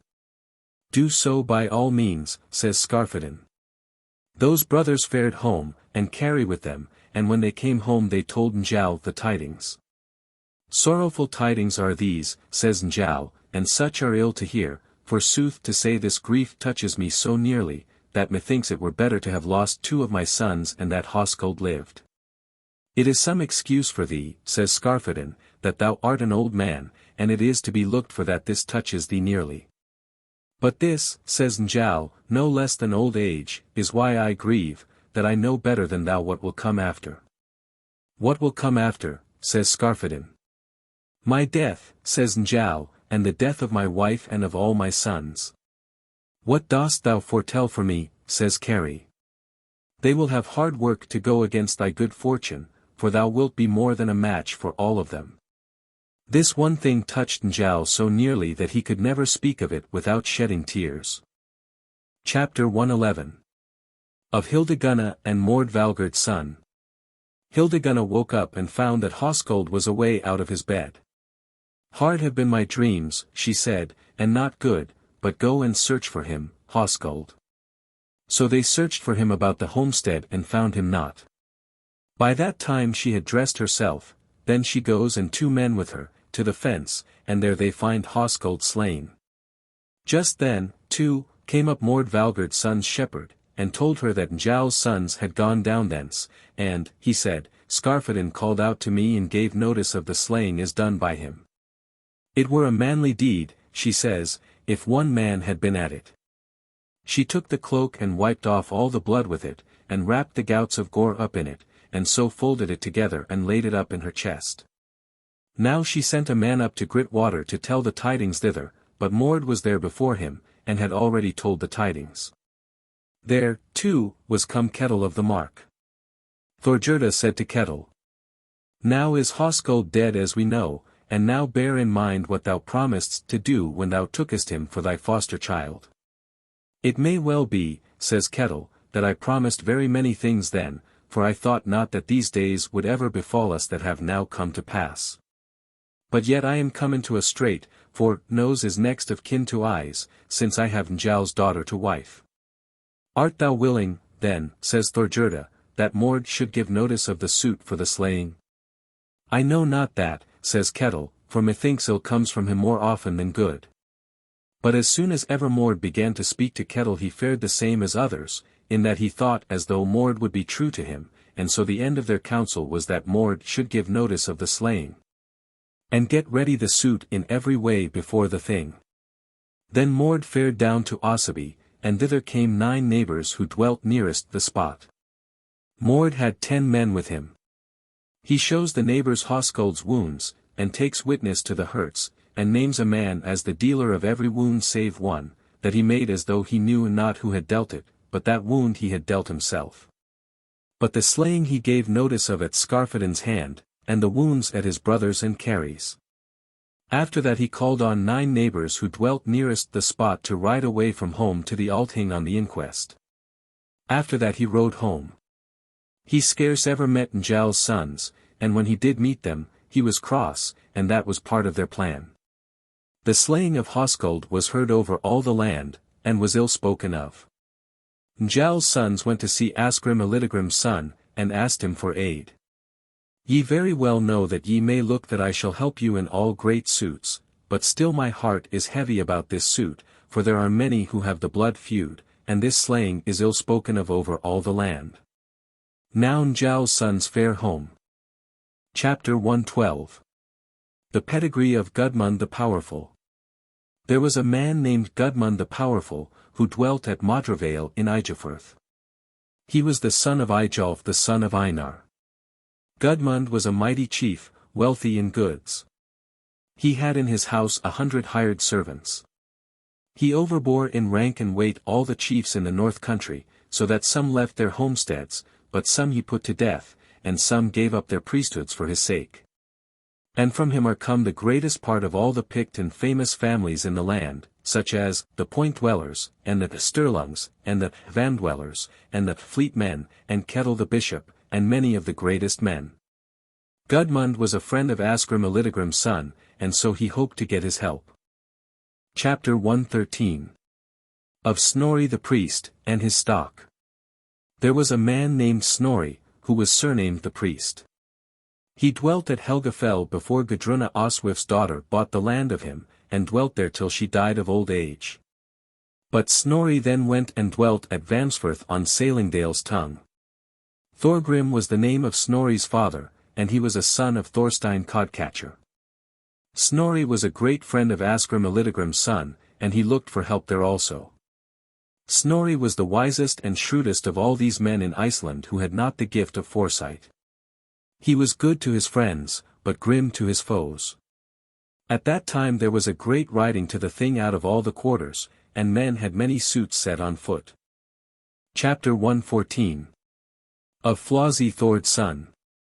Flosi hears of Hoskuld's slaying, and that brings him much grief and wrath, but still he kept his feelings well in hand. He was told how the suit had been set on foot, as has been said, for Hoskuld's slaying, and he said little about it. He sent word to Hall of the Side, his father-in-law, and to Uljot his son, that they must gather in a great company at the thing. Uljot was thought the most hopeful man for a chief away there east. It had been foretold that if he could ride 3 summers running to the thing, and come safe and sound home, that then he would be the greatest chief in all his family, and the oldest man. He had then ridden 1 summer to the thing, and now he meant to ride the second time. Flosi sent word to Kol Thorstein's son, and Glum the son of Hilda the Old, the son of Jurlif, the son of Onund Walletback, and to Modolf Kettle's son, and they all rode to meet Flosi. Hall gave his word, too, to gather a great company, and Flosi rode till he came to Kirkby, to Surt Asbjorn's son. Then Flosi sent after Kolbein Egil's son, his brother's son, and he came to him there. Thence he rode to Hedbrink. There dwelt Thorgrim the Showy, the son of Thorkel the Fair. Flosi begged him to ride to the Althing with him, and he said yea to the journey, and spoke thus to Flosi. Often hast thou been more glad, master, than thou art now, but thou hast some right to be so. Of a truth, said Flosi, that hath now come on my hands, which I would give all my goods that it had never happened. Ill seed has been sown, and so an ill crop will spring from it. Thence he rode over Arnstaksheath, and so to Solheim that evening. There dwelt Lodmund Wolf's son, but he was a great friend of Flosi, and there he stayed that night, and next morning Lodmund rode with him into the dale. There dwelt Runolf, the son of Wolf Orpriest. Flosi said to Runolf, here we shall have true stories as to the slaying of Hoskuld, the priest of whiteness. Thou art a truthful man, and hast got at the truth by asking, and I will trust to all that thou tellest me as to what was the cause of quarrel between them. There is no good in mincing the matter, said Runolf, but we must say outright that he has been slain for less than no cause, and his death is a great grief to all men. No one thinks it so much a loss as Njáll, his foster father. Then they will be ill off for help from men, says Flosi, and they will find no one to speak up for them. So it will be, says Runolf, unless it be otherwise foredoomed. What has been done in the suit, says Flosi. Now the neighbors have been summoned on the inquest, says Runolf, and due notice given of the suit for manslaughter. Who took that step, asks Flosi. Mord Valgerd's son, says Runolf. How far is that to be trusted, says Flosi. He is of my kin, says Runolf, but still, if I tell the truth of him, I must say that more men reap ill than good from him. But this one thing I will ask of thee, Flosi, that thou givest rest to thy wrath, and takest the matter up in such a way as may lead to the least trouble. For Njáll will make a good offer, and so will others of the best men. Ride thou then to the thing, Runolf, said Flosi, and thy words shall have much weight with me, unless things turn out worse than they should. After that they ceased speaking about it, and Runolf promised to go to the thing. Runolf sent word to Hattur the Wise, his kinsman, and he rode thither at once. Thence Flosi rode to Osaby. Chapter 115. Of Flosi and Hildegunna. Hildegunna was out of doors, and said, now shall all the men of my household be out of doors when Flosi rides into the yard. But the women shall sweep the house and deck it with hangings, and make ready the high seat for Flosi. Then Flosi rode into the town, and Hildegunna turned to him and said, come in safe and sound and happy kinsman, and my heart is fain at thy coming hither. Here, says Flosi, we will break our fast, and then we will ride on. Then their horses were tethered, and Flosi went into the sitting room and sat him down, and spurned the high seat away from him on the dais, and said, I am neither king nor earl, and there is no need to make a high seat for me to sit on. Nor is there any need to make a mock of me. Hildegunna was standing close by, and said, it is ill if it mislikes thee, for this we did with a whole heart. If thy heart is whole towards me, then what I do will praise itself if it be well done, but it will blame itself if it be ill done. Hildegunna laughed a cold laugh, and said, there is nothing new in that, we will go nearer yet ere we have done. She sat her down by Flosi, and they talked long and low. After that the board was laid, and Flosi and his band washed their hands. Flosi looked hard at the towel and saw that it was all in rags, and had one end torn off. He threw it down on the bench and would not wipe himself with it, but tore off a piece of the tablecloth, and wiped himself with that, and then threw it to his men. After that Flosi sat down to the board and bade men eat. Then Hildegunna came into the room and went before Flosi, and threw her hair off her eyes and wept. Heavy-hearted art thou now, kinswoman, said Flosi, when thou weepest, but still it is well that thou shouldst weep for a good husband. What vengeance or help shall I have of thee, she says. I will follow up thy suit, said Flosi, to the utmost limit of the law, or strive for that atonement which good men and true shall say that we ought to have as full amends. Hoskuld would avenge thee, she said, if he had the blood feud after thee. Thou lackest not grimness, answered Flosi, and what thou wantest is plain. Arnulf's son, of Forswaterwood, said Hildegunna, had done less wrong towards Thord Frey's priest thy father, and yet thy brothers Kolbein and Egil slew him at Skaptarfell's thing. Then Hildegunna went back into the hall and unlocked her chest, and then she took out the cloak, Flosi's gift, and in it Hoskuld had been slain, and there she had kept it, blood and all. Then she went back into the sitting room with the cloak. She went up silently to Flosi. Flosi had just then eaten his full, and the board was cleared. Hildegunna threw the cloak over Flosi, and the gore rattled down all over him. Then she spoke and said, This cloak, Flosi, thou gavest to Hoskuld, and now I will give it back to thee. He was slain in it, and I call God and all good men to witness, that I adjure thee, by all the might of thy Christ, and by thy manhood and bravery, to take vengeance for all those wounds which he had on his dead body. Or else to be called every man's dastard. Flosi threw the cloak off him and hurled it into her lap, and said, Thou art the greatest hell-hag, and thou wishest that we should take that course which will be the worst for all of us. But, women's counsel is ever cruel. Flosi was so stirred at this, that sometimes he was blood-red in the face, and sometimes ashy pale as withered grass, and sometimes blue as death. Flosi and his men rode away. He rode to Holtford, and there waits for the sons of Sigfus and other of his men. Ingild dwelt at the springs, he was the brother of Rodney, Hoskuld Njál's son's mother. Ingild had to wife Thorslaga, the daughter of Egil, the son of Thord Frey's priest.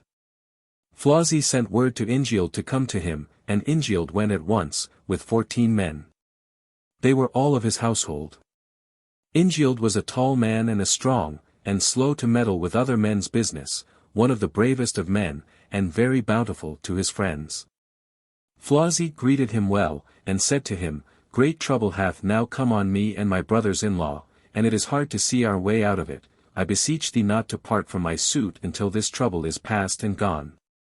I am come into a strait myself, said Ingild, for the sake of the ties that there are between me and Njáll and his sons, and other great matters which stand in the way.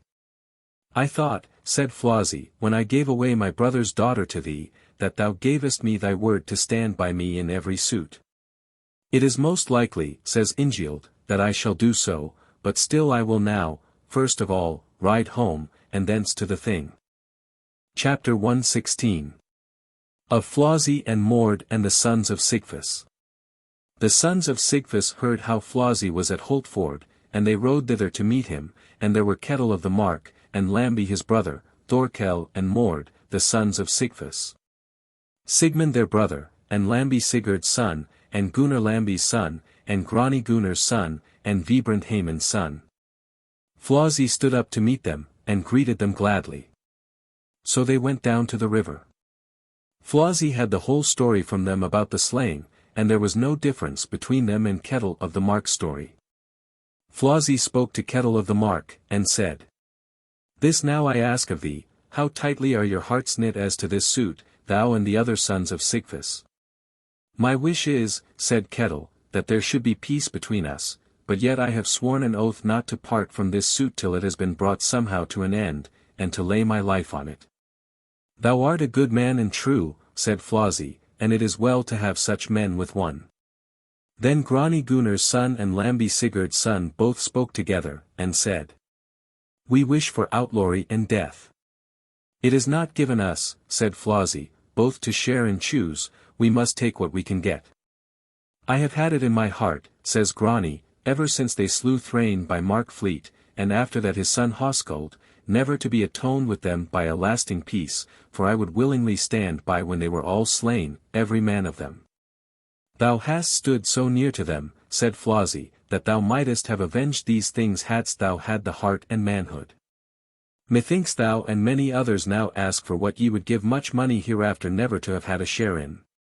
I see this clearly, that though we slay Njáll or his sons, still they are men of so great worth, and of such good family, that there will be such a blood feud and hue and cry after them, that we shall have to fall on our knees before many a man, and beg for help, ere we get an atonement and find our way out of this strait.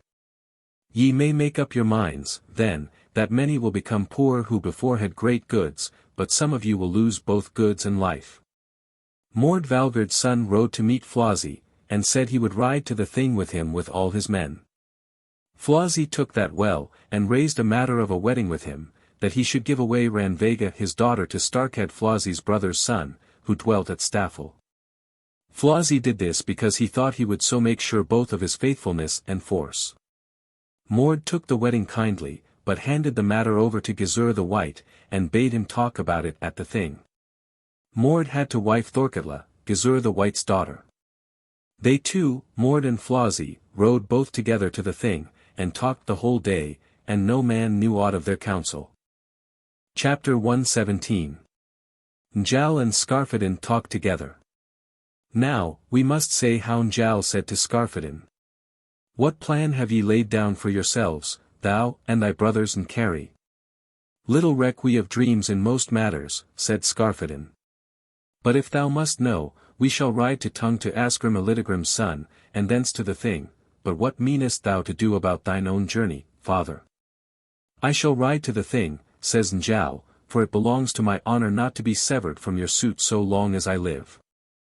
I ween that many men will have good words to say of me, and so I shall stand you in good stead, and do you no harm. There, too, was Thorhall Asgrim's son, and Njal's foster son. The sons of Njal laughed at him because he was clad in a coat of russet, and asked how long he meant to wear that. I shall have thrown it off, he said, when I have to follow up the blood feud for my foster father. There will ever be most good in thee, said Njal, when there is most need of it. So they all buskied them to ride away from home, and were nigh 30 men in all, and rode till they came to Thursowater. Then came after them Njal's kinsmen, Thorleif Crow, and Thorgrim the Big.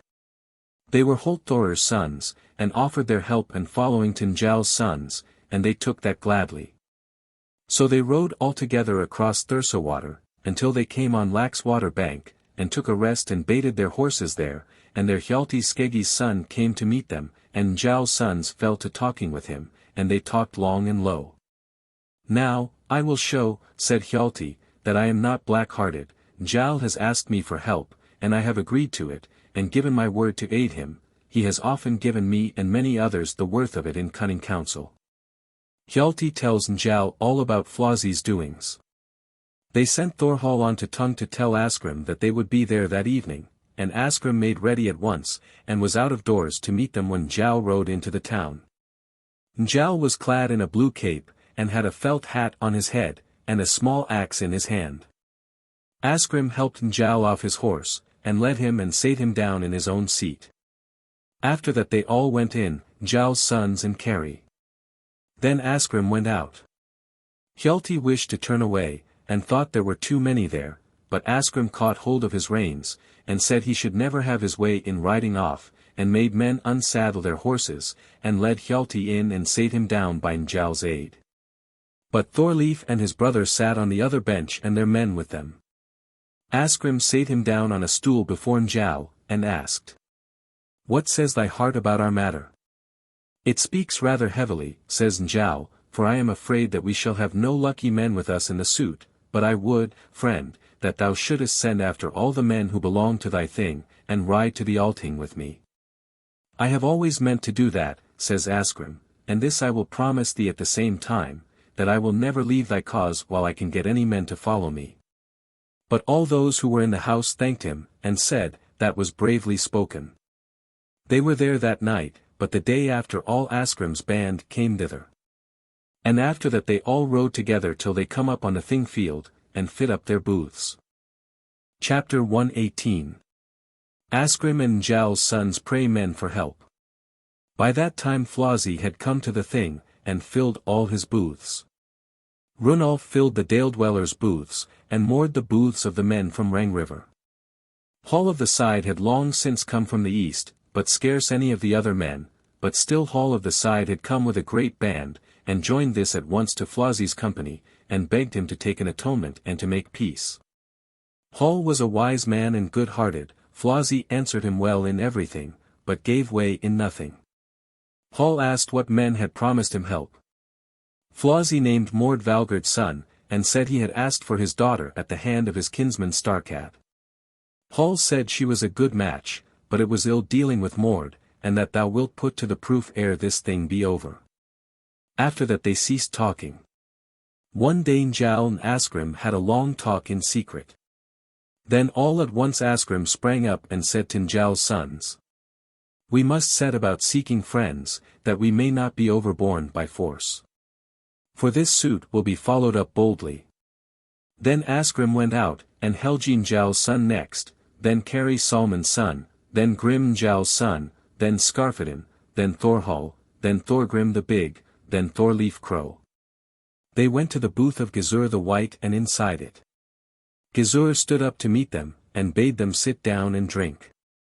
"Not thitherward," says Asgrim, "tends our way, and we will speak our errand out loud, and not mutter and mouth about it. What help shall I have from thee, as thou art my kinsman?"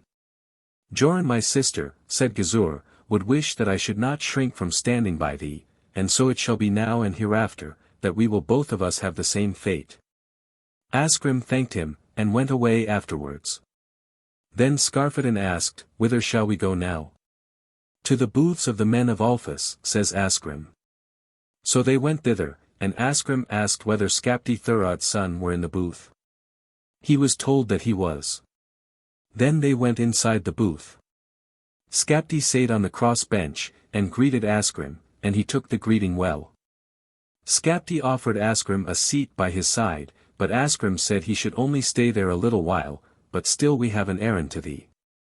"Let me hear it," says Skapti. "I wish to beg thee for thy help, that thou wilt stand by us in our suit."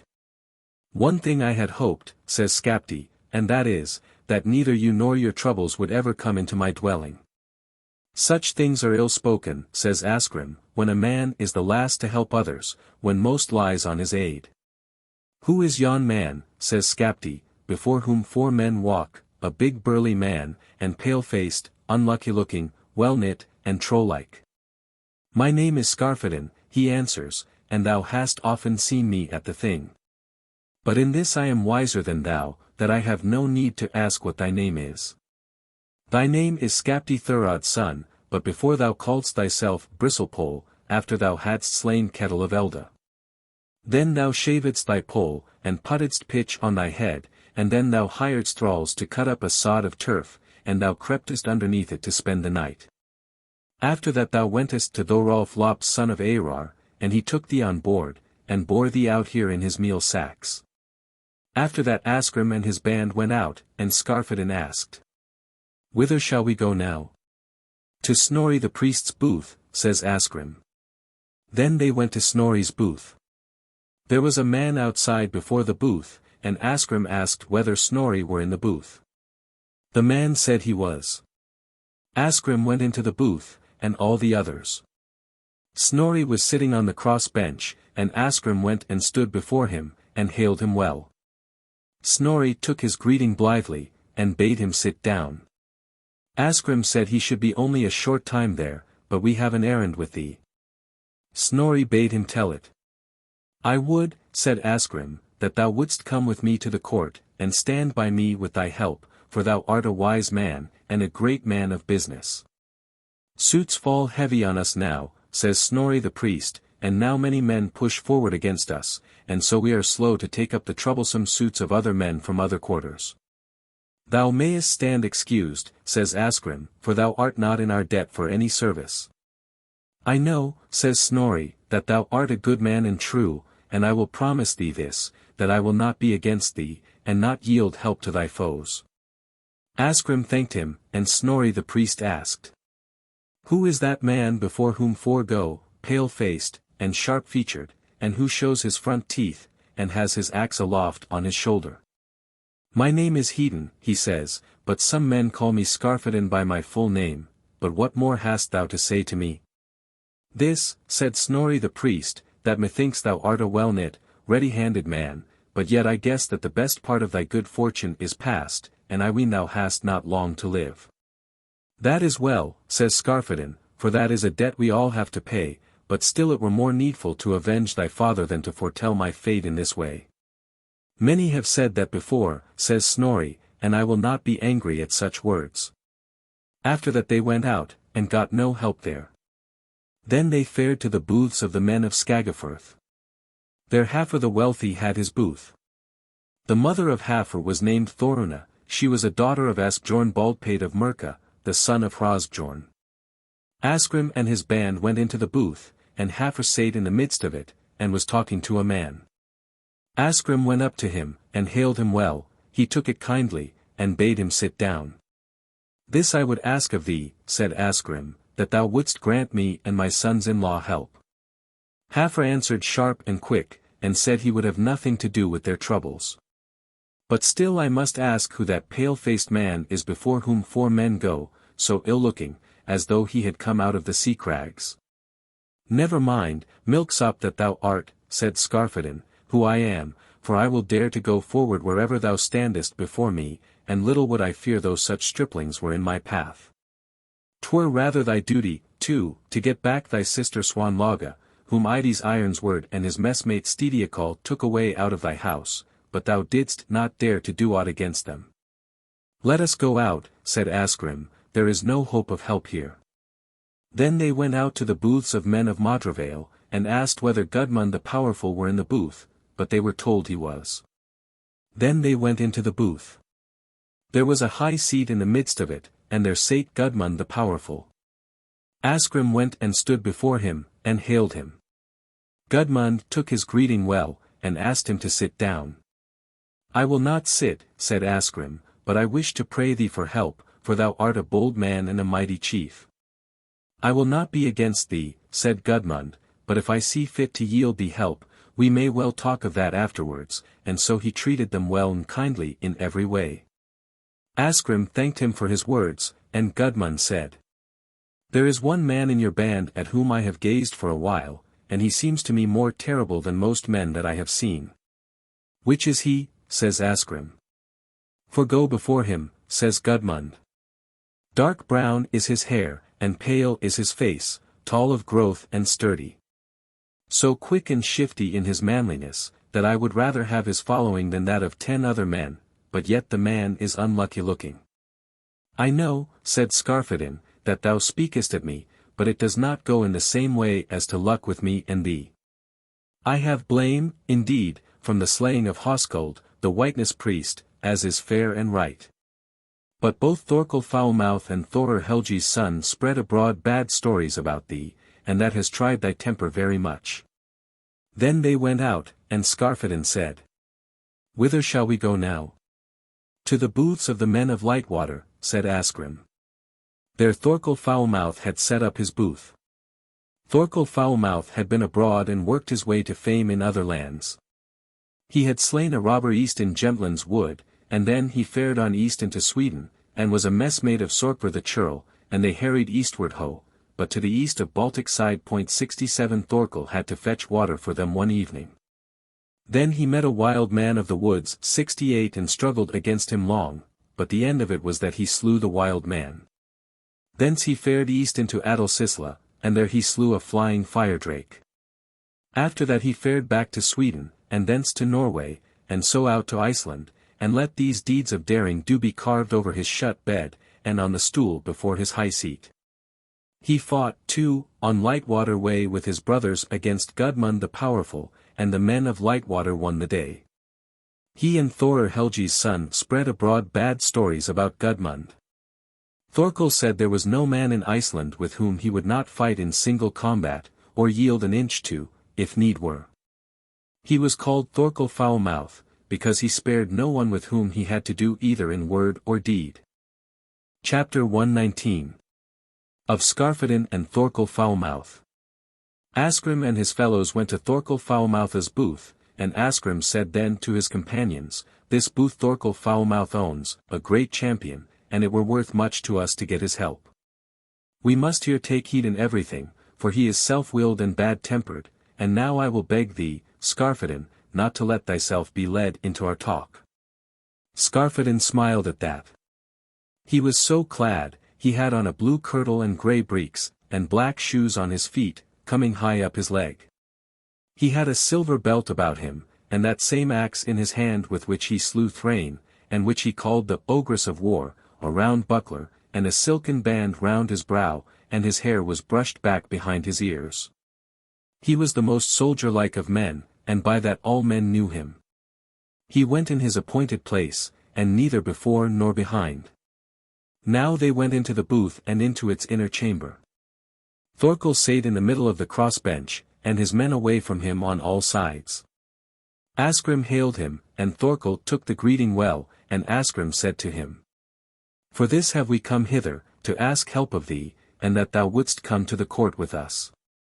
"What need can ye have of my help," said Thorkel, "when ye have already gone to Gudmund? He must surely have promised thee his help." "We could not get his help," says Asgrim. "Then Gudmund thought the suit likely to make him foes," said Thorkel. "And so no doubt it will be, for such deeds are the worst that have ever been done. Nor do I know what can have driven you to come hither to me, and to think that I should be easier to undertake your suit than Gudmund, or that I would back a wrongful quarrel." Then Asgrim held his peace, and thought it would be hard work to win him over. Then Thorkel went on and said, "Who is that big and ugly fellow, before whom 4 men go, pale-faced and sharp-featured, and unlucky-looking, and cross-grained?"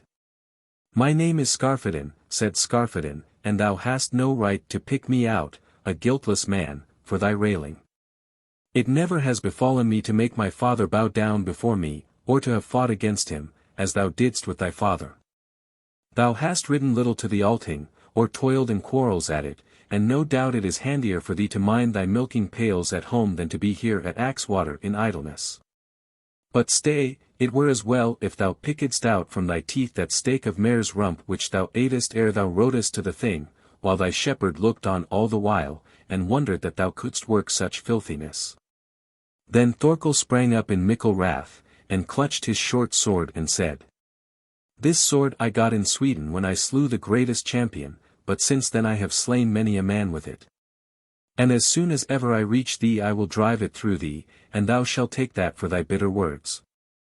Skarphedinn stood with his axe aloft, and smiled scornfully and said, "This axe I had in my hand when I leapt 12 ells across Markfleet, and slew Thrain Sigfus' son, and 8 of them stood before me, and none of them could touch me. Never have I aimed weapon at man that I have not smitten him." And with that he tore himself from his brothers, and carried his brother-in-law, and strode forward to Thorkel. Then Skarphedinn said, "Now, Thorkel Foulmouth, do one of these 2 things, sheath thy sword and sit thee down, or I drive the axe into thy head and cleave thee down to the chine." Then Thorkel sate him down and sheathed the sword, and such a thing never happened to him either before or since. Then Asgrim and his band go out, and Skarphedinn said, "Whither shall we now go?" "Home to out booths," answered Asgrim.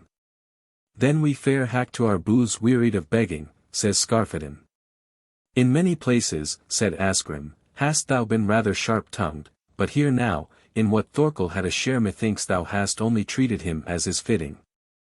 Then they went home to their booths, and told Njáll, word for word, all that had been done. "Things," he said, "draw on to what must be." Now Gudmund the powerful heard what had passed between Thorkel and Skarphedinn, and said, "Ye all know how things fared between us and the men of Lightwater. But I have never suffered such scorn and mocking at their hands as has befallen Thorkel from Skarphedinn, and this is just as it should be." Then he said to Einar of Thvera, his brother, "Thou shalt go with all my band, and stand by Njál's sons when the courts go out to try suits, but if they need help next summer, then I myself will yield them help." Einar agreed to that, and sent and told Asgrim, and Asgrim said, "There is no man like Gudmund for nobleness of mind," and then he told it to Njáll. Chapter 120. Of the pleading of the suit. The next day Asgrim and Gizur the White, and Hjalti Skeggji's son, and Einar of Thvera, met together. There too was Mord Valgerd's son.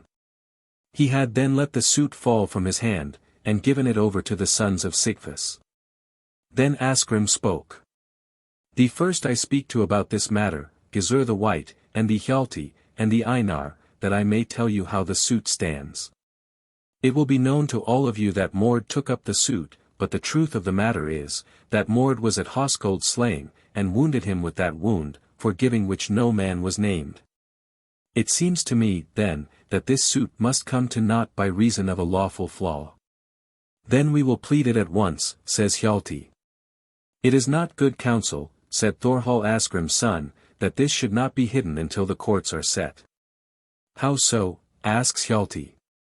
If, said Thorhall, they knew now at once that the suit has been wrongly set on foot, then they may still save the suit by sending a man home from the thing, and summoning the neighbors from home over again. And calling on them to ride to the thing, and then the suit will be lawfully set on foot. Thou art a wise man, Thorhall, say they, and we will take thy counsel. After that each man went to his booth. The sons of Sigfus gave notice of their suits at the Hill of Laws, and asked in what quarter courts they lay, and in what house in the district the defendants dwelt. But on the Friday night the courts were to go out to try suits, and so the thing was quiet up to that day. Many sought to bring about an atonement between them, but Flossie was steadfast, but others were still more wordy, and things looked ill. Now the time comes when the courts were to go out, on the Friday evening. Then the whole body of men at the thing went to the courts. Flossie stood south at the court of the men of Rangriver, and his band with him. There with him was Hall of the Side, and Runolf of the Dale, Wolf Orpriest's son, and those other men who had promised Flossie help. But north of the court of the men of Rangriver stood Asgrim Elidegrim's son, and Gizur the White, Hjalti Skeggie's son, and Einar of Thvera. But Njál's sons were at home at their booth, and Carry and Thorleif Crow, and Thorgir Kragir, and Thorgrim the Big. They sate all with their weapons, and their band looked safe from onslaught.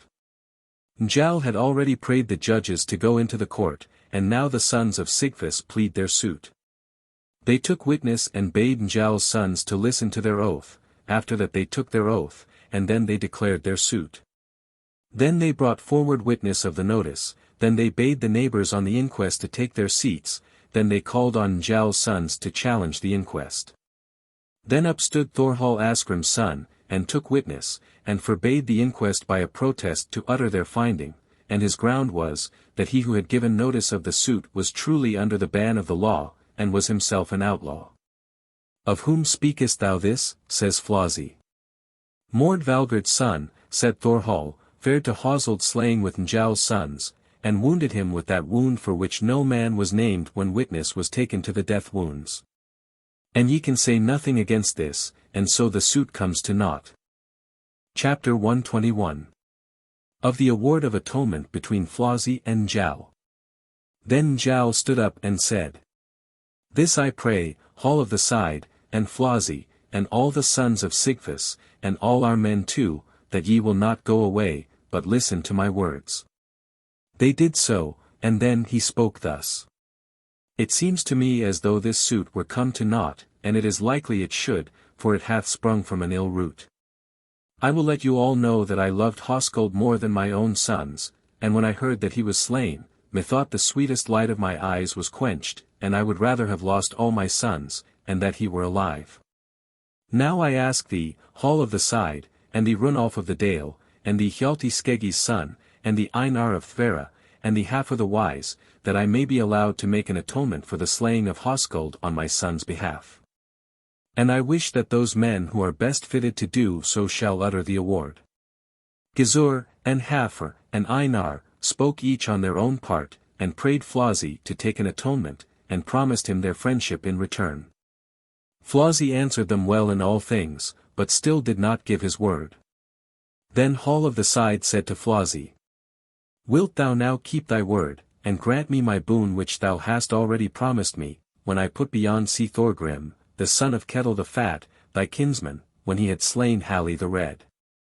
I will grant it thee, father-in-law, said Flossie, for that alone wilt thou ask which will make my honor greater than it erewhile was. Then, said Hall, my wish is that thou shouldst be quickly atoned, and lettest good men and true make an award, and so by the friendship of good and worthy men. I will let you all know, said Flossie, that I will do according to the word of Hall, my father-in-law, and other of the worthiest men, that he and others of the best men on each side, lawfully named, shall make this award. Methinks Njáll is worthy that I should grant him this. Njáll thanked him and all of them, and others who were by thanked them too, and said that Flossie had behaved well. Then Flossie said, Now will I name my day's men, arbitrators. First, I name Hall, my father-in-law, Ozzer from Broadwater, Serd Asbjorn son of Kirkby, Modolf Kettle's son, he dwelt then at Asar, Hafr the Wise, and Runolf of the Dale. And it is scarce worth while to say that these are the fittest men out of all my company. Now he bade Njáll to name his day's men, and then Njáll stood up, and said, First of these I name, Asgrim Elidegrim's son, and Hjalti Skeggie's son. Gizur the White, Einar of Thvera, Snorri the Priest, and Gudmund the Powerful. After that Njáll and Flossie, and the sons of Sigfus shook hands, and Njáll pledged his hand on behalf of all his sons, and of Kari, his son-in-law, that they would hold to what those 12 men doomed. And one might say that the whole body of men at the thing was glad at that. Then men were sent after Snorri and Gudmund, for they were in their booths. Then it was given out that the judges in this award would sit in the court of laws, but all the others were to go away. Chapter 122. Of the Judges. Then Snorri the priest spoke thus, Now are we here 12 judges to whom these suits are handed over, now I will beg you all that we may have no stumbling blocks in these suits, so that they may not be atoned. Will ye, said Gudmund, award either the lesser or the greater outlawry? Shall they be banished from the district, or from the whole land? Neither of them, says Snorri, for those banishments are often ill fulfilled, and men have been slain for that sake, and atonements broken. But I will award so great a money fine that no man shall have had a higher price here in the land than Hoskuld. They all spoke well of his words. Then they talked over the matter, and could not agree which should first utter how great he thought the fine ought to be, and so the end of it was that they cast lots, and the lot fell on Snorri to utter it. Then Snorri said, I will not sit long over this, I will now tell you what my utterance is, I will let Hoskuld be atoned for with triple man fines, but that is 600 in silver. Now ye shall change it, if ye think it too much or too little. They said that they would change it in nothing. This too shall be added, he said, that all the money shall be paid down here at the thing. Then Gizur the White spoke and said, Methinks that can hardly be, for they will not have enough money to pay their fines. I know what Snorri wishes, said Gudmund the Powerful, he wants that all we days men should give such a sum as our bounty will bestow, and then many will do as we do. Hall of the Side thanked him, and said he would willingly give as much as any one else gave, and then all the other days men agreed to that. After that they went away, and settled between them that Hall should utter the award at the court of laws. So the bell was rung, and all men went to the court of laws, and Hall of the Side stood up and spoke. In this suit, in which we have come to an award, we have been all well agreed, and we have awarded 600 in silver. And half this sum we the day's men will pay, but it must all be paid up here at the thing. But it is my prayer to all the people that each man will give something for God's sake. All answered well to that, and then Hall took witness to the award, that no one should be able to break it. Njáll thanked them for their award, but Skarphedinn stood by, and held his peace, and smiled scornfully. Then men went from the court of laws and to their booths, but the day's men gathered together in the freeman's churchyard the money which they had promised to give. Njál's sons handed over that money which they had by them, and Kari did the same, and that came to 100 in silver. Njáll took out that money which he had with him, and that was another 100 in silver. So this money was all brought before the court of laws, and then men gave so much, that not a penny was wanting. Then Njáll took a silken scarf and a pair of boots and laid them on the top of the heap. After that, Hall said to Njáll, that he should go to fetch his sons, but I will go for Flossie, and now each must give the other pledges of peace. Then Njáll went home to his booth, and spoke to his sons and said, Now, are our suits come into a fair way of settlement, now are we men atoned, for all the money has been brought together in one place. And now either side is to go and grant the other peace and pledges of good faith. I will therefore ask you this, my sons, not to spoil these things in any way. Skarphedinn stroked his brow, and smiled scornfully. So they all go to the court of laws. Hall went to meet Flossie and said, Go thou now to the court of laws, for now all the money has been bravely paid down, and it has been brought together in one place. Then Flossie bade the sons of Sigfus to go up with him, and they all went out of their booths. They came from the east, but Njal went from the west to the court of laws, and the sons with him. Skarphedinn went to the middle bench and stood there. Flossie went into the court of laws to look closely at his money, and said, This money is both great and good, and well paid down, as was to be looked for. After that he took up the scarf, and waved it, and asked, Who may have given this? But no man answered him. A second time he waved the scarf, and asked, Who may have given this, and laughed, but no man answered him. Then Flossie said, How is it that none of you knows who has owned this gear, or is it that none dares to tell me? Who, said Skarphedinn, dost thou think, has given it? If thou must know, said Flossie, then I will tell thee. I think that thy father the beardless carle must have given it, for many know not who look at him whether he is more a man than a woman. Such words are ill spoken, said Skarphedinn, to make game of him, an old man, and no man of any worth has ever done so before. Ye may know, too, that he is a man, for he has had sons by his wife, and few of our kinsfolk have fallen unatoned by our house, so that we have not had vengeance for them. Then Skarphedinn took to himself the silken scarf, but threw a pair of blue breeks to Flossie, and said he would need them more. Why, said Flossie, should I need these more? Because, said Skarphedinn, thou art the sweetheart of the Swinefell's goblin, if, as men say, he does indeed turn thee into a woman every 9th night.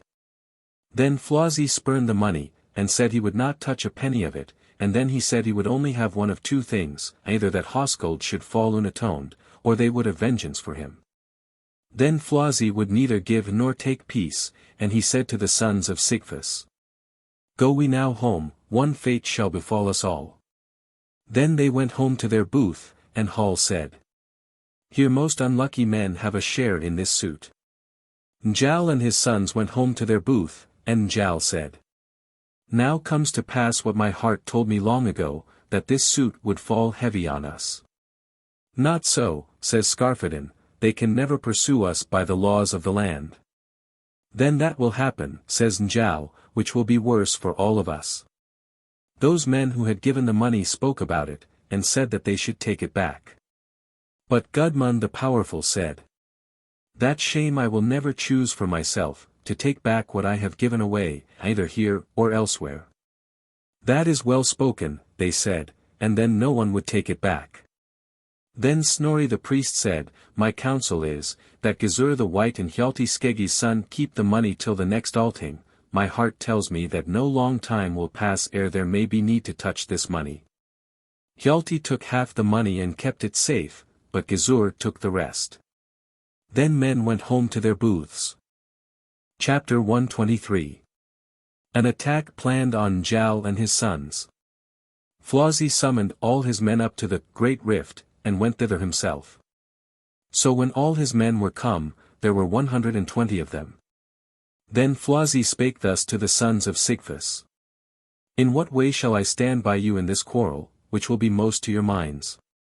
Nothing will please us, said Gunnar Lambi's son, until those brothers, Njal's sons, are all slain. This, said Flossie, will I promise to you, ye sons of Sigfus, not to part from this quarrel before one of us bites the dust before the other. I will also know whether there be any man here who will not stand by us in this quarrel. But they all said they would stand by him. Then Flossie said, Come now all to me, and swear an oath that no man will shrink from this quarrel. Then all went up to Flossie and swore oaths to him. And then Flossie said, We will all of us shake hands on this, that he shall have forfeited life and land who quits this quarrel ere it be over.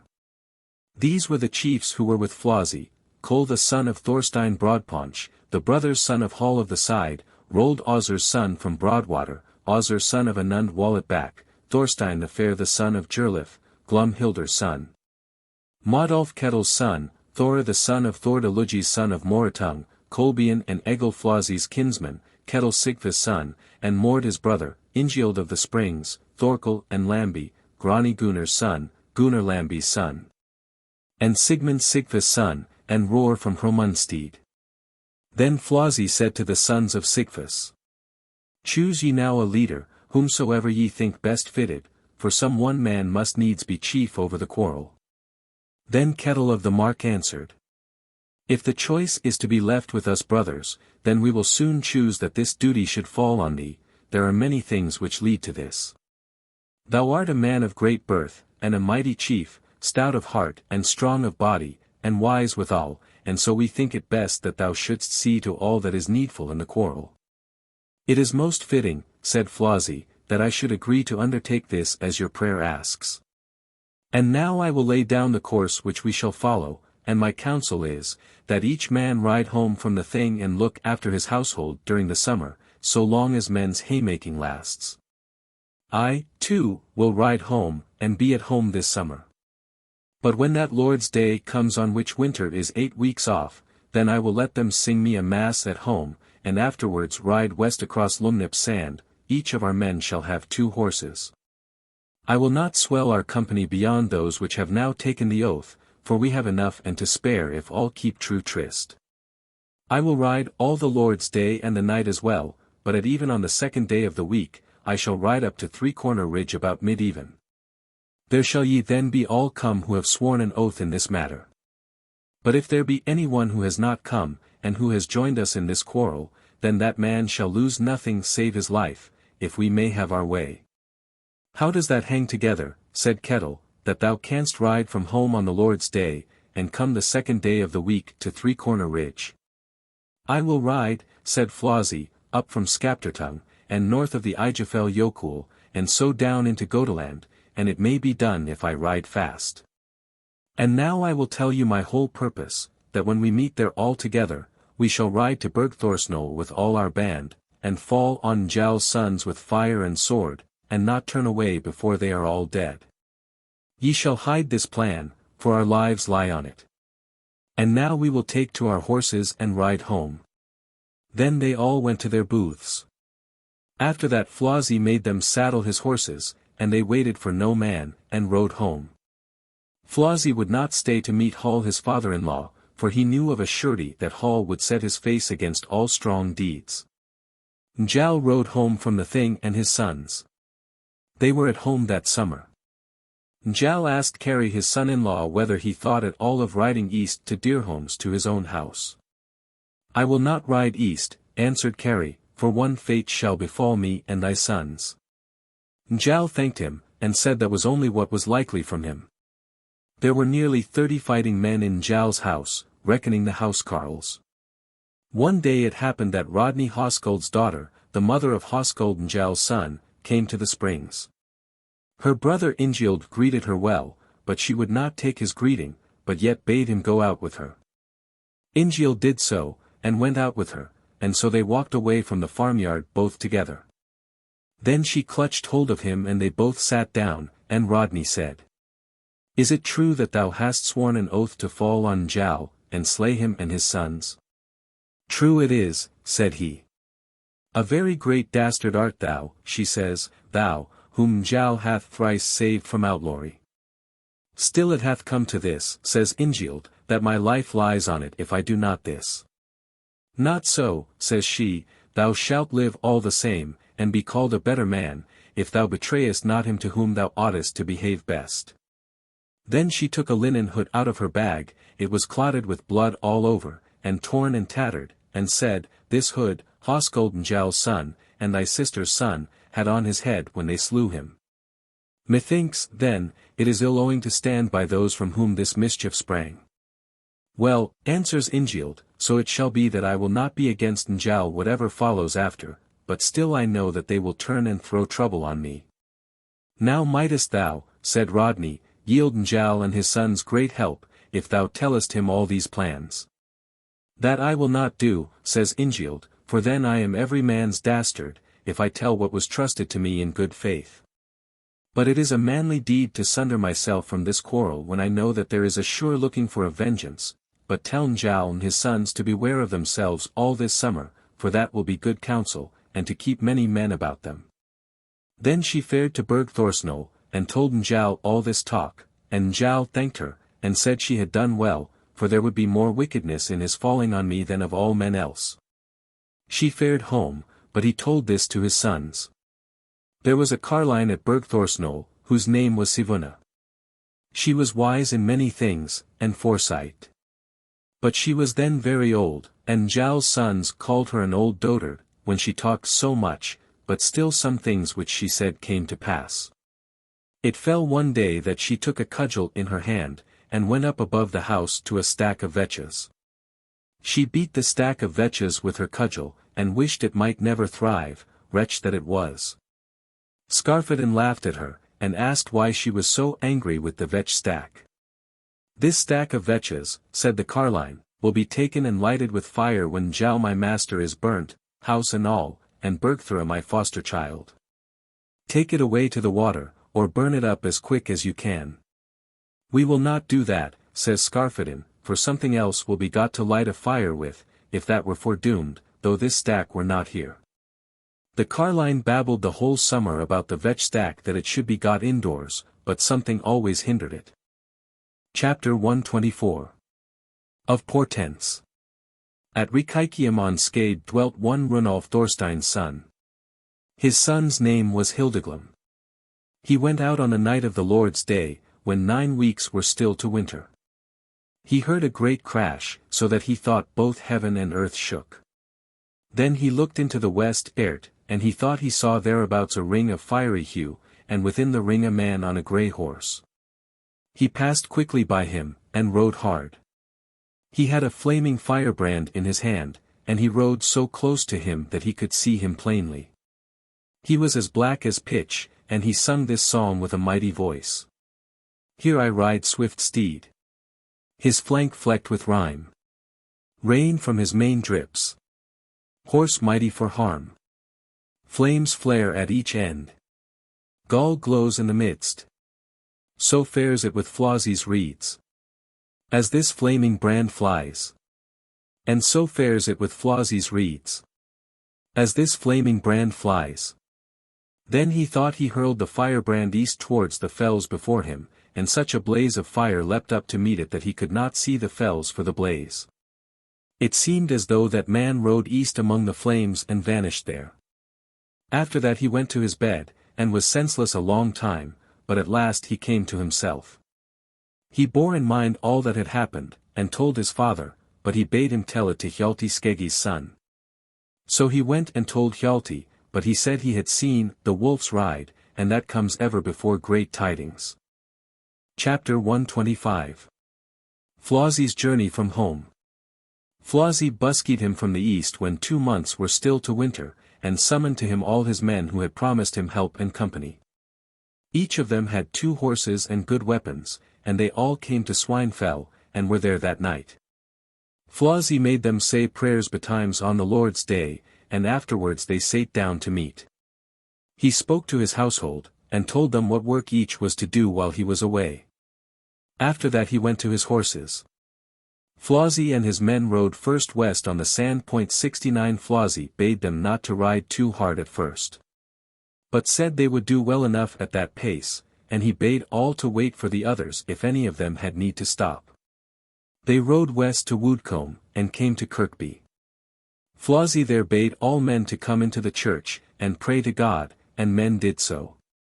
After that they mounted their horses, and rode on the fell, and so to Fishwaters, and rode a little to the west of the lakes, and so struck down west on to the sand. 70 Then they left Ijafell Jökull on their left hand, and so came down into Gotaland, and so on to Markfleet, and came about known 71 on the 2nd day of the week to Three Corner Ridge, and waited till mid-even. Then all had came thither save Ingiald of the Springs. The sons of Sigfus spoke much ill of him, but Flossy bade them not blame Ingiald when he was not by, but we will pay him for this hereafter. Chapter 126. Of Portents at Burg Thorsnol. Now we must take up the story, and turn to Burg Thorsnol, and say that Grim and Helgi go to Holler. They had children out at foster there, and they told their mother that they should not come home that evening. They were in Holler all the day, and there came some poor women and said they had come from far. Those brothers asked them for tidings, and they said they had no tidings to tell, but still we might tell you one bit of news. They asked what that might be, and bade them not hide it. They said so it should be. We came down out of Fleetlythe, and we saw all the sons of Sigfus riding fully armed. They made for Three-Corner Ridge, and were 15 in company. We saw, too, Grani Gunnar's son and Gunnar Lambi's son, and they were 5 in all. They took the same road, and one may say now that the whole countryside is faring and flitting about. Then, said Helgi Njál's son, Flossie must have come from the east, and they must have all gone to meet him, and we too, Grim, should be where Skarphedinn is. Grim said so it ought to be, and they fared home. That same evening Bergthora spoke to her household, and said, Now shall ye choose your meat tonight, so that each may have what he likes best, for this evening is the last that I shall set meat before my household. That shall not be, they said. It will be though, she says, and I could tell you much more if I would, but this shall be a token, that Grim and Helgi will be home ere men have eaten their full tonight. And if this turns out so, then the rest that I say will happen too. After that she set meat on the board, and Njál said, Wondrously now it seems to me. Methinks I see all round the room, and it seems as though the gable wall were thrown down, but the whole board and the meat on it is one gore of blood. All thought this strange, but Skarphedinn, he bade men not be downcast, nor to utter other unseemly sounds, so that men might make a story out of them. For it befits us surely more than other men to bear us well, and it is only what is looked for from us. Grim and Helgi came home ere the board was cleared, and men were much struck at that. Njál asked why they had returned so quickly, but they told what they had heard. Njál bade no man go to sleep, but to beware of themselves. Chapter 127. The Onslaught on Bergthorsnol. Now Flossie speaks to his men, Now we will ride to Bergthorsnol, and come thither before supper time. They do so. There was a dell in the knoll, and they rode thither, and tethered their horses there, and stayed there till the evening was far spent. Then Flossie said, Now we will go straight up to the house, and keep close, and walk slow, and see what counsel they will take. Njál stood out of doors, and his sons, and Carrie, and all the serving men, and they stood in array to meet them in the yard, and they were near 30 of them. Flossie halted and said, Now we shall see what counsel they take, for it seems to me, if they stand out of doors to meet us, as though we should never get the mastery over them. Then is our journey bad, says Grani Gunnar's son, if we are not to dare to fall on them. Nor shall that be, says Flossie, for we will fall on them though they stand out of doors. But we shall pay that penalty, that many will not go away to tell which side won the day. Njál said to his men, See ye now what a great band of men they have. They have both a great and well-knit band, says Skarphedinn. But this is why they make a halt now, because they think it will be a hard struggle to master us. That cannot be why they halt, says Njál. And my will is that our men go indoors, for they had hard work to master Gunnar of Lithend, though he was alone to meet them, but here is a strong house as there was there, and they will be slow to come to close quarters. This is not to be settled in that wise, says Skarphedinn, for those chiefs fell on Gunnar's house, who were so noble-minded, that they would rather turn back than burn him, house and all. But these will fall on us at once with fire, if they cannot get at us in any other way, for they will leave no stone unturned to get the better of us. And no doubt they think, as is not unlikely, that it will be their deaths if we escape out of their hands. Besides, I am unwilling to let myself be stifled indoors like a fox in his earth. Now, said Njál, as often it happens, my sons, ye set my counsel at naught, and show me no honor, but when ye were younger ye did not so, and then your plans were better furthered. Let us do, said Helgi, as our father wills. That will be best for us. I am not so sure of that, says Skarphedinn, for now he is fey, but still I may well humor my father in this, by being burnt indoors along with him, for I am not afraid of my death. Then he said to Kari, let us stand by one another well, brother-in-law, so that neither parts from the other. That I have made up my mind to do, says Kari, but if it should be otherwise doomed, well. Then it must be as it must be, and I shall not be able to fight against it.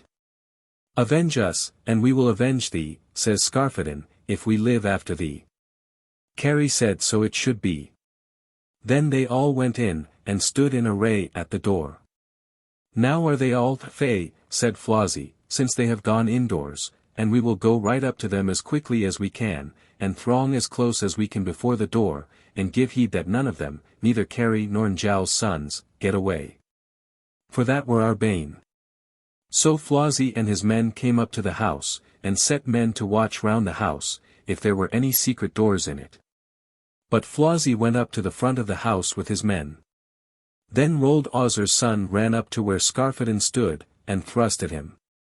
Skarphedinn hewed the spearhead off the shaft as he held it, and made another stroke at him, and the axe fell on the top of the shield, and dashed back the whole shield on Rold's body, but the upper horn of the axe caught him on the brow. And he fell at full length on his back, and was dead at once. Little chance had that one with thee, Skarphedinn, said Kari, and thou art our boldest. I'm not so sure of that, says Skarphedinn, and he drew up his lips and smiled. Kari, and Grim, and Helgi, threw out many spears, and wounded many men. But Flossie and his men could do nothing. At last Flossie said, we have already gotten great manscathe in our men, many are wounded, and he slain whom we would choose last of all. It is now clear that we shall never master them with weapons. Many now there be who are not so forward in fight as they boasted, and yet they were those who goaded us on most. I say this most to Grani Gunnar's son, and Gunnar Lambi's son, who were the least willing to spare their foes. But still we shall have to take to some other plan for ourselves, and now there are but two choices left, and neither of them good. One is to turn away, and that is our death, the other, to set fire to the house, and burn them inside it. And that is a deed which we shall have to answer for heavily before God, since we are Christian men ourselves, but still we must take to that counsel. Chapter 128. Njál's burning. Now they took fire, and made a great pile before the doors. Then Skarphedinn said, what, lads? Are ye lighting a fire, or are ye taking to cooking? So it shall be, answered Grani Gunnar's son. And thou shalt not need to be better done. Thou repayest me, said Skarphedinn, as one may look for from the man that thou art. I avenged thy father, and thou settest most store by that duty which is farthest from thee. Then the women threw way on the fire, and quenched it as fast as they lit it. Some, too, brought water, or slops. Then Kol Thorstein's son said to Flossie, a plan comes into my mind. I have seen a loft over the hall among the crosstrees, and we will put the fire in there, and light it with the vetch stack that stands just above the house. Then they took the vetch stack and set fire to it, and they who were inside were not aware of it till the whole hall was ablaze over their heads. Then Flossie and his men made a great pile before each of the doors, and then the women folk who were inside began to weep and to wail. Njál spoke to them and said, keep up your hearts, nor utter shrieks, for this is but a passing storm, and it will be long before ye have another such. And put your faith in God, and believe that he is so merciful that he will not let us burn both in this world and the next. Such words of comfort had he for them all, and others still more strong. Now the whole house began to blaze. Then Njál went to the door and said, is Flossie so near that he can hear my voice? Flossie said that he could hear it. Wilt thou, said Njál, take an atonement from my sons, or allow any men to go out? I will not, answers Flossie, take any atonement from thy sons, and now our dealings shall come to an end once for all, and I will not stir from this spot till they are all dead, but I will allow the women and children and housecarls to go out.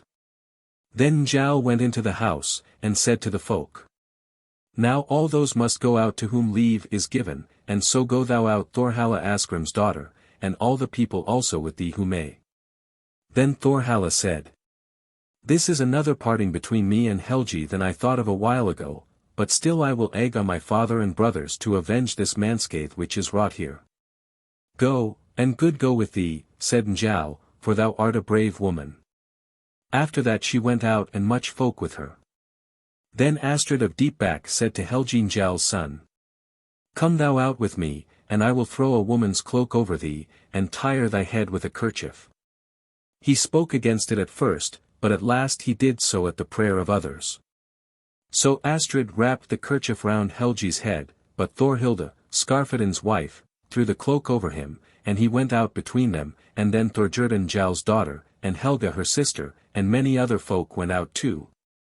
But when Helgi came out Flossie said, That is a tall woman and broad across the shoulders that went yonder, take her and hold her. But when Helgi heard that, he cast away the cloak. He had got his sword under his arm, and hewed at a man, and the blow fell on his shield and cut off the point of it, and the man's leg as well. Then Flossie came up and hewed at Helgi's neck, and took off his head at a stroke. Then Flossie went to the door and called out to Njal, and said he would speak with him and Bergthora. Now Njal does so, and Flossie said. I will offer thee, Master Njal, leave to go out, for it is unworthy that thou shouldst burn indoors. I will not go out, said Njal, for I am an old man, and little fitted to avenge my sons, but I will not live in shame. Then Flossie said to Bergthora. Come thou out, housewife, for I will for no sake burn thee indoors. I was given away to Njal young, said Bergthora, and I have promised him this, that we would both share the same fate. After that they both went back into the house. What counsel shall we now take, said Bergthora. We will go to our bed, says Njal, and lay us down, I have long been eager for rest. Then she said to the boy Thord, Kari's son. Thee will I take out, and thou shalt not burn in here. Thou hast promised me this, grandmother, says the boy, that we should never part so long as I wish to be with thee, but methinks it is much better to die with thee and Njal than to live after you. Then she bore the boy to her bed, and Njal spoke to his steward and said.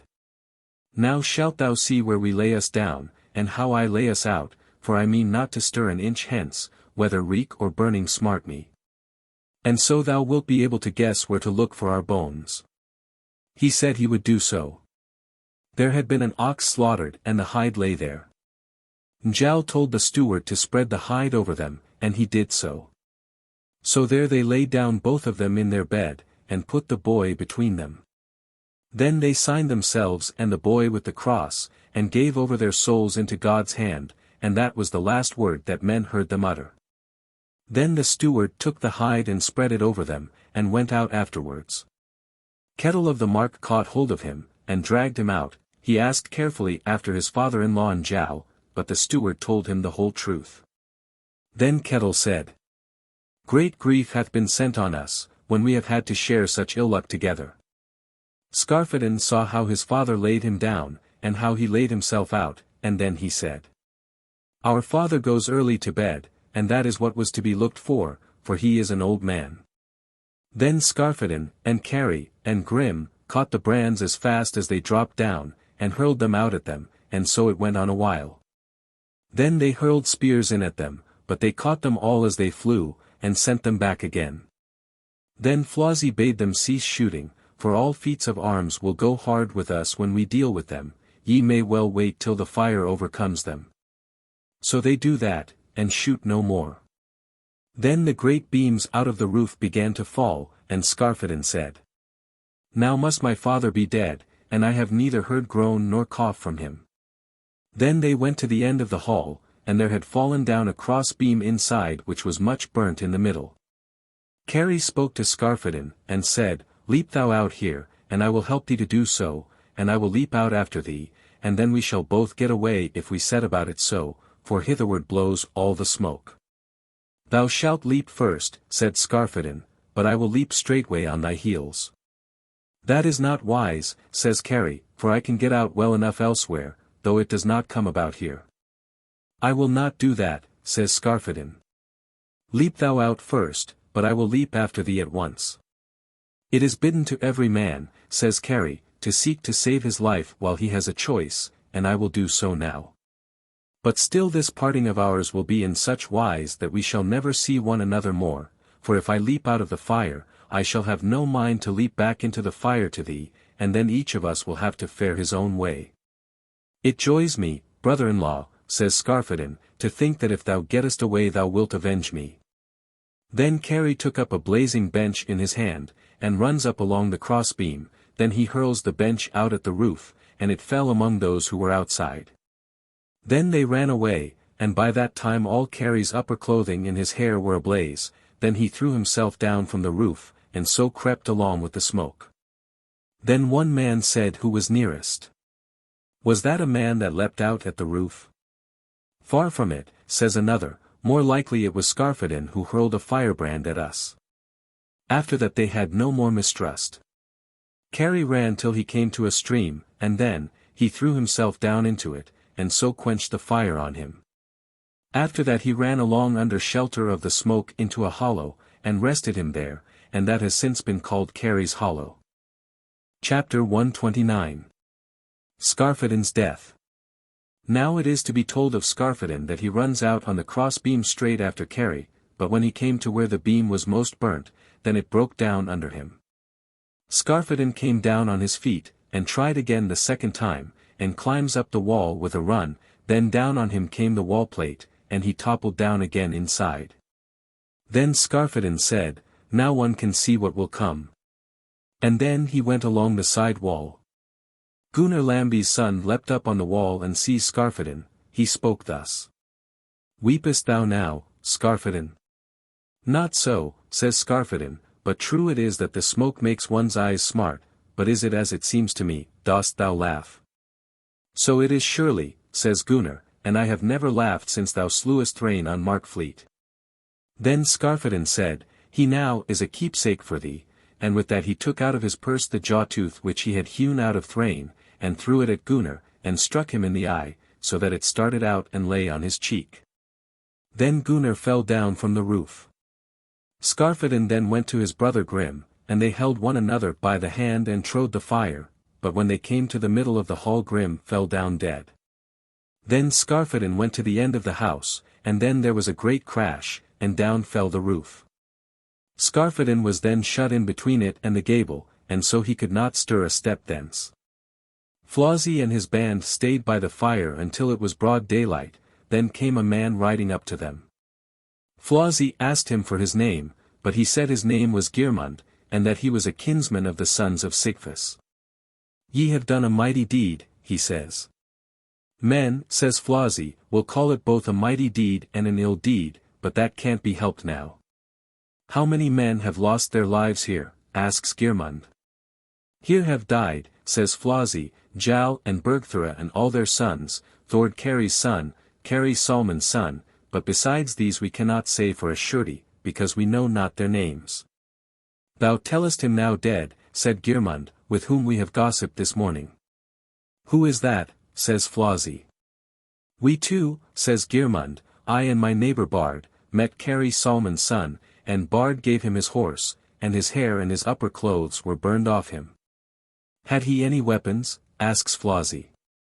He had the sword Lifeluller, says Geirmund, and one edge of it was blue with fire, and Bard and I said that it must have become soft, but he answered thus, that he would harden it in the blood of the sons of Sigfus or the other burners. What said he of Skarphedinn, said Flossie. He said both he and Grim were alive, answers Geirmund, when they parted, but he said that now they must be dead. Thou hast told us a tale, said Flossie, which bodes us no idle peace, for that man hath now got away who comes next to Gunnar of Lithend in all things. And now, ye sons of Sigfus, and ye other burners, know this, that such a great blood feud, and hue and cry will be made about this burning, that it will make many a man headless, but some will lose all their goods. Now I doubt much whether any man of you, ye sons of Sigfus, will dare to stay in his house, and that is not to be wondered at, and so I will bid you all to come and stay with me in the east, and let us all share one fate. They thanked him for his offer, and said they would be glad to take it. Then Modolf Kettle's son sang a song. But one prop of Njál's house liveth. All the rest inside are burnt. All but one, those bounteous spenders. Sigfa's stalwart sons wrought this. Son of Gunnar 72 now is glutted. Vengeance for brave Höskuld's death. Brisk flew fire through thy dwelling. Bright flames blazed above thy roof. We shall have to boast of something else than that Njáll has been burnt in his house, says Flosi, for there is no glory in that. Then he went up on the gable, and Glumhilda's son, and some other men. Then Glum said, Is Skarphedinn dead, indeed? But the others said he must have been dead long ago. The fire sometimes blazed up fitfully and sometimes burned low, and then they heard down in the fire beneath them that this song was sung.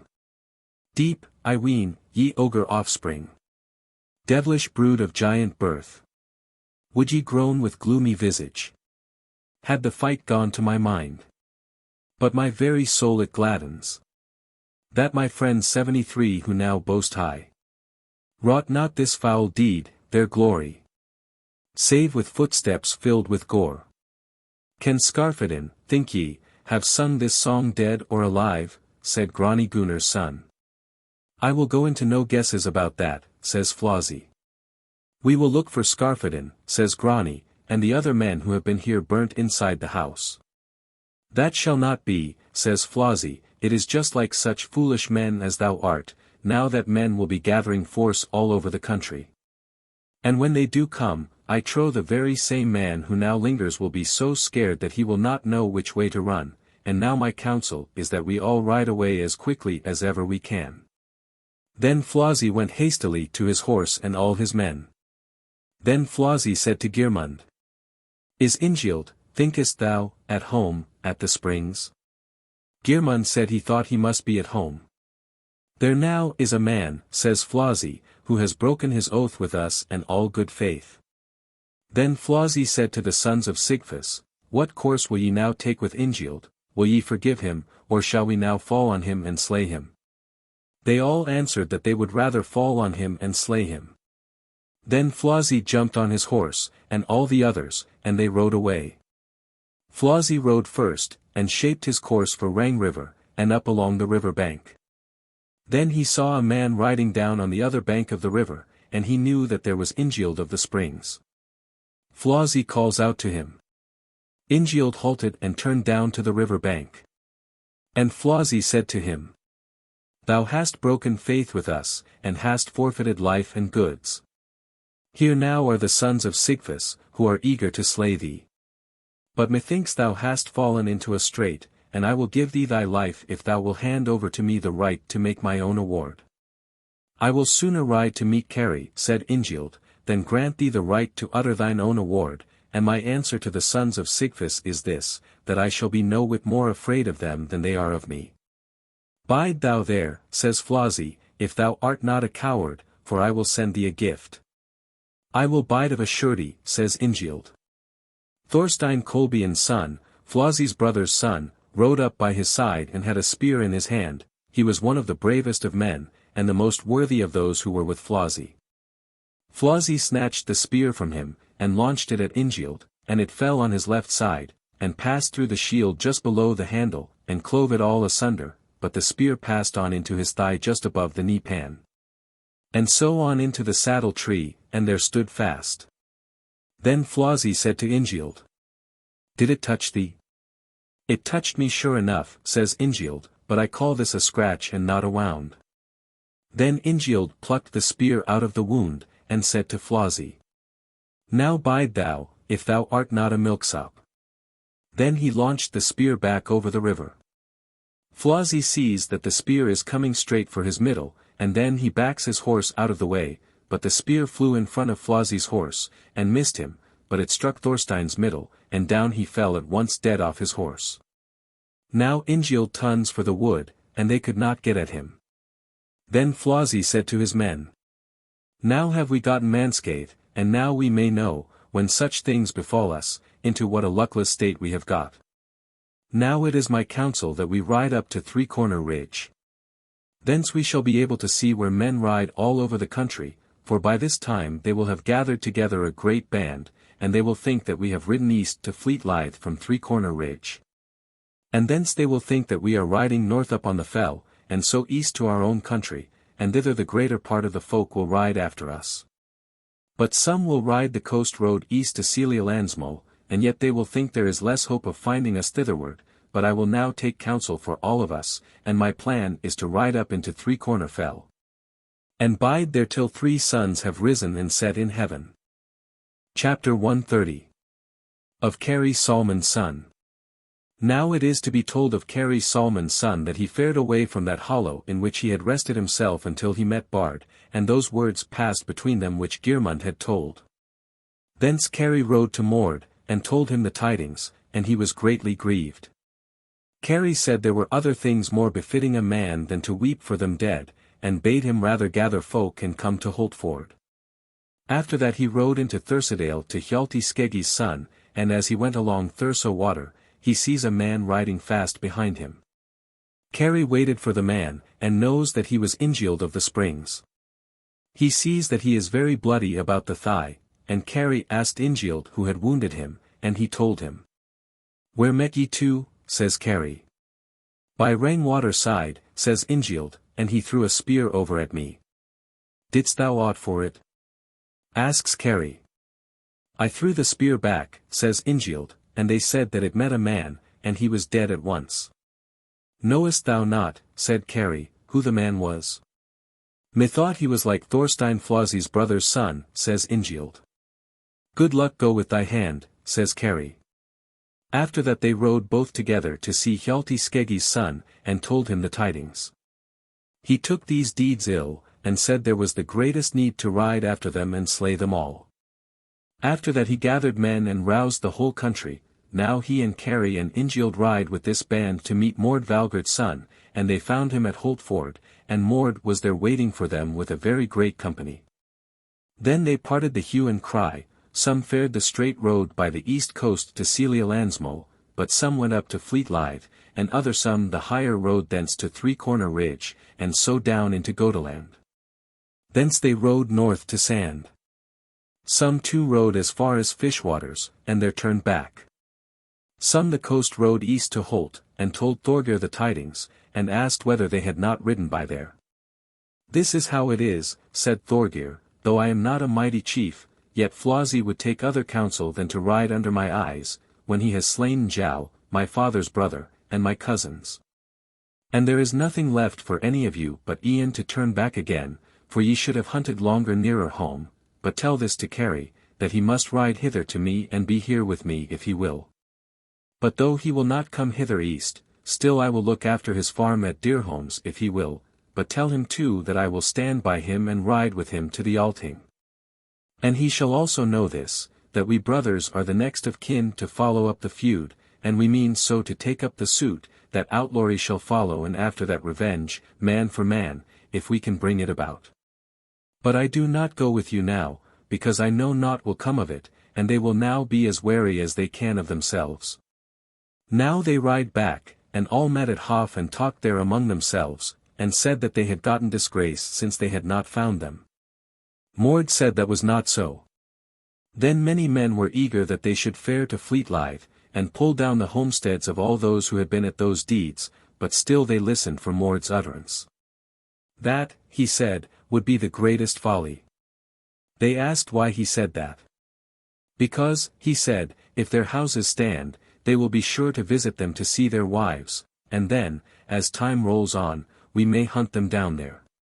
And now ye shall none of you doubt that I will be true to thee Kari, and to all of you, and in all council, for I have to answer for myself. Hjalti bade him do as he said. Then Hjalti bade Kari to come and stay with him. He said he would ride thither first. They told him what Thorgeir had offered him, and he said he would make use of that offer afterwards, but said his heart told him it would be well if there were many such. After that the whole band broke up. Flossie and his men saw all these tidings from where they were on the fell, and Flossie said, Now we will take our horses and ride away, for now it will be some good. The sons of Sigfus asked whether it would be worth while to get to their homes and tell the news. It must be Mord's meaning, says Flossie, that ye will visit your wives, and my guess is, that his plan is to let your houses stand unsacked. But my plan is that not a man shall part from the other, but all ride east with me. So every man took that counsel, and then they all rode east and north of the Jökull, and so on till they came to Swinefell. Flosi sent at once men out to get in stores, so that nothing might fall short. Flosi never spoke about the deed, but no fear was found in him, and he was at home the whole winter till Yule was over. Chapter 131. Njáls and Bergthra's bones found. Kari bade Hjalti to go and search for Njál's bones, for all will believe in what thou sayest and thinkest about them. Hjalti said he would be most willing to bear Njál's bones to church. So they rode thence 15 men. They rode east over Thurso water, and called on men there to come with them till they had 100 men, reckoning Njál's neighbors. They came to Bergthorsnol at midday. Hjalti asked Kari under what part of the house Njál might be lying, but Kari showed them to the spot, and there was a great heap of ashes to dig away.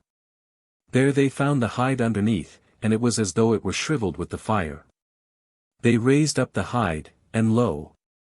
They were unburnt under it. All praised God for that, and thought it was a great token. Then the boy was taken up who had lain between them, and of him a finger was burnt off which he had stretched out from under the hide. Njál was borne out, and so was Bergthra, and then all men went to see their bodies. Then Hjalti said, What like look to you these bodies? They answered, We will wait for thy utterance. Then Hjalti said, I shall speak what I say with all freedom of speech. The body of Bergthra looks as it was likely she would look, and still fair, but Njál's body and visage seem to me so bright that I have never seen any dead man's body so bright as this. They all said they thought so too. Then they sought for Skarphedinn, and the men of the household showed them to the spot where Flosi and his men heard the song sung, and there the roof had fallen down by the gable, and there Hjalti said that they should look. Then they did so, and found Skarphedinn's body there, and he had stood up hard by the gable wall, and his legs were burnt off him right up to the knees, but all the rest of him was unburnt. He had bitten through his under lip, his eyes were wide open and not swollen nor starting out of his head. He had driven his axe into the gable wall so hard that it had gone in up to the middle of the blade, and that was why it was not softened. After that the axe was broken out of the wall, and Hjalti took up the axe, and said, This is a rare weapon, and few would be able to wield it. I see a man, said Kari, who shall bear the axe. Who is that, says Hjalti. Thorgir Kragir, says Kari, he whom I now think to be the greatest man in all their family. Then Skarphedinn was stripped of his clothes, for they were unburnt, he had laid his hands in a cross, and the right hand uppermost. They found marks on him, one between his shoulders and the other on his chest, and both were branded in the shape of a cross, and men thought that he must have burnt them in himself. All men said that they thought that it was better to be near Skarphedinn dead than they weened, for no man was afraid of him. They sought for the bones of Grim, and found them in the midst of the hall. They found, too, there, right over against him under the side wall, Thord Friedmund's son, but in the weaving room they found Sivuna the carline, and 3 men more. In all they found there the bones of 9 souls. Now they carried the bodies to the church, and then Hjalti rode home and Kari with him. A swelling came on Ingild's leg, and then he fared to Hjalti, and was healed there, but still he limped ever afterwards. Kari rode to Tung to Asgrim Elidegrim's son. By that time Thorhalla was come home, and she had already told the tidings. Asgrim took Kari by both hands, and bade him be there all that year. Kari said so it should be. Asgrim asked besides all the folk who had been in the house at Bergthorsnol to stay with him. Kari said that was well offered, and said he would take it on their behalf. Then all the folk were flitted thither. Thorhall Asgrim's son was so startled when he was told that his foster father Njáll was dead, and that he had been burnt in his house, that he swelled all over, and a stream of blood burst out of both his ears, and could not be staunched. And he fell into a swoon, and then it was staunched. After that he stood up, and said he had behaved like a coward, but I would that I might be able to avenge this which has befallen me on some of those who burnt him. But when others said that no one would think this a shame to him, he said he could not stop the mouths of the people from talking about it. Asgrim asked Kari what trust and help he thought he might look for from those east of the rivers. Kari said that Mord Valgerd's son, and Hjalti, Skeggie's son, would yield him all the help they could, and so, too, would Thorgir Kragir, and all those brothers. Asgrim said that was great strength. What strength shall we have from thee? Says Kari. All that I can give, says Asgrim, and I will lay down my life on it. So do, says Kari. I have also, says Asgrim, brought Gizur the White into the suit, and have asked his advice how we shall set about it. What advice did he give? Asks Kari.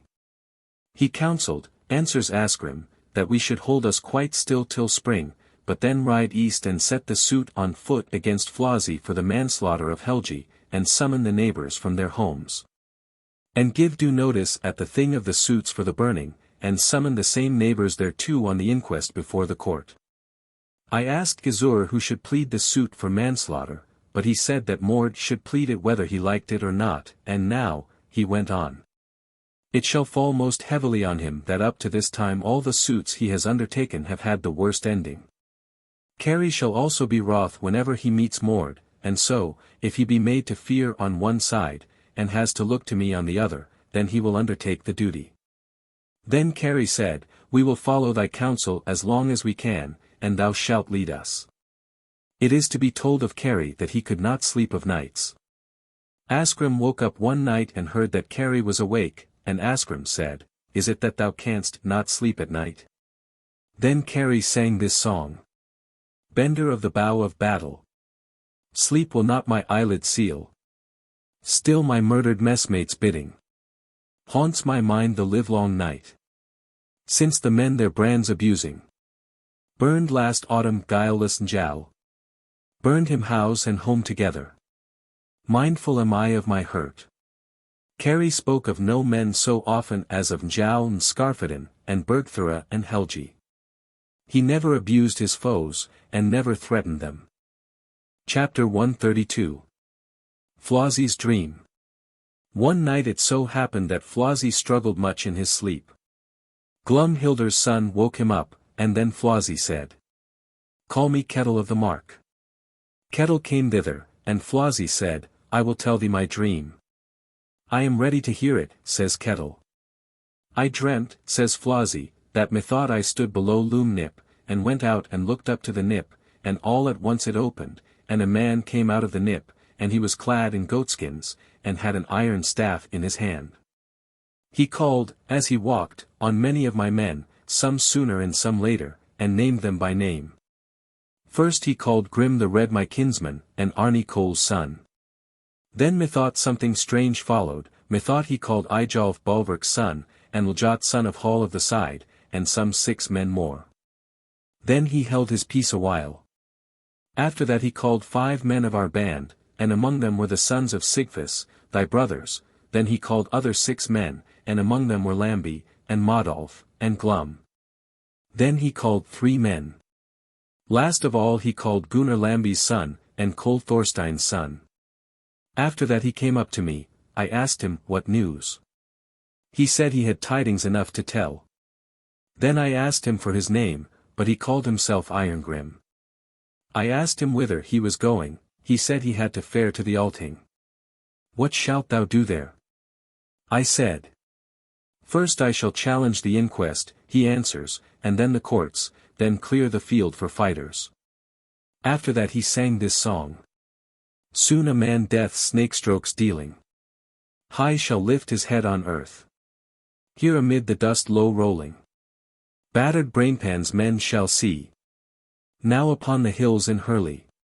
Buds the blue steel's harvest bright. Soon the bloody dew of battle. Thigh deep through the ranks shall rise. Then he shouted with such a mighty shout that methought everything near shook, and dashed down his staff, and there was a mighty crash. Then he went back into the fell, but fear clung to me, and now I wish thee to tell me what thou thinkest this dream is. It is my foreboding, says Kettle, that all those who were called must be fey. It seems to me good counsel that we tell this dream to no man just now. Flosi said so it should be. Now the winter passes away till Yule was over. Then Flosi said to his men. Now I mean that we should fare from home, for methinks we shall not be able to have an idle peace. Now we shall fare to pray for help, and now that will come true which I told you, that we should have to bow the knee to many ere this quarrel were ended. Chapter 133. Of Flosi's journey and his asking for help. After that they buskied them from home altogether. Flosi was in long hose because he meant to go on foot, and then he knew that it would seem less hard to the others to walk. Then they fared from home to Knapvale, but the evening after to Broadwater, and then to Calffell, thence by Bjornis to Hornfirth, thence to Staffel in Lawn, and then to Thvatwater to Hall of the Side. Flosi had to wife Steinvra, his daughter. Hall gave them a very hearty welcome, and Flosi said to Hall, I will ask thee, father-in-law, that thou wouldst ride to the thing with me with all thy thing men. Now, answered Hall, it has turned out as the saw says, but a short while is hand fain of blow, and yet it is one and the same man in thy band who now hangs his head, and who then goaded thee on to the worst of deeds when it was still undone. But my help I am bound to lend thee in all such places as I may. What counsel dost thou give me, said Flosi, in the strait in which I now am?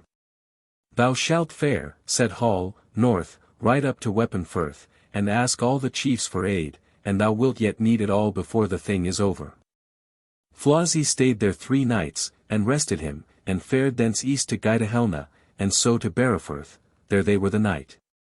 Thence they fared east to Broaddale in Haydale. There Hallbjorn the Strong dwelt. He had to wife Odni the sister of Sorli Broadhelgi's son, and Flosi had a hearty welcome there. Hallbjorn asked how far north among the firths Flosi meant to go. He said he meant to go as far as Weapon-Firth. Then Flosi took a purse of money from his belt, and said he would give it to Hallbjorn. He took the money, but yet said he had no claim on Flosi for gifts, but still I would be glad to know in what thou wilt that I repay thee. I have no need of money, says Flosi, but I wish thou wouldst ride to the thing with me, and stand by me in my quarrel, but still I have no ties or kinship to tell towards thee. I will grant thee that, said Hallbjorn, to ride to the thing with thee, and to stand by thee in thy quarrel as I would by my brother. Flosi thanked him, and Hallbjorn asked much about the burning, but they told him all about it at length. Thence Flosi fared to Broadales Heath, and so to Hrafnkelstead, there dwelt Hrafnkel, the son of Thor, the son of Hrafnkel Rom. Flosi had a hearty welcome there, and sought for help and a promise to ride to the thing from Hrafnkel, but he stood out a long while, though the end of it was that he gave his word that his son Thor should ride with all their thing men, and yield him such help as the other priests of the same district. Flosi thanked him and fared away to Bursesteed. There Homestein son of Bursi the Wise dwelt, and he gave Flosi a very hearty welcome. Flosi begged him for help. Homestein said he had been long in his debt for help. Thence they fared to Walthiofstead, there Sorli Broadhelgi's son, Bjarni's brother, dwelt. He had to wife Thordisa, a daughter of Gudmund the Powerful, of Modravale.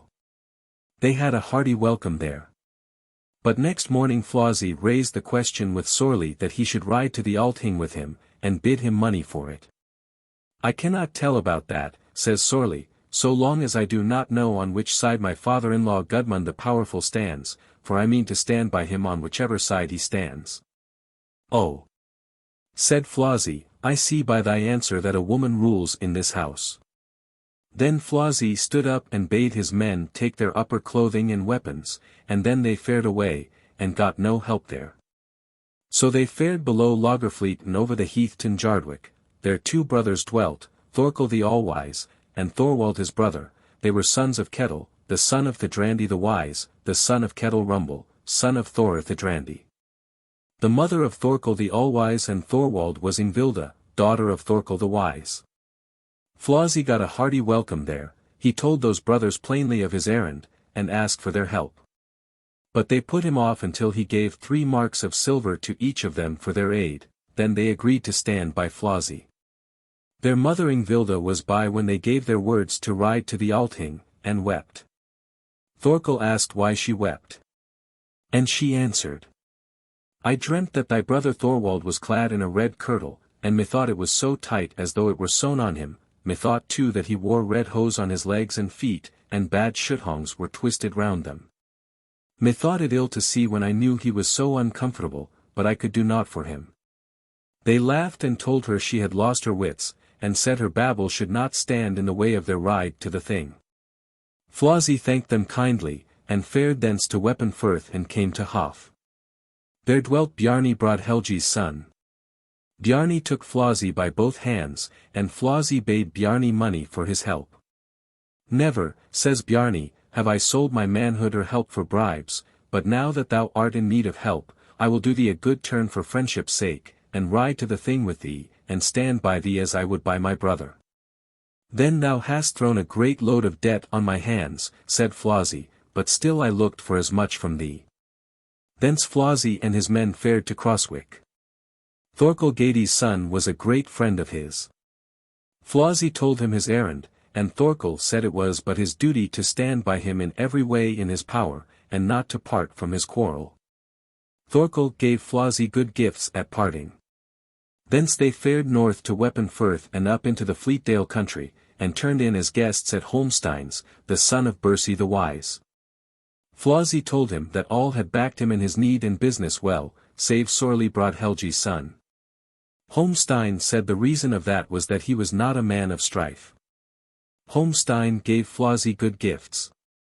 Flossie fared up Fleetdale, and then south on the fell across Oxenlava and down Swinehorndale, and so out by Alftafirth to the west, and did not stop till he came to Thvatwater to his father-in-law Hall's house.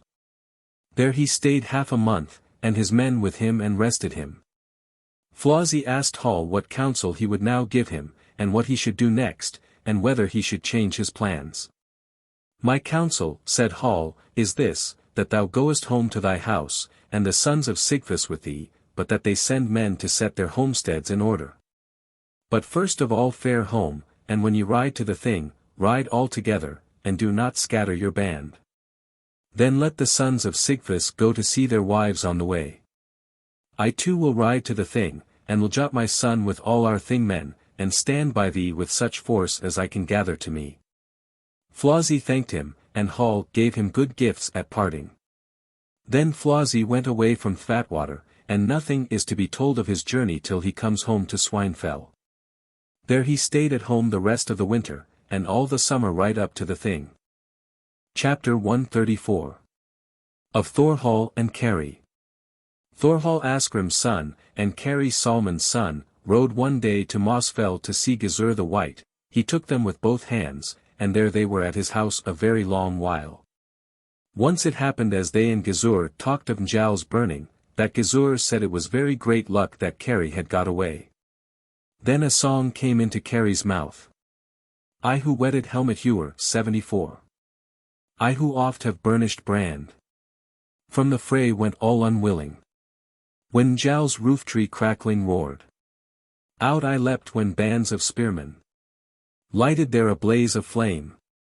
Listen men unto my moaning. Mark the telling of my grief. Then Gizur said, It must be forgiven thee that thou art mindful, and so we will talk no more about it just now. Kari says that he will ride home. And Gizur said, I will now make a clean breast of my counsel to thee. Thou shalt not ride home, but still thou shalt ride away, and east under Ijafell, to see Thorgir Cregir, and Thorleif Crow. They shall ride from the east with thee. They are the next of kin in the suit, and with them shall ride Thorgrim the Big, their brother. Ye shall ride to Mord Valgerd's son's house, and tell him this message from me, that he shall take up the suit for manslaughter for Helgi Njál's son against Flossie. But if he utters any words against this, then shalt thou make thyself most wrathful, and make believe as though thou wouldst let thy axe fall on his head, and in the second place, thou shalt assure him of my wrath if he shows any ill will. Along with that shalt thou say, that I will send and fetch away my daughter Thorkatla, and make her come home to me, but that he will not abide, for he loves her as the very eyes in his head. Kari thanked him for his counsel. Kari spoke nothing of help to him, for he thought he would show himself his good friend in this as in other things. Thence Kari rode east over the rivers, and so to Fleetlythe, and east across Markfleet, and so on to Celia Landsmo. So they ride east to Holt. Thorgir welcomed them with the greatest kindliness. He told them of Flossy's journey, and how great help he had got in the East Firths. Carrie said it was no wonder that he, who had to answer for so much, should ask for help for himself. Then Thorgir said, the better things go for them, the worse it shall be for them, we will only follow them up so much the harder. Carrie told Thorgir of Gizur's advice. After that they ride from the east to Rangrivervale to Mord Valgerd's son's house. He gave them a hearty welcome. Carrie told him the message of Gizur his father-in-law. He was slow to take the duty on him, and said it was harder to go to law with Flossy than with any other 10 men. Thou behavest now as he, Gizur, thought, said Carrie, for thou art a bad bargain in every way. Thou art both a coward and heartless, but the end of this shall be as is fitting, that Thorkilla shall fare home to her father. She buskied her at once, and said she had long been bound to part from Mord. Then he changed his mood and his words quickly, and begged off their wrath, and took the suit upon him at once. Now, said Carrie, thou hast taken the suit upon thee, see that thou pleadest it without fear, for thy life lies on it. Mord said he would lay his whole heart on it to do this well and manfully. After that Mord summoned to him 9 neighbors, they were all near neighbors to the spot where the deed was done. Then Mord took Thorgir by the hand and named 2 witnesses to bear witness, that Thorgir Thor's son hands me over a suit for manslaughter against Flossy Thord's son, to plead it for the slaying of Helgi Njál's son. With all those proofs which have to follow the suit. Thou handest over to me this suit to plead and to settle, and to enjoy all rights in it, as though I were the rightful next of kin. Thou handest it over to me by law, and I take it from thee by law. A second time Mord named his witnesses, to bear witness, said he, that I give notice of an assault laid down by law against Flossy Thord's son, for that he dealt Helgi Njál's son a brain, or a body, or a marrow wound, which proved a death wound. And from which Helgi got his death. I give notice of this before 5 witnesses, here he named them all by name. I give this lawful notice, I give notice of a suit which Thorgir Thor's son has handed over to me. Again he named witnesses to bear witness that I give notice of a brain, of a body, or a marrow wound against Flossy Thord's son, for that wound which proved a death wound, but Helgi got his death therefrom on such and such a spot. When Flossy Thord's son first rushed on Helgi Njál's son with an assault laid down by law. I give notice of this before 5 neighbors, then he named them all by name, I give this lawful notice. I give notice of a suit which Thorgir Thor's son has handed over to me. Then Mord named his witnesses again, to bear witness, said he, that I summon these 9 neighbors who dwell nearest the spot, here he named them all by name, to ride to the Althing. And to sit on the inquest to find whether Flossy Thord's son rushed with an assault laid down by law on Helgi Njál's son, on that spot where Flossy Thord's son dealt Helgi Njál's son a brain, or a body, or a marrow wound, which proved a death wound. And from which Helgi got his death.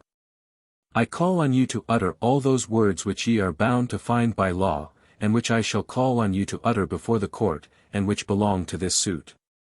I call upon you by a lawful summons, I call on you so that ye may yourselves hear, I call on you in the suit which Thorgir Thor's son has handed over to me. Again Mord named his witnesses, to bear witness, that I summon these 9 neighbors who dwell nearest to the spot to ride to the Althing, and to sit on an inquest to find whether Flossy Thord's son wounded Helgi Njál's son with a brain, or body, or marrow wound, which proved a death wound, and from which Helgi got his death, on that spot where Flossy Thord's son first rushed on Helgi Njál's son with an assault laid down by law. I call on you to utter all those words which ye are bound to find by law, and which I shall call on you to utter before the court. And which belong to this suit I call upon you by a lawful summons, I call on you so that ye may yourselves hear, I call on you in the suit which Thorgir Thor's son has handed over to me. Then Mord said, Now is the suit set on foot as ye asked, and now I will pray thee, Thorgir Krigir, to come to me when thou ridest to the thing, and then let us both ride together, each with our band, and keep as close as we can together. For my band shall be ready by the very beginning of the thing, and I will be true to you in all things. They showed themselves well pleased at that, and this was fast bound by oaths, that no man should sunder himself from another till Keri willed it, and that each of them should lay down his life for the other's life. Now they parted with friendship, and settled to meet again at the Thing. Now Thorgir rides back east, but Keri rides west over the rivers till he came to Tung, to Asgrim's house. He welcomed them wonderfully well, and Keri told Asgrim all Gizur the White's plan, and of the setting on foot of the suit. I looked for as much from him, says Asgrim, that he would behave well, and now he has shown it. Then Asgrim went on. What heardest thou from the east of Flosi? He went east all the way to Weapon-Firth, answers Keri, and nearly all the chiefs have promised to ride with him to the Althing, and to help him. They look, too, for help from the Reek-Dalesmen, and the men of Lightwater, and the Akesfirthers. Then they talked much about it, and so the time passes away up to the Althing. Thorhall Asgrim's son took such a hurt in his leg that the foot above the ankle was as big and swollen as a woman's thigh, and he could not walk save with a staff. He was a man tall in growth, and strong and powerful, dark of hue in hair and skin, measured and guarded in his speech, and yet hot and hasty-tempered. He was the third greatest lawyer in all Iceland. Now the time comes that men should ride from home to the Thing, Asgrim said to Keri. Thou shalt ride at the very beginning of the Thing, and fit up our booths, and my son Thorhall with thee. Thou wilt treat him best and kindest, as he is foot lame, but we shall stand in the greatest need of him at this Thing. With you too, 20 men more shall ride. After that they made ready for their journey, and then they rode to the Thing, and set up their booths, and fitted them out well. Chapter 135. Of Flosi and the Burners. Flosi rode from the east and those 120 men who had been at the burning with him. They rode till they came to Fleet Lithe. Then the sons of Sigfus looked after their homesteads and tarried there that day, but at even they rode west over Thurso Water, and slept there that night. But next morning early they saddled their horses and rode off on their way. Then Flosi said to his men, Now will we ride to Tung to Asgrim to breakfast, and trample down his pride a little. They said that were well done. They rode till they had a short way to Tung. Asgrim stood out of doors, and some men with him. They see the band as soon as ever they could do so from the house. Then Asgrim's men said, There must be Thorgir Krigir. Not he, said Asgrim. I think so all the more because these men fare with laughter and wantonness. But such kinsman of Njal as Thorgir is would not smile before some vengeance is taken for the burning, and I will make another guess, and maybe ye will think that unlikely. My meaning is, that it must be Flosi and the burners with him, and they must mean to humble us with insults, and we will now go indoors all of us. Now they do so, and Asgrim made them sweep the house and put up the hangings, and set the boards and put meat on them. He made them place stools along each bench all down the room. Flosi rode into the town, and bade men alight from their horses and go in. They did so, and Flosi and his men went into the hall. Asgrim sate on the cross-bench on the dais. Flosi looked at the benches and saw that all was made ready that men needed to have. Asgrim gave them no greeting, but said to Flosi, The boards are set, so that meat may be free to those that need it. Flosi sat down to the board, and all his men, but they laid their arms up against the wainscot. They sat on the stools who found no room on the benches, but 4 men stood with weapons just before where Flosi sat while they ate.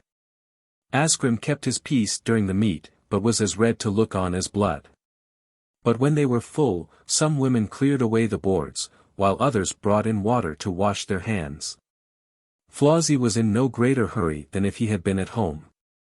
There lay a poleaxe in the corner of the dais. Asgrim caught it up with both hands, and ran up to the rail at the edge of the dais, and made a blow at Flosi's head. Glumhilder's son happened to see what he was about to do, and sprang up at once, and got hold of the axe above Asgrim's hands, and turned the edge at once on Asgrim, for Glum was very strong.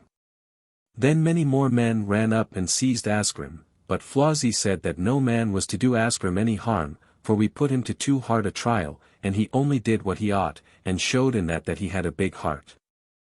Then Flossie said to Asgrim, "Here, now, we shall part safe and sound, and meet at the thing, and there begin our quarrel over again." "So it will be," says Asgrim. "And I would wish that, ere this thing be over, ye should have to take in some of your sails." Flossie answered him never a word, and then they went out, and mounted their horses, and rode away. They rode till they came to Loggerwater, and were there that night, but next morning they rode on to Baitevale, and baited their horses there, and their many bands rode to meet them. There was Hall of the Side, and all the Eastfirthers. Flossie greeted them well, and told them of his journeys and dealings with Asgrim. Many praised him for that, and said such things were bravely done. Then Hall said, "I look on this in another way than ye do, for methinks it was a foolish prank." They were sure to bear in mind their griefs, even though they were not reminded of them anew, but those men who try others so heavily must look for all evil. It was seen from Hall's way that he thought this deed far too strong. They rode thence all together, till they came to the upper field, and there they set their men in array, and rode down on the thing. Flossie had made them fit out Burger's booth ere he rode to the thing, but the Eastfirthers rode to their own booths. Chapter 136. Of Thorgir Cragir. Thorgir Cragir rode from the east with much people. His brothers were with him, Thorleif Crow and Thorgrim the Big. They came to Hof, to Mord Valgerd's son's house, and bided there till he was ready. Mord had gathered every man who could bear arms, and they could see nothing about him but that he was most steadfast in everything, and now they rode until they came west across the rivers. Then they waited for Hjalti Skeggie's son. He came after they had waited a short while, and they greeted him well, and rode afterwards all together till they came to Rakia in Bishopstung, and bided there for Asgrim Elidegrim's son, and he came to meet them there. Then they rode west across Bridgewater. Then Asgrim told them all that had passed between him and Flossie, and Thorgir said, "I would that we might try their bravery ere the thing closes." They rode until they came to Baitevale. There Gizur the White came to meet them with a very great company, and they fell to talking together. Then they rode to the upper field, and drew up all their men in array there, and so rode to the thing. Flossie and his men all took to their arms, and it was within an ace that they would fall to blows. But Asgrim and his friends and their followers would have no hand in it, and rode to their booths. And now all was quiet that day, so that they had naught to do with one another. Thither were come chiefs from all the quarters of the land. There had never been such a crowded thing before, that men could call to mind. Chapter 137. Of Eyjolf Balverk's son. There was a man named Eyjolf. He was the son of Balverk, the son of Eyjolf the Guileful, of Otterdale. Eyjolf was a man of great rank, and best skilled in law of all men, so that some said he was the third best lawyer in Iceland. He was the fairest in face of all men, tall and strong, and there was the making of a great chief in him. He was greedy of money, like the rest of his kinsfolk. One day Flossie went to the booth of Bjarni Brodhelgi's son. Bjarni took him by both hands, and sat Flossie down by his side. They talked about many things, and at last Flossie said to Bjarni, "What counsel shall we now take?"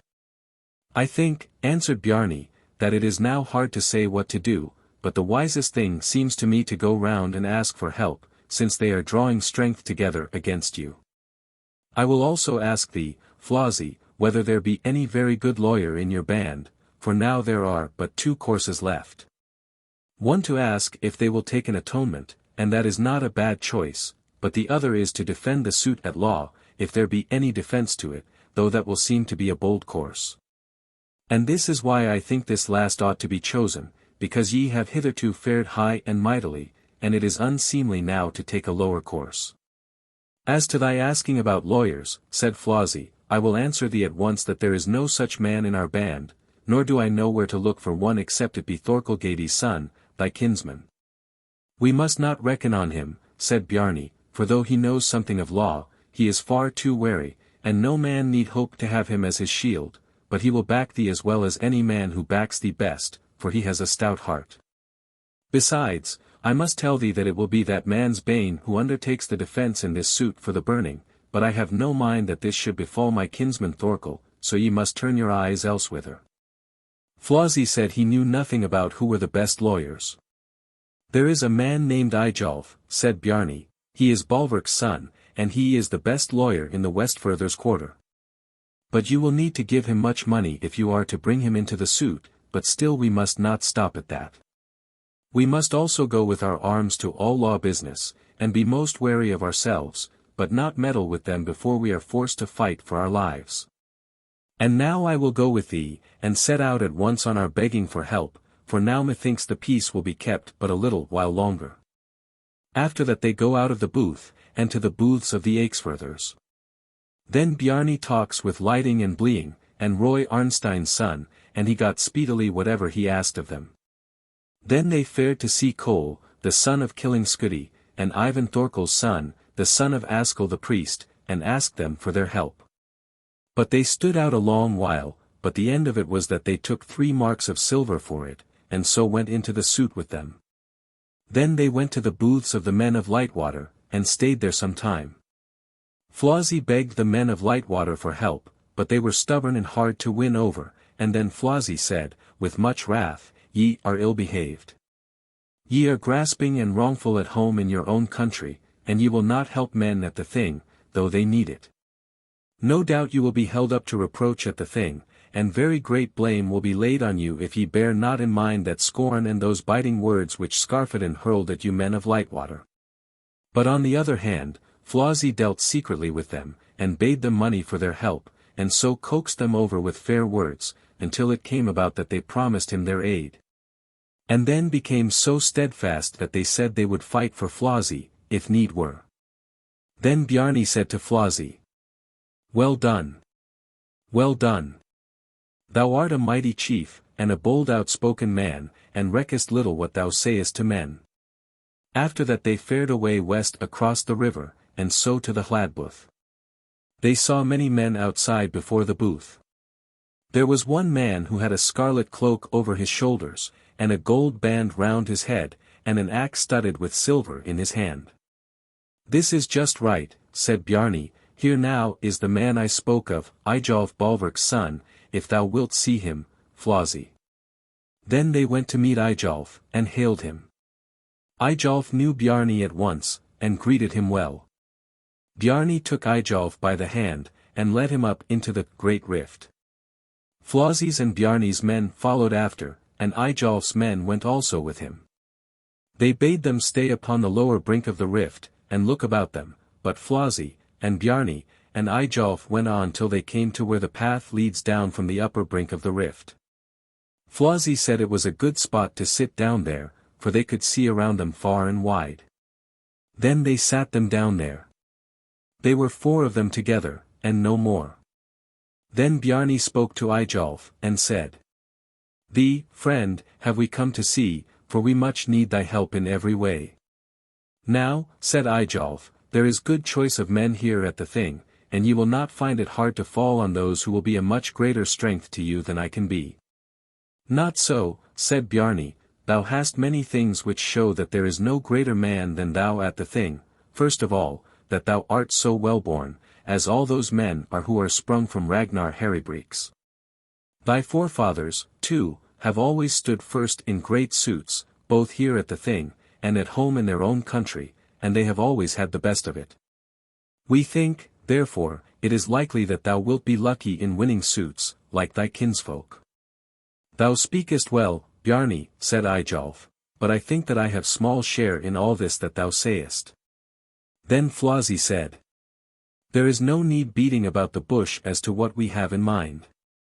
We wish to ask for thy help, Eyjolf, and that thou wilt stand by us in our suits, and go to the court with us, and undertake the defense, if there be any, and plead it for us, and stand by us in all things that may happen at this thing. Eyjolf jumped up in wrath, and said that no man had any right to think that he could make a catspaw of him, or drag him on if he had no mind to go himself. I see, too, now, he says, what has led you to utter all those fair words with which ye began to speak to me. Then Hallbjorn the strong caught hold of him and sate him down by his side, between him and Bjarni, and said, No tree falls at the first stroke, friend, but sit here a while by us." Then Flossie drew a gold ring off his arm. "This ring will I give thee, Eyjolf, for thy help and friendship, and so show thee that I will not befool thee. It will be best for thee to take the ring, for there is no man here at the thing to whom I have ever given such a gift."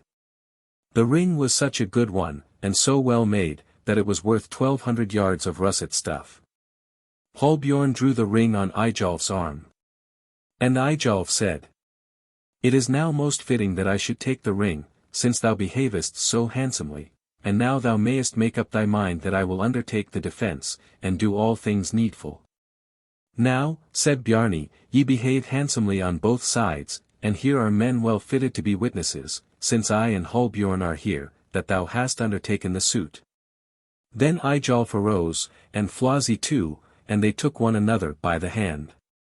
And so Eyjolf undertook the whole defence of the suit off Flossie's hands, and so, too, if any suit arose out of the defence, for it often happens that what is a defence in one suit, is a plaintiff's plea in another.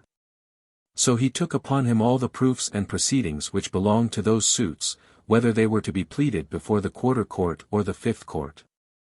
Flossie handed them over in lawful form, and Eyjolf took them in lawful form, and then he said to Flossie and Bjarni, "Now I have undertaken this defence just as ye asked, but my wish it is that ye should still keep it secret at first. But if the matter comes into the fifth court, then be most careful not to say that ye have given goods for my help." Then Flossie went home to his booth, and Bjarni with him, but Eyjolf went to the booth of Snorri the priest, and sate down by him, and they talked much together. Snorri the priest caught hold of Eyjolf's arm, and turned up the sleeve, and seized that he had a great ring of gold on his arm. Then Snorri the priest said, "Pray, was this ring bought or given?" Eyjolf was put out about it, and had never a word to say. Then Snorri said, "I see plainly that thou must have taken it as a gift, and may this ring not be thy death." Eyjolf jumped up and went away, and would not speak about it. And Snorri said, as Eyjolf arose, "It is very likely that thou wilt know what kind of gift thou hast taken by the time this thing is ended." Then Eyjolf went to his booth. Chapter 138. Of Asgrim, and Gizur, and Kari. Now Asgrim Elidegrim's son talks to Gizur the White, and Kari Salman's son, and to Hjalti Skeggji's son, Mord Valgerd's son, and Thorgir Kragir, and says, "There is no need to have any secrets here. For only those men are by who know all our counsel. Now I will ask you if ye know anything of their plans, for if you do, it seems to me that we must take fresh counsel about our own plans." Snorri the priest, answers Gizur the White, sent a man to me, and bade him tell me that Flossie had gotten great help from the Northlanders. But that Eyjolf Balverk's son, his kinsman, had had a gold ring given him by some one, and made a secret of it, and Snorri said it was his meaning that Eyjolf Balverk's son must be meant to defend the suit at law. And that the ring must have been given him for that. They were all agreed that it must be so. Then Gizur spoke to them. "Now has Mord Valgerd's son, my son-in-law, undertaken a suit, which all must think most hard, to prosecute Flossie. And now my wish is that ye share the other suits amongst you, for now it will soon be time to give notice of the suits at the Hill of Laws. We shall need also to ask for more help." Asgrim said so it should be, but we will beg thee to go round with us when we ask for help. Gizur said he would be ready to do that. After that Gizur picked out all the wisest men of their company to go with him as his backers. There was Hjalti Skeggji's son, and Asgrim, and Kari, and Thorgir Kragir. Then Gizur the White said, "Now will we first go to the booth of Skapti Thurod's son," and they do so. Gizur the White went first, then Hjalti, then Kari, then Asgrim, then Thorgir Kragir, and then his brothers. They went into the booth. Skapti sat on the cross-bench on the dais, and when he saw Gizur the White he rose up to meet him, and greeted him and all of them well, and bade Gizur to sit down by him, and he does so. Then Gizur said to Asgrim, "Now shalt thou first raise the question of help with Skapti, but I will throw in what I think good." "We are come hither," said Asgrim, "for this sake, Skapti, to seek help and aid at thy hand. I was thought to be hard to win the last time, said Skapti, when I would not take the burden of your trouble on me. It is quite another matter now, said Gizur. Now the feud is for Master Njal and Mistress Bergthora, who were burnt in their own house without a cause, and for Njal's 3 sons, and many other worthy men, and thou wilt surely never be willing to yield no help to men, or to stand by thy kinsmen and connections. It was in my mind, answers Skapti, when Skarphedin told me that I had myself borne tar on my own head, and cut up a sod of turf and crept under it. And when he said that I had been so afraid that Thorolf Lops son of Arar bore me abroad in his ship among his meal sacks, and so carried me to Iceland, that I would never share in the blood feud for his death. Now there is no need to bear such things in mind, said Gizur the White, for he is dead who said that, and thou wilt surely grant me this, though thou wouldst not do it for other men's sake. This quarrel, says Skapti, is no business of thine, except thou choosest to be entangled in it along with them. Then Gizur was very wrath, and said, Thou art unlike thy father, though he was thought not to be quite clean-handed. Yet was he ever helpful to men when they needed him most. We are unlike in temper, said Skapti. Ye two, Asgrim and thou, think that ye have had the lead in mighty deeds, thou, Gizur the White, because thou overcamest Gunnar of Lithend. But Asgrim, for that he slew Gok, his foster brother. Few, said Asgrim, bring forward the better if they know the worse, but many would say that I slew not Gok ere I was driven to it. There is some excuse for thee for not helping us, but none for heaping reproaches on us, and I only wish before this thing is out that thou mayest get from this suit the greatest disgrace, and that there may be none to make thy shame good. Then Gizur and his men stood up all of them, and went out, and so on to the booth of Snorri the priest. Snorri sat on the crossbench in his booth. They went into the booth, and he knew the men at once, and stood up to meet them, and bade them all welcome, and made room for them to sit by him. After that, they asked one another the news of the day. Then Asgrim spoke to Snorri, and said, For that am I and my kinsman Gizur come hither, to ask thee for thy help. Thou speakest of what thou mayest always be forgiven for asking, for help in the blood feud after such connections as thou hadst. We, too, got many wholesome counsels from Njal, though few now bear that in mind, but as yet I know not of what ye think ye stand most in need. We stand most in need, answers Asgrim, of brisk lads and good weapons, if we fight them here at the thing. True it is, said Snorri, that much lies on that, and it is likeliest that ye will press them home with daring, and that they will defend themselves so in likewise, and neither of you will allow the others right. Then ye will not bear with them and fall on them, and that will be the only way left, for then they will seek to pay you off with shame for manscathe, and with dishonor for loss of kin. It was easy to see that he goaded them on in everything. Then Gizur the White said, Thou speakest well, Snorri, and thou behavest ever most like a chief when most lies at stake. I wish to know, said Asgrim, in what way thou wilt stand by us if things turn out as thou sayest. I will show thee those marks of friendship, said Snorri, on which all your honor will hang, but I will not go with you to the court. But if ye fight here on the thing, do not fall on them at all unless ye are almost steadfast and dauntless, for you have great champions against you. But if ye are overmatched, ye must let yourselves be driven hither towards us, for I shall then have drawn up my men in array hereabouts, and shall be ready to stand by you. But if it falls out otherwise, and they give way before you, my meaning is that they will try to run for a stronghold in the great rift. But if they come thither, then ye will never get the better of them. Now I will take that on my hands, to draw up my men there, and guard the pass to the stronghold, but we will not follow them whether they turn north or south along the river.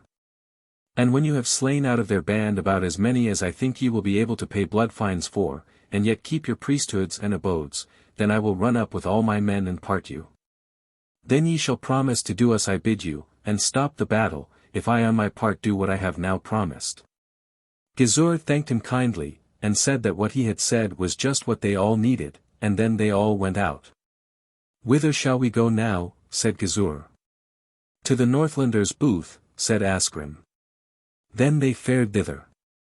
Chapter 139. Of Asgrim and Gudmund. And when they came into the booth, then they saw where Gudmund the powerful sate and talked with Einar Conal's son, his foster child. He was a wise man.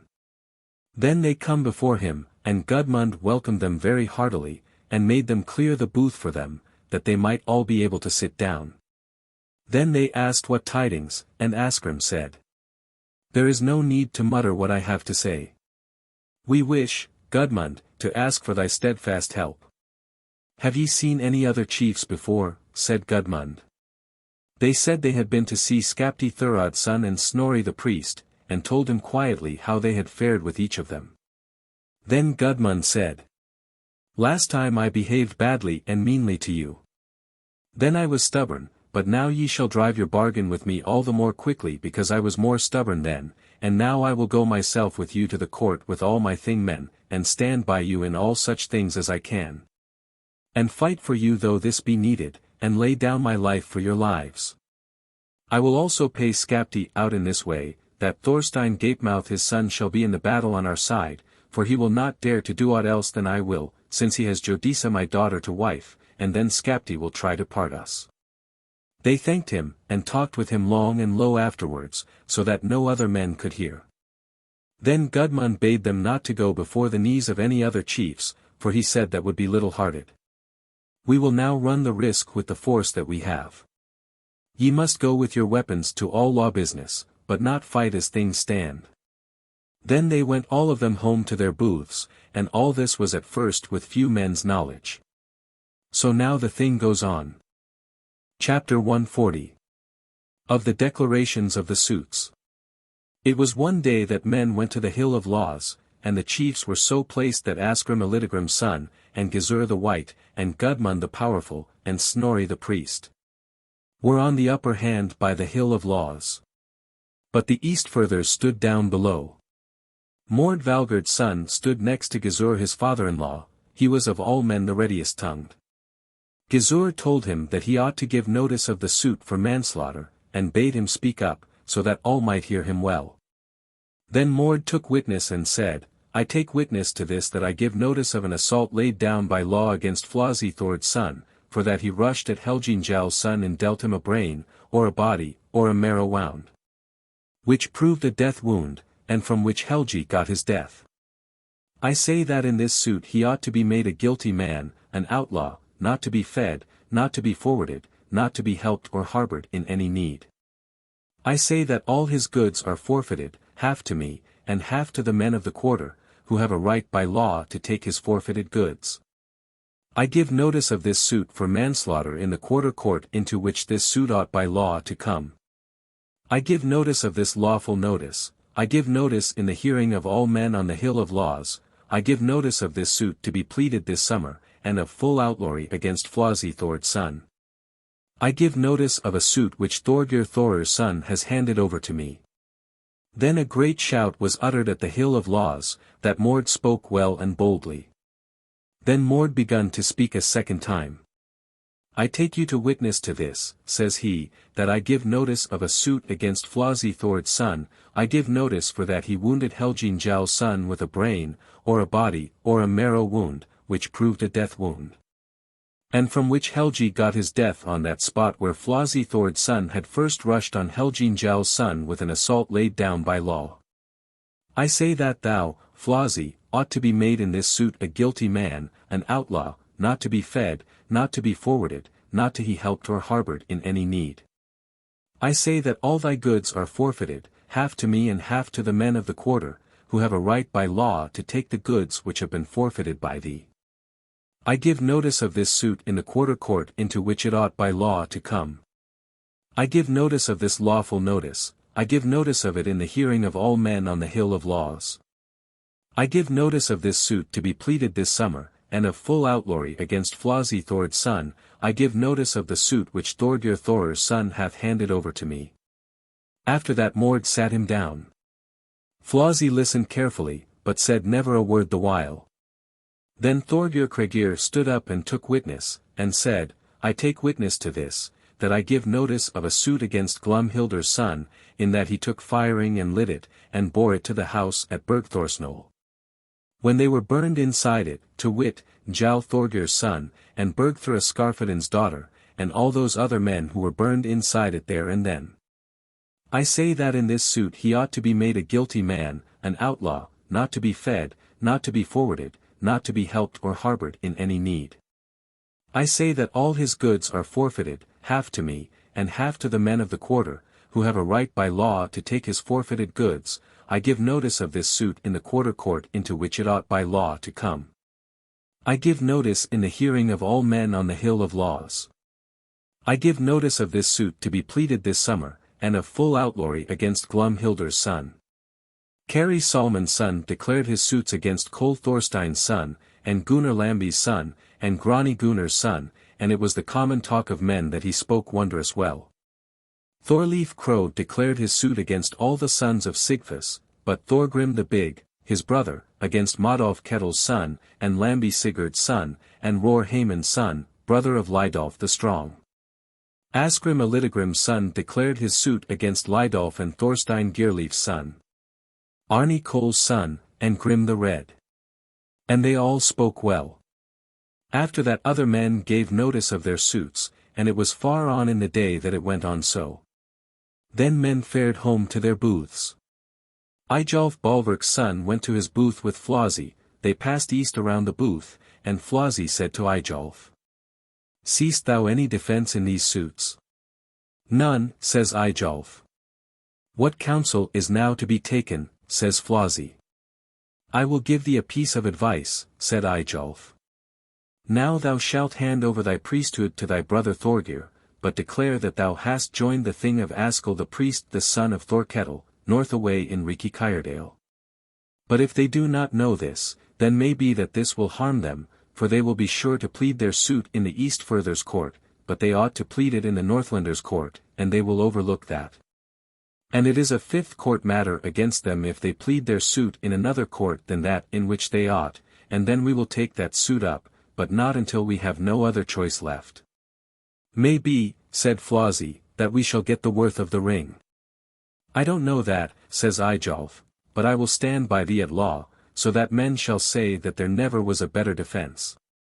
Now, we must send for Askell, but Thorgir shall come to thee at once, and a man with him." A little while after Thorgir came, and then he took on him Flosi's leadership and priesthood.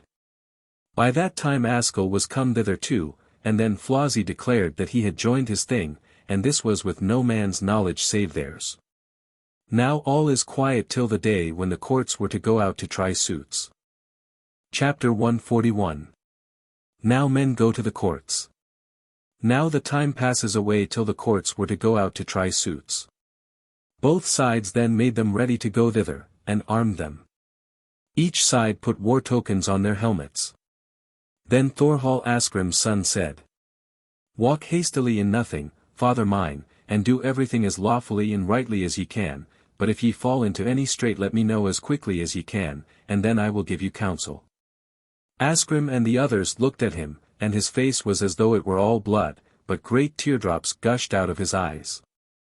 He bade them bring him his spear, that had been a gift to him from Skarphedin, and it was the greatest treasure. Asgrim said as they went away, "Our kinsman Thorhall was not easy in his mind as we left him behind in the booth, and I know not what he will be at." Then Asgrim said again, "Now we will go to Mord Valgerd's son, and think of naught else but the suit, for there is more sport in Flosi than in very many other men." Then Asgrim sent a man to Gizur the White, and Hjalti Skeggji's son, and Gudmund the Powerful. Now they all came together, and went straight to the court of Eastfirthers. They went to the court from the south, but Flosi and all the Eastfirthers with him went to it from the north. There were also the men of Rakedale and the Akesfirthers with Flosi. There, too, was Eyjolf Balverk's son. Flosi looked at Eyjolf, and said, "All now goes fairly, and may be that it will not be far off from thy guess." "Keep thy peace about it," says Eyjolf, "and then we shall be sure to gain our point." Now Mord took witness, and bade all those men who had suits of outlawry before the court to cast lots who should first plead or declare his suit, and who next, and who last. He bade them by a lawful bidding before the court, so that the judges heard it. Then lots were cast as to the declarations, and he, Mord, drew the lot to declare his suit first. Now Mordvalgerd's son took witness the second time, and said, I take witness to this, that I accept all mistakes in words in my pleading, whether they be too many or wrongly spoken. And I claim the right to amend all my words until I have put them into proper lawful shape. I take witness to myself of this. Again Mord said, I take witness to this, that I bid Flosi Thord's son, or any other man who has undertaken the defence made over to him by Flosi, to listen for him to my oath, and to my declaration of my suit. And to all the proofs and proceedings which I am about to bring forward against him. I bid him by a lawful bidding before the court, so that the judges may hear it across the court. Again Mordvalgerd's son said, I take witness to this, that I take an oath on the book, a lawful until, and I say it before God, that I will so plead this suit in the most truthful, and most just, and most lawful way, so far as I know. And that I will bring forward all my proofs in due form, and utter them faithfully so long as I am in this suit. After that he spoke in these words. I have called Thorod as my first witness, and Thorbjorn as my second. I have called them to bear witness that I gave notice of an assault laid down by law against Flosi Thord's son, on that spot where he, Flosi Thord's son, rushed with an assault laid down by law on Helgi Njál's son, when Flosi Thord's son wounded Helgi Njál's son with a brain, or a body, or a marrow wound, which proved a death wound, and from which Helgi got his death. I said that he ought to be made in this suit a guilty man, an outlaw, not to be fed, not to be forwarded, not to be helped or harbored in any need. I said that all his goods were forfeited, half to me and half to the men of the quarter who have the right by law to take the goods which he has forfeited. I gave notice of the suit in the quarter court into which the suit ought by law to come. I gave notice of that lawful notice, I gave notice in the hearing of all men at the Hill of Laws, I gave notice of this suit to be pleaded now this summer, and of full outlawry against Flosi Thord's son. I gave notice of a suit which Thorgir Thor's son had handed Hrut. Then lots were cast as to the declarations, and he, Mord, drew the lot to declare his suit first. Now Mordvalgerd's son took witness the second time, and said, I take witness to this, that I accept all mistakes in words in my pleading, whether they be too many or wrongly spoken. And I claim the right to amend all my words until I have put them into proper lawful shape. I take witness to myself of this. Again Mord said, I take witness to this, that I bid Flosi Thord's son, or any other man who has undertaken the defence made over to him by Flosi, to listen for him to my oath, and to my declaration of my suit. And to all the proofs and proceedings which I am about to bring forward against him. I bid him by a lawful bidding before the court, so that the judges may hear it across the court. Again Mordvalgerd's son said, I take witness to this, that I take an oath on the book, a lawful oath, and I say it before God, that I will so plead this suit in the most truthful, and most just, and most lawful way, so far as I know. And that I will bring forward all my proofs in due form, and utter them faithfully so long as I am in this suit. After that he spoke in these words. I have called Thorod as my first witness, and Thorbjorn as my second. I have called them to bear witness that I gave notice of an assault laid down by law against Flosi Thord's son, on that spot where he, Flosi Thord's son, rushed with an assault laid down by law on Helgi Njál's son, when Flosi Thord's son wounded Helgi Njál's son with a brain, or a body, or a marrow wound, which proved a death wound, and from which Helgi got his death. I said that he ought to be made in this suit a guilty man, an outlaw, not to be fed, not to be forwarded, not to be helped or harbored in any need. I said that all his goods were forfeited, half to me and half to the men of the quarter who have the right by law to take the goods which he has forfeited. I gave notice of the suit in the quarter court into which the suit ought by law to come. I gave notice of that lawful notice, I gave notice in the hearing of all men at the Hill of Laws, I gave notice of this suit to be pleaded now this summer, and of full outlawry against Flosi Thord's son.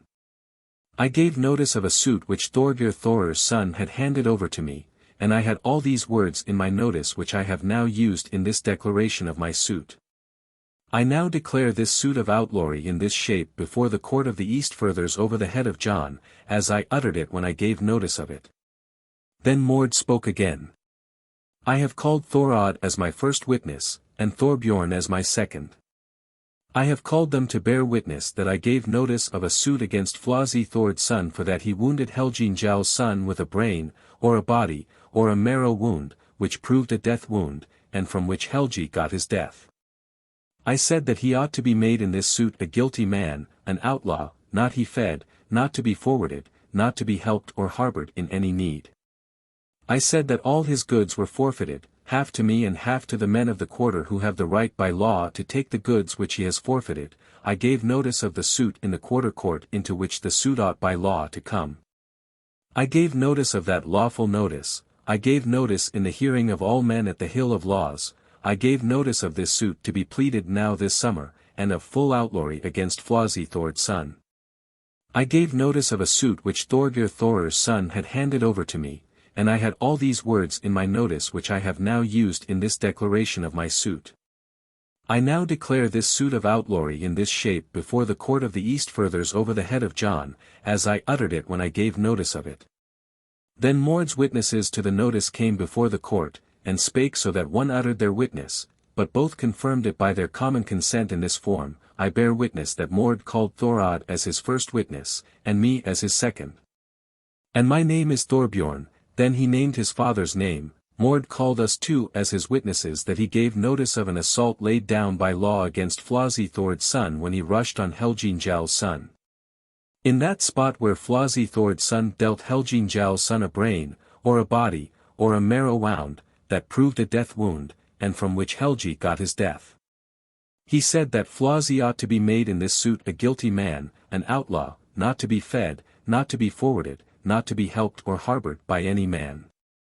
He said that all his goods were forfeited, half to himself and half to the men of the quarter who have the right by law to take the goods which he had forfeited. He gave notice of the suit in the quarter court into which the suit ought by law to come. He gave notice of that lawful notice. He gave notice in the hearing of all men at the Hill of Laws. He gave notice of this suit to be pleaded now this summer, and of full outlawry against Flosi Thord's son. He gave notice of a suit which Thorgir Thor's son had handed over to him.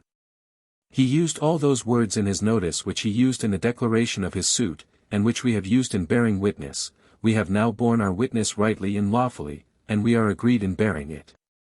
We bear this witness in this shape before the East Furthers court over the head of John, 75 as Mord uttered it when he gave his notice.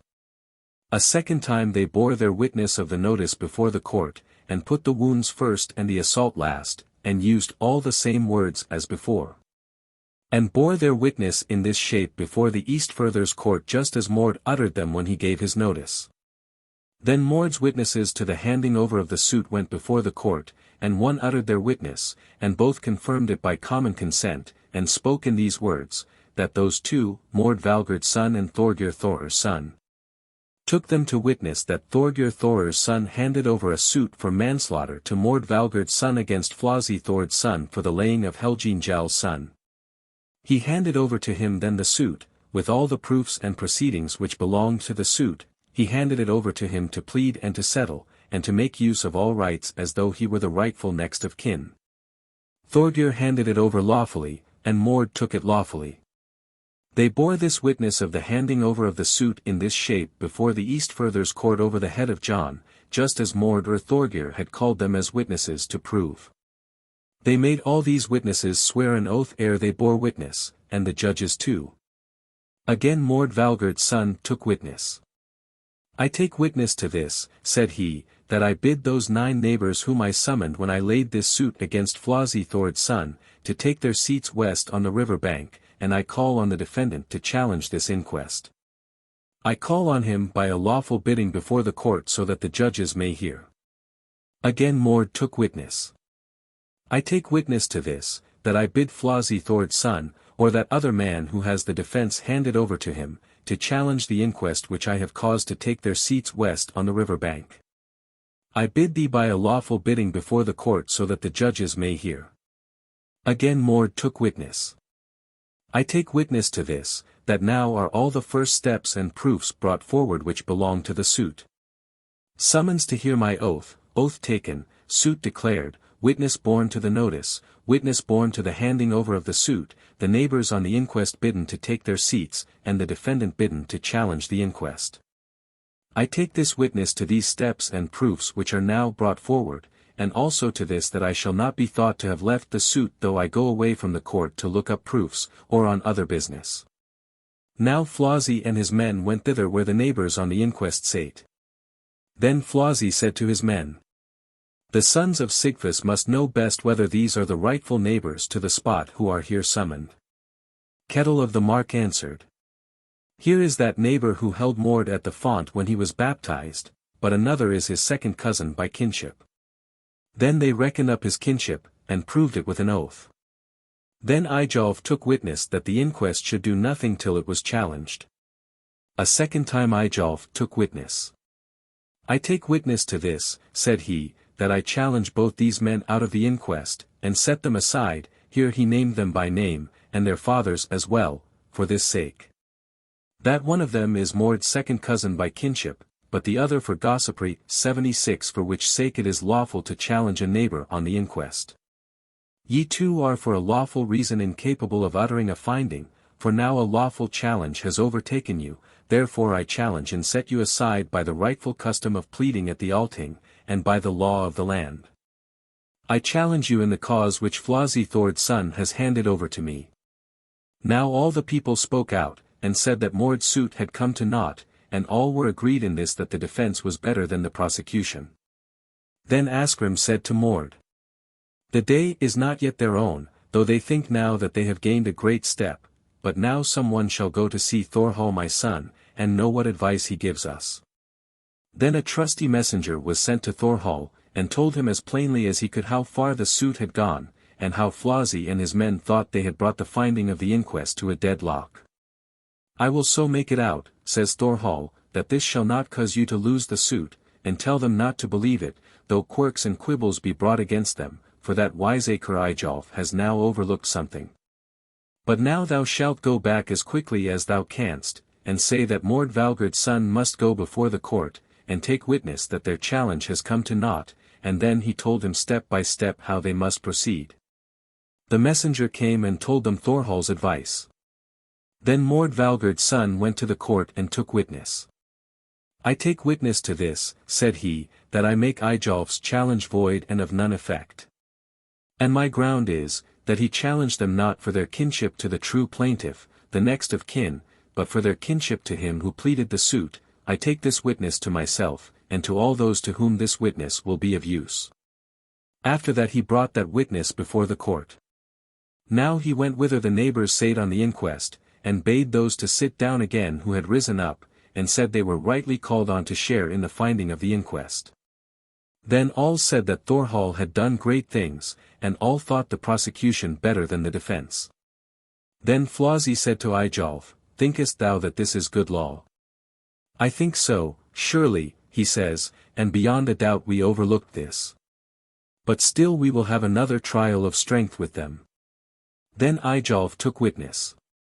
"I take witness to this," said he, "that I challenge these two men out of the inquest." Here he named them both, for that sake that they are lodgers, but not householders. "I do not allow you two to sit on the inquest, for now a lawful challenge has overtaken you. I challenge you both and set you aside out of the inquest, by the rightful custom of the Althing and by the law of the land." Now Eyjolf said he was much mistaken if that could be shaken, and then all said that the defense was better than the prosecution. Now all men praised Eyjolf, and said there was never a man who could cope with him in lawcraft. Mord Valgerd's son and Asgrim Elidegrim's son now sent a man to Thorhall to tell him how things stood, but when Thorhall heard that, he asked what goods they owned, or if they were paupers. The messenger said that one gained his livelihood by keeping milch kine, and he has both cows and ewes at his abode, but the other has a third of the land which he and the freeholder farm, and finds his own food. And they have one hearth between them, he and the man who lets the land, and one shepherd. Then Thorhall said, "They will fare now as before, for they must have made a mistake, and I will soon upset their challenge, and this though Eyjolf had used such big words that it was law. Now Thorwald told the messenger plainly, step by step, how they must proceed, and the messenger came back and told Mord and Asgrim all the counsel that Thorwald bad given. Then Mord went to the court and took witness, I take witness to this, that I bring to naught Eyjolf Balverk's son's challenge, for that he has challenged those men out of the inquest who have a lawful right to lie there. Every man has a right to sit on an inquest of neighbors, who owns 300s in land or more, though he may have no dairy stock, and he too has the same right who lives by dairy stock worth the same sum, though he leases no land. Then he brought this witness before the court, and then he went whither the neighbors on the inquest were, and bade them sit down, and said they were rightfully among the inquest. Then there was a great shout and cry, and then all men said that Flossy's and Eyjolf's cause was much shaken, and now men were of one mind as to this, that the prosecution was better than the defense. Then Flossy said to Eyjolf, can this be law? Eyjolf said he had not wisdom enough to know that for a surety, and then they sent a man to Skapti, the speaker of the law, to ask whether it were good law, and he sent them back word that it was surely good law, though few knew it. Then this was told to Flossy, and Eyjolf Balverk's son asked the sons of Sigfus as to the other neighbors who were summoned thither. They said there were 4 of them who were wrongly summoned. For those sit now at home who were nearer neighbors to the spot. Then Eyjolf took witness that he challenged all those 4 men out of the inquest, and that he did it with lawful form of challenge. After that he said to the neighbors, ye are bound to render lawful justice to both sides, and now ye shall go before the court when ye are called, and take witness that ye find that bar to uttering your finding.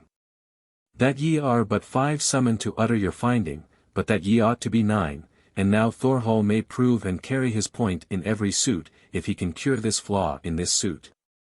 And now it was plain in everything that Flossy and Eyjolf were very boastful, and there was a great cry that now the suit for the burning was quashed, and that again the defense was better than the prosecution. Then Asgrim spoke to Mord. They know not yet of what to boast ere we have seen my son Thorwald. Njal told me that he had so taught Thorwald law, that he would turn out the best lawyer in Iceland whenever it were put to the proof. Then a man was sent to Thorwald to tell him how things stood, and of Flossy's and Eyjolf's boasting, and the cry of the people that the suit for the burning was quashed in Mord's bands. It will be well for them, says Thorwald, if they get not disgrace from this. Thou shalt go and tell Mord to take witness, and swear an oath, that the greater part of the inquest is rightly summoned, and then he shall bring that witness before the court, and then he may set the prosecution on its feet again. But he will have to pay a fine of 3 marks for every man that he has wrongly summoned, but he may not be prosecuted for that at this thing, and now thou shalt go back. He does so, and told Mord and Asgrim all, word for word, that Thorwald had said. Then Mord went to the court, and took witness, and swore an oath that the greater part of the inquest was rightly summoned, and said then that he had set the prosecution on its feet again, and then he went on. And so our foes shall have honor from something else than from this, that we have here taken a great false step. Then there was a great roar that Mord handled the suit well, but it was said that Flossy and his men betook them only to quibbling and wrong. Flossy asked Eyjolf if this could be good law, but he said he could not surely tell, but said the lawman must settle this knotty point. Then Thorkelgadi's son went on their behalf to tell the lawman how things stood, and asked whether this were good law that Mord had said. More men are great lawyers now, says Skapti, than I thought. I must tell thee, then, that this is such good law in all points, that there is not a word to say against it. But still I thought that I alone would know this, now that Njal was dead, for he was the only man I ever knew who knew it. Then Thorkel went back to Flossy and Eyjolf, and said that this was good law. Then Mord Valgerd's son went to the court and took witness. I take witness to this, he said, that I bid those neighbors on the inquest in the suit which I set on foot against Flossy Thord's son now to utter their finding, and to find it either against him or for him.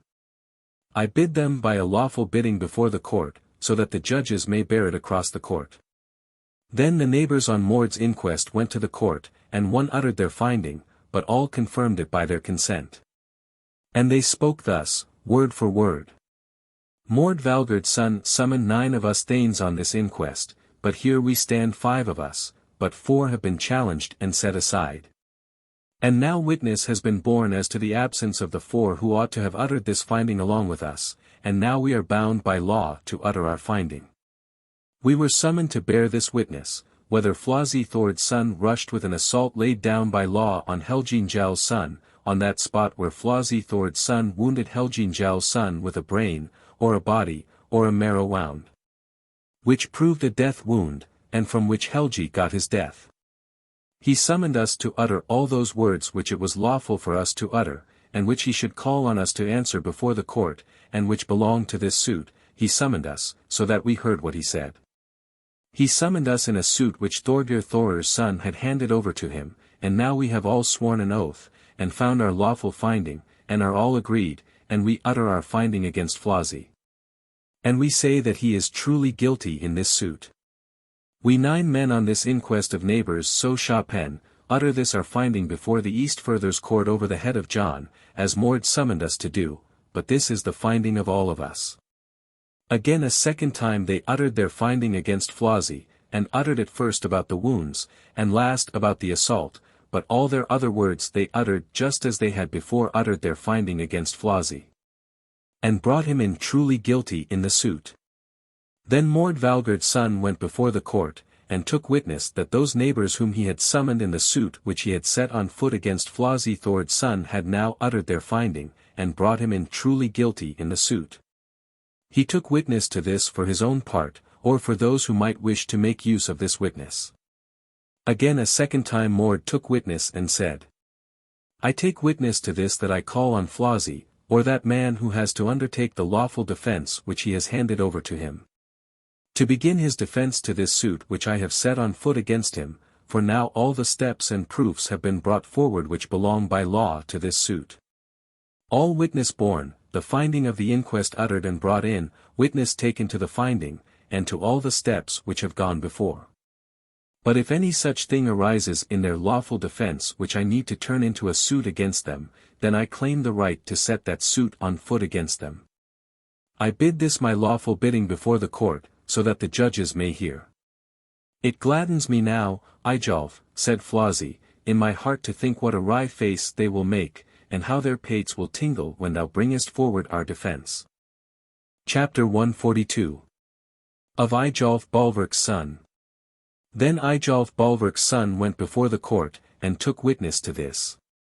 I take witness that this is a lawful defense in this cause, that ye have pleaded the suit in the East Furthers court, when ye ought to have pleaded it in the Northlanders' court. For Flosi has declared himself one of the thingmen of Askell the priest. And here now are those 2 witnesses who were by, and who will bear witness that Flosi handed over his priesthood to his brother Thorgir, but afterwards declared himself one of Askell the priest's thingmen. I take witness to this for my own part, and for those who may need to make use of it. Again Eyjolf took witness, I take witness, he said, to this, that I bid Mord who pleads this suit, or the next of kin, to listen to my oath, and to my declaration of the defense which I am about to bring forward. I bid him by a lawful bidding before the court, so that the judges may hear me. Again Eyjolf took witness. I take witness to this, that I swear an oath on the book, a lawful oath, and say it before God, that I will so defend this cause, in the most truthful, and most just, and most lawful way, so far as I know, and so fulfill all lawful duties which belong to me at this thing. Then Eyjolf said, These 2 men I take to witness that I bring forward this lawful defense that this suit was pleaded in another quarter court, than that in which it ought to have been pleaded. And I say that for this sake their suit has come to naught, I utter this defense in this shape before the East Furthers court. After that he let all the witness be brought forward which belonged to the defense, and then he took witness to all the steps in the defense to prove that they had all been duly taken. After that Eyjolf again took witness and said, I take witness to this, that I forbid the judges, by a lawful protest before the priest, to utter judgment in the suit of Mord and his friends. For now a lawful defense has been brought before the court.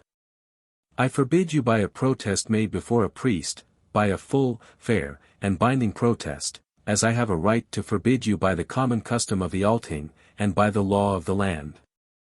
After that he called on the judges to pronounce for the defense.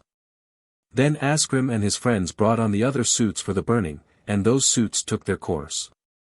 Chapter 143. The Council of Thorhall, Asgrim's son. Now Asgrim and his friends sent a man to Thorhall, and let him be told in what a strait they had come. Too far off was I now, answers Thorhall, for this cause might still not have taken this turn if I had been by. I now see their course that they must mean to summon you to the 5th court for contempt of the thing. They must also mean to divide the Eastfirthers court in the suit for the burning, so that no judgment may be given, for now they behave so as to show that they will stay at no ill. Now shalt thou go back to them as quickly as thou canst, and say that Mord must summon them both Flossie and Eyjolf, for having brought money into the 5th court, and make it a case of lesser outlawry. Then he shall summon them with a second summons for that they have brought forward that witness which had nothing to do with their cause, and so were guilty of contempt of the thing. And tell them that I say this, that if 2 suits for lesser outlawry hang over one and the same man, that he shall be adjudged a thorough outlaw at once. And for this ye must set your suits on foot first, that then ye will first go to trial and judgment. Now the messenger went his way back and told Mord and Asgrim. After that they went to the Hill of Laws, and Mord Valgerd's son took witness. I take witness to this that I summon Flossie Thord's son, for that he gave money for his help here at the thing to Eyjolf Bolverk's son. I say that he ought on this charge to be made a guilty outlaw, for this sake alone to be forwarded or to be allowed the right of frithstow, sanctuary, if his fine and bail are brought forward at the execution levied on his house and goods. But else to become a thorough outlaw. I say all his goods are forfeited, half to me and half to the men of the quarter who have the right by law to take his goods after he has been outlawed. I summon this cause before the 5th court, whither the cause ought to come by law. I summon it to be pleaded now and to full outlawry. I summon with a lawful summons. I summon in the hearing of all men at the Hill of Laws. With a like summons he summoned Eyjolf Bolverk's son, for that he had taken and received the money, and he summoned him for that sake to the 5th court. Again a second time he summoned Flossie and Eyjolf, for that sake that they had brought forward that witness at the thing which had nothing lawfully to do with the cause of the parties, and had so been guilty of contempt of the thing. And he laid the penalty for that at lesser outlawry. Then they went away to the Court of Laws, there the 5th court was then set. Now when Mord and Asgrim had gone away, then the judges in the Eastfirthers court could not agree how they should give judgment, for some of them wished to give judgment for Flossie, but some for Mord and Asgrim. Then Flossie and Eyjolf tried to divide the court, and there they stayed, and lost time over that while the summoning at the Hill of Laws was going on. A little while after Flossie and Eyjolf were told that they had been summoned at the Hill of Laws into the 5th court, each of them with 2 summons. Then Eyjolf said, In an evil hour have we loitered here while they have been before us in quickness of summoning. Now hath come out Thorhall's cunning, and no man is his match in wit. Now they have the first right to plead their cause before the court, and that was everything for them, but still we will go to the Hill of Laws, and set our suit on foot against them, though that will now stand us in little stead. Then they fared to the Hill of Laws, and Eyjolf summoned them for contempt of the thing. After that they went to the 5th court. Now we must say that when Mord and Asgrim came to the 5th court, Mord took witness and bade them listen to his oath and the declaration of his suit, and to all those proofs and steps which he meant to bring forward against Flossie and Eyjolf. He bade them by a lawful bidding before the court, so that the judges could hear him across the court. In the 5th court vouchers had to follow the oaths of the parties, and they had to take an oath after them. Mord took witness.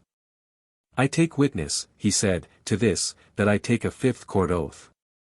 I pray God so to help me in this light and in the next, as I shall plead this suit as I know to be most truthful, and just, and lawful. I believe with all my heart that Flossie is truly guilty in this suit, if I may bring forward my proofs, and I have not brought money into this court in this suit, and I will not bring it. I have not taken money, and I will not take it, neither for a lawful nor for an unlawful end. The men who were Mord's vouchers then went two of them before the court, and took witness to this. We take witness that we take an oath on the book, a lawful oath. We pray God so to help us too in this light and in the next, as we lay it on our honor that we believe with all our hearts that Mord will so plead this suit as he knows to be most truthful, and most just, and most lawful. And that he hath not brought money into this court in this suit to help himself, and that he will not offer it, and that he hath not taken money, nor will he take it either for a lawful or unlawful end. Mord had summoned 9 neighbors who lived next to the Thing field on the inquest in the suit, and then Mord took witness, and declared those 4 suits which he had set on foot against Flosi and Eyjolf. And Mord used all those words in his declaration that he had used in his summons.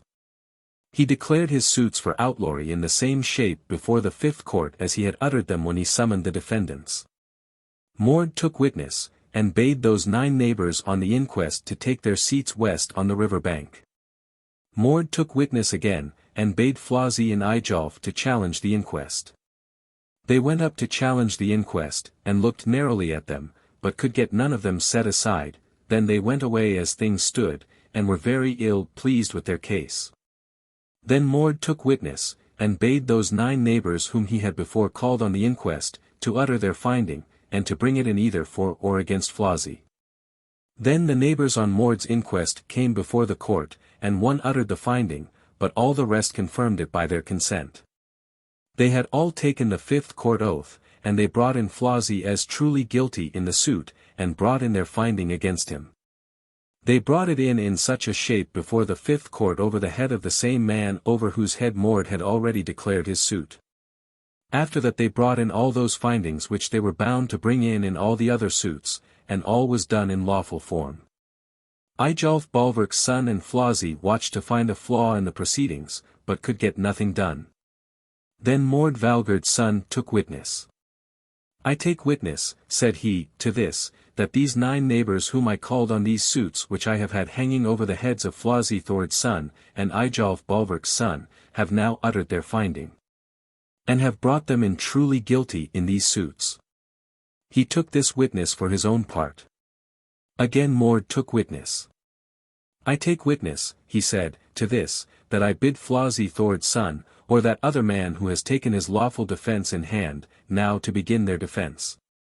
For now all the steps and proofs have been brought forward in the suit, summons to listen to oaths, oaths taken, suit declared, witness taken to the summons, neighbors called on to take their seats on the inquest. Defendant called on to challenge the inquest, finding uttered, witness taken to the finding. He took this witness to all the steps that had been taken in the suit. Then that man stood up over whose head the suit had been declared and pleaded, and summed up the case. He summed up first how Mord had bade them listen to his oath, and to his declaration of the suit, and to all the steps and proofs in it. Then he summed up next how Mord took his oath and his vouchers theirs.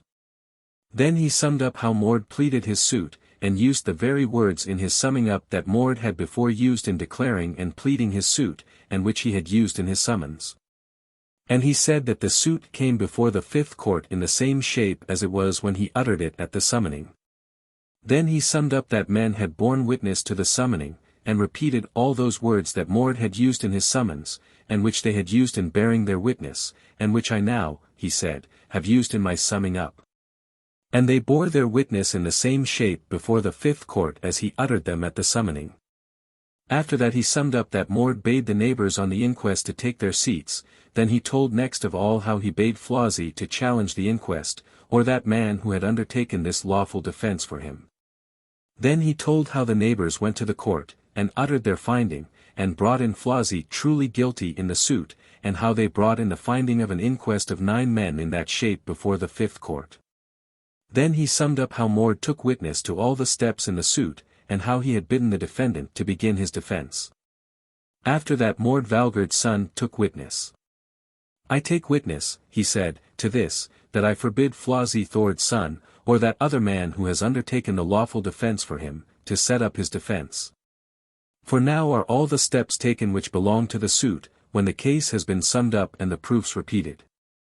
After that the foreman added these words of Mord to his summing up. Then Mord took witness, and prayed the judges to give judgment in this suit. Then Gizur the White said, "Thou wilt have to do more yet, Mord, for 4/12 can have no right to pass judgment." Now Flossie said to Eyjolf, "What counsel is to be taken now?" Then Eyjolf said, "Now we must make the best of a bad business. But still, we will bide our time, for now I guess that they will make a false step in their suit, for Mord prayed for judgment at once in the suit, but they ought to call and set aside 6 men out of the court. And after that they ought to offer us to call and set aside 6 other men, but we will not do that, for then they ought to call and set aside those 6 men, and they will perhaps overlook that. Then all their case has come to naught if they do not do that, for 3/12 have to judge in every cause." "Thou art a wise man, Eyjolf," said Flossie, "so that few can come nigh thee." Mord Valgerd's son took witness. "I take witness," he said, "to this, that I call and set aside these 6 men out of the court, and name them all by name. I do not allow you to sit in the court. I call you out and set you aside by the rightful custom of the Althing, and the law of the land." After that he offered Eyjolf and Flossie, before witnesses, to call out by name and set aside other 6 men, but Flossie and Eyjolf would not call them out. Then Mord made them pass judgment in the cause. But when the judgment was given, Eyjolf took witness, and said that all their judgment had come to naught, and also everything else that had been done, and his ground was that 3/12 and 1/2 had judged, when 3 only ought to have given judgment. "And now we will follow up our suits before the 5th court," said Eyjolf, "and make them outlaws." Then Gizur the White said to Mord Valgerd's son, "Thou hast made a very great mistake in taking such a false step, and this is great ill luck. But what counsel shall we now take, kinsman Asgrim?" says Gizur. Then Asgrim said, "Now we will send a man to my son Thorwald, and know what counsel he will give us." Chapter 144. Battle at the Althing. Now Snorri the priest hears how the causes stood, and then he begins to draw up his men in array below the great rift, between it and Hadbooth, and laid down beforehand to his men how they were to behave. Now the messenger comes to Thorwald Asgrim's son, and tells him how things stood, and how Mord Valgerd's son and his friends would all be made outlaws, and the suits for manslaughter be brought to naught. But when he heard that, he was so shocked at it that he could not utter a word. He jumped up then from his bed, and clutched with both hands his spear, Skarphedin's gift, and drove it through his foot. Then flesh clung to the spear, and the eye of the boil too, for he had cut it clean out of the foot, but a torrent of blood and matter poured out, so that it fell in a stream along the floor. Now he went out of the booth unhalting, and walked so hard that the messenger could not keep up with him, and so he goes until he came to the 5th court. There he met Grim the Red, Flossie's kinsman, and as soon as ever they met, Thorwald thrust at him with the spear, and smote him on the shield and clove it in twain, but the spear passed right through him, so that the point came out between his shoulders. Thorwald cast him off his spear. Then Kari Salmon's son caught sight of that, and said to Asgrim, "Here, now, is come Thorwald thy son, and has straightway slain a man, and this is a great shame, if he alone shall have the heart to avenge the burning." "That shall not be," says Asgrim, "but let us turn on them now." Then there was a mighty cry all over the host, and then they shouted their war cries. Flossie and his friends then turned against their foes, and both sides egged on their men fast. Kari Salmon's son turned now thither where Arni Cole's son and Hallbjorn the Strong were in front, and as soon as ever Hallbjorn saw Kari, he made a blow at him, and aimed at his leg, but Kari leapt up into the air, and Hallbjorn missed him. Kari turned on Arni Cole's son and cut at him, and smote him on the shoulder, and cut asunder the shoulder blade and collar bone, and the blow went right down into his breast, and Arni fell down dead at once to earth. After that he hewed at Hallbjorn and caught him on the shield, and the blow passed through the shield, and so down and cut off his great toe. Holmstein hurled a spear at Kari, but he caught it in the air, and sent it back, and it was a man's death in Flossie's band. Thorgir Craigir came up to where Hallbjorn the Strong was in front, and Thorgir made such a spear thrust at him with his left hand that Hallbjorn fell before it, and had hard work to get on his feet again, and turned away from the fight there and then. Then Thorgir met Thorwald Kettle Rumble's son, and hewed at him at once with the axe, the ogress of war, which Skarphedinn had owned. Thorwald threw his shield before him, and Thorgir hewed the shield and cleft it from top to bottom, but the upper horn of the axe made its way into his breast, and passed into his trunk, and Thorwald fell and was dead at once. Now it must be told how Asgrim Elidegrim's son, and Thorhall his son, Hjalti Skeggji's son, and Gizur the White, made an onslaught where Flosi and the sons of Sigfus, and the other burners were. Then there was a very hard fight, and the end of it was that they pressed on so hard, that Flosi and his men gave way before them. Gudmund the Powerful, and Mord Valgerd's son, and Thorgir Kregir, made their onslaught where the Aexfirthers and Eastfirthers, and the men of Rakedale stood, and there too there was a very hard fight. Kari Salman's son came up where Bjarni Brodhelgi's son had the lead. Kari caught up a spear and thrust at him, and the blow fell on his shield. Bjarni slipped the shield on one side of him, else it had gone straight through him. Then he cut at Kari and aimed at his leg, but Kari drew back his leg and turned short round on his heel, and Bjarni missed him. Kari cut at once at him, and then a man ran forward and threw his shield before Bjarni. Kari cleft the shield in twain, and the point of the sword caught his thigh, and ripped up the whole leg down to the ankle. That man fell there and then, and was ever after a cripple so long as he lived. Then Kari clutched his spear with both hands, and turned on Bjarni and thrust at him. He saw he had no other chance but to throw himself down sidelong away from the blow, but as soon as ever Bjarni found his feet, away he fell back out of the fight. Thorgir Kregir and Gizur the White fell on there where Homestein the son of Bersi the Wise, and Thorkel Gadi's son were leaders, and the end of the struggle was, that Homestein and Thorkel gave way. And then arose a mighty hooting after them from the men of Gudmund the Powerful.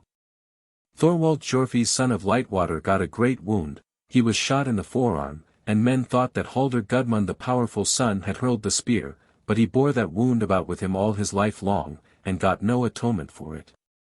Now there was a mighty throng. But though we here tell of some of the deeds that were done, still there are far many more of which men have handed down no stories. Flosi had told them that they should make for the stronghold in the great rift if they were worsted, for there, said he, they will only be able to attack us on one side. But the band which Hall of the Side and his son Ljot led, had fallen away out of the fight before the onslaught of that father and son, Asgrim and Thorhall. They turned down east of Axwater, and Hall said, "This is a sad state of things when the whole host of men at the thing fight, and I would, kinsman Ljot, that we begged us help even though that be brought against us by some men. And that we part them. Thou shalt wait for me at the foot of the bridge, and I will go to the booths and beg for help. If I see," said Ljot, "that Flosi and his men need help from our men, then I will at once run up and aid them." "Thou wilt do in that as thou pleasest," says Hall, "but I pray thee to wait for me here." Now flight breaks out in Flosi's band, and they all fly west across Axwater, but Asgrim and Gizur the White went after them and all their host. Flosi and his men turned down between the river and the outwork booth. Snorri the priest had drawn up his men there in array, so thick that they could not pass that way, and Snorri the priest called out then to Flosi, "Why are ye in such haste, or who chase you?"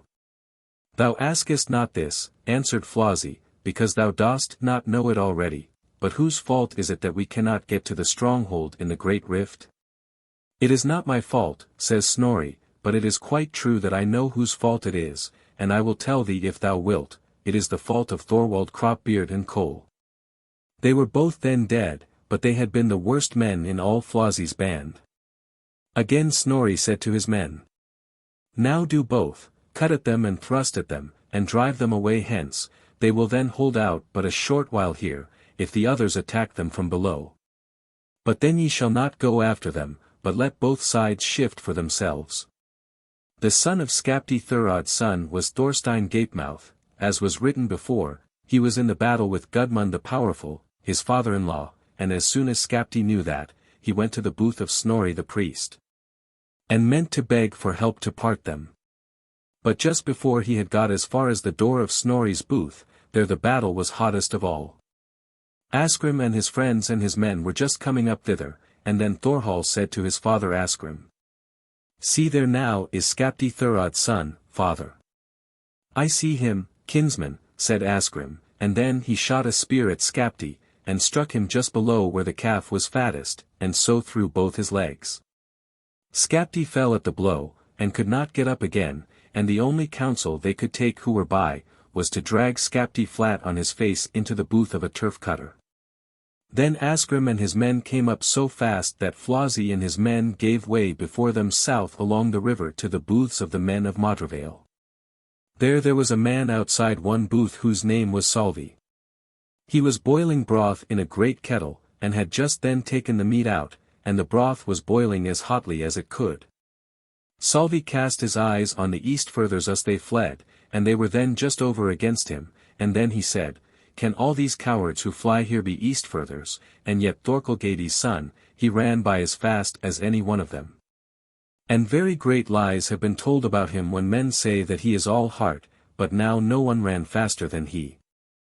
Hallbjorn the Strong was near by them, and said, "Thou shalt not have it to say that we are all cowards." And with that he caught hold of him, and lifted him up aloft, and thrust him head down into the broth kettle. Solvi died at once. But then a rush was made at Hallbjorn himself, and he had to turn and fly.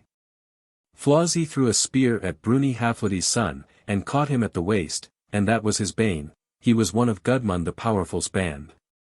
Thorstein Hlenni's son took the spear out of the wound, and hurled it back at Flossie, and hit him on the leg, and he got a great wound and fell. He rose up again at once. Then they passed on to the Waterfurthers' booth, and then Hall and Ljot came from the east across the river, with all their band. But just when they came to the lava, a spear was hurled out of the band of Gudmund the Powerful, and it struck Ljot in the middle, and he fell down dead at once, and it was never known surely who had done that manslaughter. Flossie and his men turned up round the Waterfurthers' booth, and then Thorgir Kregir said to Carry Salmon's son, "Look, yonder now is Eyjolf Balverk's son, if thou hast a mind to pay him off for the ring." "That I ween is not far from my mind," says Carry, and snatched a spear from a man, and hurled it at Eyjolf, and it struck him in the waist, and went through him, and Eyjolf then fell dead to earth. Then there was a little lull in the battle, and then Snorri the priest came up with his band, and Skapti was there in his company, and they ran in between them, and so they could not get at one another to fight. Then Hall threw in his people with theirs, and was for parting them there and then, and so a truce was set, and was to be kept throughout the thing, and then the bodies were laid out and borne to the church. And the wounds of those men were bound up who were hurt. The day after men went to the Hill of Laws. Then Hall of the Side stood up and asked for a hearing, and got it at once. And he spoke thus. "Here there have been hard happenings in lawsuits and loss of life at the thing, and now I will show again that I am little-hearted, for I will now ask Asgrim and the others who take the lead in these suits, that they grant us an atonement on even terms." And so he goes on with many fair words. Carry Salmon's son said, "Though all others take an atonement in their quarrels, yet will I take no atonement in my quarrel. For ye will wish to weigh these manslayings against the burning, and we cannot bear that." In the same way spoke Thorgir Kregir. Then Skapti Thurod's son stood up and said, "Better had it been for thee, Carry, not to have run away from thy father-in-law and thy brothers-in-law, than now to sneak out of this atonement." Then Carry sang these verses. "Warrior white that weapon wieldest, spare thy spearing why we fled. Oft for less falls hail of battle. Forth we fled to wreak revenge. Who was he, faint-hearted foeman? Who, when tongues of steel sung high, stole beneath the booth for shelter, while his beard blushed red for shame? Many fetters Skapti fettered, when the men, the gods of fight, from the fray fared all unwilling, where the skald scarce held his shield. Then the sutlers dragged the lawyer, stout in scolding to their booth, laid him low amongst the riffraff. How his heart then quaked for fear. Men who skim the main on sea stag. Well in this ye showed your sense, making game about the burning, mocking Helgi, Grim, and Njal. Now the more round rocky Swinestye, 77. As men run and shake their shields. With another grunt shall rattle. When this thing is past and gone. Then there was great laughter. Snorri the priest smiled, and sang this between his teeth, but so that many heard. Skill hath Skapti us to tell. Whether Asgrim's shaft flew well. Holmstein hurried swift to flight. Thorstein turned him soon to fight. Now men burst out in great fits of laughter. Then Hall of the Side said. All men know what a grief I have suffered in the loss of my son Ljot. Many will think that he would be valued dearest of all those men who have fallen here. But I will do this for the sake of an atonement. I will put no price on my son, and yet will come forward and grant both pledges and peace to those who are my adversaries. I beg thee, Snorri the priest, and other of the best men, to bring this about, that there may be an atonement between us. Now he sits him down, and a great hum in his favor followed, and all praised his gentleness and goodwill. Then Snorri the priest stood up and made a long and clever speech, and begged Asgrim and the others who took the lead in the quarrel to look towards an atonement. Then Asgrim said.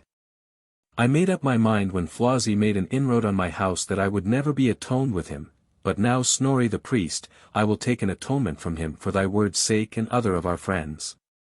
In the same way spoke Thorleif Crow and Thorgrim the Big, that they were willing to be atoned, and they urged in every way their brother Thorgir Cregir to take an atonement also, but he hung back, and says he would never part from Carrie. Then Gizur the White said.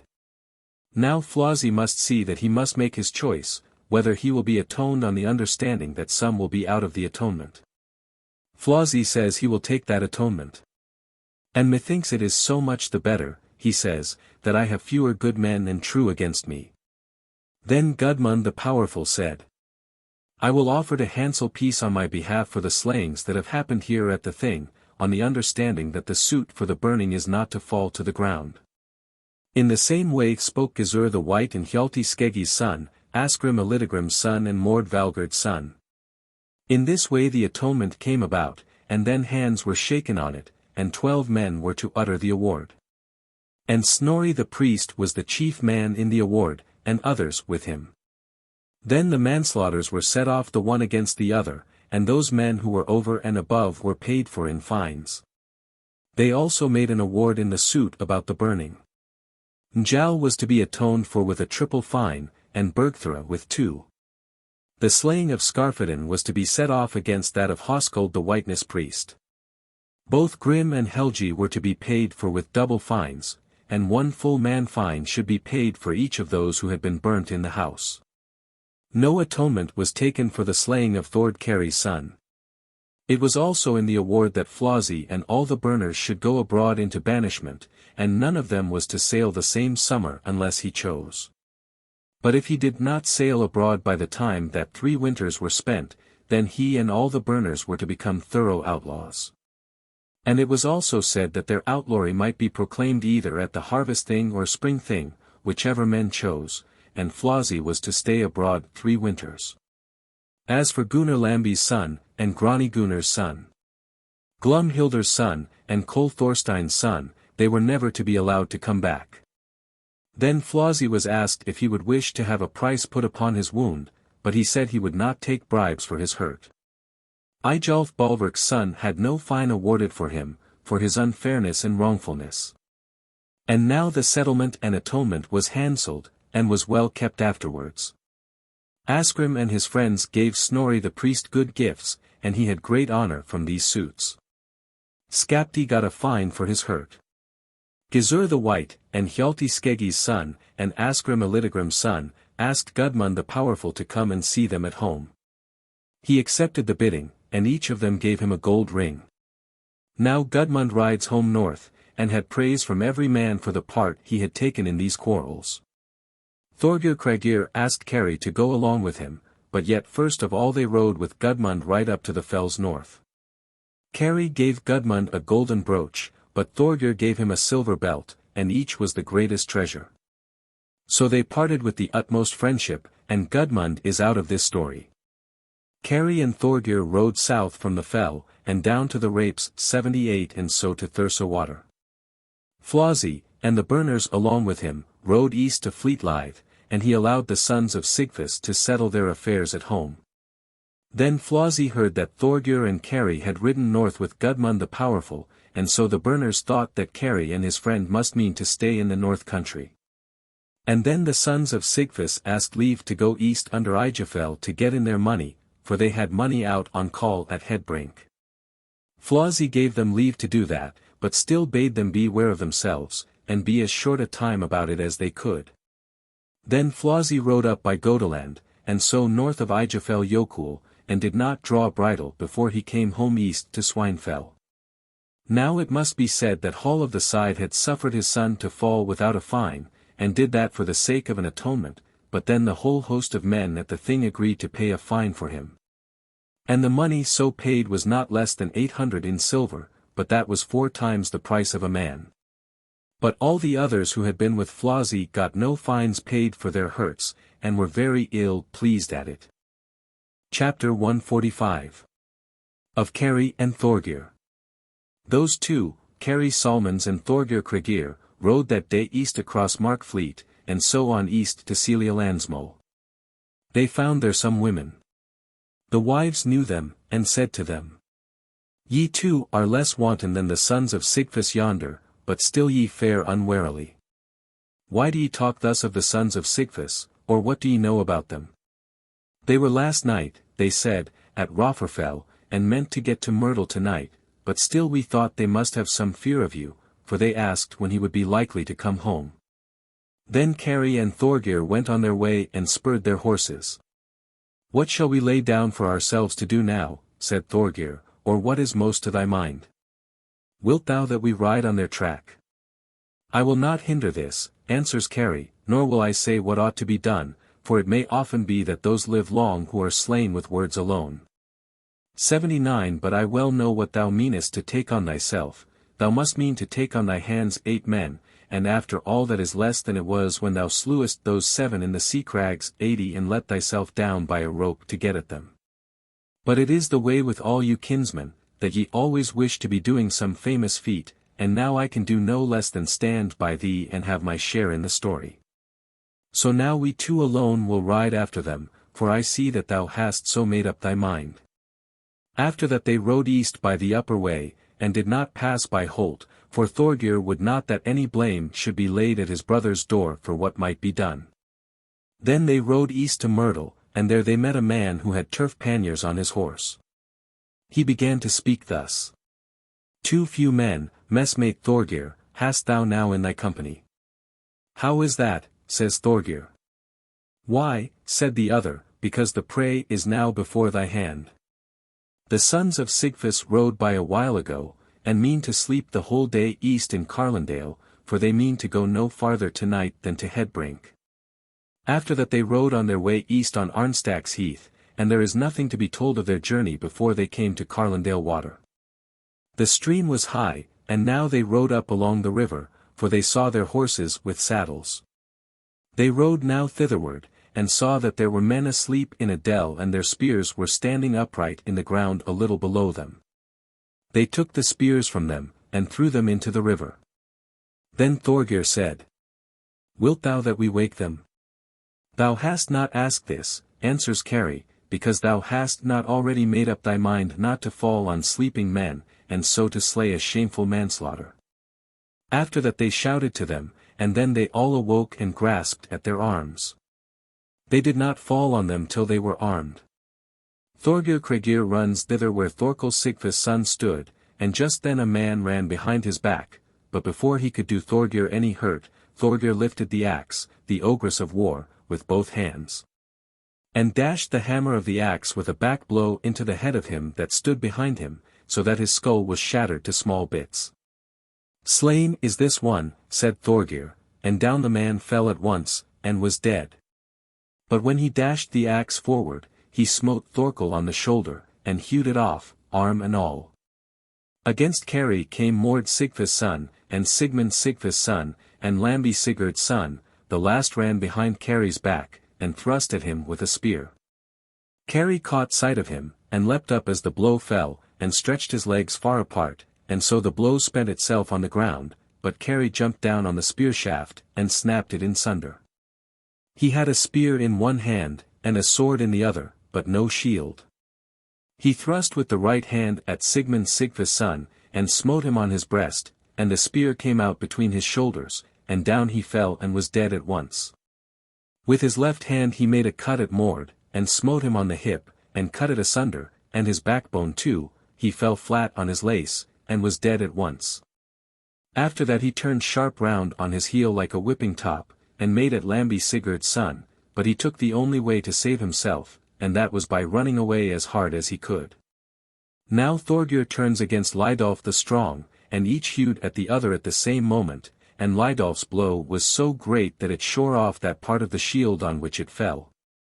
Thorgir had hewn with the Ogress of War, holding it with both hands, and the lower horn fell on the shield and clove it in twain, but the upper caught the collarbone and cut it in two, and tore on down into the breast and trunk. Kari came up just then, and cut off Lydolf's leg at mid-thigh, and then Lydolf fell and died at once. Kettle of the Mark said, "We will now run for our horses, for we cannot hold our own here, for the overbearing strength of these men." Then they ran for their horses, and leapt on their backs, and Thorgir said, "Wilt thou that we chase them? If so, we shall yet slay some of them." "He rides last," says Kari, "whom I would not wish to slay, and that is Kettle of the Mark, for we have 2 sisters to wife, and besides, he has behaved best of all of them as yet in our quarrels." Then they got on their horses, and rode till they came home to Holt. Then Thorgir made his brothers fare away east to Skoga, for they had another farm there, and because Thorgir would not that his brothers should be called truce-breakers. Then Thorgir kept many men there about him, so that there were never fewer than 30 fighting men there. Then there was great joy there, and men thought Thorgir had grown much greater, and pushed himself on, both he and Kari too. Men long kept in mind this hunting of theirs, how they too rode upon 15 men and slew those 5, but put those 10 to flight who got away. Now it is to be told of Kettle, that they rode as they best might till they came home to Swinefell, and told how bad their journey had been. Flossie said it was only what was to be looked for. And this is a warning that ye should never do the like again. Flossie was the merriest of men, and the best of hosts, and it is so said that he had most of the chieftain in him of all the men of his time. He was at home that summer, and the winter too. But that winter, after Yule, Hall of the Side came from the east, and Cold his son. Flossie was glad at his coming, and they often talked about the matter of the burning. Flossie said they had already paid a great fine, and Hall said it was pretty much what he had guessed would come of Flossie's and his friend's quarrel. Then he asked him what counsel he thought best to be taken, and Hall answers.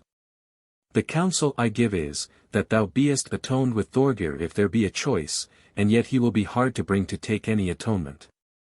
"Thinkest thou that the manslaughters will then be brought to an end?" asks Flossie. "I do not think so," says Hall, "but you will have to do with fewer foes if Kari be left alone. But if thou art not atoned with Thorgir, then that will be thy bane." "What atonement shall we offer him?" asks Flossie. "You will all think that atonement hard," says Hall, "which he will take, for he will not hear of an atonement unless he be not called on to pay any fine for what he has just done, but he will have fines for Njáll and his sons. So far as his third share goes." "That is a hard atonement," says Flossie. "For thee at least," says Hall, "that atonement is not hard, for thou hast not the blood feud after the sons of Sigfus, their brothers have the blood feud, and Haman the halt after his son. But thou shalt now get an atonement from Thorgir, for I will now ride to his house with thee, and Thorgir will in any wise receive me well. But no man of those who are in this quarrel will dare to sit in his house on Fleet Lithe if they are out of the atonement, for that will be their bane, and, indeed, with Thorgir's turn of mind, it is only what must be looked for." Now the sons of Sigfus were sent for, and they brought this business before them, and the end of their speech was, on the persuasion of Hall, that they all thought what he said right, and were ready to be atoned. Grani Gunnar's son and Gunnar Lambi's son said, "It will be in our power, if Kari be left alone behind, to take care that he be not less afraid of us than we of him. Easier said than done, says Hall, and ye will find it a dear bargain to deal with him. Ye will have to pay a heavy fine before you have done with him. After that they ceased speaking about it. Chapter 146. The Award of Atonement with Thorgir Krigir. Hall of the Side and his son Cole, 7 of them in all, rode west over Lumnip Sand, and so west over Arnstaksheath, and did not draw bridle till they came into Myrtle. There they asked whether Thorgir would be at home at Holt, and they were told that they would find him at home. The men asked whither Hall meant to go. Thither to Holt, he said. They said they were sure he went on a good errand. He stayed there some while and baited their horses, and after that they mounted their horses and rode to Solheim about even, and they were there that night, but the day after they rode to Holt. Thorgir was out of doors, and Kari too, and their men, for they had seen Hall's coming. He rode in a blue cape, and had a little axe studded with silver in his hand. But when they came into the town, Thorgir went to meet him, and helped him off his horse, and both he and Kari kissed him and led him in between them into the sitting room, and sate him down in the high seat on the dais. And they asked him tidings about many things. He was there that night. Next morning Hall raised the question of the atonement with Thorgir, and told him what terms they offered him, and he spoke about them with many fair and kindly words. It may be well known to thee, answers Thorgir, that I said I would take no atonement from the burners. That was quite another matter then, says Hall. Ye were then wroth with fight, and, besides, ye have done great deeds in the way of manslaying since. I dare say ye think so, says Thorgir, but what atonement do ye offer to Kari? A fitting atonement shall be offered him, says Hall, if he will take it. Then Kari said, I pray this of thee, Thorgir, that thou wilt be atoned, for thy lot cannot be better than good. Methinks, says Thorgir, it is ill done to take an atonement, and sunder myself from thee, unless thou takest the same atonement as I. I will not take any atonement, says Kari, but yet I say that we have avenged the burning. But my son, I say, is still unavenged, and I mean to take that on myself alone, and see what I can get done. But Thorgir would take no atonement before Kari said that he would take it ill if he were not atoned. Then Thorgir handsold a truce to Flossie and his men, as a step to a meeting for atonement, but Hall did the same on behalf of Flossie and the sons of Sigfus. But ere they parted, Thorgir gave Hall a gold ring and a scarlet cloak, but Kari gave him a silver brooch, and there were hung to it 4 crosses of gold. Hall thanked them kindly for their gifts, and rode away with the greatest honor. He did not draw bridle till he came to Swinefell, and Flossie gave him a hearty welcome. Hall told Flossie all about his errand and the talk he had with Thorgir, and also that Thorgir would not take the atonement till Kari told him he would quarrel with him if he did not take it, but that Kari would take no atonement. There are few men like Kari, said Flossie, and I would that my mind were Chopin altogether like his. Hall and Cole stayed there some while, and afterwards they rode west at the time agreed on to the meeting for atonement, and met at Headbrink, as had been settled between them. Then Thorgir came to meet them from the west, and then they talked over their atonement, and all went off as Hall had said. Before the atonement, Thorgir said that Kari should still have the right to be at his house all the same if he chose. And neither side shall do the others any harm at my house, and I will not have the trouble of gathering in the fines from each of the burners. But my will is that Flossie alone shall be answerable for them to me, but he must get them in from his followers. My will also is that all that award which was made at the thing about the burning shall be kept and held to. And my will also is, Flossie, that thou payest me up my 3rd share in unclipped coin. Flossie went quickly into all these terms. Thorgir neither gave up the banishment nor the outlawry. Now Flossie and Hall rode home east, and then Hall said to Flossie, Keep this atonement well, son-in-law, both as to going abroad and the pilgrimage to Rome 81 and the fines, and then thou wilt be thought a brave man. Though thou hast stumbled into this misdeed, if thou fulfillest handsomely all that belongs to it. Flossie said it should be so. Now Hall rode home east, but Flossie rode home to Swinefell, and was at home afterwards. Chapter 147. Kari comes to Bjorn's house in the Mark. Thorgir Kregir rode home from the peace meeting, and Kari asked whether the atonement had come about. Thorgir said that they now fully atoned. Then Kari took his horse and was for riding away. "Thou hast no need to ride away," says Thorgir, "for it was laid down in our atonement that thou shouldst be here as before if thou chosest. It shall not be so, cousin, for as soon as ever I slay a man they will be sure to say that thou wert in the plot with me, and I will not have that. But I wish this, that thou wouldst let me hand over in trust to thee my goods, and the estates of me and my wife Helga Njál's daughter, and my 3 daughters, and then they will not be seized by those adversaries of mine." Thorgir agreed to what Kari wished to ask of him, and then Thorgir had Kari's goods handed over to him in trust. After that Kari rode away. He had 2 horses and his weapons and outer clothing, and some ready money in gold and silver. Now Kari rode west by Selialandsmál and up along Markfleet, and so on up into Thorsmark. There are 3 farms all called Mark. At the midmost farm dwelt that man whose name was Bjorn, and his surname was Bjorn the White. He was the son of Kedil, the son of Jalfi. Jalfi had been the freedman of Asgurda, the mother of Njáll and Holtthor. Bjorn had to wife Hallgerda. She was the daughter of Thorbrand, the son of Asbrand. Her mother's name was Gudlaga. She was a sister of Haemund, the father of Gunnar of Lithend. She was given away to Bjorn for his money's sake, and she did not love him much, but yet they had children together, and they had enough and to spare in the house. Bjorn was a man who was always boasting and praising himself, but his housewife thought that bad. He was sharp-sighted and swift of foot. Thither Kari turned in as a guest, and they took him by both hands, and he was there that night. But the next morning Kari said to Bjorn, "I wish thou wouldst take me in, for I should think myself well housed here with thee. I would too that thou shouldst be with me in my journeyings, as thou art a sharp-sighted, swift-footed man, and besides I think thou wouldst be dauntless in an onslaught." "I can't blame myself," says Bjorn, "for wanting either sharp sight, or dash, or any other bravery, but no doubt thou camest hither because all thy other earths are stopped. Still, at thy prayer, Kari, I will not look on thee as an everyday man. I will surely help thee in all that thou askest." "The trolls take thy boasting and bragging," said his housewife, "and thou shouldst not utter such stuff and silliness to any one than thyself.